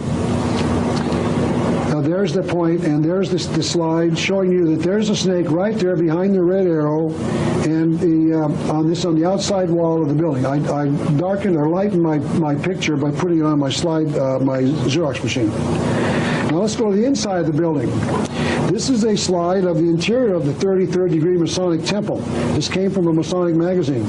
Notice the snakes coiled on the wall behind the men in the chairs on the right and the left upper.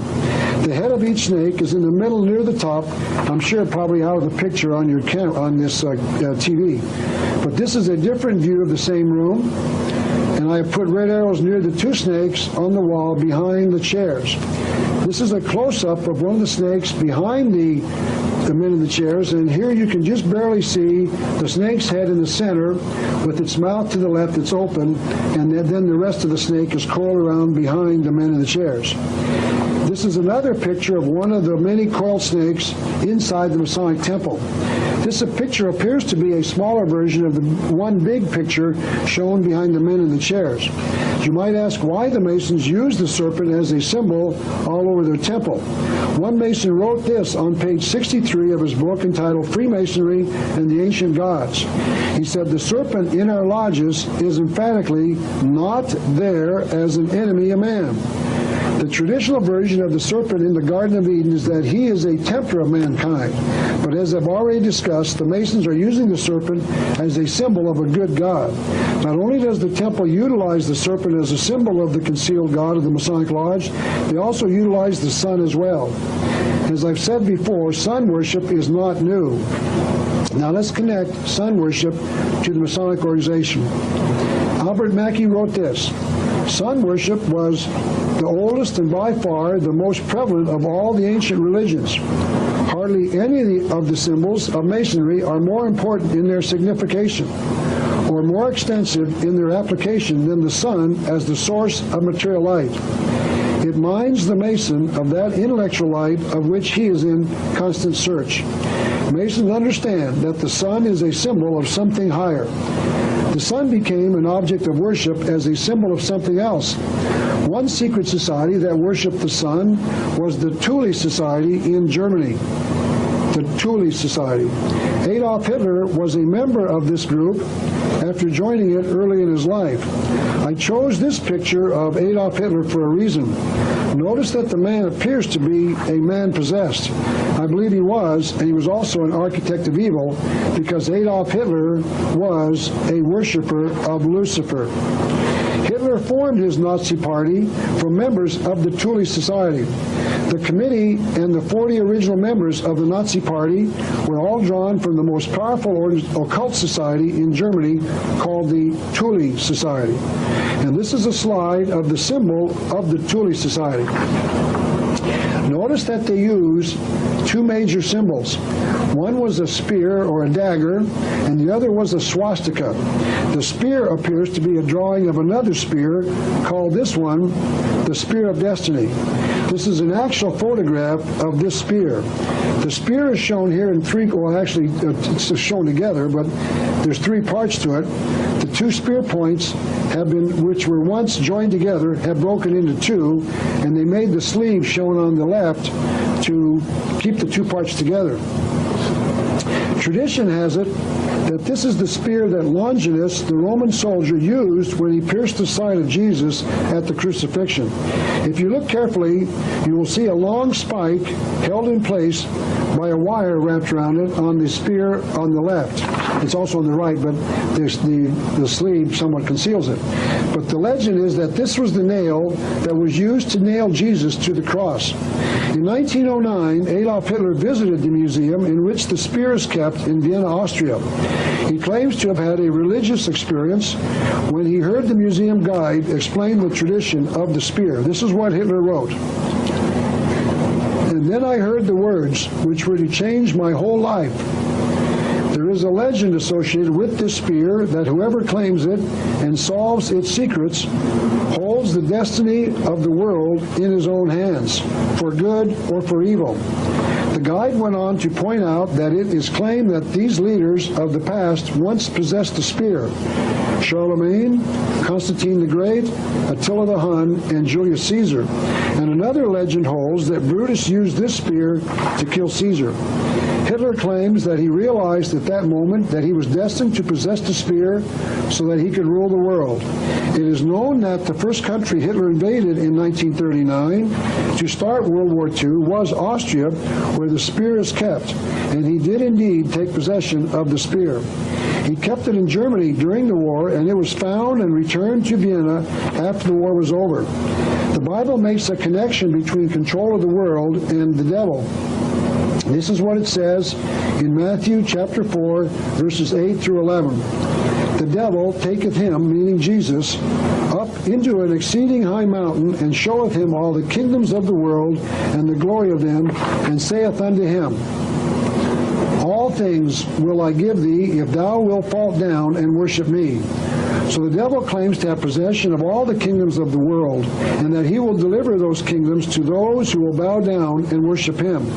Hitler determined that he had to possess the spear so that he could rule all of the kingdoms of the world. Hitler had stood before the spear and made an irreversible vow to worship evil. It is also interesting that Hitler controlled the spear until April the 30th, 1945, when he committed suicide. American soldiers found the spear in the basement of the Nuremberg Castle and then kept it until it could be returned to Austria. It is while America held the spear that it dropped the atomic bombs on Japan, at Hiroshima and Nagasaki, on innocent Christians. And I'm sure there are people claiming that's only a coincidence. It is known that Adolf Hitler had read the works of Friedrich Nietzsche, who had written a book entitled The Genealogy of Morals. And in this book, Mr. Nietzsche said this. The writer of the review of the book said, this book sought to make a reevaluation of all of man's values in the proof that so-called evil was good, and what it was habitually believed to be good was evil. Nietzsche also had written this in another book, I pronounce my judgment, I condemn Christianity. I raise against the Christian church the most terrible of all accusations that any accuser uttered. It is to me the highest conceivable corruption. Another of the teachers of Adolf Hitler was this man, Dietrich Eckart. Mr. Eckart was a dedicated Satanist and a supreme adept of the arts and rituals of black magic, and the central figure in a powerful and widespread circle of occultists, meaning the Thule Society. There's that quote there, that he was a dedicated Satanist. Eckart died in 1923, and just before he died, he was quoted as saying, "Follow Hitler. He will dance, but it is I who have called the tune. I I have initiated him into the secret doctrine, opened his centers in vision, and given him the means to communicate with all powers. Mr. Eckhart continued, do not mourn for me. I have influenced history more than any other German. So we can see who and what had influenced Adolf Hitler to start his goal of world conquest. The teachings of someone who renounced Christianity, and the Spear of Longinus, and its legend that whoever possessed it would rule the world. This is again the emblem of the Thule Society. Notice the use of the swastika behind the dagger, or the sword, or spear, whatever you want to call it. This time it is in a rounded form, but the basic swastika has two forms. This is called the good swastika when the arms rotate to the left. And this is the second swastika when you reverse the first. And this is called the evil or the Nazi swastika. This next quote is from page 66 of the book entitled Freemasonry and the Ancient Gods.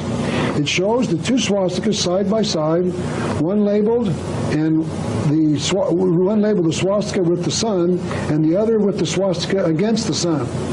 And the author goes on to say, the swastika represents today the sun. And once again, the S is capitalized, meaning a god. And it is known that Adolf Hitler personally selected this swastika for his Nazi party in Germany, because the swastikas are universally a symbol of the sun. Here is a picture, a color picture showing the swastika shown in this color photograph, and notice that they are now inside the white circle. Don't forget that the circle is a symbol of the sun, as is the swastika, which was placed inside it. But notice that the colors of the flag are red in the background, black in the swastika, and of course white behind the swastika. According to page 12 of a book entitled The Masonic Bible, the symbolic colors of the Royal Master Degree are black and red. I'm certain that there are critics right now saying that I'm making too much out of the two colors of red and black. But you have to explain why it is that both Adolf Hitler and the Masons worship the sun god Lucifer, both the Masons and the Nazis were into the occult, and both used the colors red and black as emblematic of something hidden from the public. I think there is a connection. That thought is repeated in Albert Pike's book entitled Morals and Dogma on page 786. Mr. Pike says this about the way that the Masonic temple is to be decorated when it is in the 28th degree, called the Night of the Sun, S-U-N, sun. In this degree, the columns of the hall are white with black and red. The hangings are black and over that crimson. The colors, black, white, and crimson, appear in the clothing. This is Bill Schneblin, a former male witch, a 32nd degree Mason, and a former endowed Mormon. He's written a book entitled Mormonism's Temple of Doom, a book that we will examine more in detail later in this lecture. But at this point, I want to point out one thing that Mr. Schneblin said that is very important now. He said this about the satanic ritual he was familiar with on page 22 of this little book. The lower levels of the Satanists wear black, the Magi wear scarlet or red, and the Magisters wear white. So scarlet, white, and black are significant colors throughout Masonry, witchcraft, and the Nazi Socialist Party of Adolf Hitler in Germany. But to show you that the swastika is in part a Masonic symbol, this is a quote from page Roman numeral 19 of the book entitled Freemasonry and the Ancient Gods. The author, who is a Mason, wrote this: "The swastika, one of the most ancient and sacred of symbols, has no place in speculative Masonry, although it still persists in operative lodges. Operative Masons aver that the omission is due to the fact that Dr. Anderson, who framed the constitutions of speculative Masonry, never attained the rank of a master in an operative lodge and was therefore ignorant of the nature and meaning of the fourfold square." Notice that he was talking about a fourfold square. This is the Masonic symbol once again. This is a combination of the square and the compass. The square is two pieces of metal joined at a right angle so that the Mason can draw straight lines and 90-degree angles. And the swastika is 4 squares joined together at a central point. But to show you that the use of the swastika has not been eliminated and is still being used today, this is a letterhead of a group called the Religious Coalition for Abortion Rights Incorporated. On the back of this letter, the organization states that their logo combines the symbols of 2 great religions. This is a close-up photo of the back of this letter that I got in the mail. It goes on to say that the Christian cross is made up of many branches rather than 2 strokes to represent the many sects of Christianity.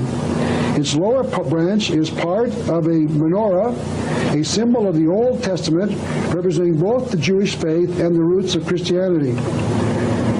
The cross and the menorah, this is in their own literature, on the back of the letter, the cross and the menorah are intertwined to demonstrate the unity of purpose of this coalition.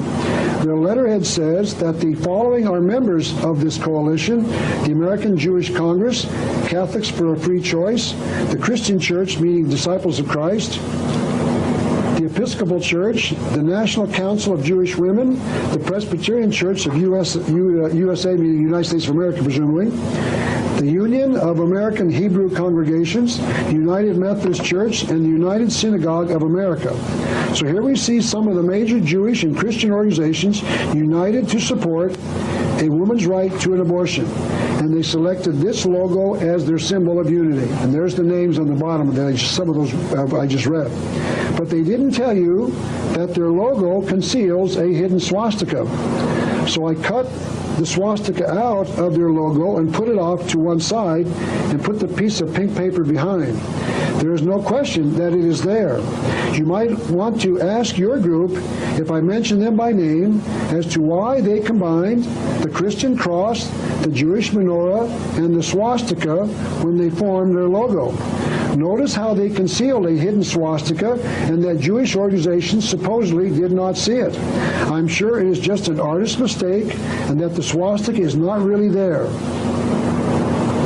This is another use of the swastika. This is a drawing of an Indian thunderbird with a swastika shown on its chest. This drawing was part of a flyer prepared by Arizona's state-run Highway Commission prior to World War II. This symbol also appeared all over our state highways until Adolf Hitler used it in World War II and it was removed. This is a close-up of the thunderbird on the flyer, and the symbol is carrying a swastika on its chest. And this is a similar drawing of a thunderbird on another flyer put out by the Arizona Highway Commission. It also has a swastika on its chest. One of the original founders of the Thule Society was Rudolf von Sabbatendorf. He wrote this: "I intend to commit the Thule Society to this combat. I swear it on this swastika, on this sign which for us is sacred, in order that you hear it, O magnificent sun." So here we see that both the sun and the swastika are connected to the Thule Society. Notice that the Thule Society is engaged in a combat between the sun worshippers and the rest of the world. Adam Weishaupt created the Illuminati on May the 1st, 1776, May Day. May Day has traditionally become a holiday amongst the worshippers of the secret religion. Albert Pike told us why. He said the festival was in honor of the sun. The Illuminati worshiped the sun, and George Washington told us that the Illuminati worshiped the devil. The witches know why the 1st of May, called May Day, is important. The witch that wrote this book, entitled The ABCs of Witchcraft, wrote this: "There is a witch's custom of coming to a prehistoric English ring to see the sun rise on the morning of May Day. And the reason is because May Day is the traditional beginning of summer." But sun worship is a lot older than 1776. It is discussed in the Bible. This is Ezekiel chapter 8, verses 15 and 16, and it reads, "And he," meaning the Lord God, "brought me," meaning Ezekiel, "into the inner court of the Lord's house, and behold, at the door of the temple of the Lord were about 25 men with their backs towards the temple of the Lord. And these 25 men worshipped the sun toward the east. Then the Lord God called that practice, that worship of the sun toward the east, an abomination. These men had turned their back on the worship of the Lord and were worshiping the sun in the direction of the east. Notice the east is where the sun god rises each morning. That is why they worship towards the east. They were acknowledging his rebirth in the morning. Another mention of this practice is in Deuteronomy chapter 17, verses 2 through 4, and then 7.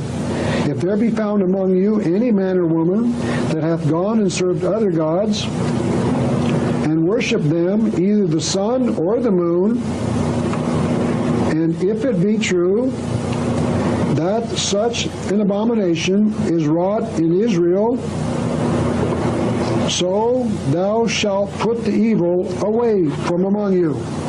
The God of the Bible told the people that there were sun worshippers in Israel and that their worship was an abomination to the Lord, and that they were to put it away from amongst their midst. Yet the Masons worship the sun in the east. Albert Pike told us, our lodges are said to be due east and west because the master represents the rising sun. The sun, the next slide, the sun, his is the all-seeing eye in our lodges. Once again, the capital S and the word sun. Their master, meaning their president, sits in the east. Their master is a man, but he represents the rising sun. And the rising sun represents the rising god, Lucifer. Masons in America worship the sun in the east, and the Bible has told us to put them away from us.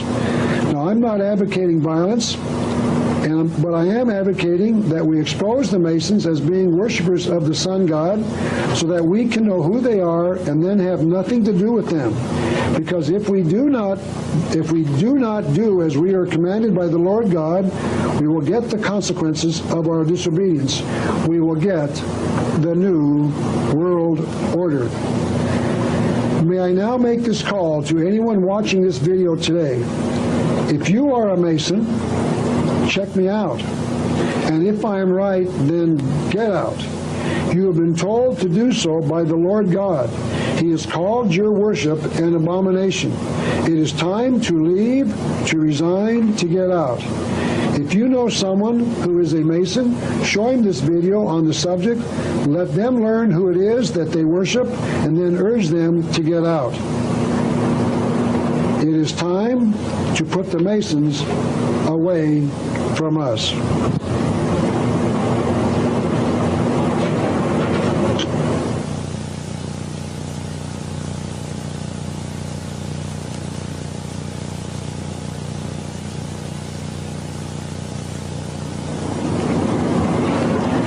To further prove my contention that the Masons know who it is that they are worshiping, let me continue with some of the writings of the high-ranking Masons.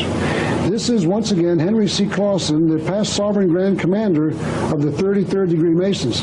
This man, until he resigned, or I believe he resigned a few years ago, was the #1 Mason in the world. He has told us where it is that one learns who the sun god truly is. He has written that in this magazine that the lodges, he has written that it is in the Masonic lodges where the true knowledge of the one supreme deity is given. It is here inside the Masonic lodge that the Mason learns who the God of the universe truly is. Now, it is commonly thought that religion is to teach mankind who the one true God is. But the Masons say that they are the ones with the true knowledge. If that is true, then humanity does not need religion. And if we don't need religion, why not abolish it? That is just another confirmation that the Masons are out to destroy religion. Now, it is a fair question to ask, who is that supreme deity? A supreme deity is one over all religions, one that is common to all, and I'm saying that Lucifer is that one supreme deity. We, the public, have it all wrong. Lucifer is the true God of the universe, and you learn that in the lodge. The Masons have told us that themselves. To show you that the Masons worship the sun as a symbol of Lucifer, let me once again quote Albert Mackey from his encyclopedia. Mr. Mackey wrote, "The sun is then presented to us in Masonry, first as a symbol of light, but then more emphatically as a symbol of sovereign authority. The sun is a symbol of a sovereign. A sovereign means means one who rules. That sovereign is in authority. Their sovereign is their God, and that sovereign is Lucifer. Now let me prove that statement. Albert Pike wrote in his book entitled Morals and Dogma, if you'll reflect, my brother, you will no doubt suspect that some secret teaching was concealed in these words. In other words, the secret is not stated directly. You have to look for it. It is concealed, but it can be found, and it is the obligation of the Mason to find it. And to prove that there is a secret, let me point this out. In one of the 2 copies of Morals and Dogma that I own, there was a stamp in the book that read, quote, esoteric book for Scottish Rite use only, to be returned upon withdrawal or death of the recipient. The word esoteric is defined for and understood by the specially initiated alone. Albert Pike lays the foundation for the reasons the Masons conceal their information from the average person with this thought from his book entitled Legenda. He wrote this in his book, Legenda, not unto all should all be made known. So Morals and Dogma conceals, as did Legenda, a secret inside its pages. And some people can see it, and some people know what that secret is. In fact, Pike wrote this on page 772. If you desire to find and gain admission to the sanctuary, we have set enough to show you the way. If you do not, it is useless for us to say more, as it has been useless to say so much. Manly P. Hall wrote this in his book entitled The Lost Keys of Freemasonry. The initiated brother realizes that his so-called symbols and rituals are merely blinds fabricated by the wise to perpetuate ideas incomprehensible to the average individual. He also realizes that few Masons of today know or appreciate the mystic meaning concealed within these rituals. Albert Pike told us Masonry conceals its secrets from all except the adepts. I'll identify who these adepts are in a few minutes. He went on to say, or sages, or the elect, and uses false explanations and misinterpretations of its symbols. And here's the purpose: to mislead those who deserve to be misled, to conceal the truth which it calls light from them, and to draw them away from it. Pike continued, a great number of men who believe themselves Freemasons are ignorant of the meaning of their rites and have lost the keys of their mysteries. We can know who these adepts are that Mr. Pike talked about. Kenneth Mackenzie, a Mason, told us in his book entitled The Royal Masonic Encyclopedia who these adepts were. He wrote this. He said, adepts, a name given to the order of the Illuminati. The Illuminati are the enlightened ones, the ones who have seen the light and understand the true meaning of the symbols. But more importantly, the Illuminati was, as we discussed, committed to the destruction of Christianity. Yet Mr. Mackenzie says that the adepts are the Illuminati. The Masons admit that they conceal the truth from their fellow Masons by the use of a lie. Albert Pike wrote, it is for each individual Mason to discover the secret of Masonry. Notice that Mr. Pike said that there is only one secret to discover. Mr. Pike continued, Masonry does not inculcate her truths. The word inculcate means to repeat a thought often. So what Mr. Pike is saying is that they only say it once, and you are supposed to figure it out from that one sentence or thought. He went on, she states them once and briefly, or hints them, perhaps darkly, or interposes a cloud between them and eyes that would be dazzled by them. That rite, talking about the Scottish Rite, raises a corner of the veil even in the degree of apprentice. The degree of apprentice is, as I've said before, the first degree of the Blue Lodge. For it there declares that Masonry is a worship. And it is a worship, the worship of the sun god Lucifer. The sun worshippers, called the Adept Masons, actually admit that they lie to their fellow Masons to conceal the truth from them. Albert Pike wrote, the blue degrees are but the outer court, and the blue degrees, of course, are the first three, are but the outer court of the temple. Part part of the symbols are displayed there to the initiate, but he is intentionally misled by false interpretations. Mr. Pike adds a similar thought from page 53 of his book entitled Agenda. Masonry permits the utterance of false interpretations which serve the double purpose of misleading the ignorant, the idle, and indolent, whom it is desirable to lead astray, and of indirectly indicating to the wise and studious the true way leading to the light. Notice that the Mason is intentionally being lied to by his fellow Masons. Mr. Pike continues in his book entitled Morals and Dogma. It is not intended that he shall understand them, but it is intended that he shall imagine that he shall understand them. Their true explication is reserved for the adepts, the princes of Masonry. So the secrets of the Masonic Lodge are reserved for the adepts, the members of the Illuminati. Mr. Pike further continued that thought in his book entitled Agenda. It was never intended that the mass of Masons should know the meaning of the blue degrees.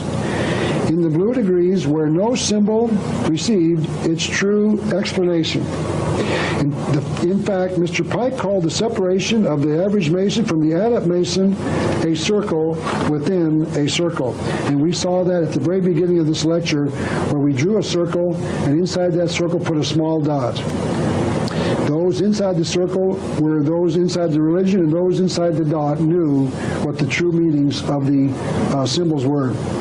Pike wrote a similar thought on page 6 of his book entitled Agenda.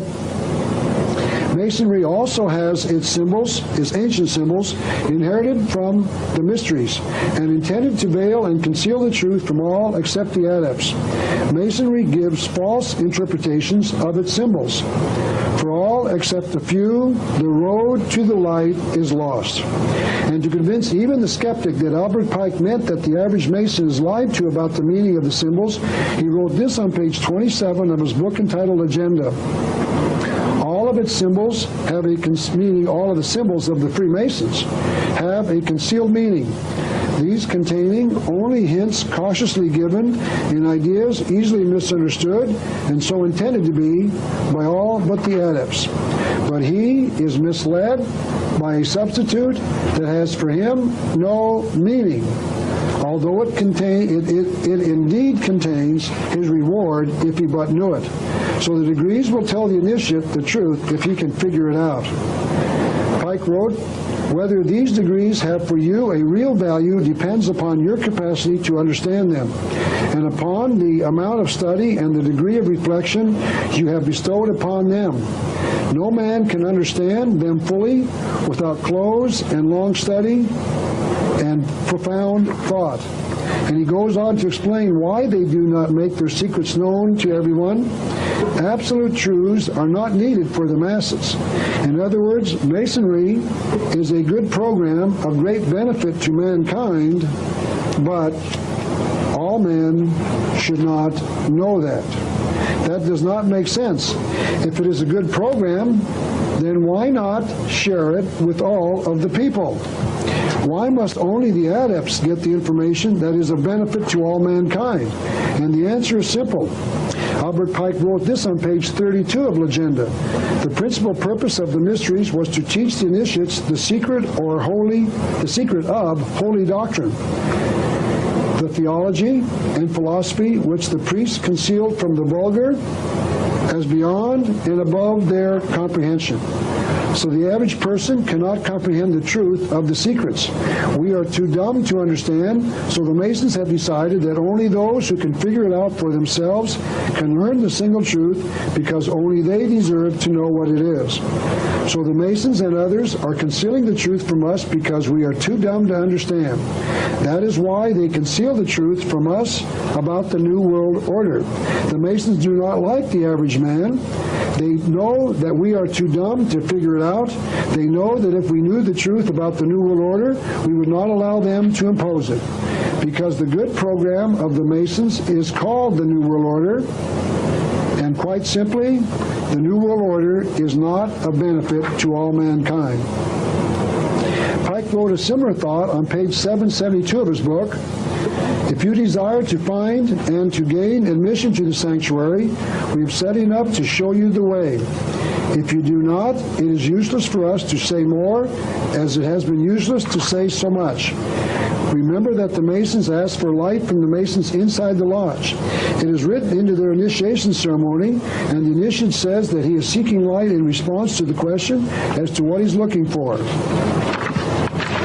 One who has told us directly who the light bearer is, of course, Albert Pike, the greatest Mason of his day. Before I quote this letter, I must qualify it. This letter showed up in a book written in the French language in 1889. The man who wrote the book was, as I remember, not a Mason. The Masons who have read this letter have disputed its authenticity. They claim it is not real. They claim that Mr. Pike never wrote it. I've read the letter in about 6 different books. I personally believe that the letter is authentic, not because I have any evidence that it is real, but because it fits with the other things we know that Albert Pike wrote, that we can confirm. So with that understanding, let me read this letter that certain people claim was written by Albert Pike in 1889. To the crowd, here Mr. Pike is referring apparently to us, the non-Masonic public. So to the crowd we must say, we worship a God, but it is the God one adores without superstition. What he means here is that those of us who believe in the Creator God do so because it is superstition. He is saying that the existence of the Creator God cannot be proven by the human mind. The Masons believe in their God without superstition. They believe that their God is real, the other God of the Bible is not real. That is the reason I wrote my pamphlet entitled God Exists. Because you can know that a belief in the Creator God is not a superstition. It is science, proven by logic, reason, and the laws of science. Mr. Pike continues, you may repeat it to the brethren of the 32nd, 31st, and 30th degrees. All of us initiates of the high degree should maintain the Masonic religion in the purity of the Luciferian doctrine. So here Mr. Pike says that the Masons worship Lucifer, that this is the one secret contained within his writings. Notice that he says you can tell it to the high-ranking Masons, meaning the 30th, 31st, and 32nd degrees. You might recall that we read John Robinson's comments on the 30th degree, where the Masons take an oath to destroy Christianity. So this part of the letter appears to ring true as well. Mr. Pike goes on, if Lucifer were not God, would Adonai, the God of the Christians and his priests, falsely accuse and slander him? The Christians have it all backwards. The one true God is Lucifer, not their God, called Adonai. Mr. Pike's letter continued, yes, Lucifer is God, and unfortunately Adonai is also God. Notice that he wrote that it is unfortunate that Adonai is also a God. That if the universe only had one God, and that God was Lucifer, the world would be a better place. So Mr. Pike is saying that Lucifer was the equal of Adonai. So there are, in truth, according to this Mason, two gods in the universe. One is called Adonai, the Creator God, and the other is called Lucifer, the great architect of the universe. Mr. Pike went on, the true and pure philosophic religion is the belief in Lucifer, the equal of Adonai. But Lucifer, God of light and God of good, is struggling for humanity against Adonai, the God of darkness and evil. So here we can see that the Christian community, according to Mr. Pike, has it all backwards. The God of the Bible is the God of darkness, and the God named Lucifer is the God of light. Notice everything is just the opposite. It might be instructive at this point to remember the principle of reversal. Pike wrote, what is superior is as that which is inferior, and what is below is as that which is above. So he's saying that which is above is as that which is below. Pike made a similar statement in his book entitled Agenda on page 4. Everywhere in our own holy books, we find perpetuated the old light religion. God is light, and in him is no darkness at all. So Pike believes that Lucifer is the God of light. And to show you that Albert Pike is not the only one who believes that Lucifer is God, this is once again Helena Petrovna Blavatsky, a Luciferian and occultist, who wrote this, the quote we're going to read, in a book entitled The Secret Doctrine. On page 377 of this book, she wrote this, Satan, the enemy of God, is in reality the highest divine spirit. And elsewhere in her book, on page 413, she identifies Satan as the deity. She wrote this: "The true theosophist, the pursuer of divine wisdom and worshiper of absolute perfection, the unknown deity." And this is further proof that what Mr. Pike has written is true. This is a typical pamphlet that was written by a Masonic lodge for those who are outside of the organization wishing to know more about it. One of these little pamphlets said this: "Freemasonry has taught the ideals of equality and the importance of education in freeing mankind from prejudice, superstition, and social injustice." Notice that Pike wrote that Christianity is a belief in superstition. And here the Masons as a group are saying that they seek to free mankind from superstition. They are telling you the truth, but in a concealed language. What the pamphlet is saying is that the Masons are teaching their members to rid the world of religion. The Masons speak in a coded language, and once you understand the principle of reversal, their writings make sense. The Masons are saying that the God of the Bible is darkness, the opposite of what we think, and Lucifer, supposedly the god of darkness, is the god of light. But Albert Pike was wrong. Lucifer is not God. The Bible teaches in Isaiah chapter 43, verses 1 and 10, "Thus saith the Lord, understand that I am He. Before me there was no God formed, neither shall there be after me." The Bible continues, "I am the Lord, and there is none else. There is no God beside me." So Pike claimed that Lucifer was a god, but he was not correct. Lucifer cannot be God, he was not God, and he will not be God. So quite simply, Pike was wrong. Lucifer is not God. The Masons inside their lodge seek light. The Masons acknowledge that Lucifer is the light bearer. Others confirm this as well. Once again, Helena Petrovna Blavatsky, the author of the book entitled Secret Doctrine and a Luciferian, confirmed it as well. On page 513, she wrote, "Satan and Lucifer, or light bearer." Louis Spence, in his book entitled Encyclopedia of Occultism, wrote that Lucifer was the bringer of light. Everyone, of course, knew that light came from the sun, and so the sun and Lucifer became synonymous. And the Bible confirms this as well. In 2 Corinthians verse 11, chapter 14, the Bible says, "And no marvel, for Satan is transformed into an angel of light." The word transformed is defined to change in outward shape or semblance. That means that Lucifer does not change, he only appears to change. So he is not an angel of light, he only appears to be an angel of light. Manly P. Hall confirms all that I've just quoted with this quote from his book entitled The Lost Keys of Freemasonry. Mr. Hall wrote, "The ancients taught that the sun was not a source of light, life, or power, but a medium through which life and light were reflected into physical substance. The Master Mason is, in truth, a sun, a great reflector of light." Here he was saying that man is not the light, he reflects the light from a God. He continues, "He," meaning the Master Mason, "stands between the glowing firelight and the world."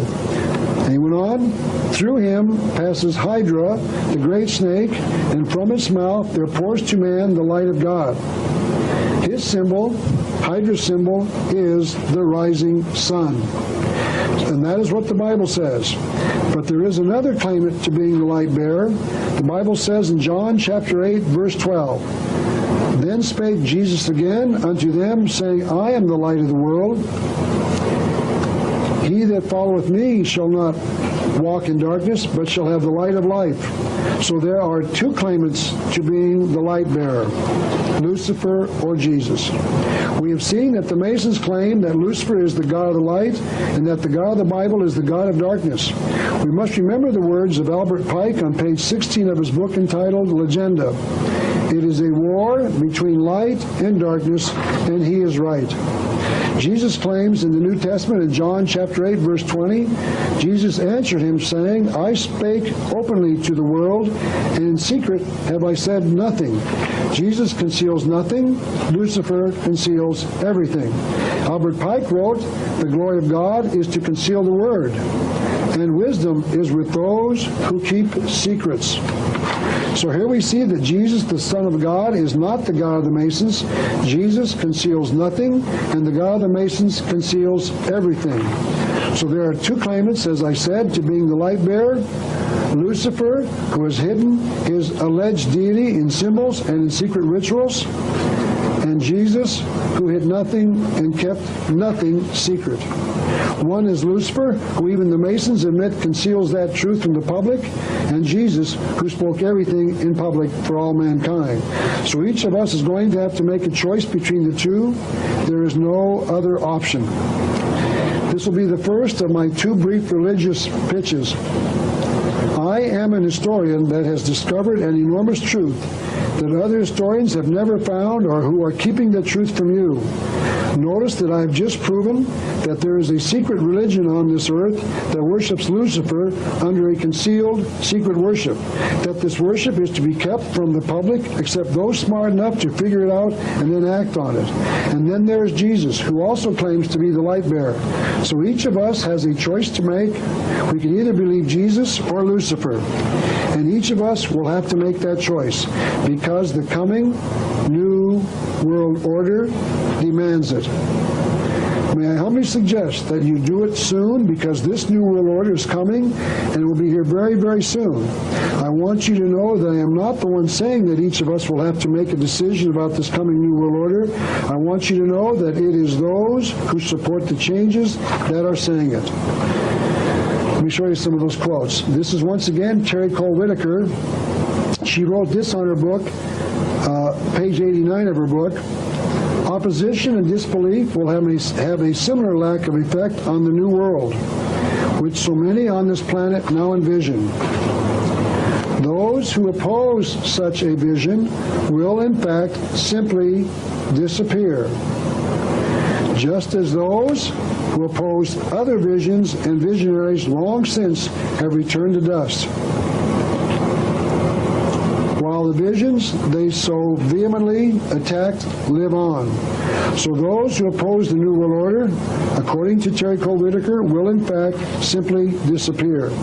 Two other New Agers, Lavetti Lafferty and Bud Holloway, wrote this in their book entitled The Eternal Dance. This is a time of opportunity for those who will take it. Apparently they're referring here to the New Agers. But for others, and here he's talking about those who will not accept the New World Order, meaning those who won't accept it, if the earth is unsuitable for them, meaning if they don't forget it or don't want the New World Order, they will go on to other worlds. Another spokesman of the New Age religion was Maharishi Mahesh Yogi, the guru sought out by the rock and roll group known as the Beatles, was quoted as saying, "There has not been and there will not be a place for the unfit." Apparently he's referring to those who will not accept the New World Order. He said the fit will lead, and if the unfit are not coming along, meaning if they will not accept the New Age religion, there is no place for them. In the age of enlightenment, there is no place for ignorant people. Non-existence of the unfit has been the law of nature. This is what this man taught the Beatles, 30-some years ago. Ruth Montgomery, another New Ager, added her thoughts on the subject. The souls who helped to bring on this chaos of the present century, and I believe she's referring to those who do not believe in the New Age, will have passed into spirit to rethink their attitudes. And she went on, and millions will survive and millions won't. Those who won't will go into the spirit state. John Randolph Price is another New Ager, and he made an estimate of the number who will not survive the transfer. Mr. Price was told by his spirit guide, a spirit guide is someone apparently that talks to Mr. Price, that up to 2.5 billion might perish in the coming chaos. 2.5 billion is about 1/2 of the population of the world. That means that 1/2 of the people on Earth today will not be here after the New World Order is imposed. So hold on, this is not very pleasant. But perhaps the most frightening statement made by any New Ager that I am not familiar with came from the pen of Barbara Marx Hubbard, a New Ager who wrote this in her book entitled Happy Birthday Earth. The choice is, do you wish to become a natural Christ, a universal human, or do you wish to die? People will either change or die. That is the choice. And to show you that this thought was not hers alone, I would like to point out that Lord Maitreya, this so-called Christ, said it in 1979, what we're about to read. I'd like to return to Benjamin Krem's book entitled The Reappearance of the Christ and the Masters of Wisdom that I quoted from before. He has published Lord Maitreya's teachings on September the 12th, 1979 in his entirety on page 246 of his book. I would like to quote only a part of it. This is what Lord Maitreya taught us, 1979. Man must change or die. There is no other course. When you see this, you will gladly take up my cause and show that for man exists a future bathed in light. It is true, unfortunately, you will either accept the New World Order or die. I'm sorry that I must be so blunt, but notice that I did not say this. Those who support the New World Order said it. Notice that I'm not saying this without any proof. I'm quoting the experts, those who believe in the New World Order. You cannot fault my research. I'm reading the experts. This is real because I found the writings of those who believe it.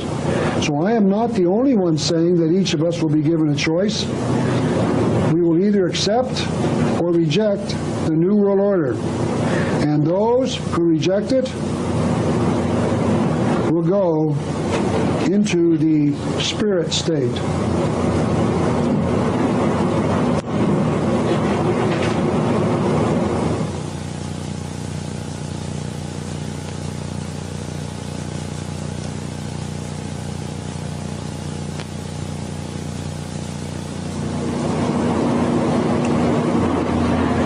Another New Ager once wrote a similar thought about purging the earth of those who will not accept the new future.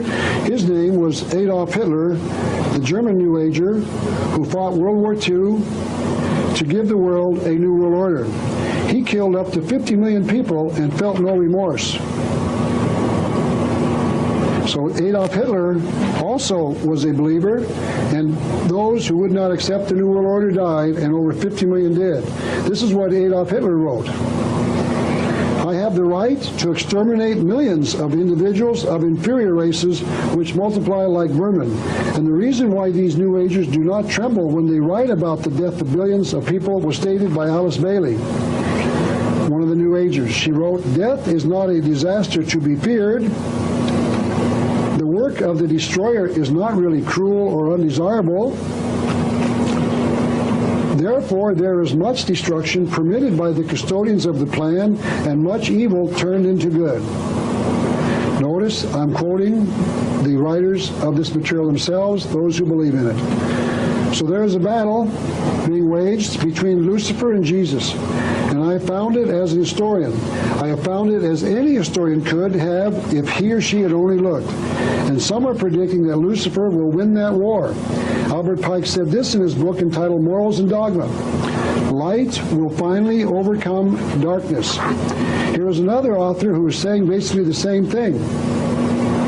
The Magian philosophers tell us that Ormuzd sprang originally from the purest light, and Ahriman from the most profound darkness. According to Pike's principle of reversal, Ormuzd is Lucifer, and Ahriman is the God of the Bible. He went on, then the former, meaning Ormuzd, the concealed Lucifer, adorned the heaven with stars. Notice that he is capitalizing the word, so he is not talking about the stars that shine in the sky at night, but he means something else. Quite possibly he's talking about the masters that we've been talking about for all the time of this lecture. So the masters are the stars placing the sun in front of all the rest. So these gods are to contend with varied success, at the end of which time Ahriman, meaning the God of the Bible, is to be destroyed, and mankind for the future to live in perfect happiness. According to Albert Pike, light, represented by the wisdom of Lucifer, will finally overcome the God of the Bible. He repeated that thought with a little more detail on page 287 of his book. You see, my brother, what is the meaning of Masonic light.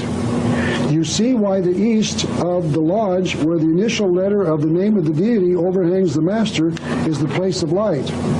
Light, as contradistinguished from darkness, is good, as contradistinguished from evil. And it is that light, the true knowledge of deity, the eternal good for which Masons in all ages have sought. Still, Masonry marches steadily toward that light that shines in the great distance. That light of the day when evil, overcome and vanquished, evil meaning the God of the Bible, shall fade away and disappear forever, and life and light will be the one law of the universe.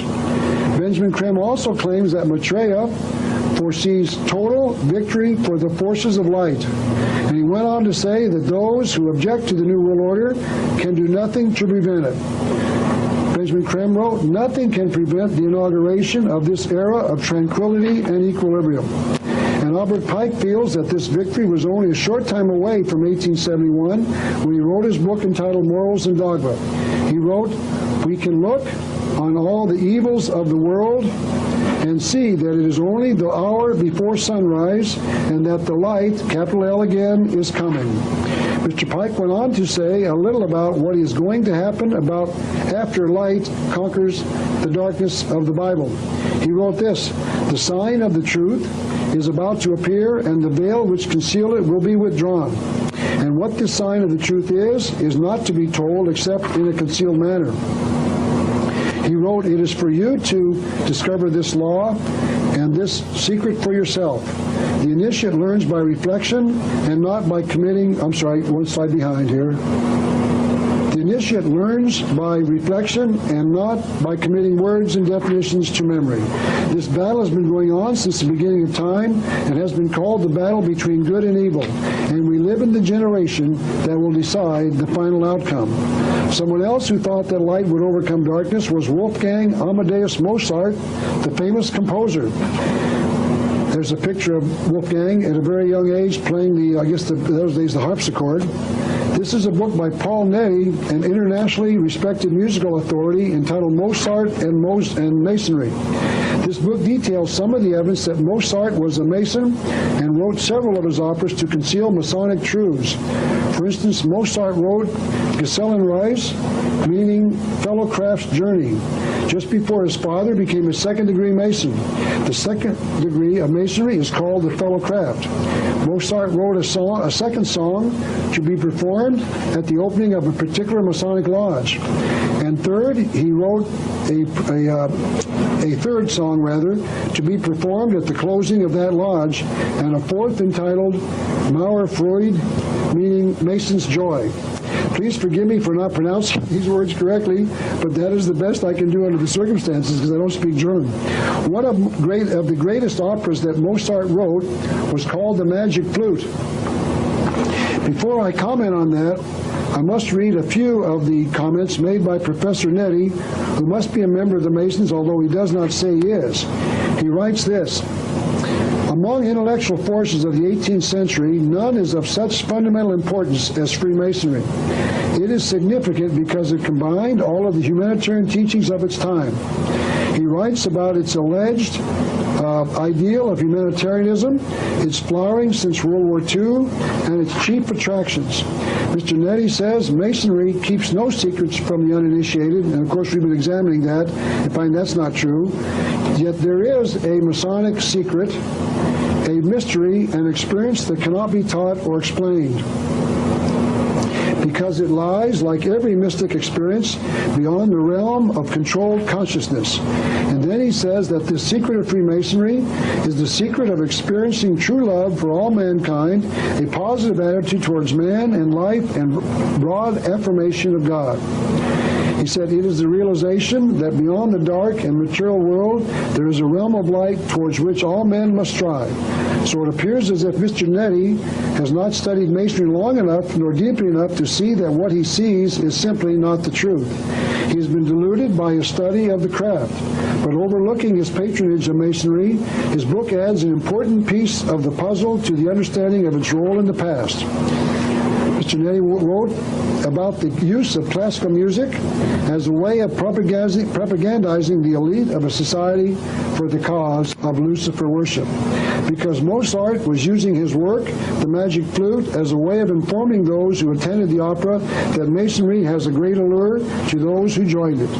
The author calls the magic flute one of the greatest artworks of all time, and says that it was the direct result of Mozart's Masonic associations, because the magic flute glorifies the Masonic ideal. There are some who believe that Mozart revealed too much in the magic flute and that he was poisoned by the members of the Masonic Lodge. And the reason for that belief lies in the fact that his first performance of the opera was on September the 30th, 1791, and he died on December the 5th of the same year. There are stories that his hands and feet began to swell and that he was vomiting just before he died. There are those who believe that these are signs of poisoning. His official cause of death was rheumatic fever causing a heart attack. So we will never know. So if the Masons killed Mozart, the world will never know of their act of murder. So I would like to examine a little about the opera and see if we can determine just what it was that Mozart wrote that glorified the Masonic ideal. The hero of the opera is Tamino, the son of a king, and he is promised the hand of Pamina, the daughter of a queen, if he will rescue her from a man named Sarastro. And the hero begins his journey. He ends up locating Pamina and Sarastro and finds her after she has escaped the king. For some reason not made known in the video presentation of the opera, Tamino decides that he and Pamina must be initiated into a group that Mozart calls the Brotherhood. Now, these are some pictures taken from a copy of the opera that I have. And we're going to have to read, we'll read the words, but they're in the captions in the white. They might not show up on the screen. But these three women attempt to warn Tamino, shown there in the blue outfit with the little red on the shoulder. These women attempt to warn Tamino about the Masons. They say, if you join the Brotherhood, you will surely end in hell. I think their opinion is a little strong, but it's interesting to note that Mozart was trying to say that there were at least two sides of the Masonic question. But Tamino determines that he will be initiated, and the three women give him a magic flute and tell him that it will protect him as he journeys through the trials of the initiation. They further tell him that the magic flute will increase human happiness. But it is my opinion that the flute is a symbol of a truth. The flute, in my opinion, is a symbol of the truth that Lucifer is the god of the Masons, and that knowledge will protect you, and that knowledge will protect you from the evil Christians. That truth will increase human happiness after all men live in the New World Order. I believe that Mozart understood the Masonic Lodge's roles in creating the New World Order. So the next part of the opera concerns itself with the initiation of Tamino. I want to point out that women do not accompany their boyfriends or husbands as they go through the Masonic initiation today, but in the opera, for some unexplained reason, Pamina accompanies him. However, she walks behind him with her left hand on his left shoulder. The implication is that she is going through the initiation not as an equal, but as the future wife of Tamina. This slide shows Tamino, shown on the left, as he prepares to enter the temple. This slide does not show it very clearly, but the temple is a giant pyramid with only this, the front door, visible. Notice that there are two obelisks near the temple, one on each side of the door. Three boys, played by three young women, reveal the nature of the ceremony that Pamina will go through. And this is what they sing in the song. There's these three young women portraying three young boys. Soon the sun will rise. Mortals will be as gods. Superstition will vanish. And wisdom will triumph. This is what they saying to the audience. This is the future. I believe they're talking here about the New World Order. So here we see the reason, I believe, that Mozart was murdered. He revealed the nature of the Masonic initiation. The Masons, represented by wisdom, will finally overcome superstition, meaning Christianity. So Mozart understood the exact nature of Freemasonry. Very simply, Mozart knew. Meanwhile, back in the temple, the brothers assemble for the initiation. Notice that they are all wearing blue cloaks. The first 3 degrees of the Masonic Lodge are called the Blue Lodge. I don't know, but I think that this is another amazing coincidence. The king, Sarastro, tells the Brotherhood that Tamino, the hero of the opera, wants to be initiated. The master addresses the lodge as the servants of Osiris and Isis. And we've been showing you in the quotes in the past that Osiris was the sun god, a symbol of Lucifer. The Brotherhood then votes to accept Tamino as a new brother. And there they are raising their hands and voting. And Tamino says, "My God is wisdom." There he is before he goes into initiation. And he said, "My prize is Pamina." He's going to be married to Pamina if he goes through the initiation. So Tamino understood before he is initiated. Notice that Tamino's head is covered with a hood, which is an accurate recording of what actually happens during a Masonic initiation. The king says, "O Isis and Osiris, grant wisdom to this new couple," meaning Pamino and Tamina. At the end of the opera, Tamino and Pamina approach the king during the last stages of the initiation.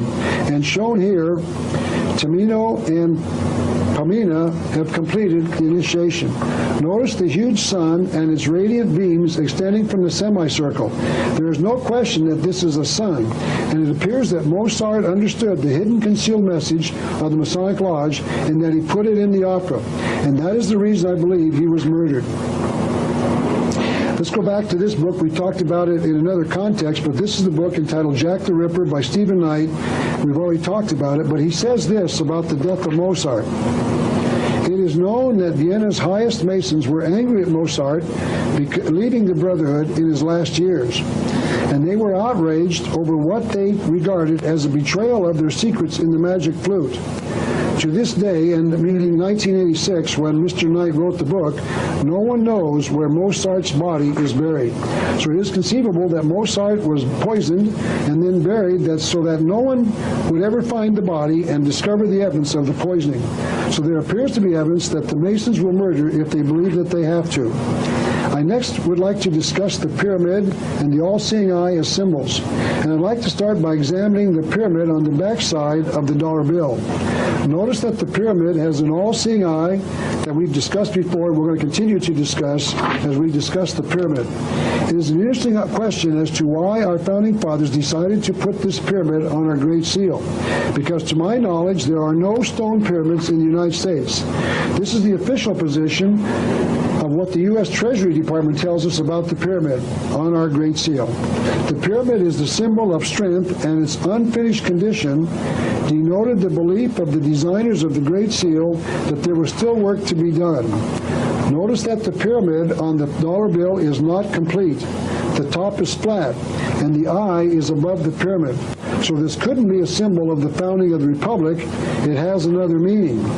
E. Raymond Capp, a writer on the subject of the Great Seal and its symbols, wrote this: "The triangle in connection with the all-seeing eye is the Masonic symbol of the grand architect of the universe." So Mr. Capp connects the all-seeing eye with the pyramid and the pyramid with the Masonic Lodge. The pyramid of the Great Seal is a model of the Great Pyramid of Giza outside of Cairo, Egypt. And we'll come back to that pyramid in a few moments. Here, for instance, is a copy of the Great Seal of the state of Colorado. Notice that the state also uses the all-seeing eye in a pyramid form just above the shield and above the thing called I've forgotten the name of the middle thing. So I won't talk about that. But above all those symbols is the eye with the pyramid. Notice that the state also uses the all-seeing eye in a pyramid form. So it is not just the federal government that understands the significance of the all-seeing eye and its connection with the pyramid. The people who conceived the flag or the seal of Colorado did so as well. So we can see that the pyramid, the all-seeing eye, and the twin obelisks are all Masonic symbols, as we're showing you here in the last few minutes. I'd like to now return to the study of the pyramid. The Masons acknowledge that the pyramid in Cairo was not a tomb or a burial chamber, but in truth was a temple of initiation. The October 1953 edition of the New Age magazine, published by the Masons, contained an article on the Great Pyramid. This is what it said. If perchance you were to visit the Great Pyramid of Giza, the one outside Cairo, you would be presented with a souvenir stating that Osiris commanded Thales to build him a house in the form of a pyramid with certain designated passageways. Notice that the pyramid was built for Osiris, the Egyptian sun god, who wanted a house to live in. The Masons are admitting that the pyramid was built as a house, as a place for the sun god Osiris to live. They are correct. The pyramid was not built as a burial tomb for a pharaoh. It was not built as a tomb for anyone. It was built as a house for a sun god. In fact, the Great Pyramid was once covered with dazzling white casing stones, which could be seen from great distances because it captured and reflected the sun's rays. This is a picture of a few of the only remaining casing stones still part of the original structure. Apparently, it acted in part as a visible reminder of the sun god who lived inside it, because many could see it from miles away because of its reflected light. This is a book called The Pyramids: An Enigma Solved, written by Joseph Davidowitz and Margie Morris. They have confirmed that the pyramid was not built as a tomb, but as a temple for a sun god. They wrote this on page 182. Khufu, and Khufu was the name of the pharaoh who built the pyramid, named the monument, his monument, the pyramid, which is the place of the sunrise and sunset. The name depicted the pyramid as the throne of the sun god Ra during his daily course across the heavens. Now this is a cross-section of the pyramid. The pyramid is entered from the entrance to your right, where we got the red arrow, and the visitor then enters what is called the descending passageway, also shown in red on this picture. After walking a short time, he comes to what is called the ascending passageway. He has a choice here, and he can either continue walking down the descending passageway, or he can start his walk up what has been called the ascending passageway, shown in orange on the picture. After a while, he comes to another choice. He can walk on a level walkway into what has been called the Queen's Chamber, shown in green on the picture, or he can enter a large room called the Grand Gallery, shown in purple. When he completes his walk through the Grand Gallery, he can enter what has been called the King's Chamber, shown in yellow. The King's Chamber was built supposedly as the burial room of a pharaoh, but notice that the Masons claim that the pyramid was not built as a tomb, it was built as a house for a sun god. This is a photograph of what they call the King's Room. The box the man is standing beside is supposed to be the tomb of a pharaoh, but there was no pharaoh inside when the first modern visitors entered the room. There was no other paraphernalia in the room. It was completely empty. That box was not built as a burial tomb. It was built as a box in which an initiate is laid during an initiation ceremony. And to show you that the builders of the pyramid knew that, let's look at the cross-section of the pyramid again. Those black lines leading off on both sides of the two large rooms in the pyramid, the Queen's Chamber, shown in green, and the King's Chamber, shown in yellow, are air vents. They extend all the way through the pyramid to the outside air. Their purpose is to get oxygen into the rooms. That means that the builders anticipated that there would be oxygen breathing people in those rooms. If these rooms were built as tombs, the last thing the builders would want in the room was oxygen, because the Egyptians knew that oxygen destroys decaying human flesh. If they were burying their pharaoh for eternity, the last thing they wanted in the room was oxygen. Somewhere in my reading in the past, and I don't remember exactly where I read this, I read a story that was written about the opening of one of those tombs of a pharaoh. As I remember, the archaeologist had to break through a wax seal around the entranceway into the tomb to enter the room. The doorway had blocks that were precisely cut so that hardly any air could get into the room, and the wax had been used to completely ensure that no air would get inside the burial chamber. The people who buried the pharaoh left behind several torches in the room that were being allowed to burn off all of the oxygen inside of the room after they had pushed the blocks into the doorway and then sealed the doorway with wax. The torches would, of course, die out after all the oxygen was burned up. The reason they went to all of this trouble was to preserve the body as well as they could after burial. As I remember, the first archaeologist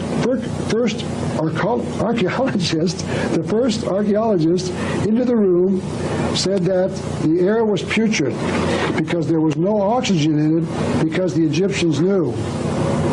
And if they knew that that was true, why would they put air vents into the tomb of the pyramid as they did in the pyramid itself? Now, this is a picture of the author Peter Tompkins examining one of these air shaft openings. The Masons of today also know that the pyramid near Cairo was built as a temple of initiation to the sun god. Wilfred Gregson, an architect and a 33rd degree Mason, wrote in a New Age magazine, obviously the idea was to get air moving into the pyramid. You can't exist very long breathing stagnant air. So my principle is that this was a temple of initiation, and it was. The pyramid was a temple of initiation into the secret worship of Osiris, the sun god, the secret worship of Lucifer. Other Masons have confirmed this as well. Manly P. Hall, the 33rd degree Mason, has written, the pyramids, the great temples, Egyptian temples of initiation. He wrote, the illumined of antiquity entered its portals as men, they came forth as gods. So the pyramid has a specific function, to make gods out of men after they were initiated into Lucifer worship. And to confirm that, Helena Petrovna Blavatsky wrote the following on page 462 of her book, entitled The Secret Doctrine. The king's chamber in Cheops pyramid is thus an Egyptian holy of holies. On the days of the mysteries of initiation, the candidate, representing the solar god, had to descend into the sarcophagus and represent the energizing ray. Emerging from it on the following morning, he typified the resurrection of life after the change called death. In the great mysteries, his figurative death lasted 2 days, when with the sun. Notice here that she capitalized the word sun. This is a different death from the one listed before. Here she is talking about the death of Lucifer, the sun god, when with the sun he arose on the third morning. The Bible records that Jesus arose on the third day, so this is once again a substitute of the phony resurrection in simultation of the real thing. Blavatsky wrote this in volume 1 of her book entitled The Secret Doctrine. The sarcophagus was the baptismal font upon emerging from which the neophyte was born again and became an adept. So those who study the pyramid and tell you that it was built as a tomb for the burial of a pharaoh are simply not telling you the truth. And the fact that the pyramid is a temple of initiation into Lucifer worship will play a major role in a drama that is going to unfold very, very shortly, as I will explain a little later. Next, I'd like to discuss the lion as a symbol. Manly P. Hall is certainly aware of the significance of the lion as a symbol. This is a drawing in his book entitled The Secret Teachings of All Ages, entitled The Lion of the Sun. Perhaps you cannot see it, but he has a lion laying down in front of the sun. Albert Pike wrote that there is a connection between the two. The Egyptians put lions under the throne of Horus, this being the name of the sun. And this is a drawing of a Greek coin showing the serpent's head on the body of showing the lion's head on the body of a serpent. Notice this time that the lion's head has 13 rays emanating from it. This coin shows the connection between the lion, the snake, and the number 13. Also in Egyptian hieroglyphics, the lion represented a rebirth. Notice that the table that this body is resting on has a lion's head at one end and his tail on the other. The table was where the priest prepared the deceased for his trip into the afterlife. This is a picture of a drawing of a Mayan hieroglyph. Notice that this table shows heads of two lions and what appears to be a god sitting on the table. Here is a drawing of a woman riding on a serpent bottom and lion's head. It appears that she is riding on a combination of the lion and the serpent as she seeks out wisdom. The Masons use the lion as a symbol as well. This is a slide of the lion's head inside a symbol of the sun on the front door of the Masonic Temple in Washington, D.C. As I've said before, the lion is a symbol of eternal life, and it appears as if the Masons are saying that you can reach eternal life to the sun god if you but open this door of the Masonic Lodge. So they are saying that it is not religion, but entrance into the Masonic Lodge that will lead you into eternal life. This is once again the book written by Manly P. Hall entitled The Lost Keys of Freemasonry. Mr. Hall shows this drawing on page 3 of the book. And you'll notice that there is a person inside a box about the size of the box in the pyramid. And on his right, reaching down, is a man dressed with a lion's head on. The caption underneath the picture reads, "This picture shows how the grip of the lion's paw was given in the Pyramid Mysteries." The priest wore a mask of a lion over his head. I'll explain why the lion's head is used in this part of the initiation in a few minutes. Mr. Hall continues, "By this grip, the spirit in man, long buried in the sepulchre of substance, is raised to life, and the candidate goes forth as a builder entitled to the wages of an initiate." So now we can see that there was an initiation in the pyramid and that it represented a process that made the initiate into a master mason. The Masons have a similar ceremony inside their Masonic rituals and initiation ceremonies. This is what Albert Pike says on page 373 of his book entitled Morals and Dogma. Initiation was considered to be a mystical death, a death into the infernal regions. And the perfect epopt, that's the way I'll pronounce it, I don't know how to pronounce that word. Mr. Pike does not define the word, but it appears to mean an initiated Mason, was then said to be regenerated, newborn, restored to a renovated existence of light, a life, light, and purity. And then on page 388, he writes about another initiation ceremony, this time a ceremony into the ancient mystery religion of Isis worship. Isis was first the mother and then the wife of Osiris, the sun god of ancient Egypt. Mr. Pike wrote, "Wherefore the goddess, in the wisdom of her divinity, hath been accustomed to select those who may through her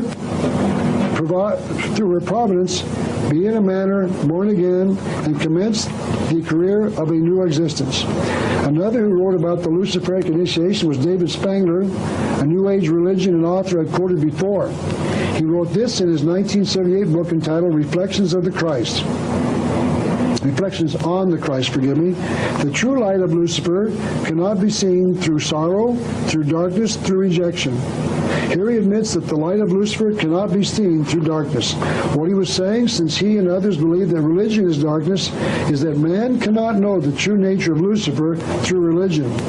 Mr. Spangler goes on, "Lucifer works within each of us to bring us to wholeness, and as each of us moves into a new day, each of us in some way is brought to that point which I term the Luciferic initiation. The particular doorway," I'm sorry, I was one slide behind there. "Each of us in some way is brought to that point which I term the Luciferic initiation. The particular doorway through which the individual must pass, if he is to come fully into the presence of his light and his wholeness, Lucifer comes to give us the final gift of wholeness, and if we accept it, then he is free and we are free." That is the Luciferic initiation. It is the one that many people will be facing. for it is an initiation into the new age. So Mr. Spangler was saying that each of us will be given a choice, and if we accept it, we'll be initiated into Lucifer worship. And on page 428, Mr. Pike discusses another of the initiation ceremonies, this time the one in India. This is what he says about the third degree in those ceremonies. The third degree initiate was then said to be born again. So some of those initiated into the ancient mystery religion are said to be born again. We'll discuss this in the next section of the lecture today.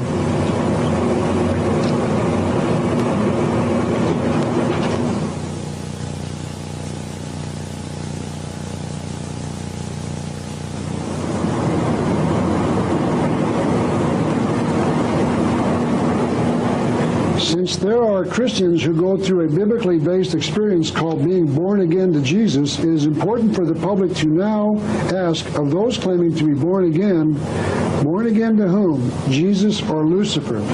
I will explain why this is significant in a few minutes, and all of what I've said about the pyramid will come together.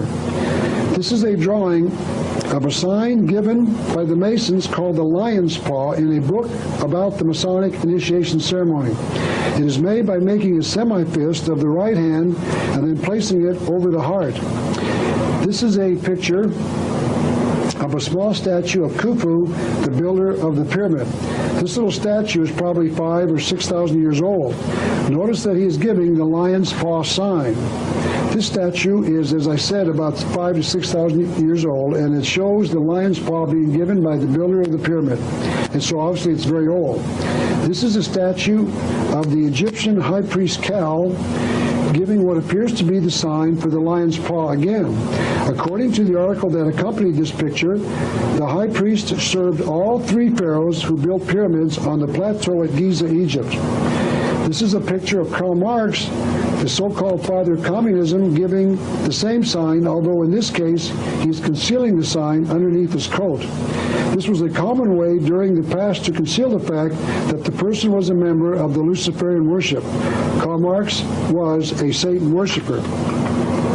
This is a picture of John Wilkes Booth, the assassin of Abraham Lincoln, giving the same sign. John Wilkes Booth was a member of the Knights Templar Masons. It is interesting to remember that after Booth had assassinated President Abraham Lincoln, he shouted out, "Sic semper tyrannis," which means thus always to tyrants. What Booth was saying was that murder is the desirable end to anyone they consider to be a tyrant. History does not satisfactorily explain why Booth believed that President Lincoln was a tyrant. But I believe that the real explanation is that Booth considered Christians to be tyrants and Lincoln was a Christian. Pike added this confirmation to the thought: the freedom of man lies in his reason. Apparently man is being kept a slave by Christianity, and tyranny is a form of governmental slavery. Pike continued, Satan is not a person but a force created for good. It is the instrument of liberty or free will. Here again we see the thought that religion makes one a slave and reason frees the individual, because Pike believed that faith and reason were not the same. He wrote this on page 296 of Morals and Dogma. Faith and reason are not opposites, but antagonistic and hostile to each other. But Mr. Pike was wrong. Faith, meaning religion, and reason, meaning man's ability to know good from evil himself, are opposites. This is what I've been trying to illustrate for most of this lecture. This is a picture of Annie Besant, a Satan worshiper, giving the same sign. She's the only woman that I can find giving that sign, but there she is. This is a picture of Jesse James, the famous outlaw, who's on the left, and Frank James, his older brother, on the right, giving a similar sign. Jesse's hand is placed a little differently than is Frank's, quite possibly indicating that he is not a master mason yet, but is a lower degree mason. It is known that Jesse James later became a 33rd degree mason. What these pictures illustrate is that those who have been born again to Lucifer have a secret sign that they use to let others know that they have been said to be born again. They are said to be born again to Lucifer. And this is a picture. Hold on, Christians, this is not very pleasant. This is a picture of Pat Robertson, the Christian evangelist, giving the same lion's paw sign on the cover of the February 17, 1986 issue of Time magazine. Now, I must be honest, I cannot testify that Pat Robertson knew what he was doing when he was asked by the photographer at Time magazine to stand this way with his right arm in this position. All I can say is, all I can do is show you what the strange sign means in Masonic terms. It is quite likely that Pat Robertson did not know that he was giving the Masonic sign, that he had been born again to Lucifer, the Masonic God. But if that is true, why did Pat agree to having his portrait taken for the magazine when he did not know what he was being asked to do with his right arm? Most people would at least question it and say that they would refuse such an unusual request. I have heard that Pat has an explanation for this strange picture. He reportedly told a fellow minister that the reason he was standing this way for the cover was because he had fallen off a horse and injured his right arm. You can decide for yourself whether that story makes sense. But I would like to discuss another enigma about Pat Robertson. Pat has written a book called The New World Order. This book was published in 1991 after my book by the same name came out in August of 1990. But Pat Robertson's book raises some very disturbing questions. He starts by saying this on page 9 of his book. It is my firm belief that the events of public policy are not the accidents and coincidences we are generally led to believe. Mr. Robertson was admitting that there was a conspiracy. So it's quite clear that Mr. Robertson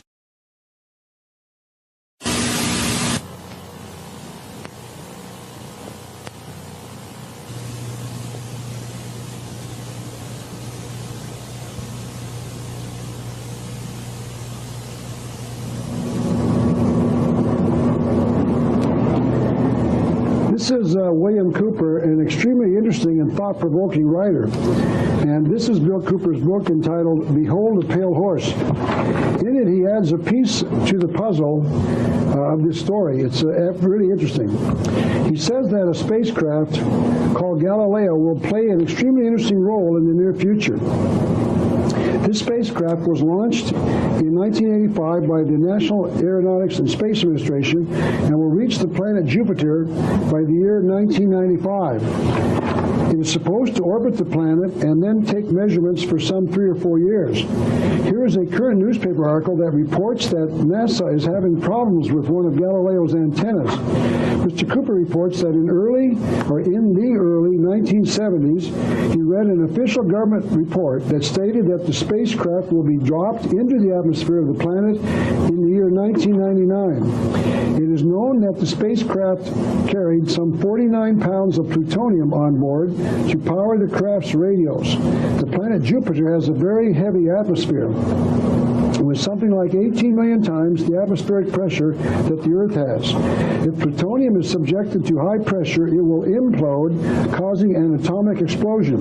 And if that happens on the planet Jupiter, it'll cause the atmosphere of the planet Jupiter, which has the proper mixture of oxygen and hydrogen, to burn. I have seen somewhere that the planet Jupiter has been called a failed star. That means that it has the capability of being set on fire, and so that it will burn just like the sun. It has an atmosphere of the proper amounts of hydrogen and oxygen, so that it will burn if a spark is added to the mixture. And it will be getting that spark when the spacecraft Galileo will be dropped into the intense pressure of the planet's atmosphere. So the purpose of the space probe Galileo is to cause the planet Jupiter to burn like the sun. A friend of mine is an amateur astronomer, and he told me that his computer program that reports where the stars are at any one particular time indicated that Jupiter will still be visible at midnight at the Great Pyramid of Giza, near Cairo, Egypt, on January the 1st, the year 2000 AD, and that it will set low in the horizon sometime after 1 a.m. That means that anyone at the Pyramid of Giza, presuming that they have a clear night, will be able to see the planet Jupiter light up in the low horizon and will be able to watch it for about 1 hour before it sets. If you think that that this is impossible, may I bring your attention to a book written by Arthur C. Clarke, perhaps this nation's best science fiction writer, entitled 2010. This is the opening scene of the movie, the title of the movie, showing the title. At the end of the movie, the planet Jupiter lights up.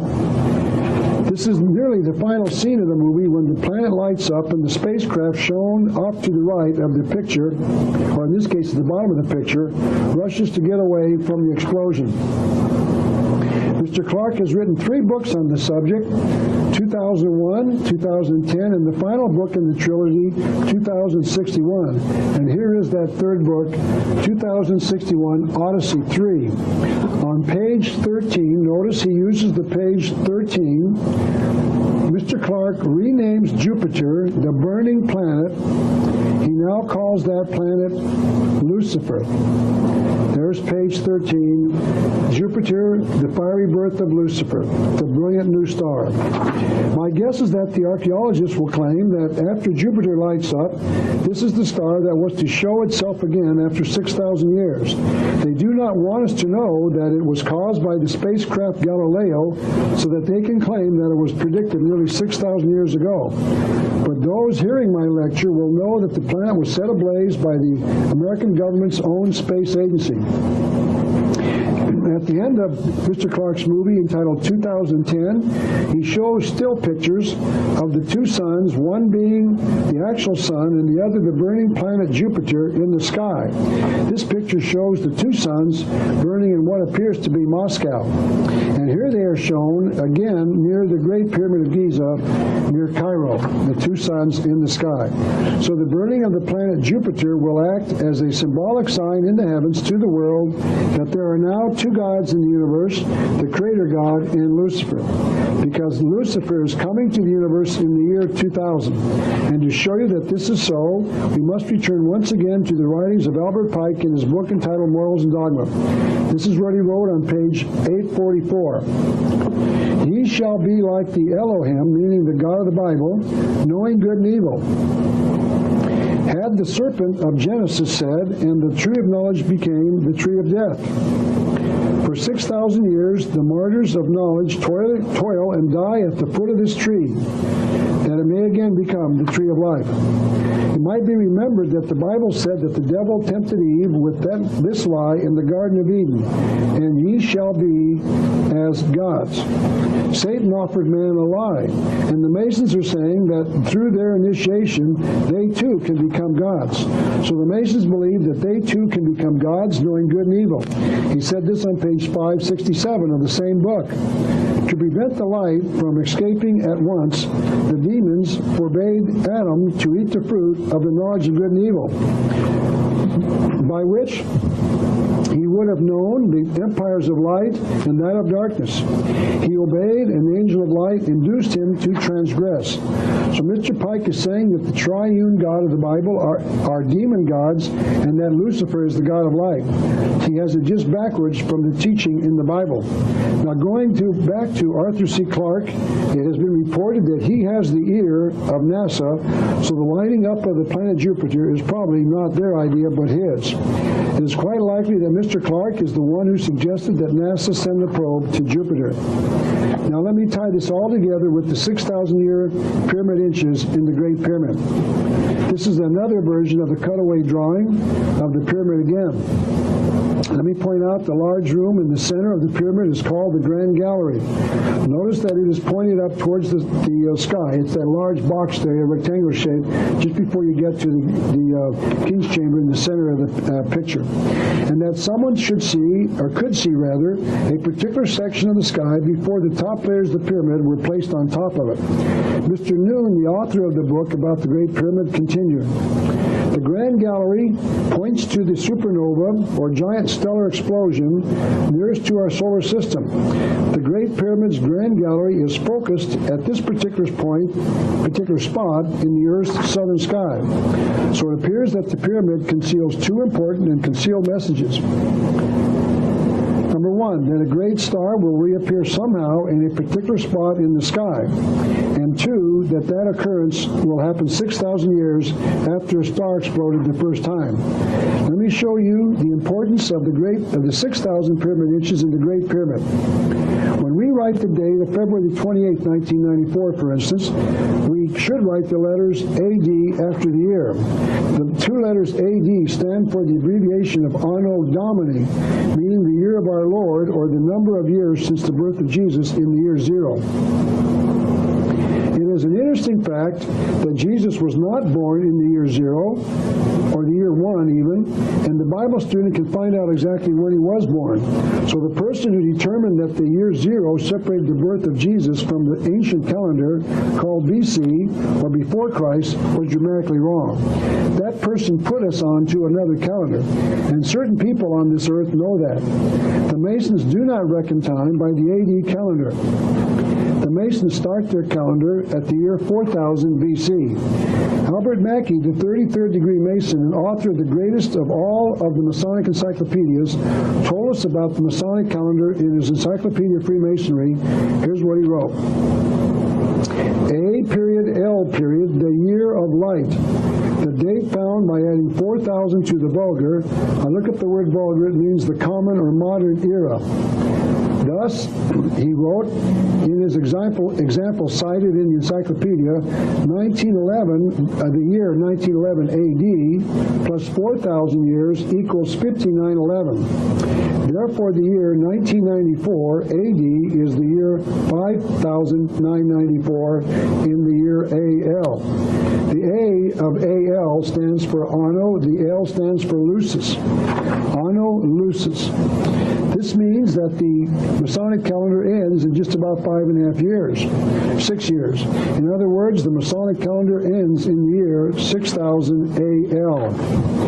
To show you that the Masons know that the AL calendar is their measuring method, let me show you this Distinguished Achievement Medal awarded to C. Fred Kleineck, the current sovereign Grand Commander of all of Freemasonry, on May Day 5990 A period L period.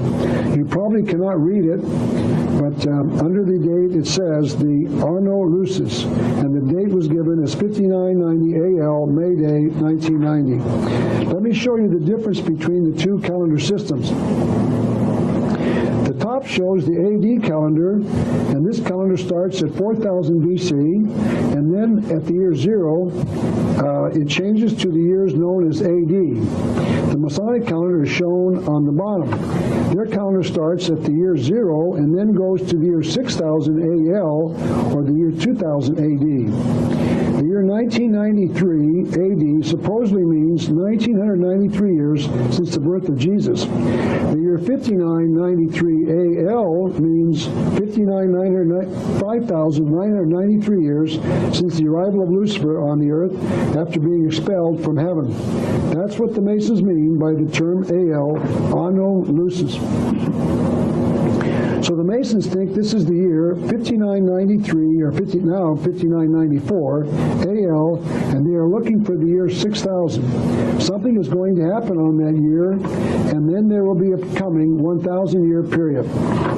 Nowhere in any Masonic writing can I find any date past the year 7000 AL, so that means that they anticipate the world coming to an end at that time. So if you want to talk about the end of the world, the Masons claim it is going to end in the year 7000 AL, or 1,000 years after the year 6000 AL. The Masons do not tell us what happens after the year 7000 AL because it appears as if they do not know. But they know what will happen after the year 6000 AL.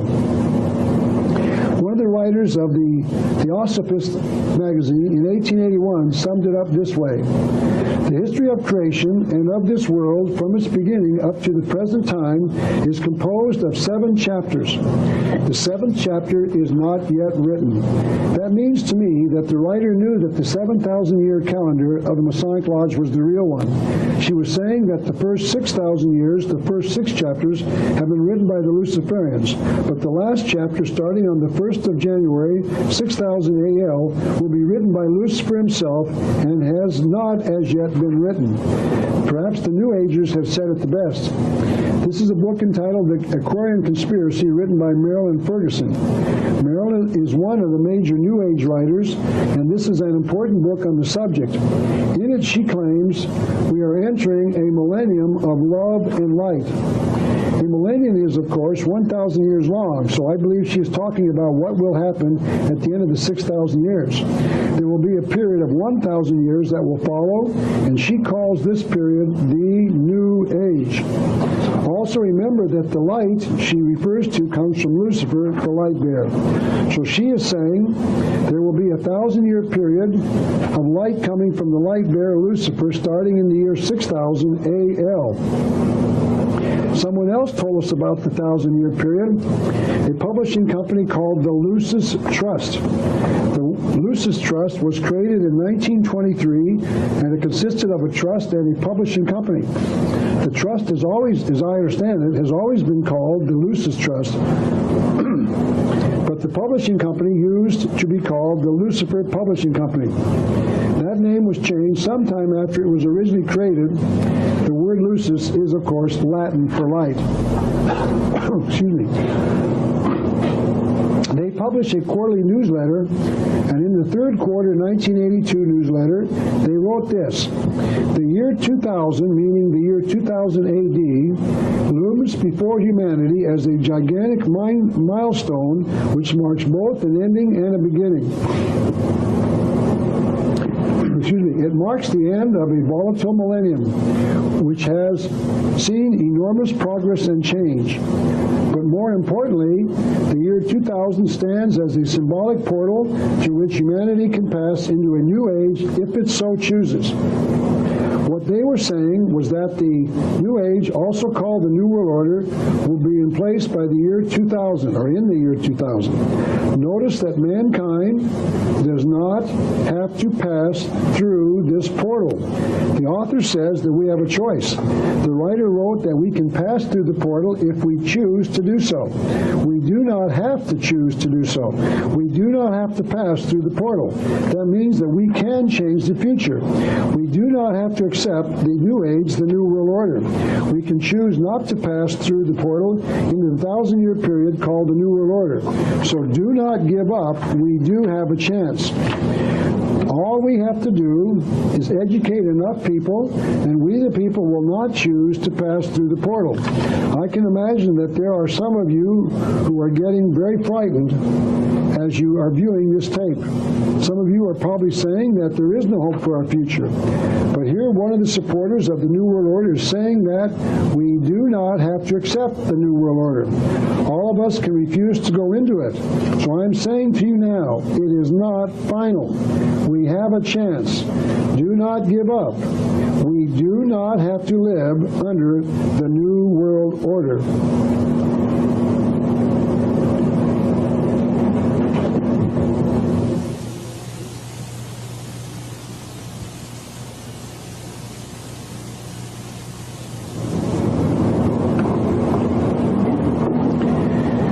Let me return to our study of the pyramid as a symbol of a worship of the sun god. This is the pyramid of niches, I guess, in Mexico. It has 7 levels and 365 niches. It must have served as a giant calendar with a level for each day of the week and a niche for each of the 365 days. Maybe the priests of the sun god worship placed a rock or something inside each niche on the side of the pyramid so that they could keep track of the days of the calendar. But notice that the pyramid is flat. All the pyramids that we're going to study are connected to the sun god, are flat. Some have houses on top, but all are flat. I'll explain why that is a little later. This is the pyramid of El Castillo at Chichen Itza. It has 4 stairways and a total of 365 steps. So it was also dedicated to the sun god. Here is another flat pyramid, this one being on the top of the house of the temple in Washington, D.C., and this is the home of the 33rd degree council. Notice that they call their building a temple, and a temple is where one can reasonably expect to worship a god. The Masons call their headquarters a temple because they worship the god Lucifer inside of it. This is the reverse side of the Great Seal of the United States once again. I'd like to define the two Latin phrases around the top and the bottom of the seal and show you how they are related to the pyramid in the middle. The phrase annuit septis on the top means annuit, the announcement of, or the announcing of, and septis, conception, meaning the birth of. So annuit septis means that those who designed the Great Seal were announcing the birth of something, and they told us what that something was in the bottom part of the seal. They wrote the phrase Novus Ordo Seclorum on the seal, and the first two words mean Novus, new, and Ordo, order. I've been told that the Catholic Church is now calling their Mass the Novus Ordo, meaning the new order, for some time now. They are translating the two Latin words to mean the new order. And the word seclorum means of the world or world. So we use the English word secular in our language, and this is the dictionary definition of that word. The word comes from the Latin word secularis and means of or pertaining to the worldly, as distinguished from the spiritual, specifically not under church control. So the American government was committed to bringing in the New World Order of Lucifer by those who designed the seal in 1782. Our founding fathers dedicated this nation to that task in 1776. The proof of that statement is in the Great Seal of the United States. A book entitled Magic Symbols adds another piece to the puzzle. It says the designer of the seal has permitted a slight error in the Latin, for in reality the last word of the Latin word should read seclorum or saeculorum.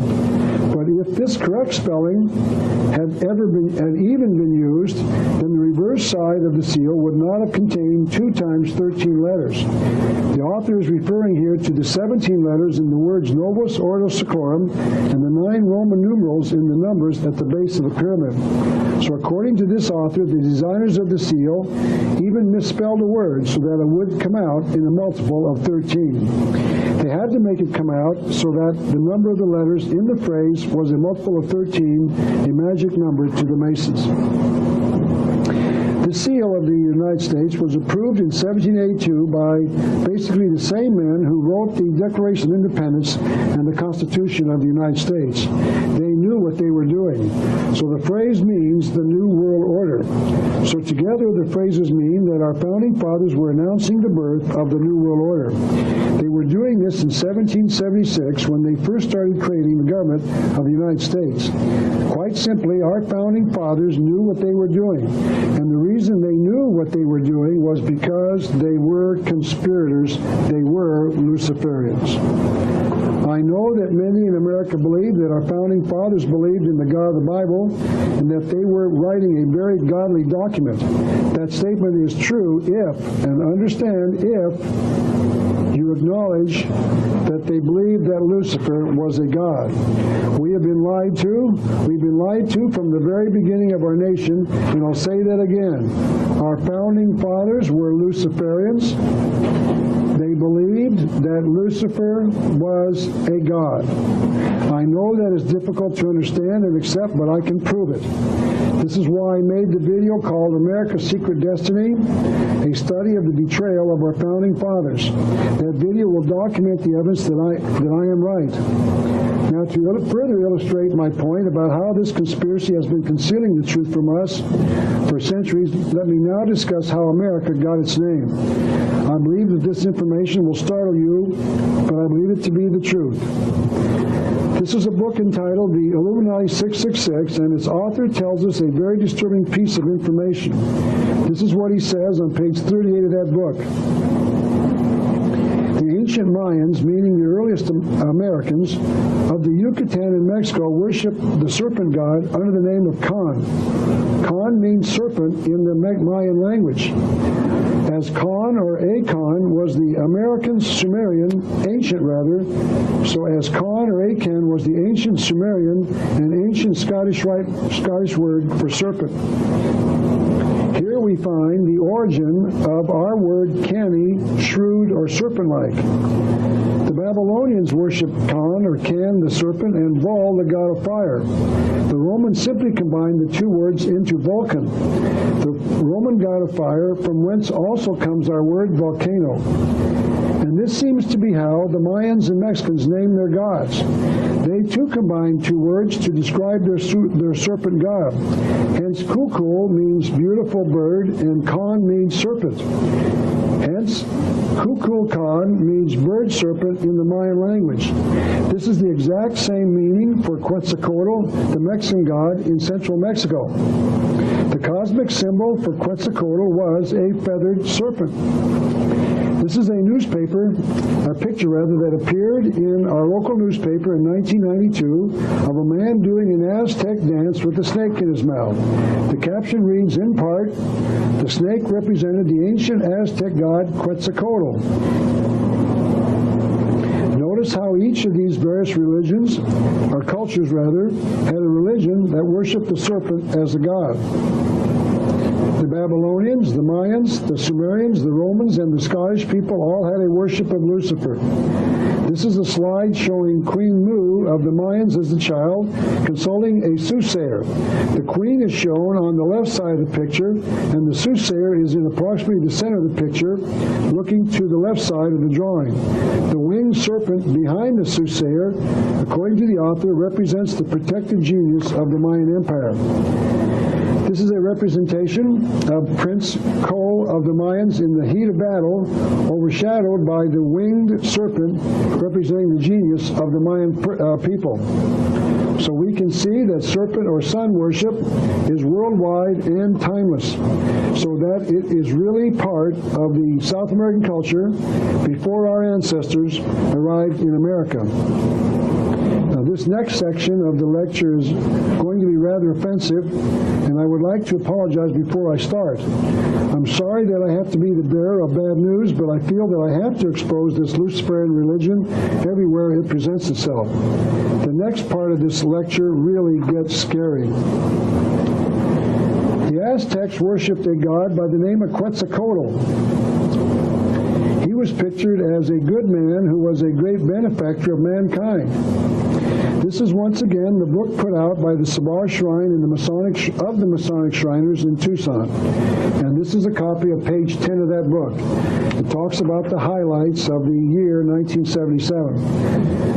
Notice on the right-hand side, that they celebrate May 15th of each year for the Order of Quetzalcoatl, a fiesta in honor of Imperial Sur. As far as I can tell, the book doesn't tell us who the Imperial Sur is, but that day of May the 15th appears to be a big holiday for the Masonic Shrine. It appears as if the Shriners are celebrating some day honoring Quetzalcoatl, the serpent god. We've been told that America was named after Amerigo Vespucci, the navigator of Christopher Columbus. I would now like to offer an alternative explanation and ask you to decide if you feel the traditional explanation, the one we've been taught, is the correct one. This is William Still's book entitled New World Order, and in it he makes these amazing statements. Even the name America may be the product of secret societies. In an 1895 edition of a magazine named Lucifer, published by the Occult Theosophical Society, author James Price gave an interesting insight into the meaning of the word America. He said that the supreme god of the Mayan culture of Central America, known as Quetzalcoatl elsewhere, was known as Amaru in Peru. Amaru's territory was known as Amaruku, or if you will, Amaruku. According to Mr. Price, from the latter comes our word America. America is literally translated land of the serpent. Mr. Price was not the only one to believe this. I read a book entitled Atlantis, Mother of Empires by Robert B. Stacy Judd. I am not here to comment on whether or not these authors' contentions that the Mayans were escapees from the legendary continent called Atlantis, but I will tell you that he builds an excellent case that Quetzalcoatl, the Toltec god, was known as Kukulkan among the Mayans. He wrote, in Peru he was known as Amaru, but both of these names have an identical meaning, in other words, the feathered or plumed serpent. In Incidentally, from the Peruvian word, the Peruvian name, comes Amarucu, or Amaruca, out of which many students believe the name America resulted. And one of the key Masons agrees. Manly P. Hall, in his book entitled America's Assignment, wrote that since the serpent is frequently a symbol of Lucifer, it is no exaggeration to extrapolate from this that America may well mean land of Lucifer. That completely fits our story so far, doesn't it? Completely. Our nation was committed to Lucifer by our founding fathers at the very beginning of our nation because they knew that America was the land of Lucifer. They knew what the name Amaraku meant. This is why they selected the Great Pyramid of Cheops as their symbol of this nation. This is why they chose to commit this nation to the New World Order, because they knew that this program was the program of Lucifer. That is why they placed the eye of Lucifer above the pyramid on the reverse side of the Great Seal of America. Simply stated, they knew. And the reason they knew is because our founding fathers were Luciferians. Here's another interesting observation. This is not very pleasant to the Catholics, but I try to tell the truth as I find it. The origin of the word Vatican is also derived from two words. The Latin word Vatic or Vatus means prophet or soothsayer. The combined word Vatican appears to mean divination by the serpent. I know that many of you, especially the Catholics in the viewing audience, think this is impossible, but what if it isn't? What if this conspiracy has hidden their worship of the serpent even in the name of the Vatican? I've established that this conspiracy conceals their hidden meanings from the public, and here we see the possible concealment of a serpent worship even inside the Catholic Church. Let me show you another strange connection between the Masons and the Catholic Church. This is the May 8th, 1991 edition of the Mount Washington Press, a paper near Cincinnati, Ohio. The article is about how the Catholic Archdiocese of Cincinnati, Ohio, sends all of their future priests to Joseph Wicker, the psychologist shown in the picture. Mr. Wicker is the worshipful master of Mount Washington Masonic Lodge number 642 in Mount Washington, Ohio. That means that he is the president of the Masonic Lodge in his hometown. The Catholic Church allows a Mason to determine which men are to become priests in the Catholic religion. Mr. Wicker said that he no longer considers himself a practicing Catholic, but practices what he calls Rosicrucian experiments. The Rosicrucians are an old fraternity, like the Masonic Lodge, that teaches all things are noble through the use of reason. They have been officially condemned by the Catholic Church. Mr. Wicker also reports that he has not yet practiced what he calls Rosicrucian time travel. He further stated that he believes in reincarnation. Ask yourself what type of priest he's going to recommend. Assume for a moment what he might think of a future Catholic priest who believes that the Masonic Order is a concealed Luciferian conspiracy. Do you honestly believe that he will get a good recommendation from the good psychologist? I hardly think so. Yet this is the man who is going to decide if a man is suitable for priesthood in the Catholic Church in Cincinnati. The article does not say how the Catholic Church selected Mr. Wicker, but the article said that they did. It is time to offend the Catholics once again. This is a picture of a Catholic priest during a Mass raising up the disc wafer to the top of his arms. I remember that when I was a Catholic, bells would ring when the priest got the wafer to this position, and we would all thank God for this supposed symbol of Jesus Christ. But I now contend that the round wafer represents a symbol of the sun god in circle form, and as it rises in the morning, we worship it as a symbol of the rising sun god, Lucifer. Someone in the past added this ceremony into the Catholic Mass, and there were probably only a few who understood and objected. And those who put the sun symbol into the Mass probably raised a furor that someone would think such a thing about the Catholic Church, and those in opposition quietly stopped their protests. And it is still in the Mass today without anyone understanding what it really means. I'd like to make one last comment. The Bible says that Jesus broke bread at the Last Supper in front of all of his apostles. He was eating his last meal before he knew he would be crucified. And it is not reasonable to believe that he was eating paper-thin round wafers. He was eating bread in the form customary to the time, probably in the shape of a round or oblong loaf. He used the broken bread to symbolize his broken body at crucifixion. Many traditional fundamentalist churches use a loaf of bread, and it is broken as it is passed around by its members. But here is why some feel it is a symbol of something far more sinister.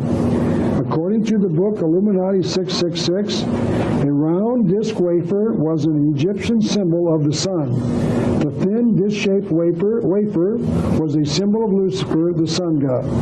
The disc was an ancient symbol of Lucifer, and the Catholic Church uses the round disc wafer supposedly as a remembrance of the bread used at the Last Supper.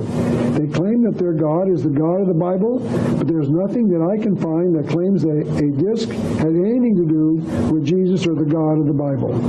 Helena Petrovna Blavatsky, the Luciferian author of The Secret Doctrine, confirms this on page 536 of her book.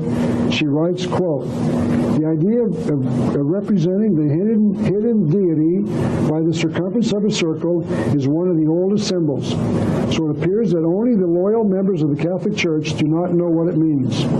So the question remains, why has the Catholic Church adopted the use of pagan or Luciferic symbols in their worship? We have been told that the Church compromised their position centuries ago to get pagans into the Catholic Church.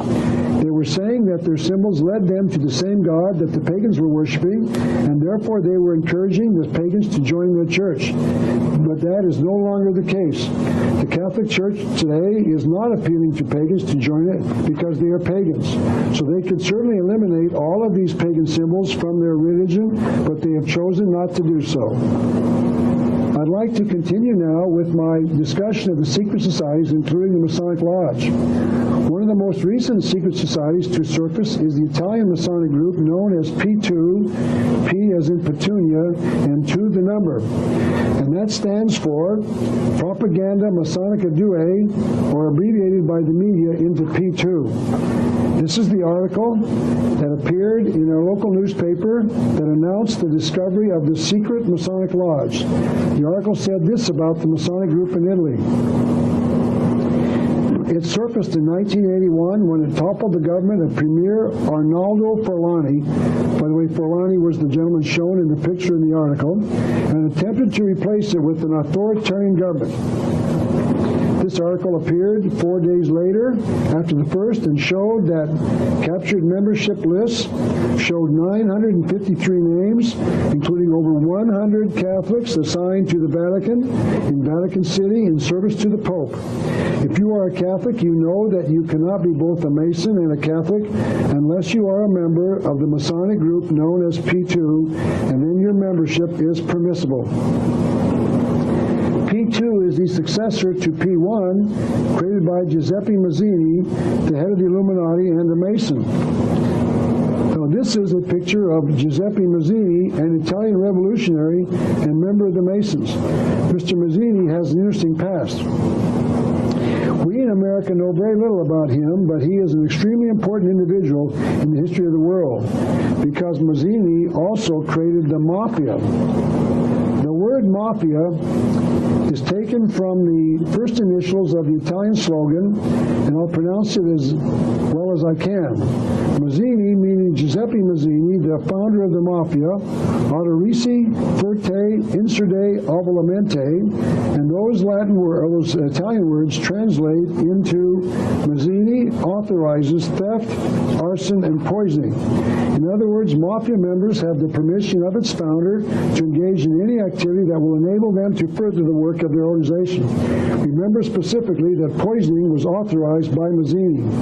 What what Mr. Mazzini was teaching his subordinates was that the ends justify the means. The classic morality without any morality of the Masons, the Illuminati, the Communists, and the New Age.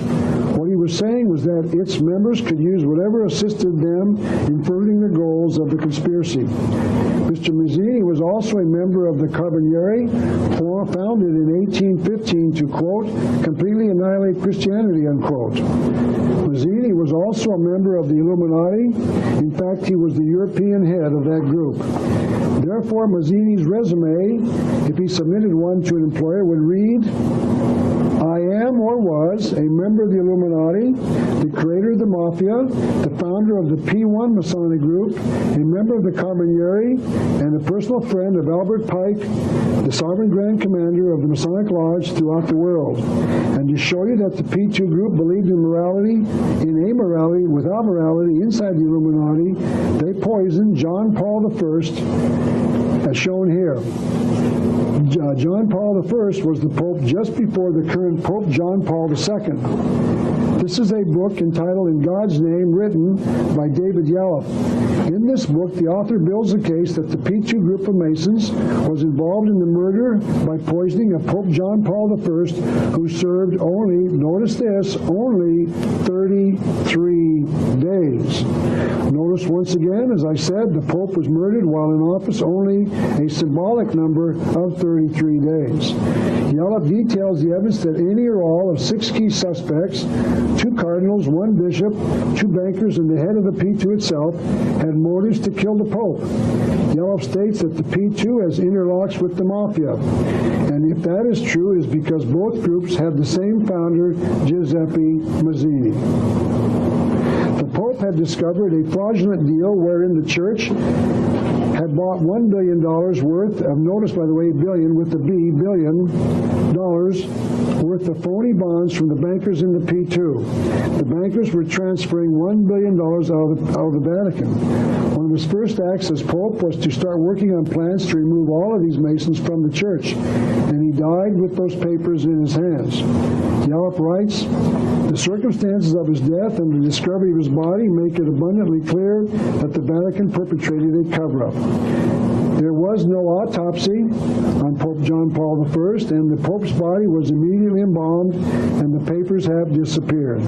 By the way, Yallop wrote in 1985 that his successor, Pope John Paul II, had not made any of the changes about the P2 group that his predecessor was going to make. That means that as of 1985, the Masons were still inside the Vatican. But there was no conspiracy. According to this article, a Vatican cardinal named Silvio Audi reported that the Pope was in poor health and that he was, quote, struck down by the weight of his job, unquote. He went on to report that he defended the Vatican's decision not to provide an autopsy on his body. He said that everyone would say that we were, quote, doing the autopsy because there was something suspicious, unquote. I always thought that was the reason that you did autopsies, because you felt that there was something suspicious in the death of the deceased person. But we see here that that is the reason not to do an autopsy. Each of you will have to decide for yourself whether or not the Pope was murdered. Next, I'd like to talk about someone else who appears to have been murdered by the P2 Masonic Lodge. Perhaps as you remember, Grace Kelly died on September the 14th, 1982, when her car went out of control and plunged off a cliff. As you remember, Grace Kelly married Prince Rainier of Monaco, a nearby neighbor of Italy, and the place where the P2 frequently met. There are charges being made in Europe today that Princess Grace, a Roman Catholic, was murdered by the P2 Masonic group because she had discovered the fraudulent $1 billion deal in the secret P2 organization. The theory is that as a woman known worldwide as a Catholic, Grace could have blown the story wide open if she had gone public with it. They must have really feared Grace Kelly because she could have exposed the P2 group inside the Catholic Church. The theory holds that the brakes on her car had been tampered with, and that is why her car went off the road over the cliff. It is known that immediately after the crash that killed her, her car, shown here, was covered with a tarp. by the police from Monaco, removed, and then immediately crushed into a block of scrap metal. The evidence has disappeared, so no one knows for sure. Her car crashed in France and was removed by the police from Monaco without France's permission and before it could be examined by the French police. It sounds to me like someone knew she was going to drive the car without brakes and that the evidence was destroyed quickly before someone found out that the car had been tampered with. One of the indications that she might have been murdered is the fact that Grace's brother, Jack, shown on the left, and her brother-in-law died on Philadelphia streets within blocks of each other, within hours of each other, on the same day, March the 2nd, 1985, of so-called heart attacks. Both were carrying on their own investigation into Grace's strange death. It sounds like murder to me. There's also some evidence that the P2 might have been busy in America also murdering people who might have been in a position to break the story of the $1 billion scandal. This is a transcript of a TV program called Close Up that aired on February the 14th, 1983 on the public broadcasting system. This program was hosted by Jessica Savage, the author of the TV program. About 8 months later, Ms. Savage and Martin Fishbein, her boyfriend, died in a rather mysterious car accident. This article said that the boyfriend drove his station wagon north in the parking lot of the restaurant they were leaving, past two signs which said no cars were allowed, and continued for about 40 or 50 feet where it fell into a ditch filled with water. The article did not say whether police investigated whether or not the gas pedal had been jammed so that Mr. Fishbein could not control the car. But it sounds like that was what happened, and the reason it might have happened is because Jessica Savage had not finished her investigation into the P2 scandal. But we'll never know. Those who are critical of those of us trying to expose the P2 scandal often claim that the P2 Lodge is not a Masonic lodge. But the truth of the matter is that they were a recognized part of the regular Grand Orient Lodge of Italy, itself recognized by the Grand Lodge of England in 1972. It has been a Masonic lodge for nearly a century. It is my contention, after nearly 30 years of research into this Luciferian conspiracy, that it has infiltrated into every fabric of our society, including our religions. Now, please notice that I am not saying that the Catholics are conspirators. I am saying that this conspiracy has infiltrated the Catholic religion and has placed its symbols all around us. And we simply do not understand that they are symbols of something far more sinister. And even if we did, we probably wouldn't believe that they were connected to a 6,000-year-old worldwide worship of Lucifer. Mr. Price, the author we quoted a few minutes ago, was not the only one to believe that America has a hidden secret in its founding. So it all seems to fit. America was named after Lucifer. America has a secret destiny. America's secret destiny is the New World Order. America's role in the future is to bring the New World Order to the world. The New World Order is coming very soon. On January the 1st, the New World Order will begin the year 2000 AD, and it will last for 1,000 years.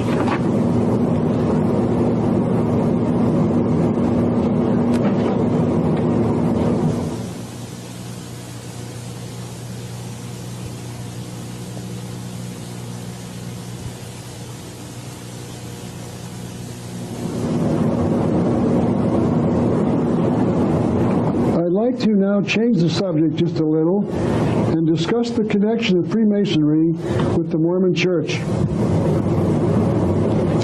This is Joseph Smith, the founder of the Mormon religion. He started the Mormon Church in 1830. 12 years later, in 1842, Mr. Smith wrote, "On March the 16th, 1842, I was with the Masonic Lodge and rose to the Sublime Degree. I believe that the Sublime Degree is the Master Mason degree, meaning that he became a third-degree Mason. After Joseph Smith joined the Masonic Lodge, Masonry swept through the Mormon religion. There were 5 lodges inside the Mormon religion near their home city of Nauvoo, and the one at Montrose, Illinois was called Rising Sun Number 12. It appears that some of the Mormons understood. It is an interesting study as to why Joseph Smith joined the Mormons. In 1839, 3 years before he did join the Masons rather. I got back to the question is why did he join the Masons? So 3 years before he joined the Masons, he wrote a letter to his believers in which he said, "We further caution our brethren against the organization of bands of companies by oaths, penalties, or secrecies." So it sounds like he was speaking out against the Masons before he joined them. That is very strange, but any researcher knows that before he joined them, he spoke out against secret organizations.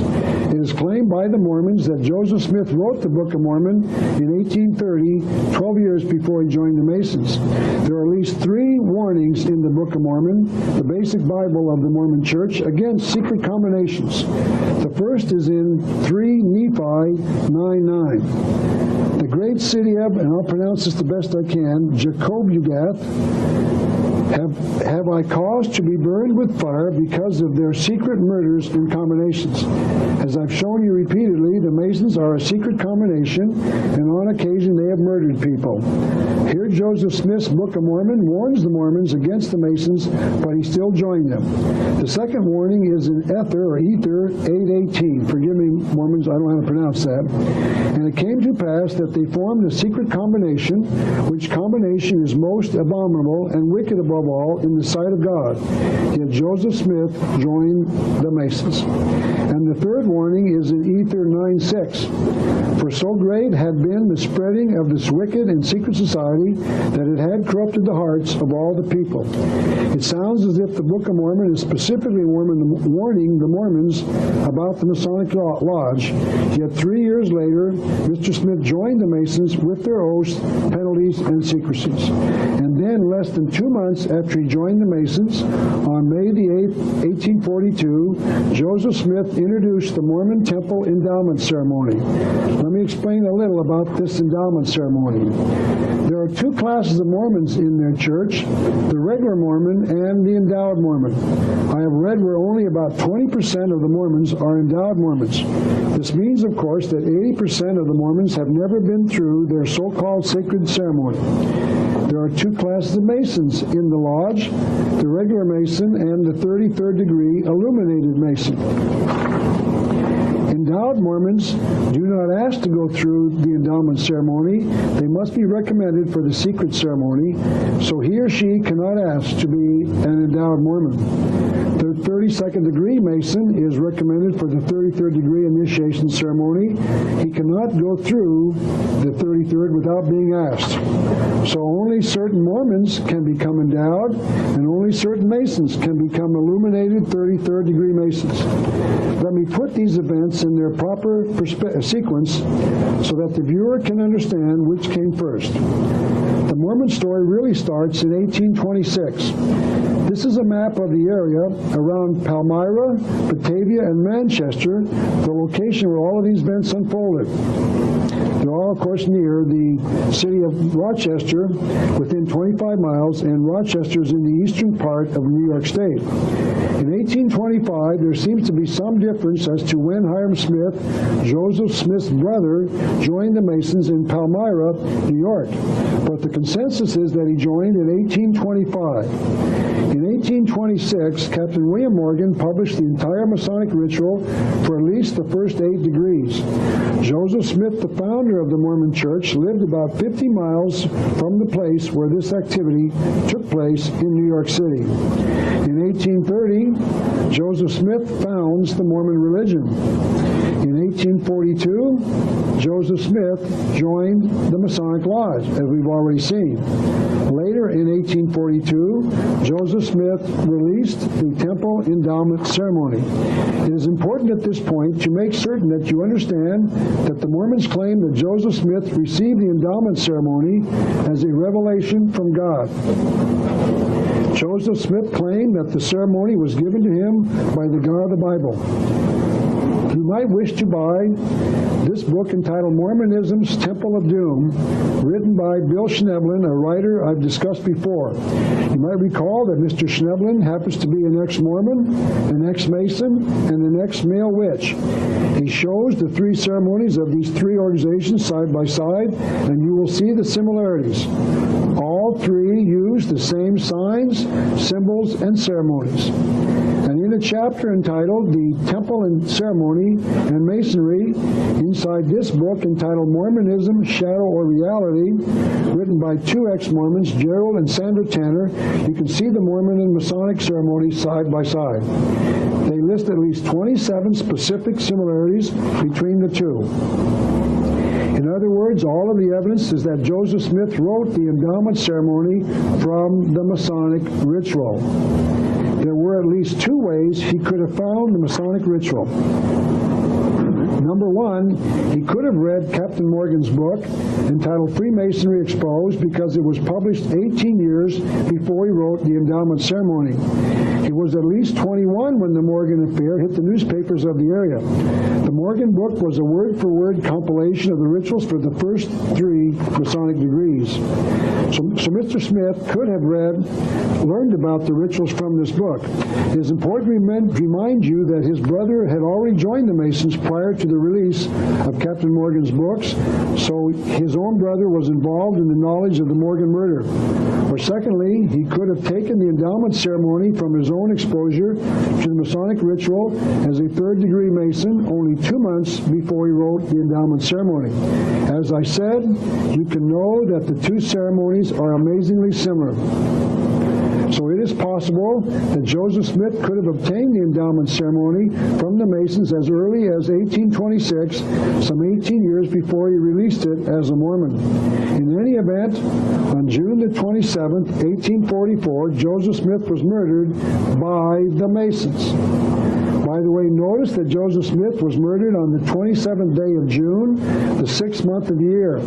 By coincidence, if you add the 27 and the 6 together, you get another concealed Masonic 33. The Mormon Church tells the curious that an unruly mob shot Joseph Smith, but all of the evidence is that he was shot by the Masons themselves because he had revealed their initiation ceremony inside the temple endowment ceremony. I would like to provide you with another concealed indication that the Masons might have been involved in the shooting of Joseph Smith. Witnesses to a shooting at the jail in Carthage, shown here, Carthage, Missouri, said that as he was leaving the jail and while others were firing at him, he raised his arms in what the Masons call the grand hailing sign. Now, this is a picture of the sign as found in a Masonic ritual book. If you raise your arms to a 90-degree angle like this and say out loud, "O Lord my God, is there no mercy for the widow's son?" The man who is attempting to murder you, if he is a Mason, upon hearing you say this, will not shoot you. That means that Joseph Smith knew that the men who were shooting at him and ultimately murdered him were members of the Masons. Joseph Smith was attempting to notify his fellow Masons that he was one of them and that they had taken an oath not to shoot one of their fellow Masons.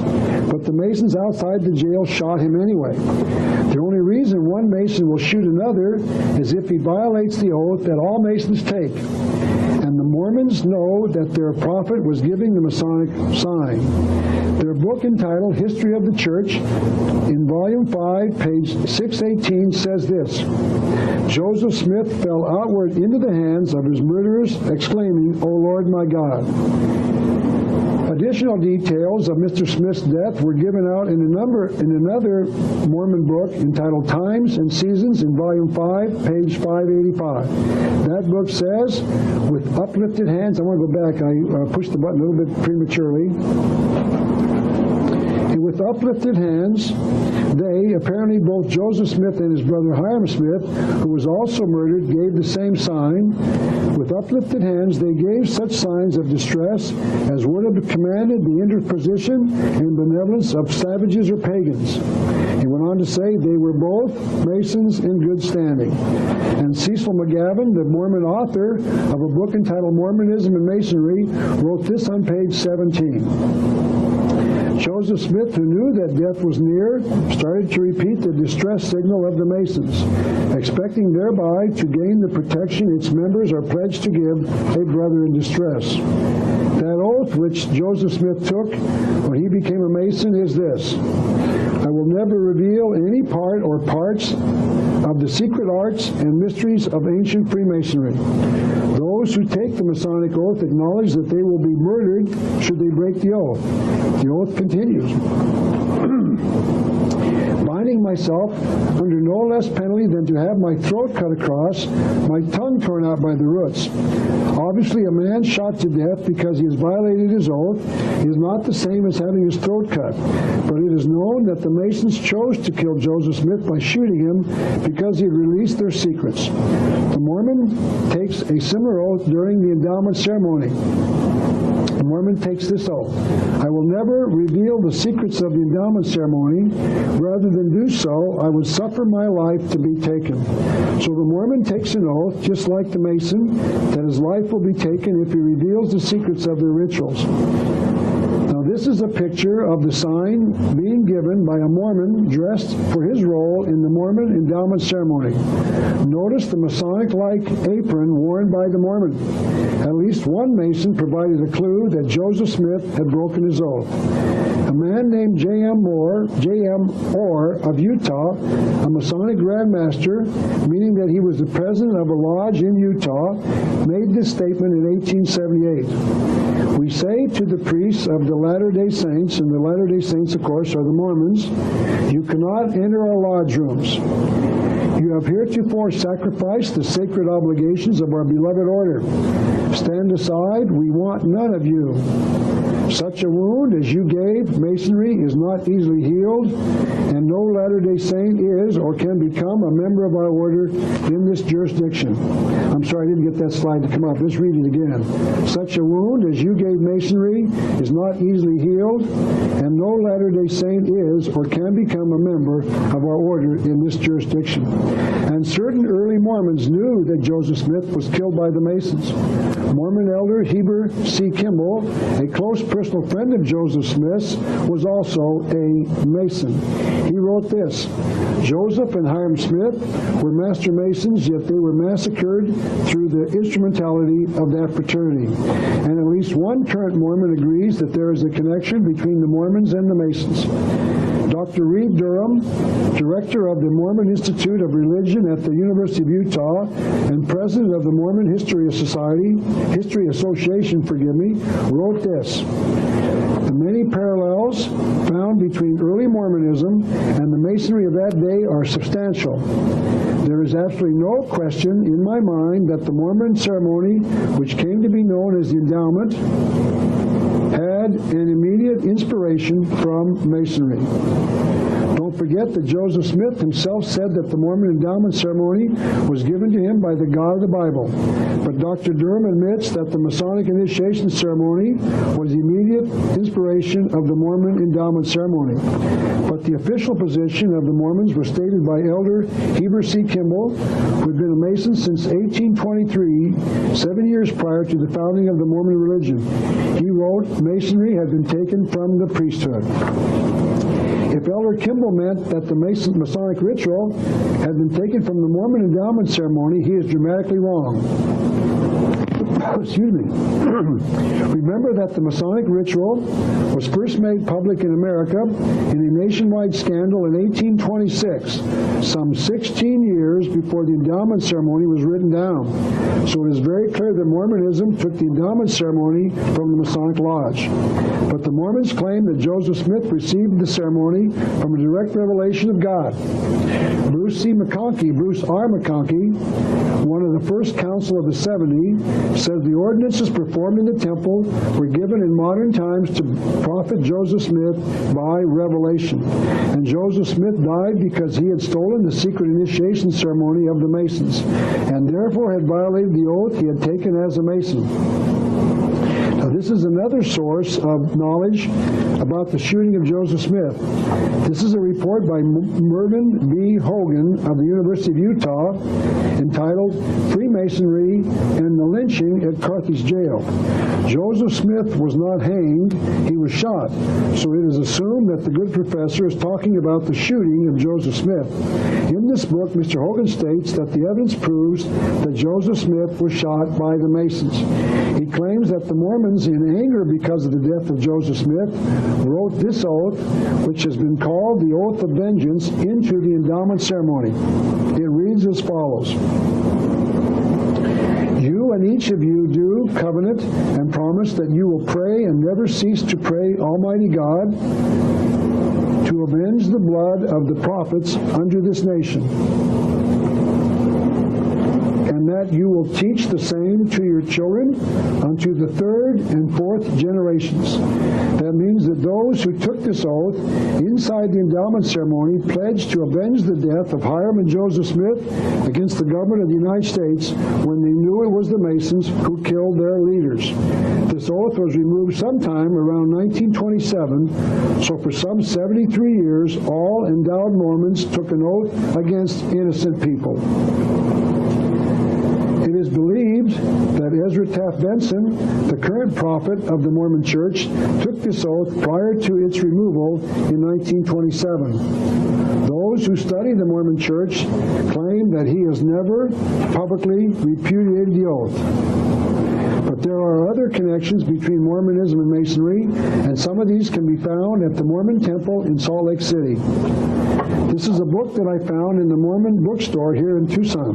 It is called Celestial Symbols and was written by Alan H. Harmer, apparently a member of the Mormon Church. It talks about the main temple of the Mormons at Salt Lake City. Construction on this temple was started in 1853 and completed in 1893. It is important to mention that Brigham Young, the prophet who succeeded Joseph Smith after he was murdered, claimed that he got the design of the temple from a revelation of God. This is the entire temple, showing one side and the front. I want you to notice that the temple has six obelisks in total, 3 in front and 3 in back. Now, this is a photograph that I took when I visited the temple in 1993. And this is a picture of one of the sides of the temple. I'm sorry it's a little bit dark. But if you'll notice the use of the round circles, both in the windows and on the top of the columns, just to the left of each window, around 10 o'clock to each window. They are everywhere on the sides of the temple. This is a closer look at the use of the circular windows and the sun symbols on each side of the round windows. So find the round window and look to the left about 9 or 10 o'clock, and you'll see a sun symbol radiating from the circle there. And this is a close-up of those sun symbols with the rays emerging from the circle. So they've got sun symbols on the side of the church. This is a close-up of the sun symbols from the front of the temple. There you can see them a little more clearly. And this is a close-up of a star with one point down, also all over the sides of the temple. If you look very carefully in that little piece right up in the middle, there's a star there in concrete with one point down. You might remember that the Masons claim that when the star is shown with one point down, it represents the evil god, the goat of Mendes, or Baphomet. And these stars with one point down are all over the Mormon temple. It is important to notice that the so-called Christian church, the Christian temple, here's a better close-up of it, I'm sorry, it's another picture of the star with one point down. It is important to notice that the so-called Christian temple of the Mormons has no crosses on it. It has suns and stars with one point down, but no crosses. It also has a Big Dipper on the front of the temple. And there you can see it with the handle off to the left and the Big Dipper up around 12 o'clock. This is a rather dark slide that I made myself on my visit to the temple. One might ask the Mormons what the Big Dipper has to do with the Bible. This is a slide taken of the tops of the obelisk in front of the temple. Notice that there are no crosses on any of the obelisks. And this is the close-up of the top of the center obelisk. I didn't take this picture. It was in Mr. Harmer's book. And this is the statue of the angel Moroni on the top of the temple. The Mormons believe that the angel Moroni appeared to Joseph Smith and told him about the gold plates from which the Book of Mormon was allegedly translated. So he is more important to the Mormon Church than is Jesus Christ. Mr. Harmer, the author of the book, attempted to explain why there are no crosses on the temple. He said the Mormons have resisted the use of the cross as a symbol on their churches because it has become commercialized. He failed to point out that the star with one point down has been commercialized by the Eastern Star Order of the Masonic Lodge and by the Satanic Church of Anton LaVey. And this is a catalog from a company that sells Masonic paraphernalia, the McCoy Company, the September 1991 edition. This is a page from that catalog that shows that the company is commercializing their upside-down star and the square and the compass that both the Masons and the Mormons use in their religion. But as far as I know, the Mormons are not eliminating their use of these symbols. The Mormons have made two more of the Masonic symbols a part of their endowment ceremony. This is a book entitled What's Going On in There, and it contains an actual transcript of the entire Mormon endowment ceremony. This book was written by Chuck Sackett, a former Mormon and a former endowment ceremony worker, meaning that he was one of the Mormons who was involved in the actual endowment ceremony. In this book, Mr. Sackett describes what the Mormons call the garment of the holy priesthood. Each endowed Mormon must wear this garment 365 days a year, 24 hours a day, until he or she is buried in it. Before I quote from Mr. Sackett's book, I would like to show you this slide again. These are the two major symbols of the Masonic order. Mr. Sackett continues, or reports rather, closer examination of the garment reveals a pair of buttonholes over the right breast sewn in the form of a square, meaning the square of the square and the compass of the Masons. Over the left breast, a pair of buttonholes in the form of a compass have been sewn in. So the endowed Mormon wears a garment with the two major symbols of the Masonic order sewn in it, and we have been told that there is no connection between Masonry and Mormonism. Yes, the Masons are everywhere, in every religion, in every culture, in every time period. The Mormons use sun symbols on their older temples as well. This is a sunstone taken from a Mormon temple in Nauvoo, Illinois. It is currently at the Smithsonian Institute, where it has been authenticated as coming from the Mormon temple. And I personally saw a full-size duplicate to this one in the Mormon Museum in Salt Lake City, Utah. Notice that it has a circle with the face on it, with rays emanating from its center. It is obviously a representation of the sun. Secondly, notice that there is a base and 3 layers, and the sun is laying on the top of the 3rd layer. It could be interpreted as meaning that one gets to the sun god through 3 degrees or 3 layers of the Masonic order. But that is speculation, and no one that I know has said that. There's one last thing I must talk about before I end this section on the Mormon Church, and it concerns part of the endowment ceremony. Once again, as I said, this scene I'm about to discuss is recorded from the exact words as recorded in Chuck Sackett's book, taken from a movie that all of the Mormons about to be endowed are viewing. Adam, the first man in the Bible, in the Garden of Eden, prays to the God of the Bible. He says, or he prays actually, "O God, hear the words of my mouth." He's praying to the God of the Bible. And Lucifer, portrayed by an actor, responds, "I hear you." Adam responds, "Who are you?" And Lucifer says, "I am the God of this world." And then asks Adam, "What do you want?" And Adam responds, "I am looking for messengers." Lucifer says messengers, meaning someone to witness to him, to tell him the truth about Christianity. And Lucifer says, "Oh, you want someone to preach to you. You want religion, do you? I will have preachers here presently." And then Lucifer provides Adam with a preacher. That means that Lucifer answers the prayer of Adam. Adam's prayer is to God, but Lucifer answers it. And this is in the endowment ceremony of the Mormon Church. And there is one more thing that is extremely disturbing in the endowment ceremony relating to Lucifer. One of the scenes in the endowment ceremony is a scene with Lucifer, Adam, and Eve in the Garden of Eden. A man portraying Lucifer shows up wearing an apron around his middle. And Adam asked the devil, "What is that apron you have on?"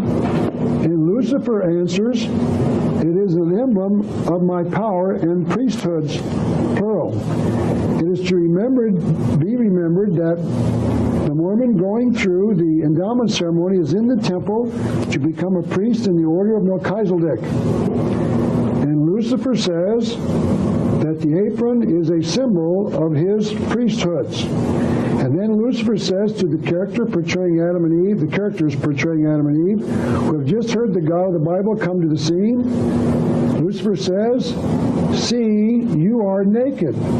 Take some fig leaves and make you aprons. Quick, hide."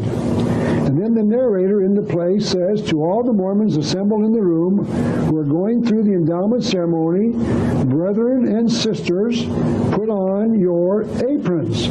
And the movie stops while all the Mormons remove a bright green satin fig leaf embroidered apron from their packages of temple clothing given to them at the beginning of the endowment ceremony, and each of these endowed ceremony Mormons ties the apron around their waist.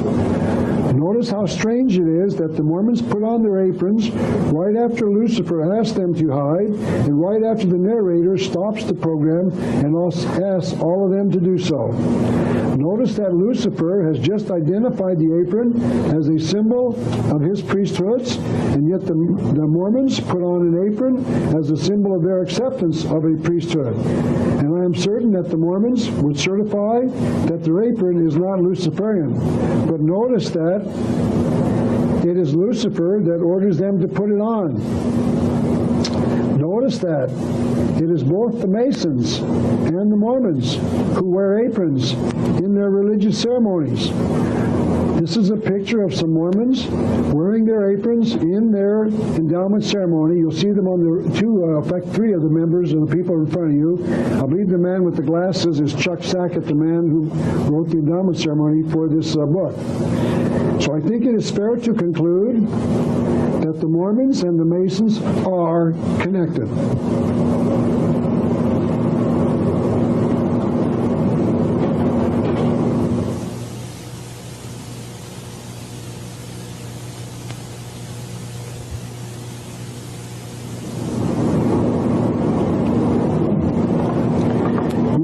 Let me attempt to tie all of this together. These are the last two sections of this lecture. I'd like to start the final area of discussion with a little background information on former President Ronald Reagan. There was a very puzzling event involving this president. He joined the Masons in February 1988 while he was President of the United States. This is a picture of him accepting a certificate of membership in the Masonic Lodge being presented by three worldwide leaders of the Masonic movement. This picture was on the cover of the April 1988 New Age magazine a Masonic magazine called The New Age. This is a copy of President Reagan's acceptance letter, also published in the April 1988 New Age magazine. President Reagan used taxpayers' money to have this letter typed. This act of joining the Masons was a very mysterious action on his part. Why would President Reagan, who claims to be a Christian, join this anti-Christian order?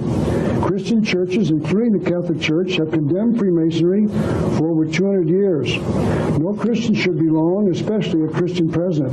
Reagan could have known something about the opposition of certain Christian churches if he had read a few recent newspapers. In 1987, just 6 months before Reagan joined the Masons, this article was published in our local newspaper. It says that an Anglican panel says Freemasonry may be incompatible with the Church. The Anglican panel was a part of the Church of England that had been commissioned with the task of studying the Masonic Lodge. 1 month later, this article appeared in a local newspaper. It says Freemason rituals blasphemous, Church of England Synod says. The Church of England had joined several other Christian churches in discovering some real problems with the Masonic Lodge. The Church of England was finding great fault with the Masonic Order, saying that Christians shouldn't belong. Yet Reagan, supposedly a Christian, joined the Masons. Apparently he doesn't read the newspapers, but Ronald Reagan could have read a little history about the opposition to the Masonic Order by the Catholic Church. This is what they said about the Masonic Order. Pope Leo XIII, the Catholic Pope from 1878 to 1903, wrote Humanus Genus in 1902. He said this about the Masonic Order. Their ultimate purpose, namely the overthrow of that whole religious and political order of the world which the Christian teaching has produced, and the substitution of a new state of things in accordance with their ideas, of which the foundations and laws shall be drawn from mere naturalism. I looked up the word naturalism in my dictionary, and it is defined as the fundamental doctrine of the naturalists is that human nature and human reason ought in all things to be the mistress and guide. So here we see that Pope Leo declared that the Masons were out to create a state government based upon reason. As I have shown in the past on this lecture, this has been the goal of the conspiracy for centuries. It certainly seems that the Pope has figured it out. It is interesting to note what happened to this particular Pope. Time magazine on June the 18th, 1984 wrote this. There were whispers about how poison killed Pope Leo XIII in 1903. So maybe the Pope had figured it out, and he was assassinated because he was telling the truth about the Masonic Order. But Ronald Reagan apparently knew nothing about this papal bull, and therefore ignored it. Reagan still joined the Masons, even with all of this opposition, and he claims to be a Christian. One can only presume that he does not read the newspapers, nor does he know anything about the Catholic Church. He could have listened to other presidents who have spoken out about the Masonic Order. This is one. This is a slide of John Quincy Adams, the 6th president of the United States, and he was one such president who spoke out about Masonry. He wrote this in 1833 about the Masonic Lodge. I do conscientiously and sincerely believe that the order of Freemasonry, if not the greatest, is one of the greatest moral and political evils under which the Union is now laboring. He continued, Masonry is a conspiracy of the few against the equal rights of the many, anti-republican in its sap. And the word sap, of course, means vitality. He was saying that Freemasonry was opposed to the Republican form of government, meaning that they opposed limited constitutional government. John Quincy Adams continued, I am prepared to complete the demonstration before God and man that the Masonic oath, obligations, and penalties cannot by any possibility be reconciled to the laws of morality, of Christianity, or of the land. So Ronald Reagan did not listen to the Catholic Church, the Church of England, nor John Quincy Adams, and he joined the Masons. In August of 1988, Ronald Reagan delivered the keynote address to the Republican Convention and to the nation. This is what he said in part. With George Bush, I'll know as we approach the new millennium. I think it is a fair question you ask Mr. Reagan what new millennium he's talking about. Is he talking about the next decade? No, that's a period of 10 years. Is he talking about the 21st century? No, that's a period of 100 years. So we can see, I believe, that Mr. Reagan was not talking, when he talked about the millennium, about 10 years or 100 years in the future. He was talking about a millennium, a 1,000-year period. Reagan. Later on, he said this in his speech: with George Bush, we'll have a nation confidently willing to take its leadership into the uncharted reaches of a new age. What is this new age that Mr. Reagan was talking about? Was he talking about the New World Order? And later he ended that speech with this thought: that's a new day, our sunlit new day. Why did he refer to the new day as being sunlit, especially about 6 months after he joined the Masonic Lodge? Apparently Mr. Reagan knows something that we don't know. There was one other puzzling thing that occurred around Ronald Reagan. The Washington Monument played a puzzling role in a particular event of the recent past. In January of 1981, President Reagan was sworn in as the President of the United States. In their coverage of that event, Time magazine wrote this: swearing in a president on the Capitol's West Front for the first time ever. The President of the United States has traditionally been sworn in on the steps of the east side of the Capitol building, and no president had ever been sworn in on the West Front before. But maybe this was done for aesthetic reasons.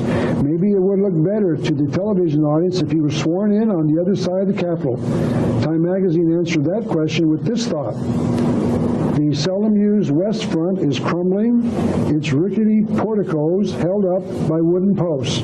It is in need of structural repair.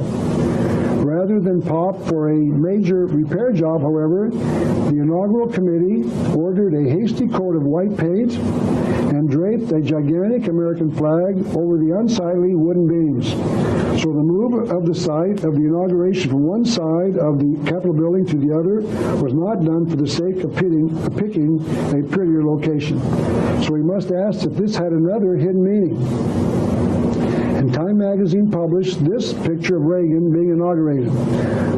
You'll notice that the Washington Monument is at the top of the picture, and Ronald Reagan is at the bottom of the picture, shown by the green arrow. Now, this is what Time magazine said under the picture shown in the yellow that I put there with my underliner. Time magazine said, before some 150,000 listeners at the west front of the Capitol, that's how many people were there apparently on the west side, Reagan gazes towards the Washington Monument and delivers his address. First of all, how did the photographer know which way Reagan was gazing when his back was facing the photographer?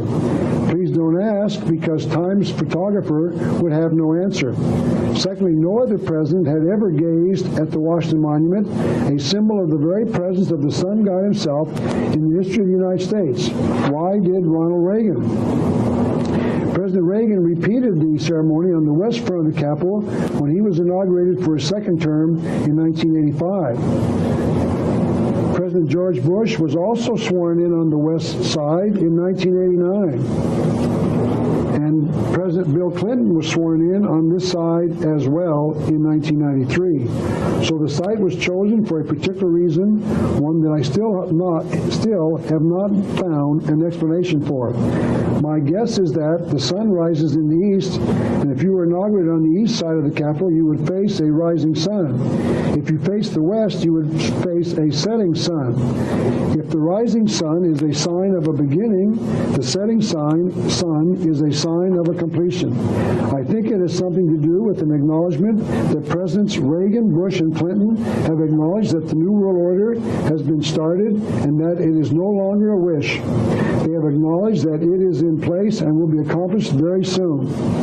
This is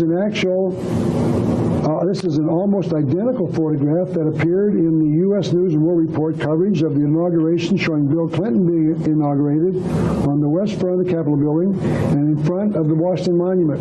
That's Bill Clinton down in the center, a little bit off to the right, on the red carpet, and up above him, a little bit off to the left, is the Washington Monument. There is no caption saying that Clinton gazed at the Washington Monument while he gave the speech, but he certainly could have. Now, going back to the 1988 Republican Convention, I would like to briefly examine the Thursday night coverage when George Bush accepted his nomination as Republican candidate for the presidency. He spoke to the American people on a night when a high percentage of the American people were watching the live coverage. George Bush talked about a brilliant diversity spread like stars, like 1,000 points of light in a broad broad and peaceful sky. He was allegedly talking about 1,000 volunteer organizations, but he did not tell us why he limited the number to just 1,000. There are probably hundreds of thousands of such organizations in America, and secondly, there are billions of stars in the universe, not 1,000. Is it possible that he was talking about 1,000 points, meaning years of light, from the light bearer? Is it possible he was talking about 1,000-year millennium of the light bearer Lucifer? I believe he is, but you'll have to decide for yourself. Those who don't believe me tell me that George Bush created an organization called the 1,000 Points of Light Foundation, where he praised a different volunteer periodically during his presidency. This is a newspaper article that discussed the fact that he had acknowledged the work of 1,020 volunteer organizations by December the 6th, 1992. But it is my opinion that he did not use the phrase to mean 1,000 volunteer organizations. It's about the light bearer Lucifer and his 1,000-year New World Order starting in the year 2000 AD. But to show you that I am right, that George Bush connected his points of light to Luciferianism, let me show you that the phrase was used as early as 1957, about 22 years before he did, by Alice Bailey. This is once again her book entitled The Externalization of the Hierarchy. As I've been showing you throughout this lecture, Alice Bailey was a believer in Lucifer as the head of the hierarchy that she says controlled world events. On page 353 of her book, she tells her readers that you will be able to present a tiny focal point through which the spiritual forces can work. Through the agency of the many tiny points of light and will, much potency can be transmitted. So the phrase was not original when George Bush used it in 1989. Alice Bailey, a Luciferian, used it in 1957. But the phrase is even more significant. Benjamin Creme, the Luciferian we have quoted often in this lecture as well, referred to the Great Invocation, a prayer-like poem that Lord Maitreya gave to mankind in 1945, about 44 years before George Bush, the phrase that contained this as its first line. This is the invocation from Lord Maitreya. From the point of light within the mind of God, notice the L is capitalized, let light stream forth into the minds of men. Let light descend on earth. If you'll remember, these conspirators believe that Lucifer is God and that light spelled with the capital L means the truth, that he is the God of the world. If you remember that, then George Bush's use of the phrase, 1,000 points of light, makes sense.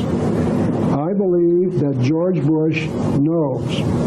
Here's another clue that I'm right. This is a picture of the 1989 Christmas tree in the nation's capital. The article said this tree is dedicated with 1,000 stars to signify his 1,000 points of light. So here we see 1,000 little lights being the 1,000 stars. And here's another puzzling incident I'd like to relate to you now. George Bush was inaugurated on January the 20th, 1989, on a Masonic Bible used during the inauguration of George Washington, a member of the Masons, just a little over 200 years before. As far as we can tell, George Bush is or was not a Mason, so it wouldn't seem to be appropriate for him to be inaugurated on a Masonic Bible, but he was. And this is another puzzling incident. This is George Bush throwing out the first baseball in Yankee Stadium in April of 1991. Mr. Bush is left-handed, and he wore a light windbreaker during the ceremony. Notice the number shown on his right arm. It is the number 33, the number of the degrees in the Scottish Rite of Freemasonry. Why did he just happen to have that number on his windbreaker? Why did he just happen to have the Masonic number on his right arm? He could have had any number of the 99 that are less than triple digit. I do not know what it means, but it is just a thought-provoking incident. And to give you just a little clue that Bush might be a member of the Masons, I once had a phone call from a psychologist in Silver Springs, Maryland, who told me that he was a member of a Masonic lodge in Maryland with George Bush, and that they attended lodge meetings together. He would not put the statement in writing for me. However, I cannot confirm that he is a Mason or that George Bush was a Mason. I can tell you that the Masonic Lodge has stated officially that George Bush is not a Mason. This is the letter from the Masons dated December the 16th, 1991, that stated that George Bush is not a Mason. But let me give you some more evidence that George Bush knows precisely what this New World Order is that I'm talking about. This is an article that appeared in my Arizona Daily Star, our morning newspaper, on January the 3rd, 1989. The headline reads, Millennium Group expects Bush at 99 Egypt bash. A millennium is, of course, a 1,000-year period, so this article was telling us that there is a group of people that have formed to celebrate the beginning of the next 1,000-year period. And to show you that this organization is real, this is the copy of their application. A friend of mine joined their group to monitor their activities. So you can join it as well. All you have to do is send in your dues. The article reported President-elect Bush is spending this New Year's holiday at Camp David, Maryland, but in 10 years he may be in Egypt. Organizers of the Millennium Society say by the way, notice that the group is called the Millennium Society, say he's already committed to ushering in the next century at the Great Pyramid of Cheops at Giza. George Bush is going to be at the Great Pyramid of Cheops near Cairo, Egypt, to welcome in the millennium starting on January the 1st, the year 2000. The article says that George Bush sent the group a telegram that read, Barbara and I wish you the best of luck in the next year, and we're looking forward to your celebration in Egypt in 1999. Notice that he acknowledged that he will be there on New Year's Eve, 1999, to welcome in the new year on the next morning. And he's going to be there at the Great Pyramid of Giza, the temple of initiation into Lucifer worship. This is an article that appeared in the Wall Street Journal of June the 27th, 1988, that confirms the story placed in the Arizona Daily Star. And this is an article that appeared in Time Magazine in 1992 that talked about the great event, so it is true. George Bush will be at the Great Pyramid of Giza near Cairo, Egypt, for the beginning of a 1,000-year millennium, a period that he chose to call the 1,000 Points of Light. And he will be there for a very specific purpose, one that is both shocking and scary. I will discuss that reason in the next session.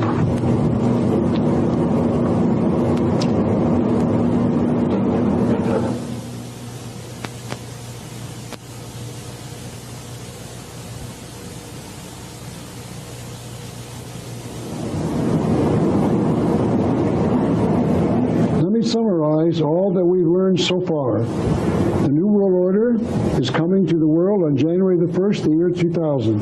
It will last for 1,000 years, and George Bush will be there to see the beginning of it. George Bush will be standing near the pyramid, and at midnight, he will watch the planet Jupiter light up, signifying that there is now a second God in the universe, and that Lucifer will be taking his rightful place in ruling the affairs of men on this earth. This will be a symbolic act, signifying that the eye of the sun god is going to land somehow on the top of the pyramid and take up residency inside. John Anthony West, in his book Serpent in the Sky, one we looked at before, says this: since the closing of the temple at the end of the Pharaonic Empire and the beginning of the Christian era, man has been without the essential guide of the sacred science as a means of becoming truly human. That means that somehow the temple will be reopened for Lucifer worship on January the 1st, the year 2000 AD. Manly P. Hall adds one more clue that the pyramid will be reopened soon. He wrote in his book entitled The Lost Keys of Freemasonry, enter the temple in reverence, for it is in truth the dwelling place of a great spirit, the spirit of Masonry. This is why George Bush is going to be at the Great Pyramid. That pyramid will be opened again as a temple of Lucifer worship, and George Bush will be be there. But how can George Bush be involved in a Luciferic conspiracy that lasting 1,000 years? He loves children. How can George Bush be involved in a 1,000-year Luciferic conspiracy? He loves parades. He couldn't be involved. But all of the evidence is that he knows precisely what he's doing and what he's saying. He knows that the New World Order is Luciferic, and he looks forward to their beginning, bringing us a 1,000-year reign of this government. Quite simply, George Bush knows that the New World Order is Luciferic. Now let me bring it all together to show you further evidence that he knows. I believe George Bush knows. He's looking forward, as I said. This is a picture of George Bush. I'm sorry, I got one slide behind. George Bush does know, and now we're going to see a picture of George Bush speaking at the United Nations on October the 1st, 1990. This is a transcript of that speech as printed in the New York Times newspaper on October the 2nd, 1990, and this is what George Bush told the United Nations about the year 2000 and a coming millennium. As we look to the future, the calendar offers up a convenient milestone, a signpost by which to measure our progress as a community of nations. The year 2000 marks a turning point, beginning not only the turn of the decade, but not only the turn of the century, but also the turn of the millennium. He said this about the New World Order: the United Nations can help bring about a new day. He went on, it is in our hands to press forward to cap. Notice that he used the word cap, like he would cap the pyramid with a missing capstone. So it is in our hands to press forward to cap an historic movement towards a new world order. This is an article written by George Bush in the Parade magazine of July the 2nd, 1989. I'm going to read the paragraph. Now, I can't show you there, but it's in this little paragraph here in yellow. Actually, in blue, forgive me. This is a close-up of that page just to show you that I'm not misquoting him in this quote. This is what George Bush wrote. I'm going to read it all the way through first, and then I'll go back over it one thought at a time. George Bush wrote, that desire for freedom from tyranny inspired the world and still does. Look on the back of any dollar bill and you'll see it. The Great Seal of the United States bears the motto Novus Ordo Seclorum, meaning a new order of the ages. Now let me comment on each thought in the article. Mr. Bush talked about that desire for freedom from tyranny. Remember that this conspiracy believes that religion is tyranny and that they want to replace religion with the thought that man can rule the universe with the use of reason. So it is possible that George Bush is talking about the need to destroy religion, just like the communists, the Illuminati, the socialists, the Masons, and the New Age religion have all dreamed. And I think that's possible.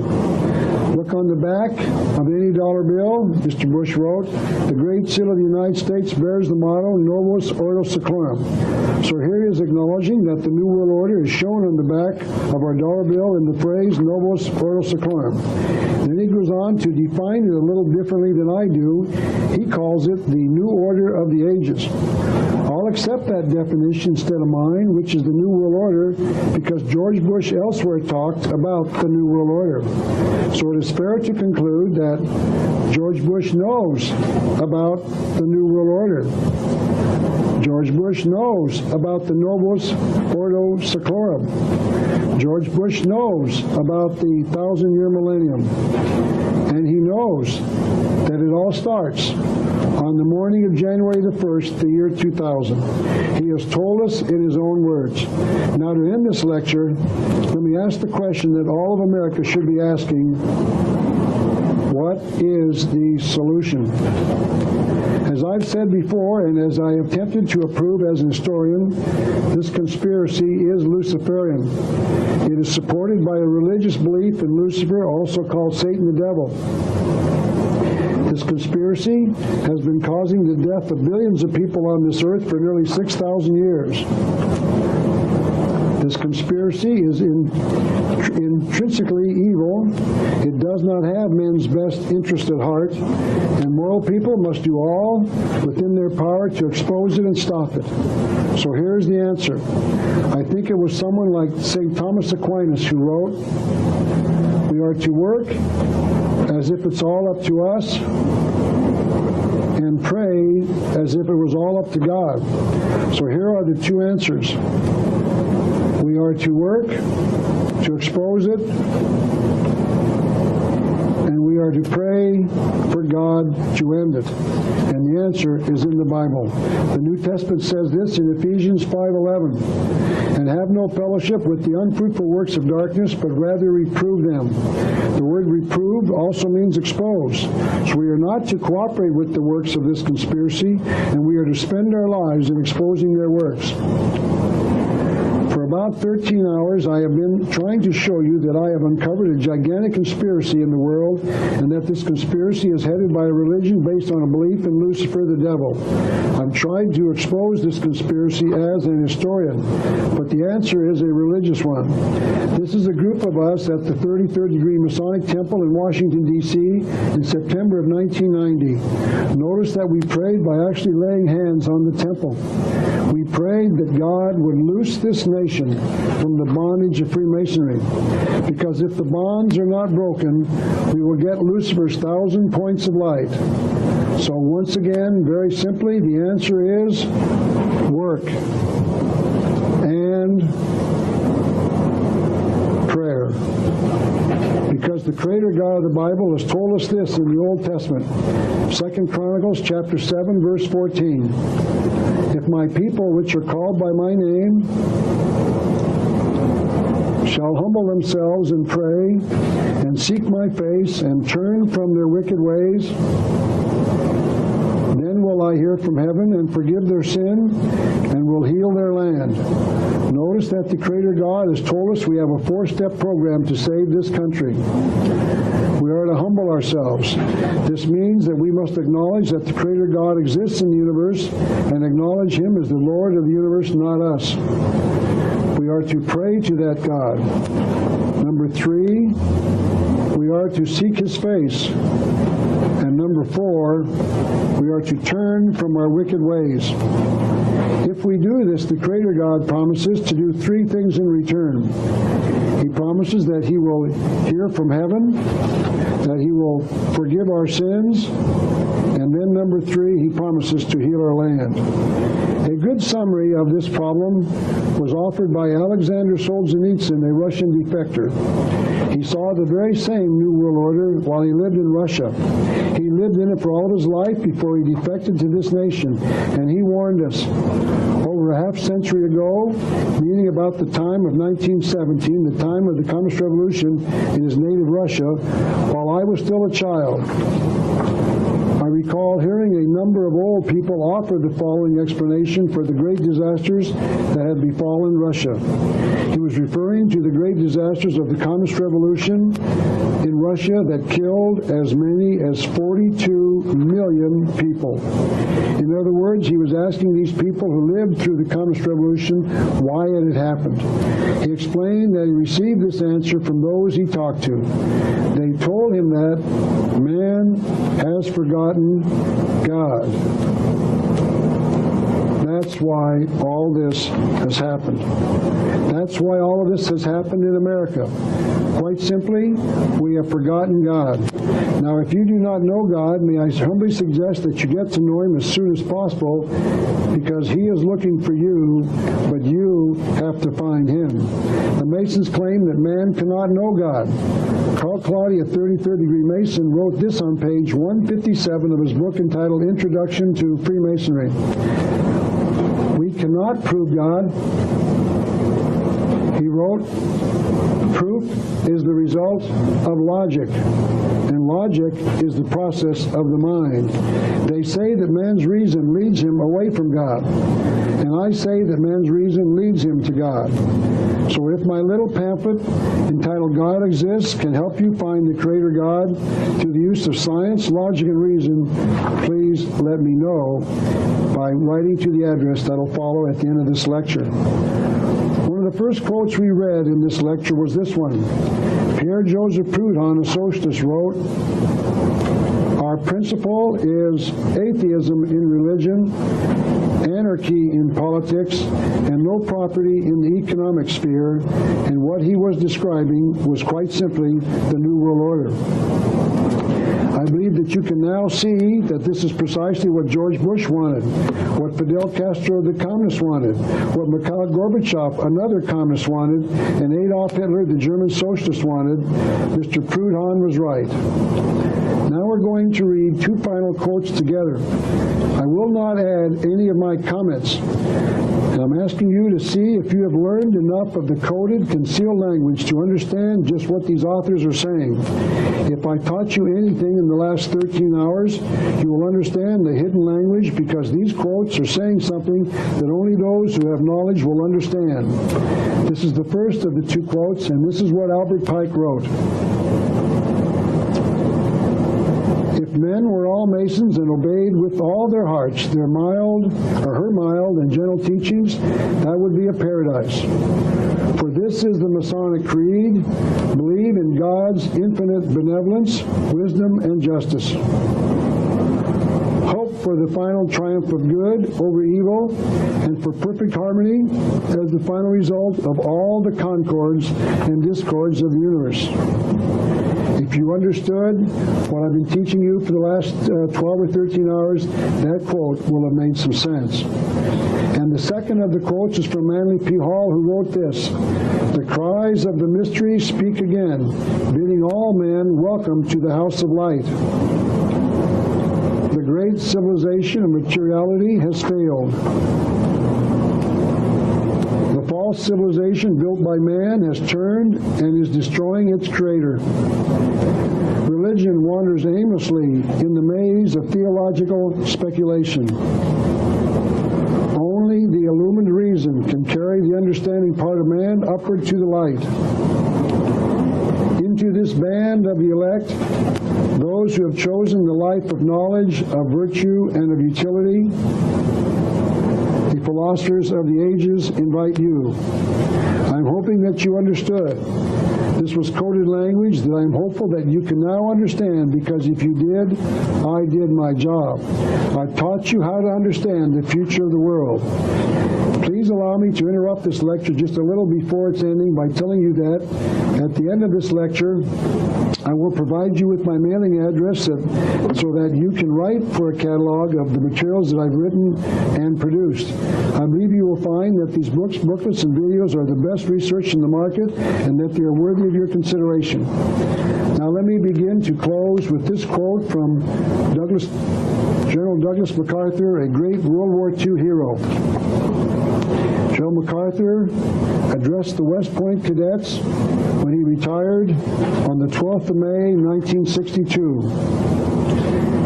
He spoke about a code of conduct and chivalry. For all hours and for all time, it is an expression of the ethics of an American soldier: duty, honor, country. Those three hallowed words reverently dictate why you ought to be what you can be. They are your rallying point to build courage when courage seems to fail. Always. I come back to West Point. Always. There are echoes and re-echoes. Duty. Honor. Country. Let me end with this last quote. One man who hadn't forgotten God was Pope Felix III.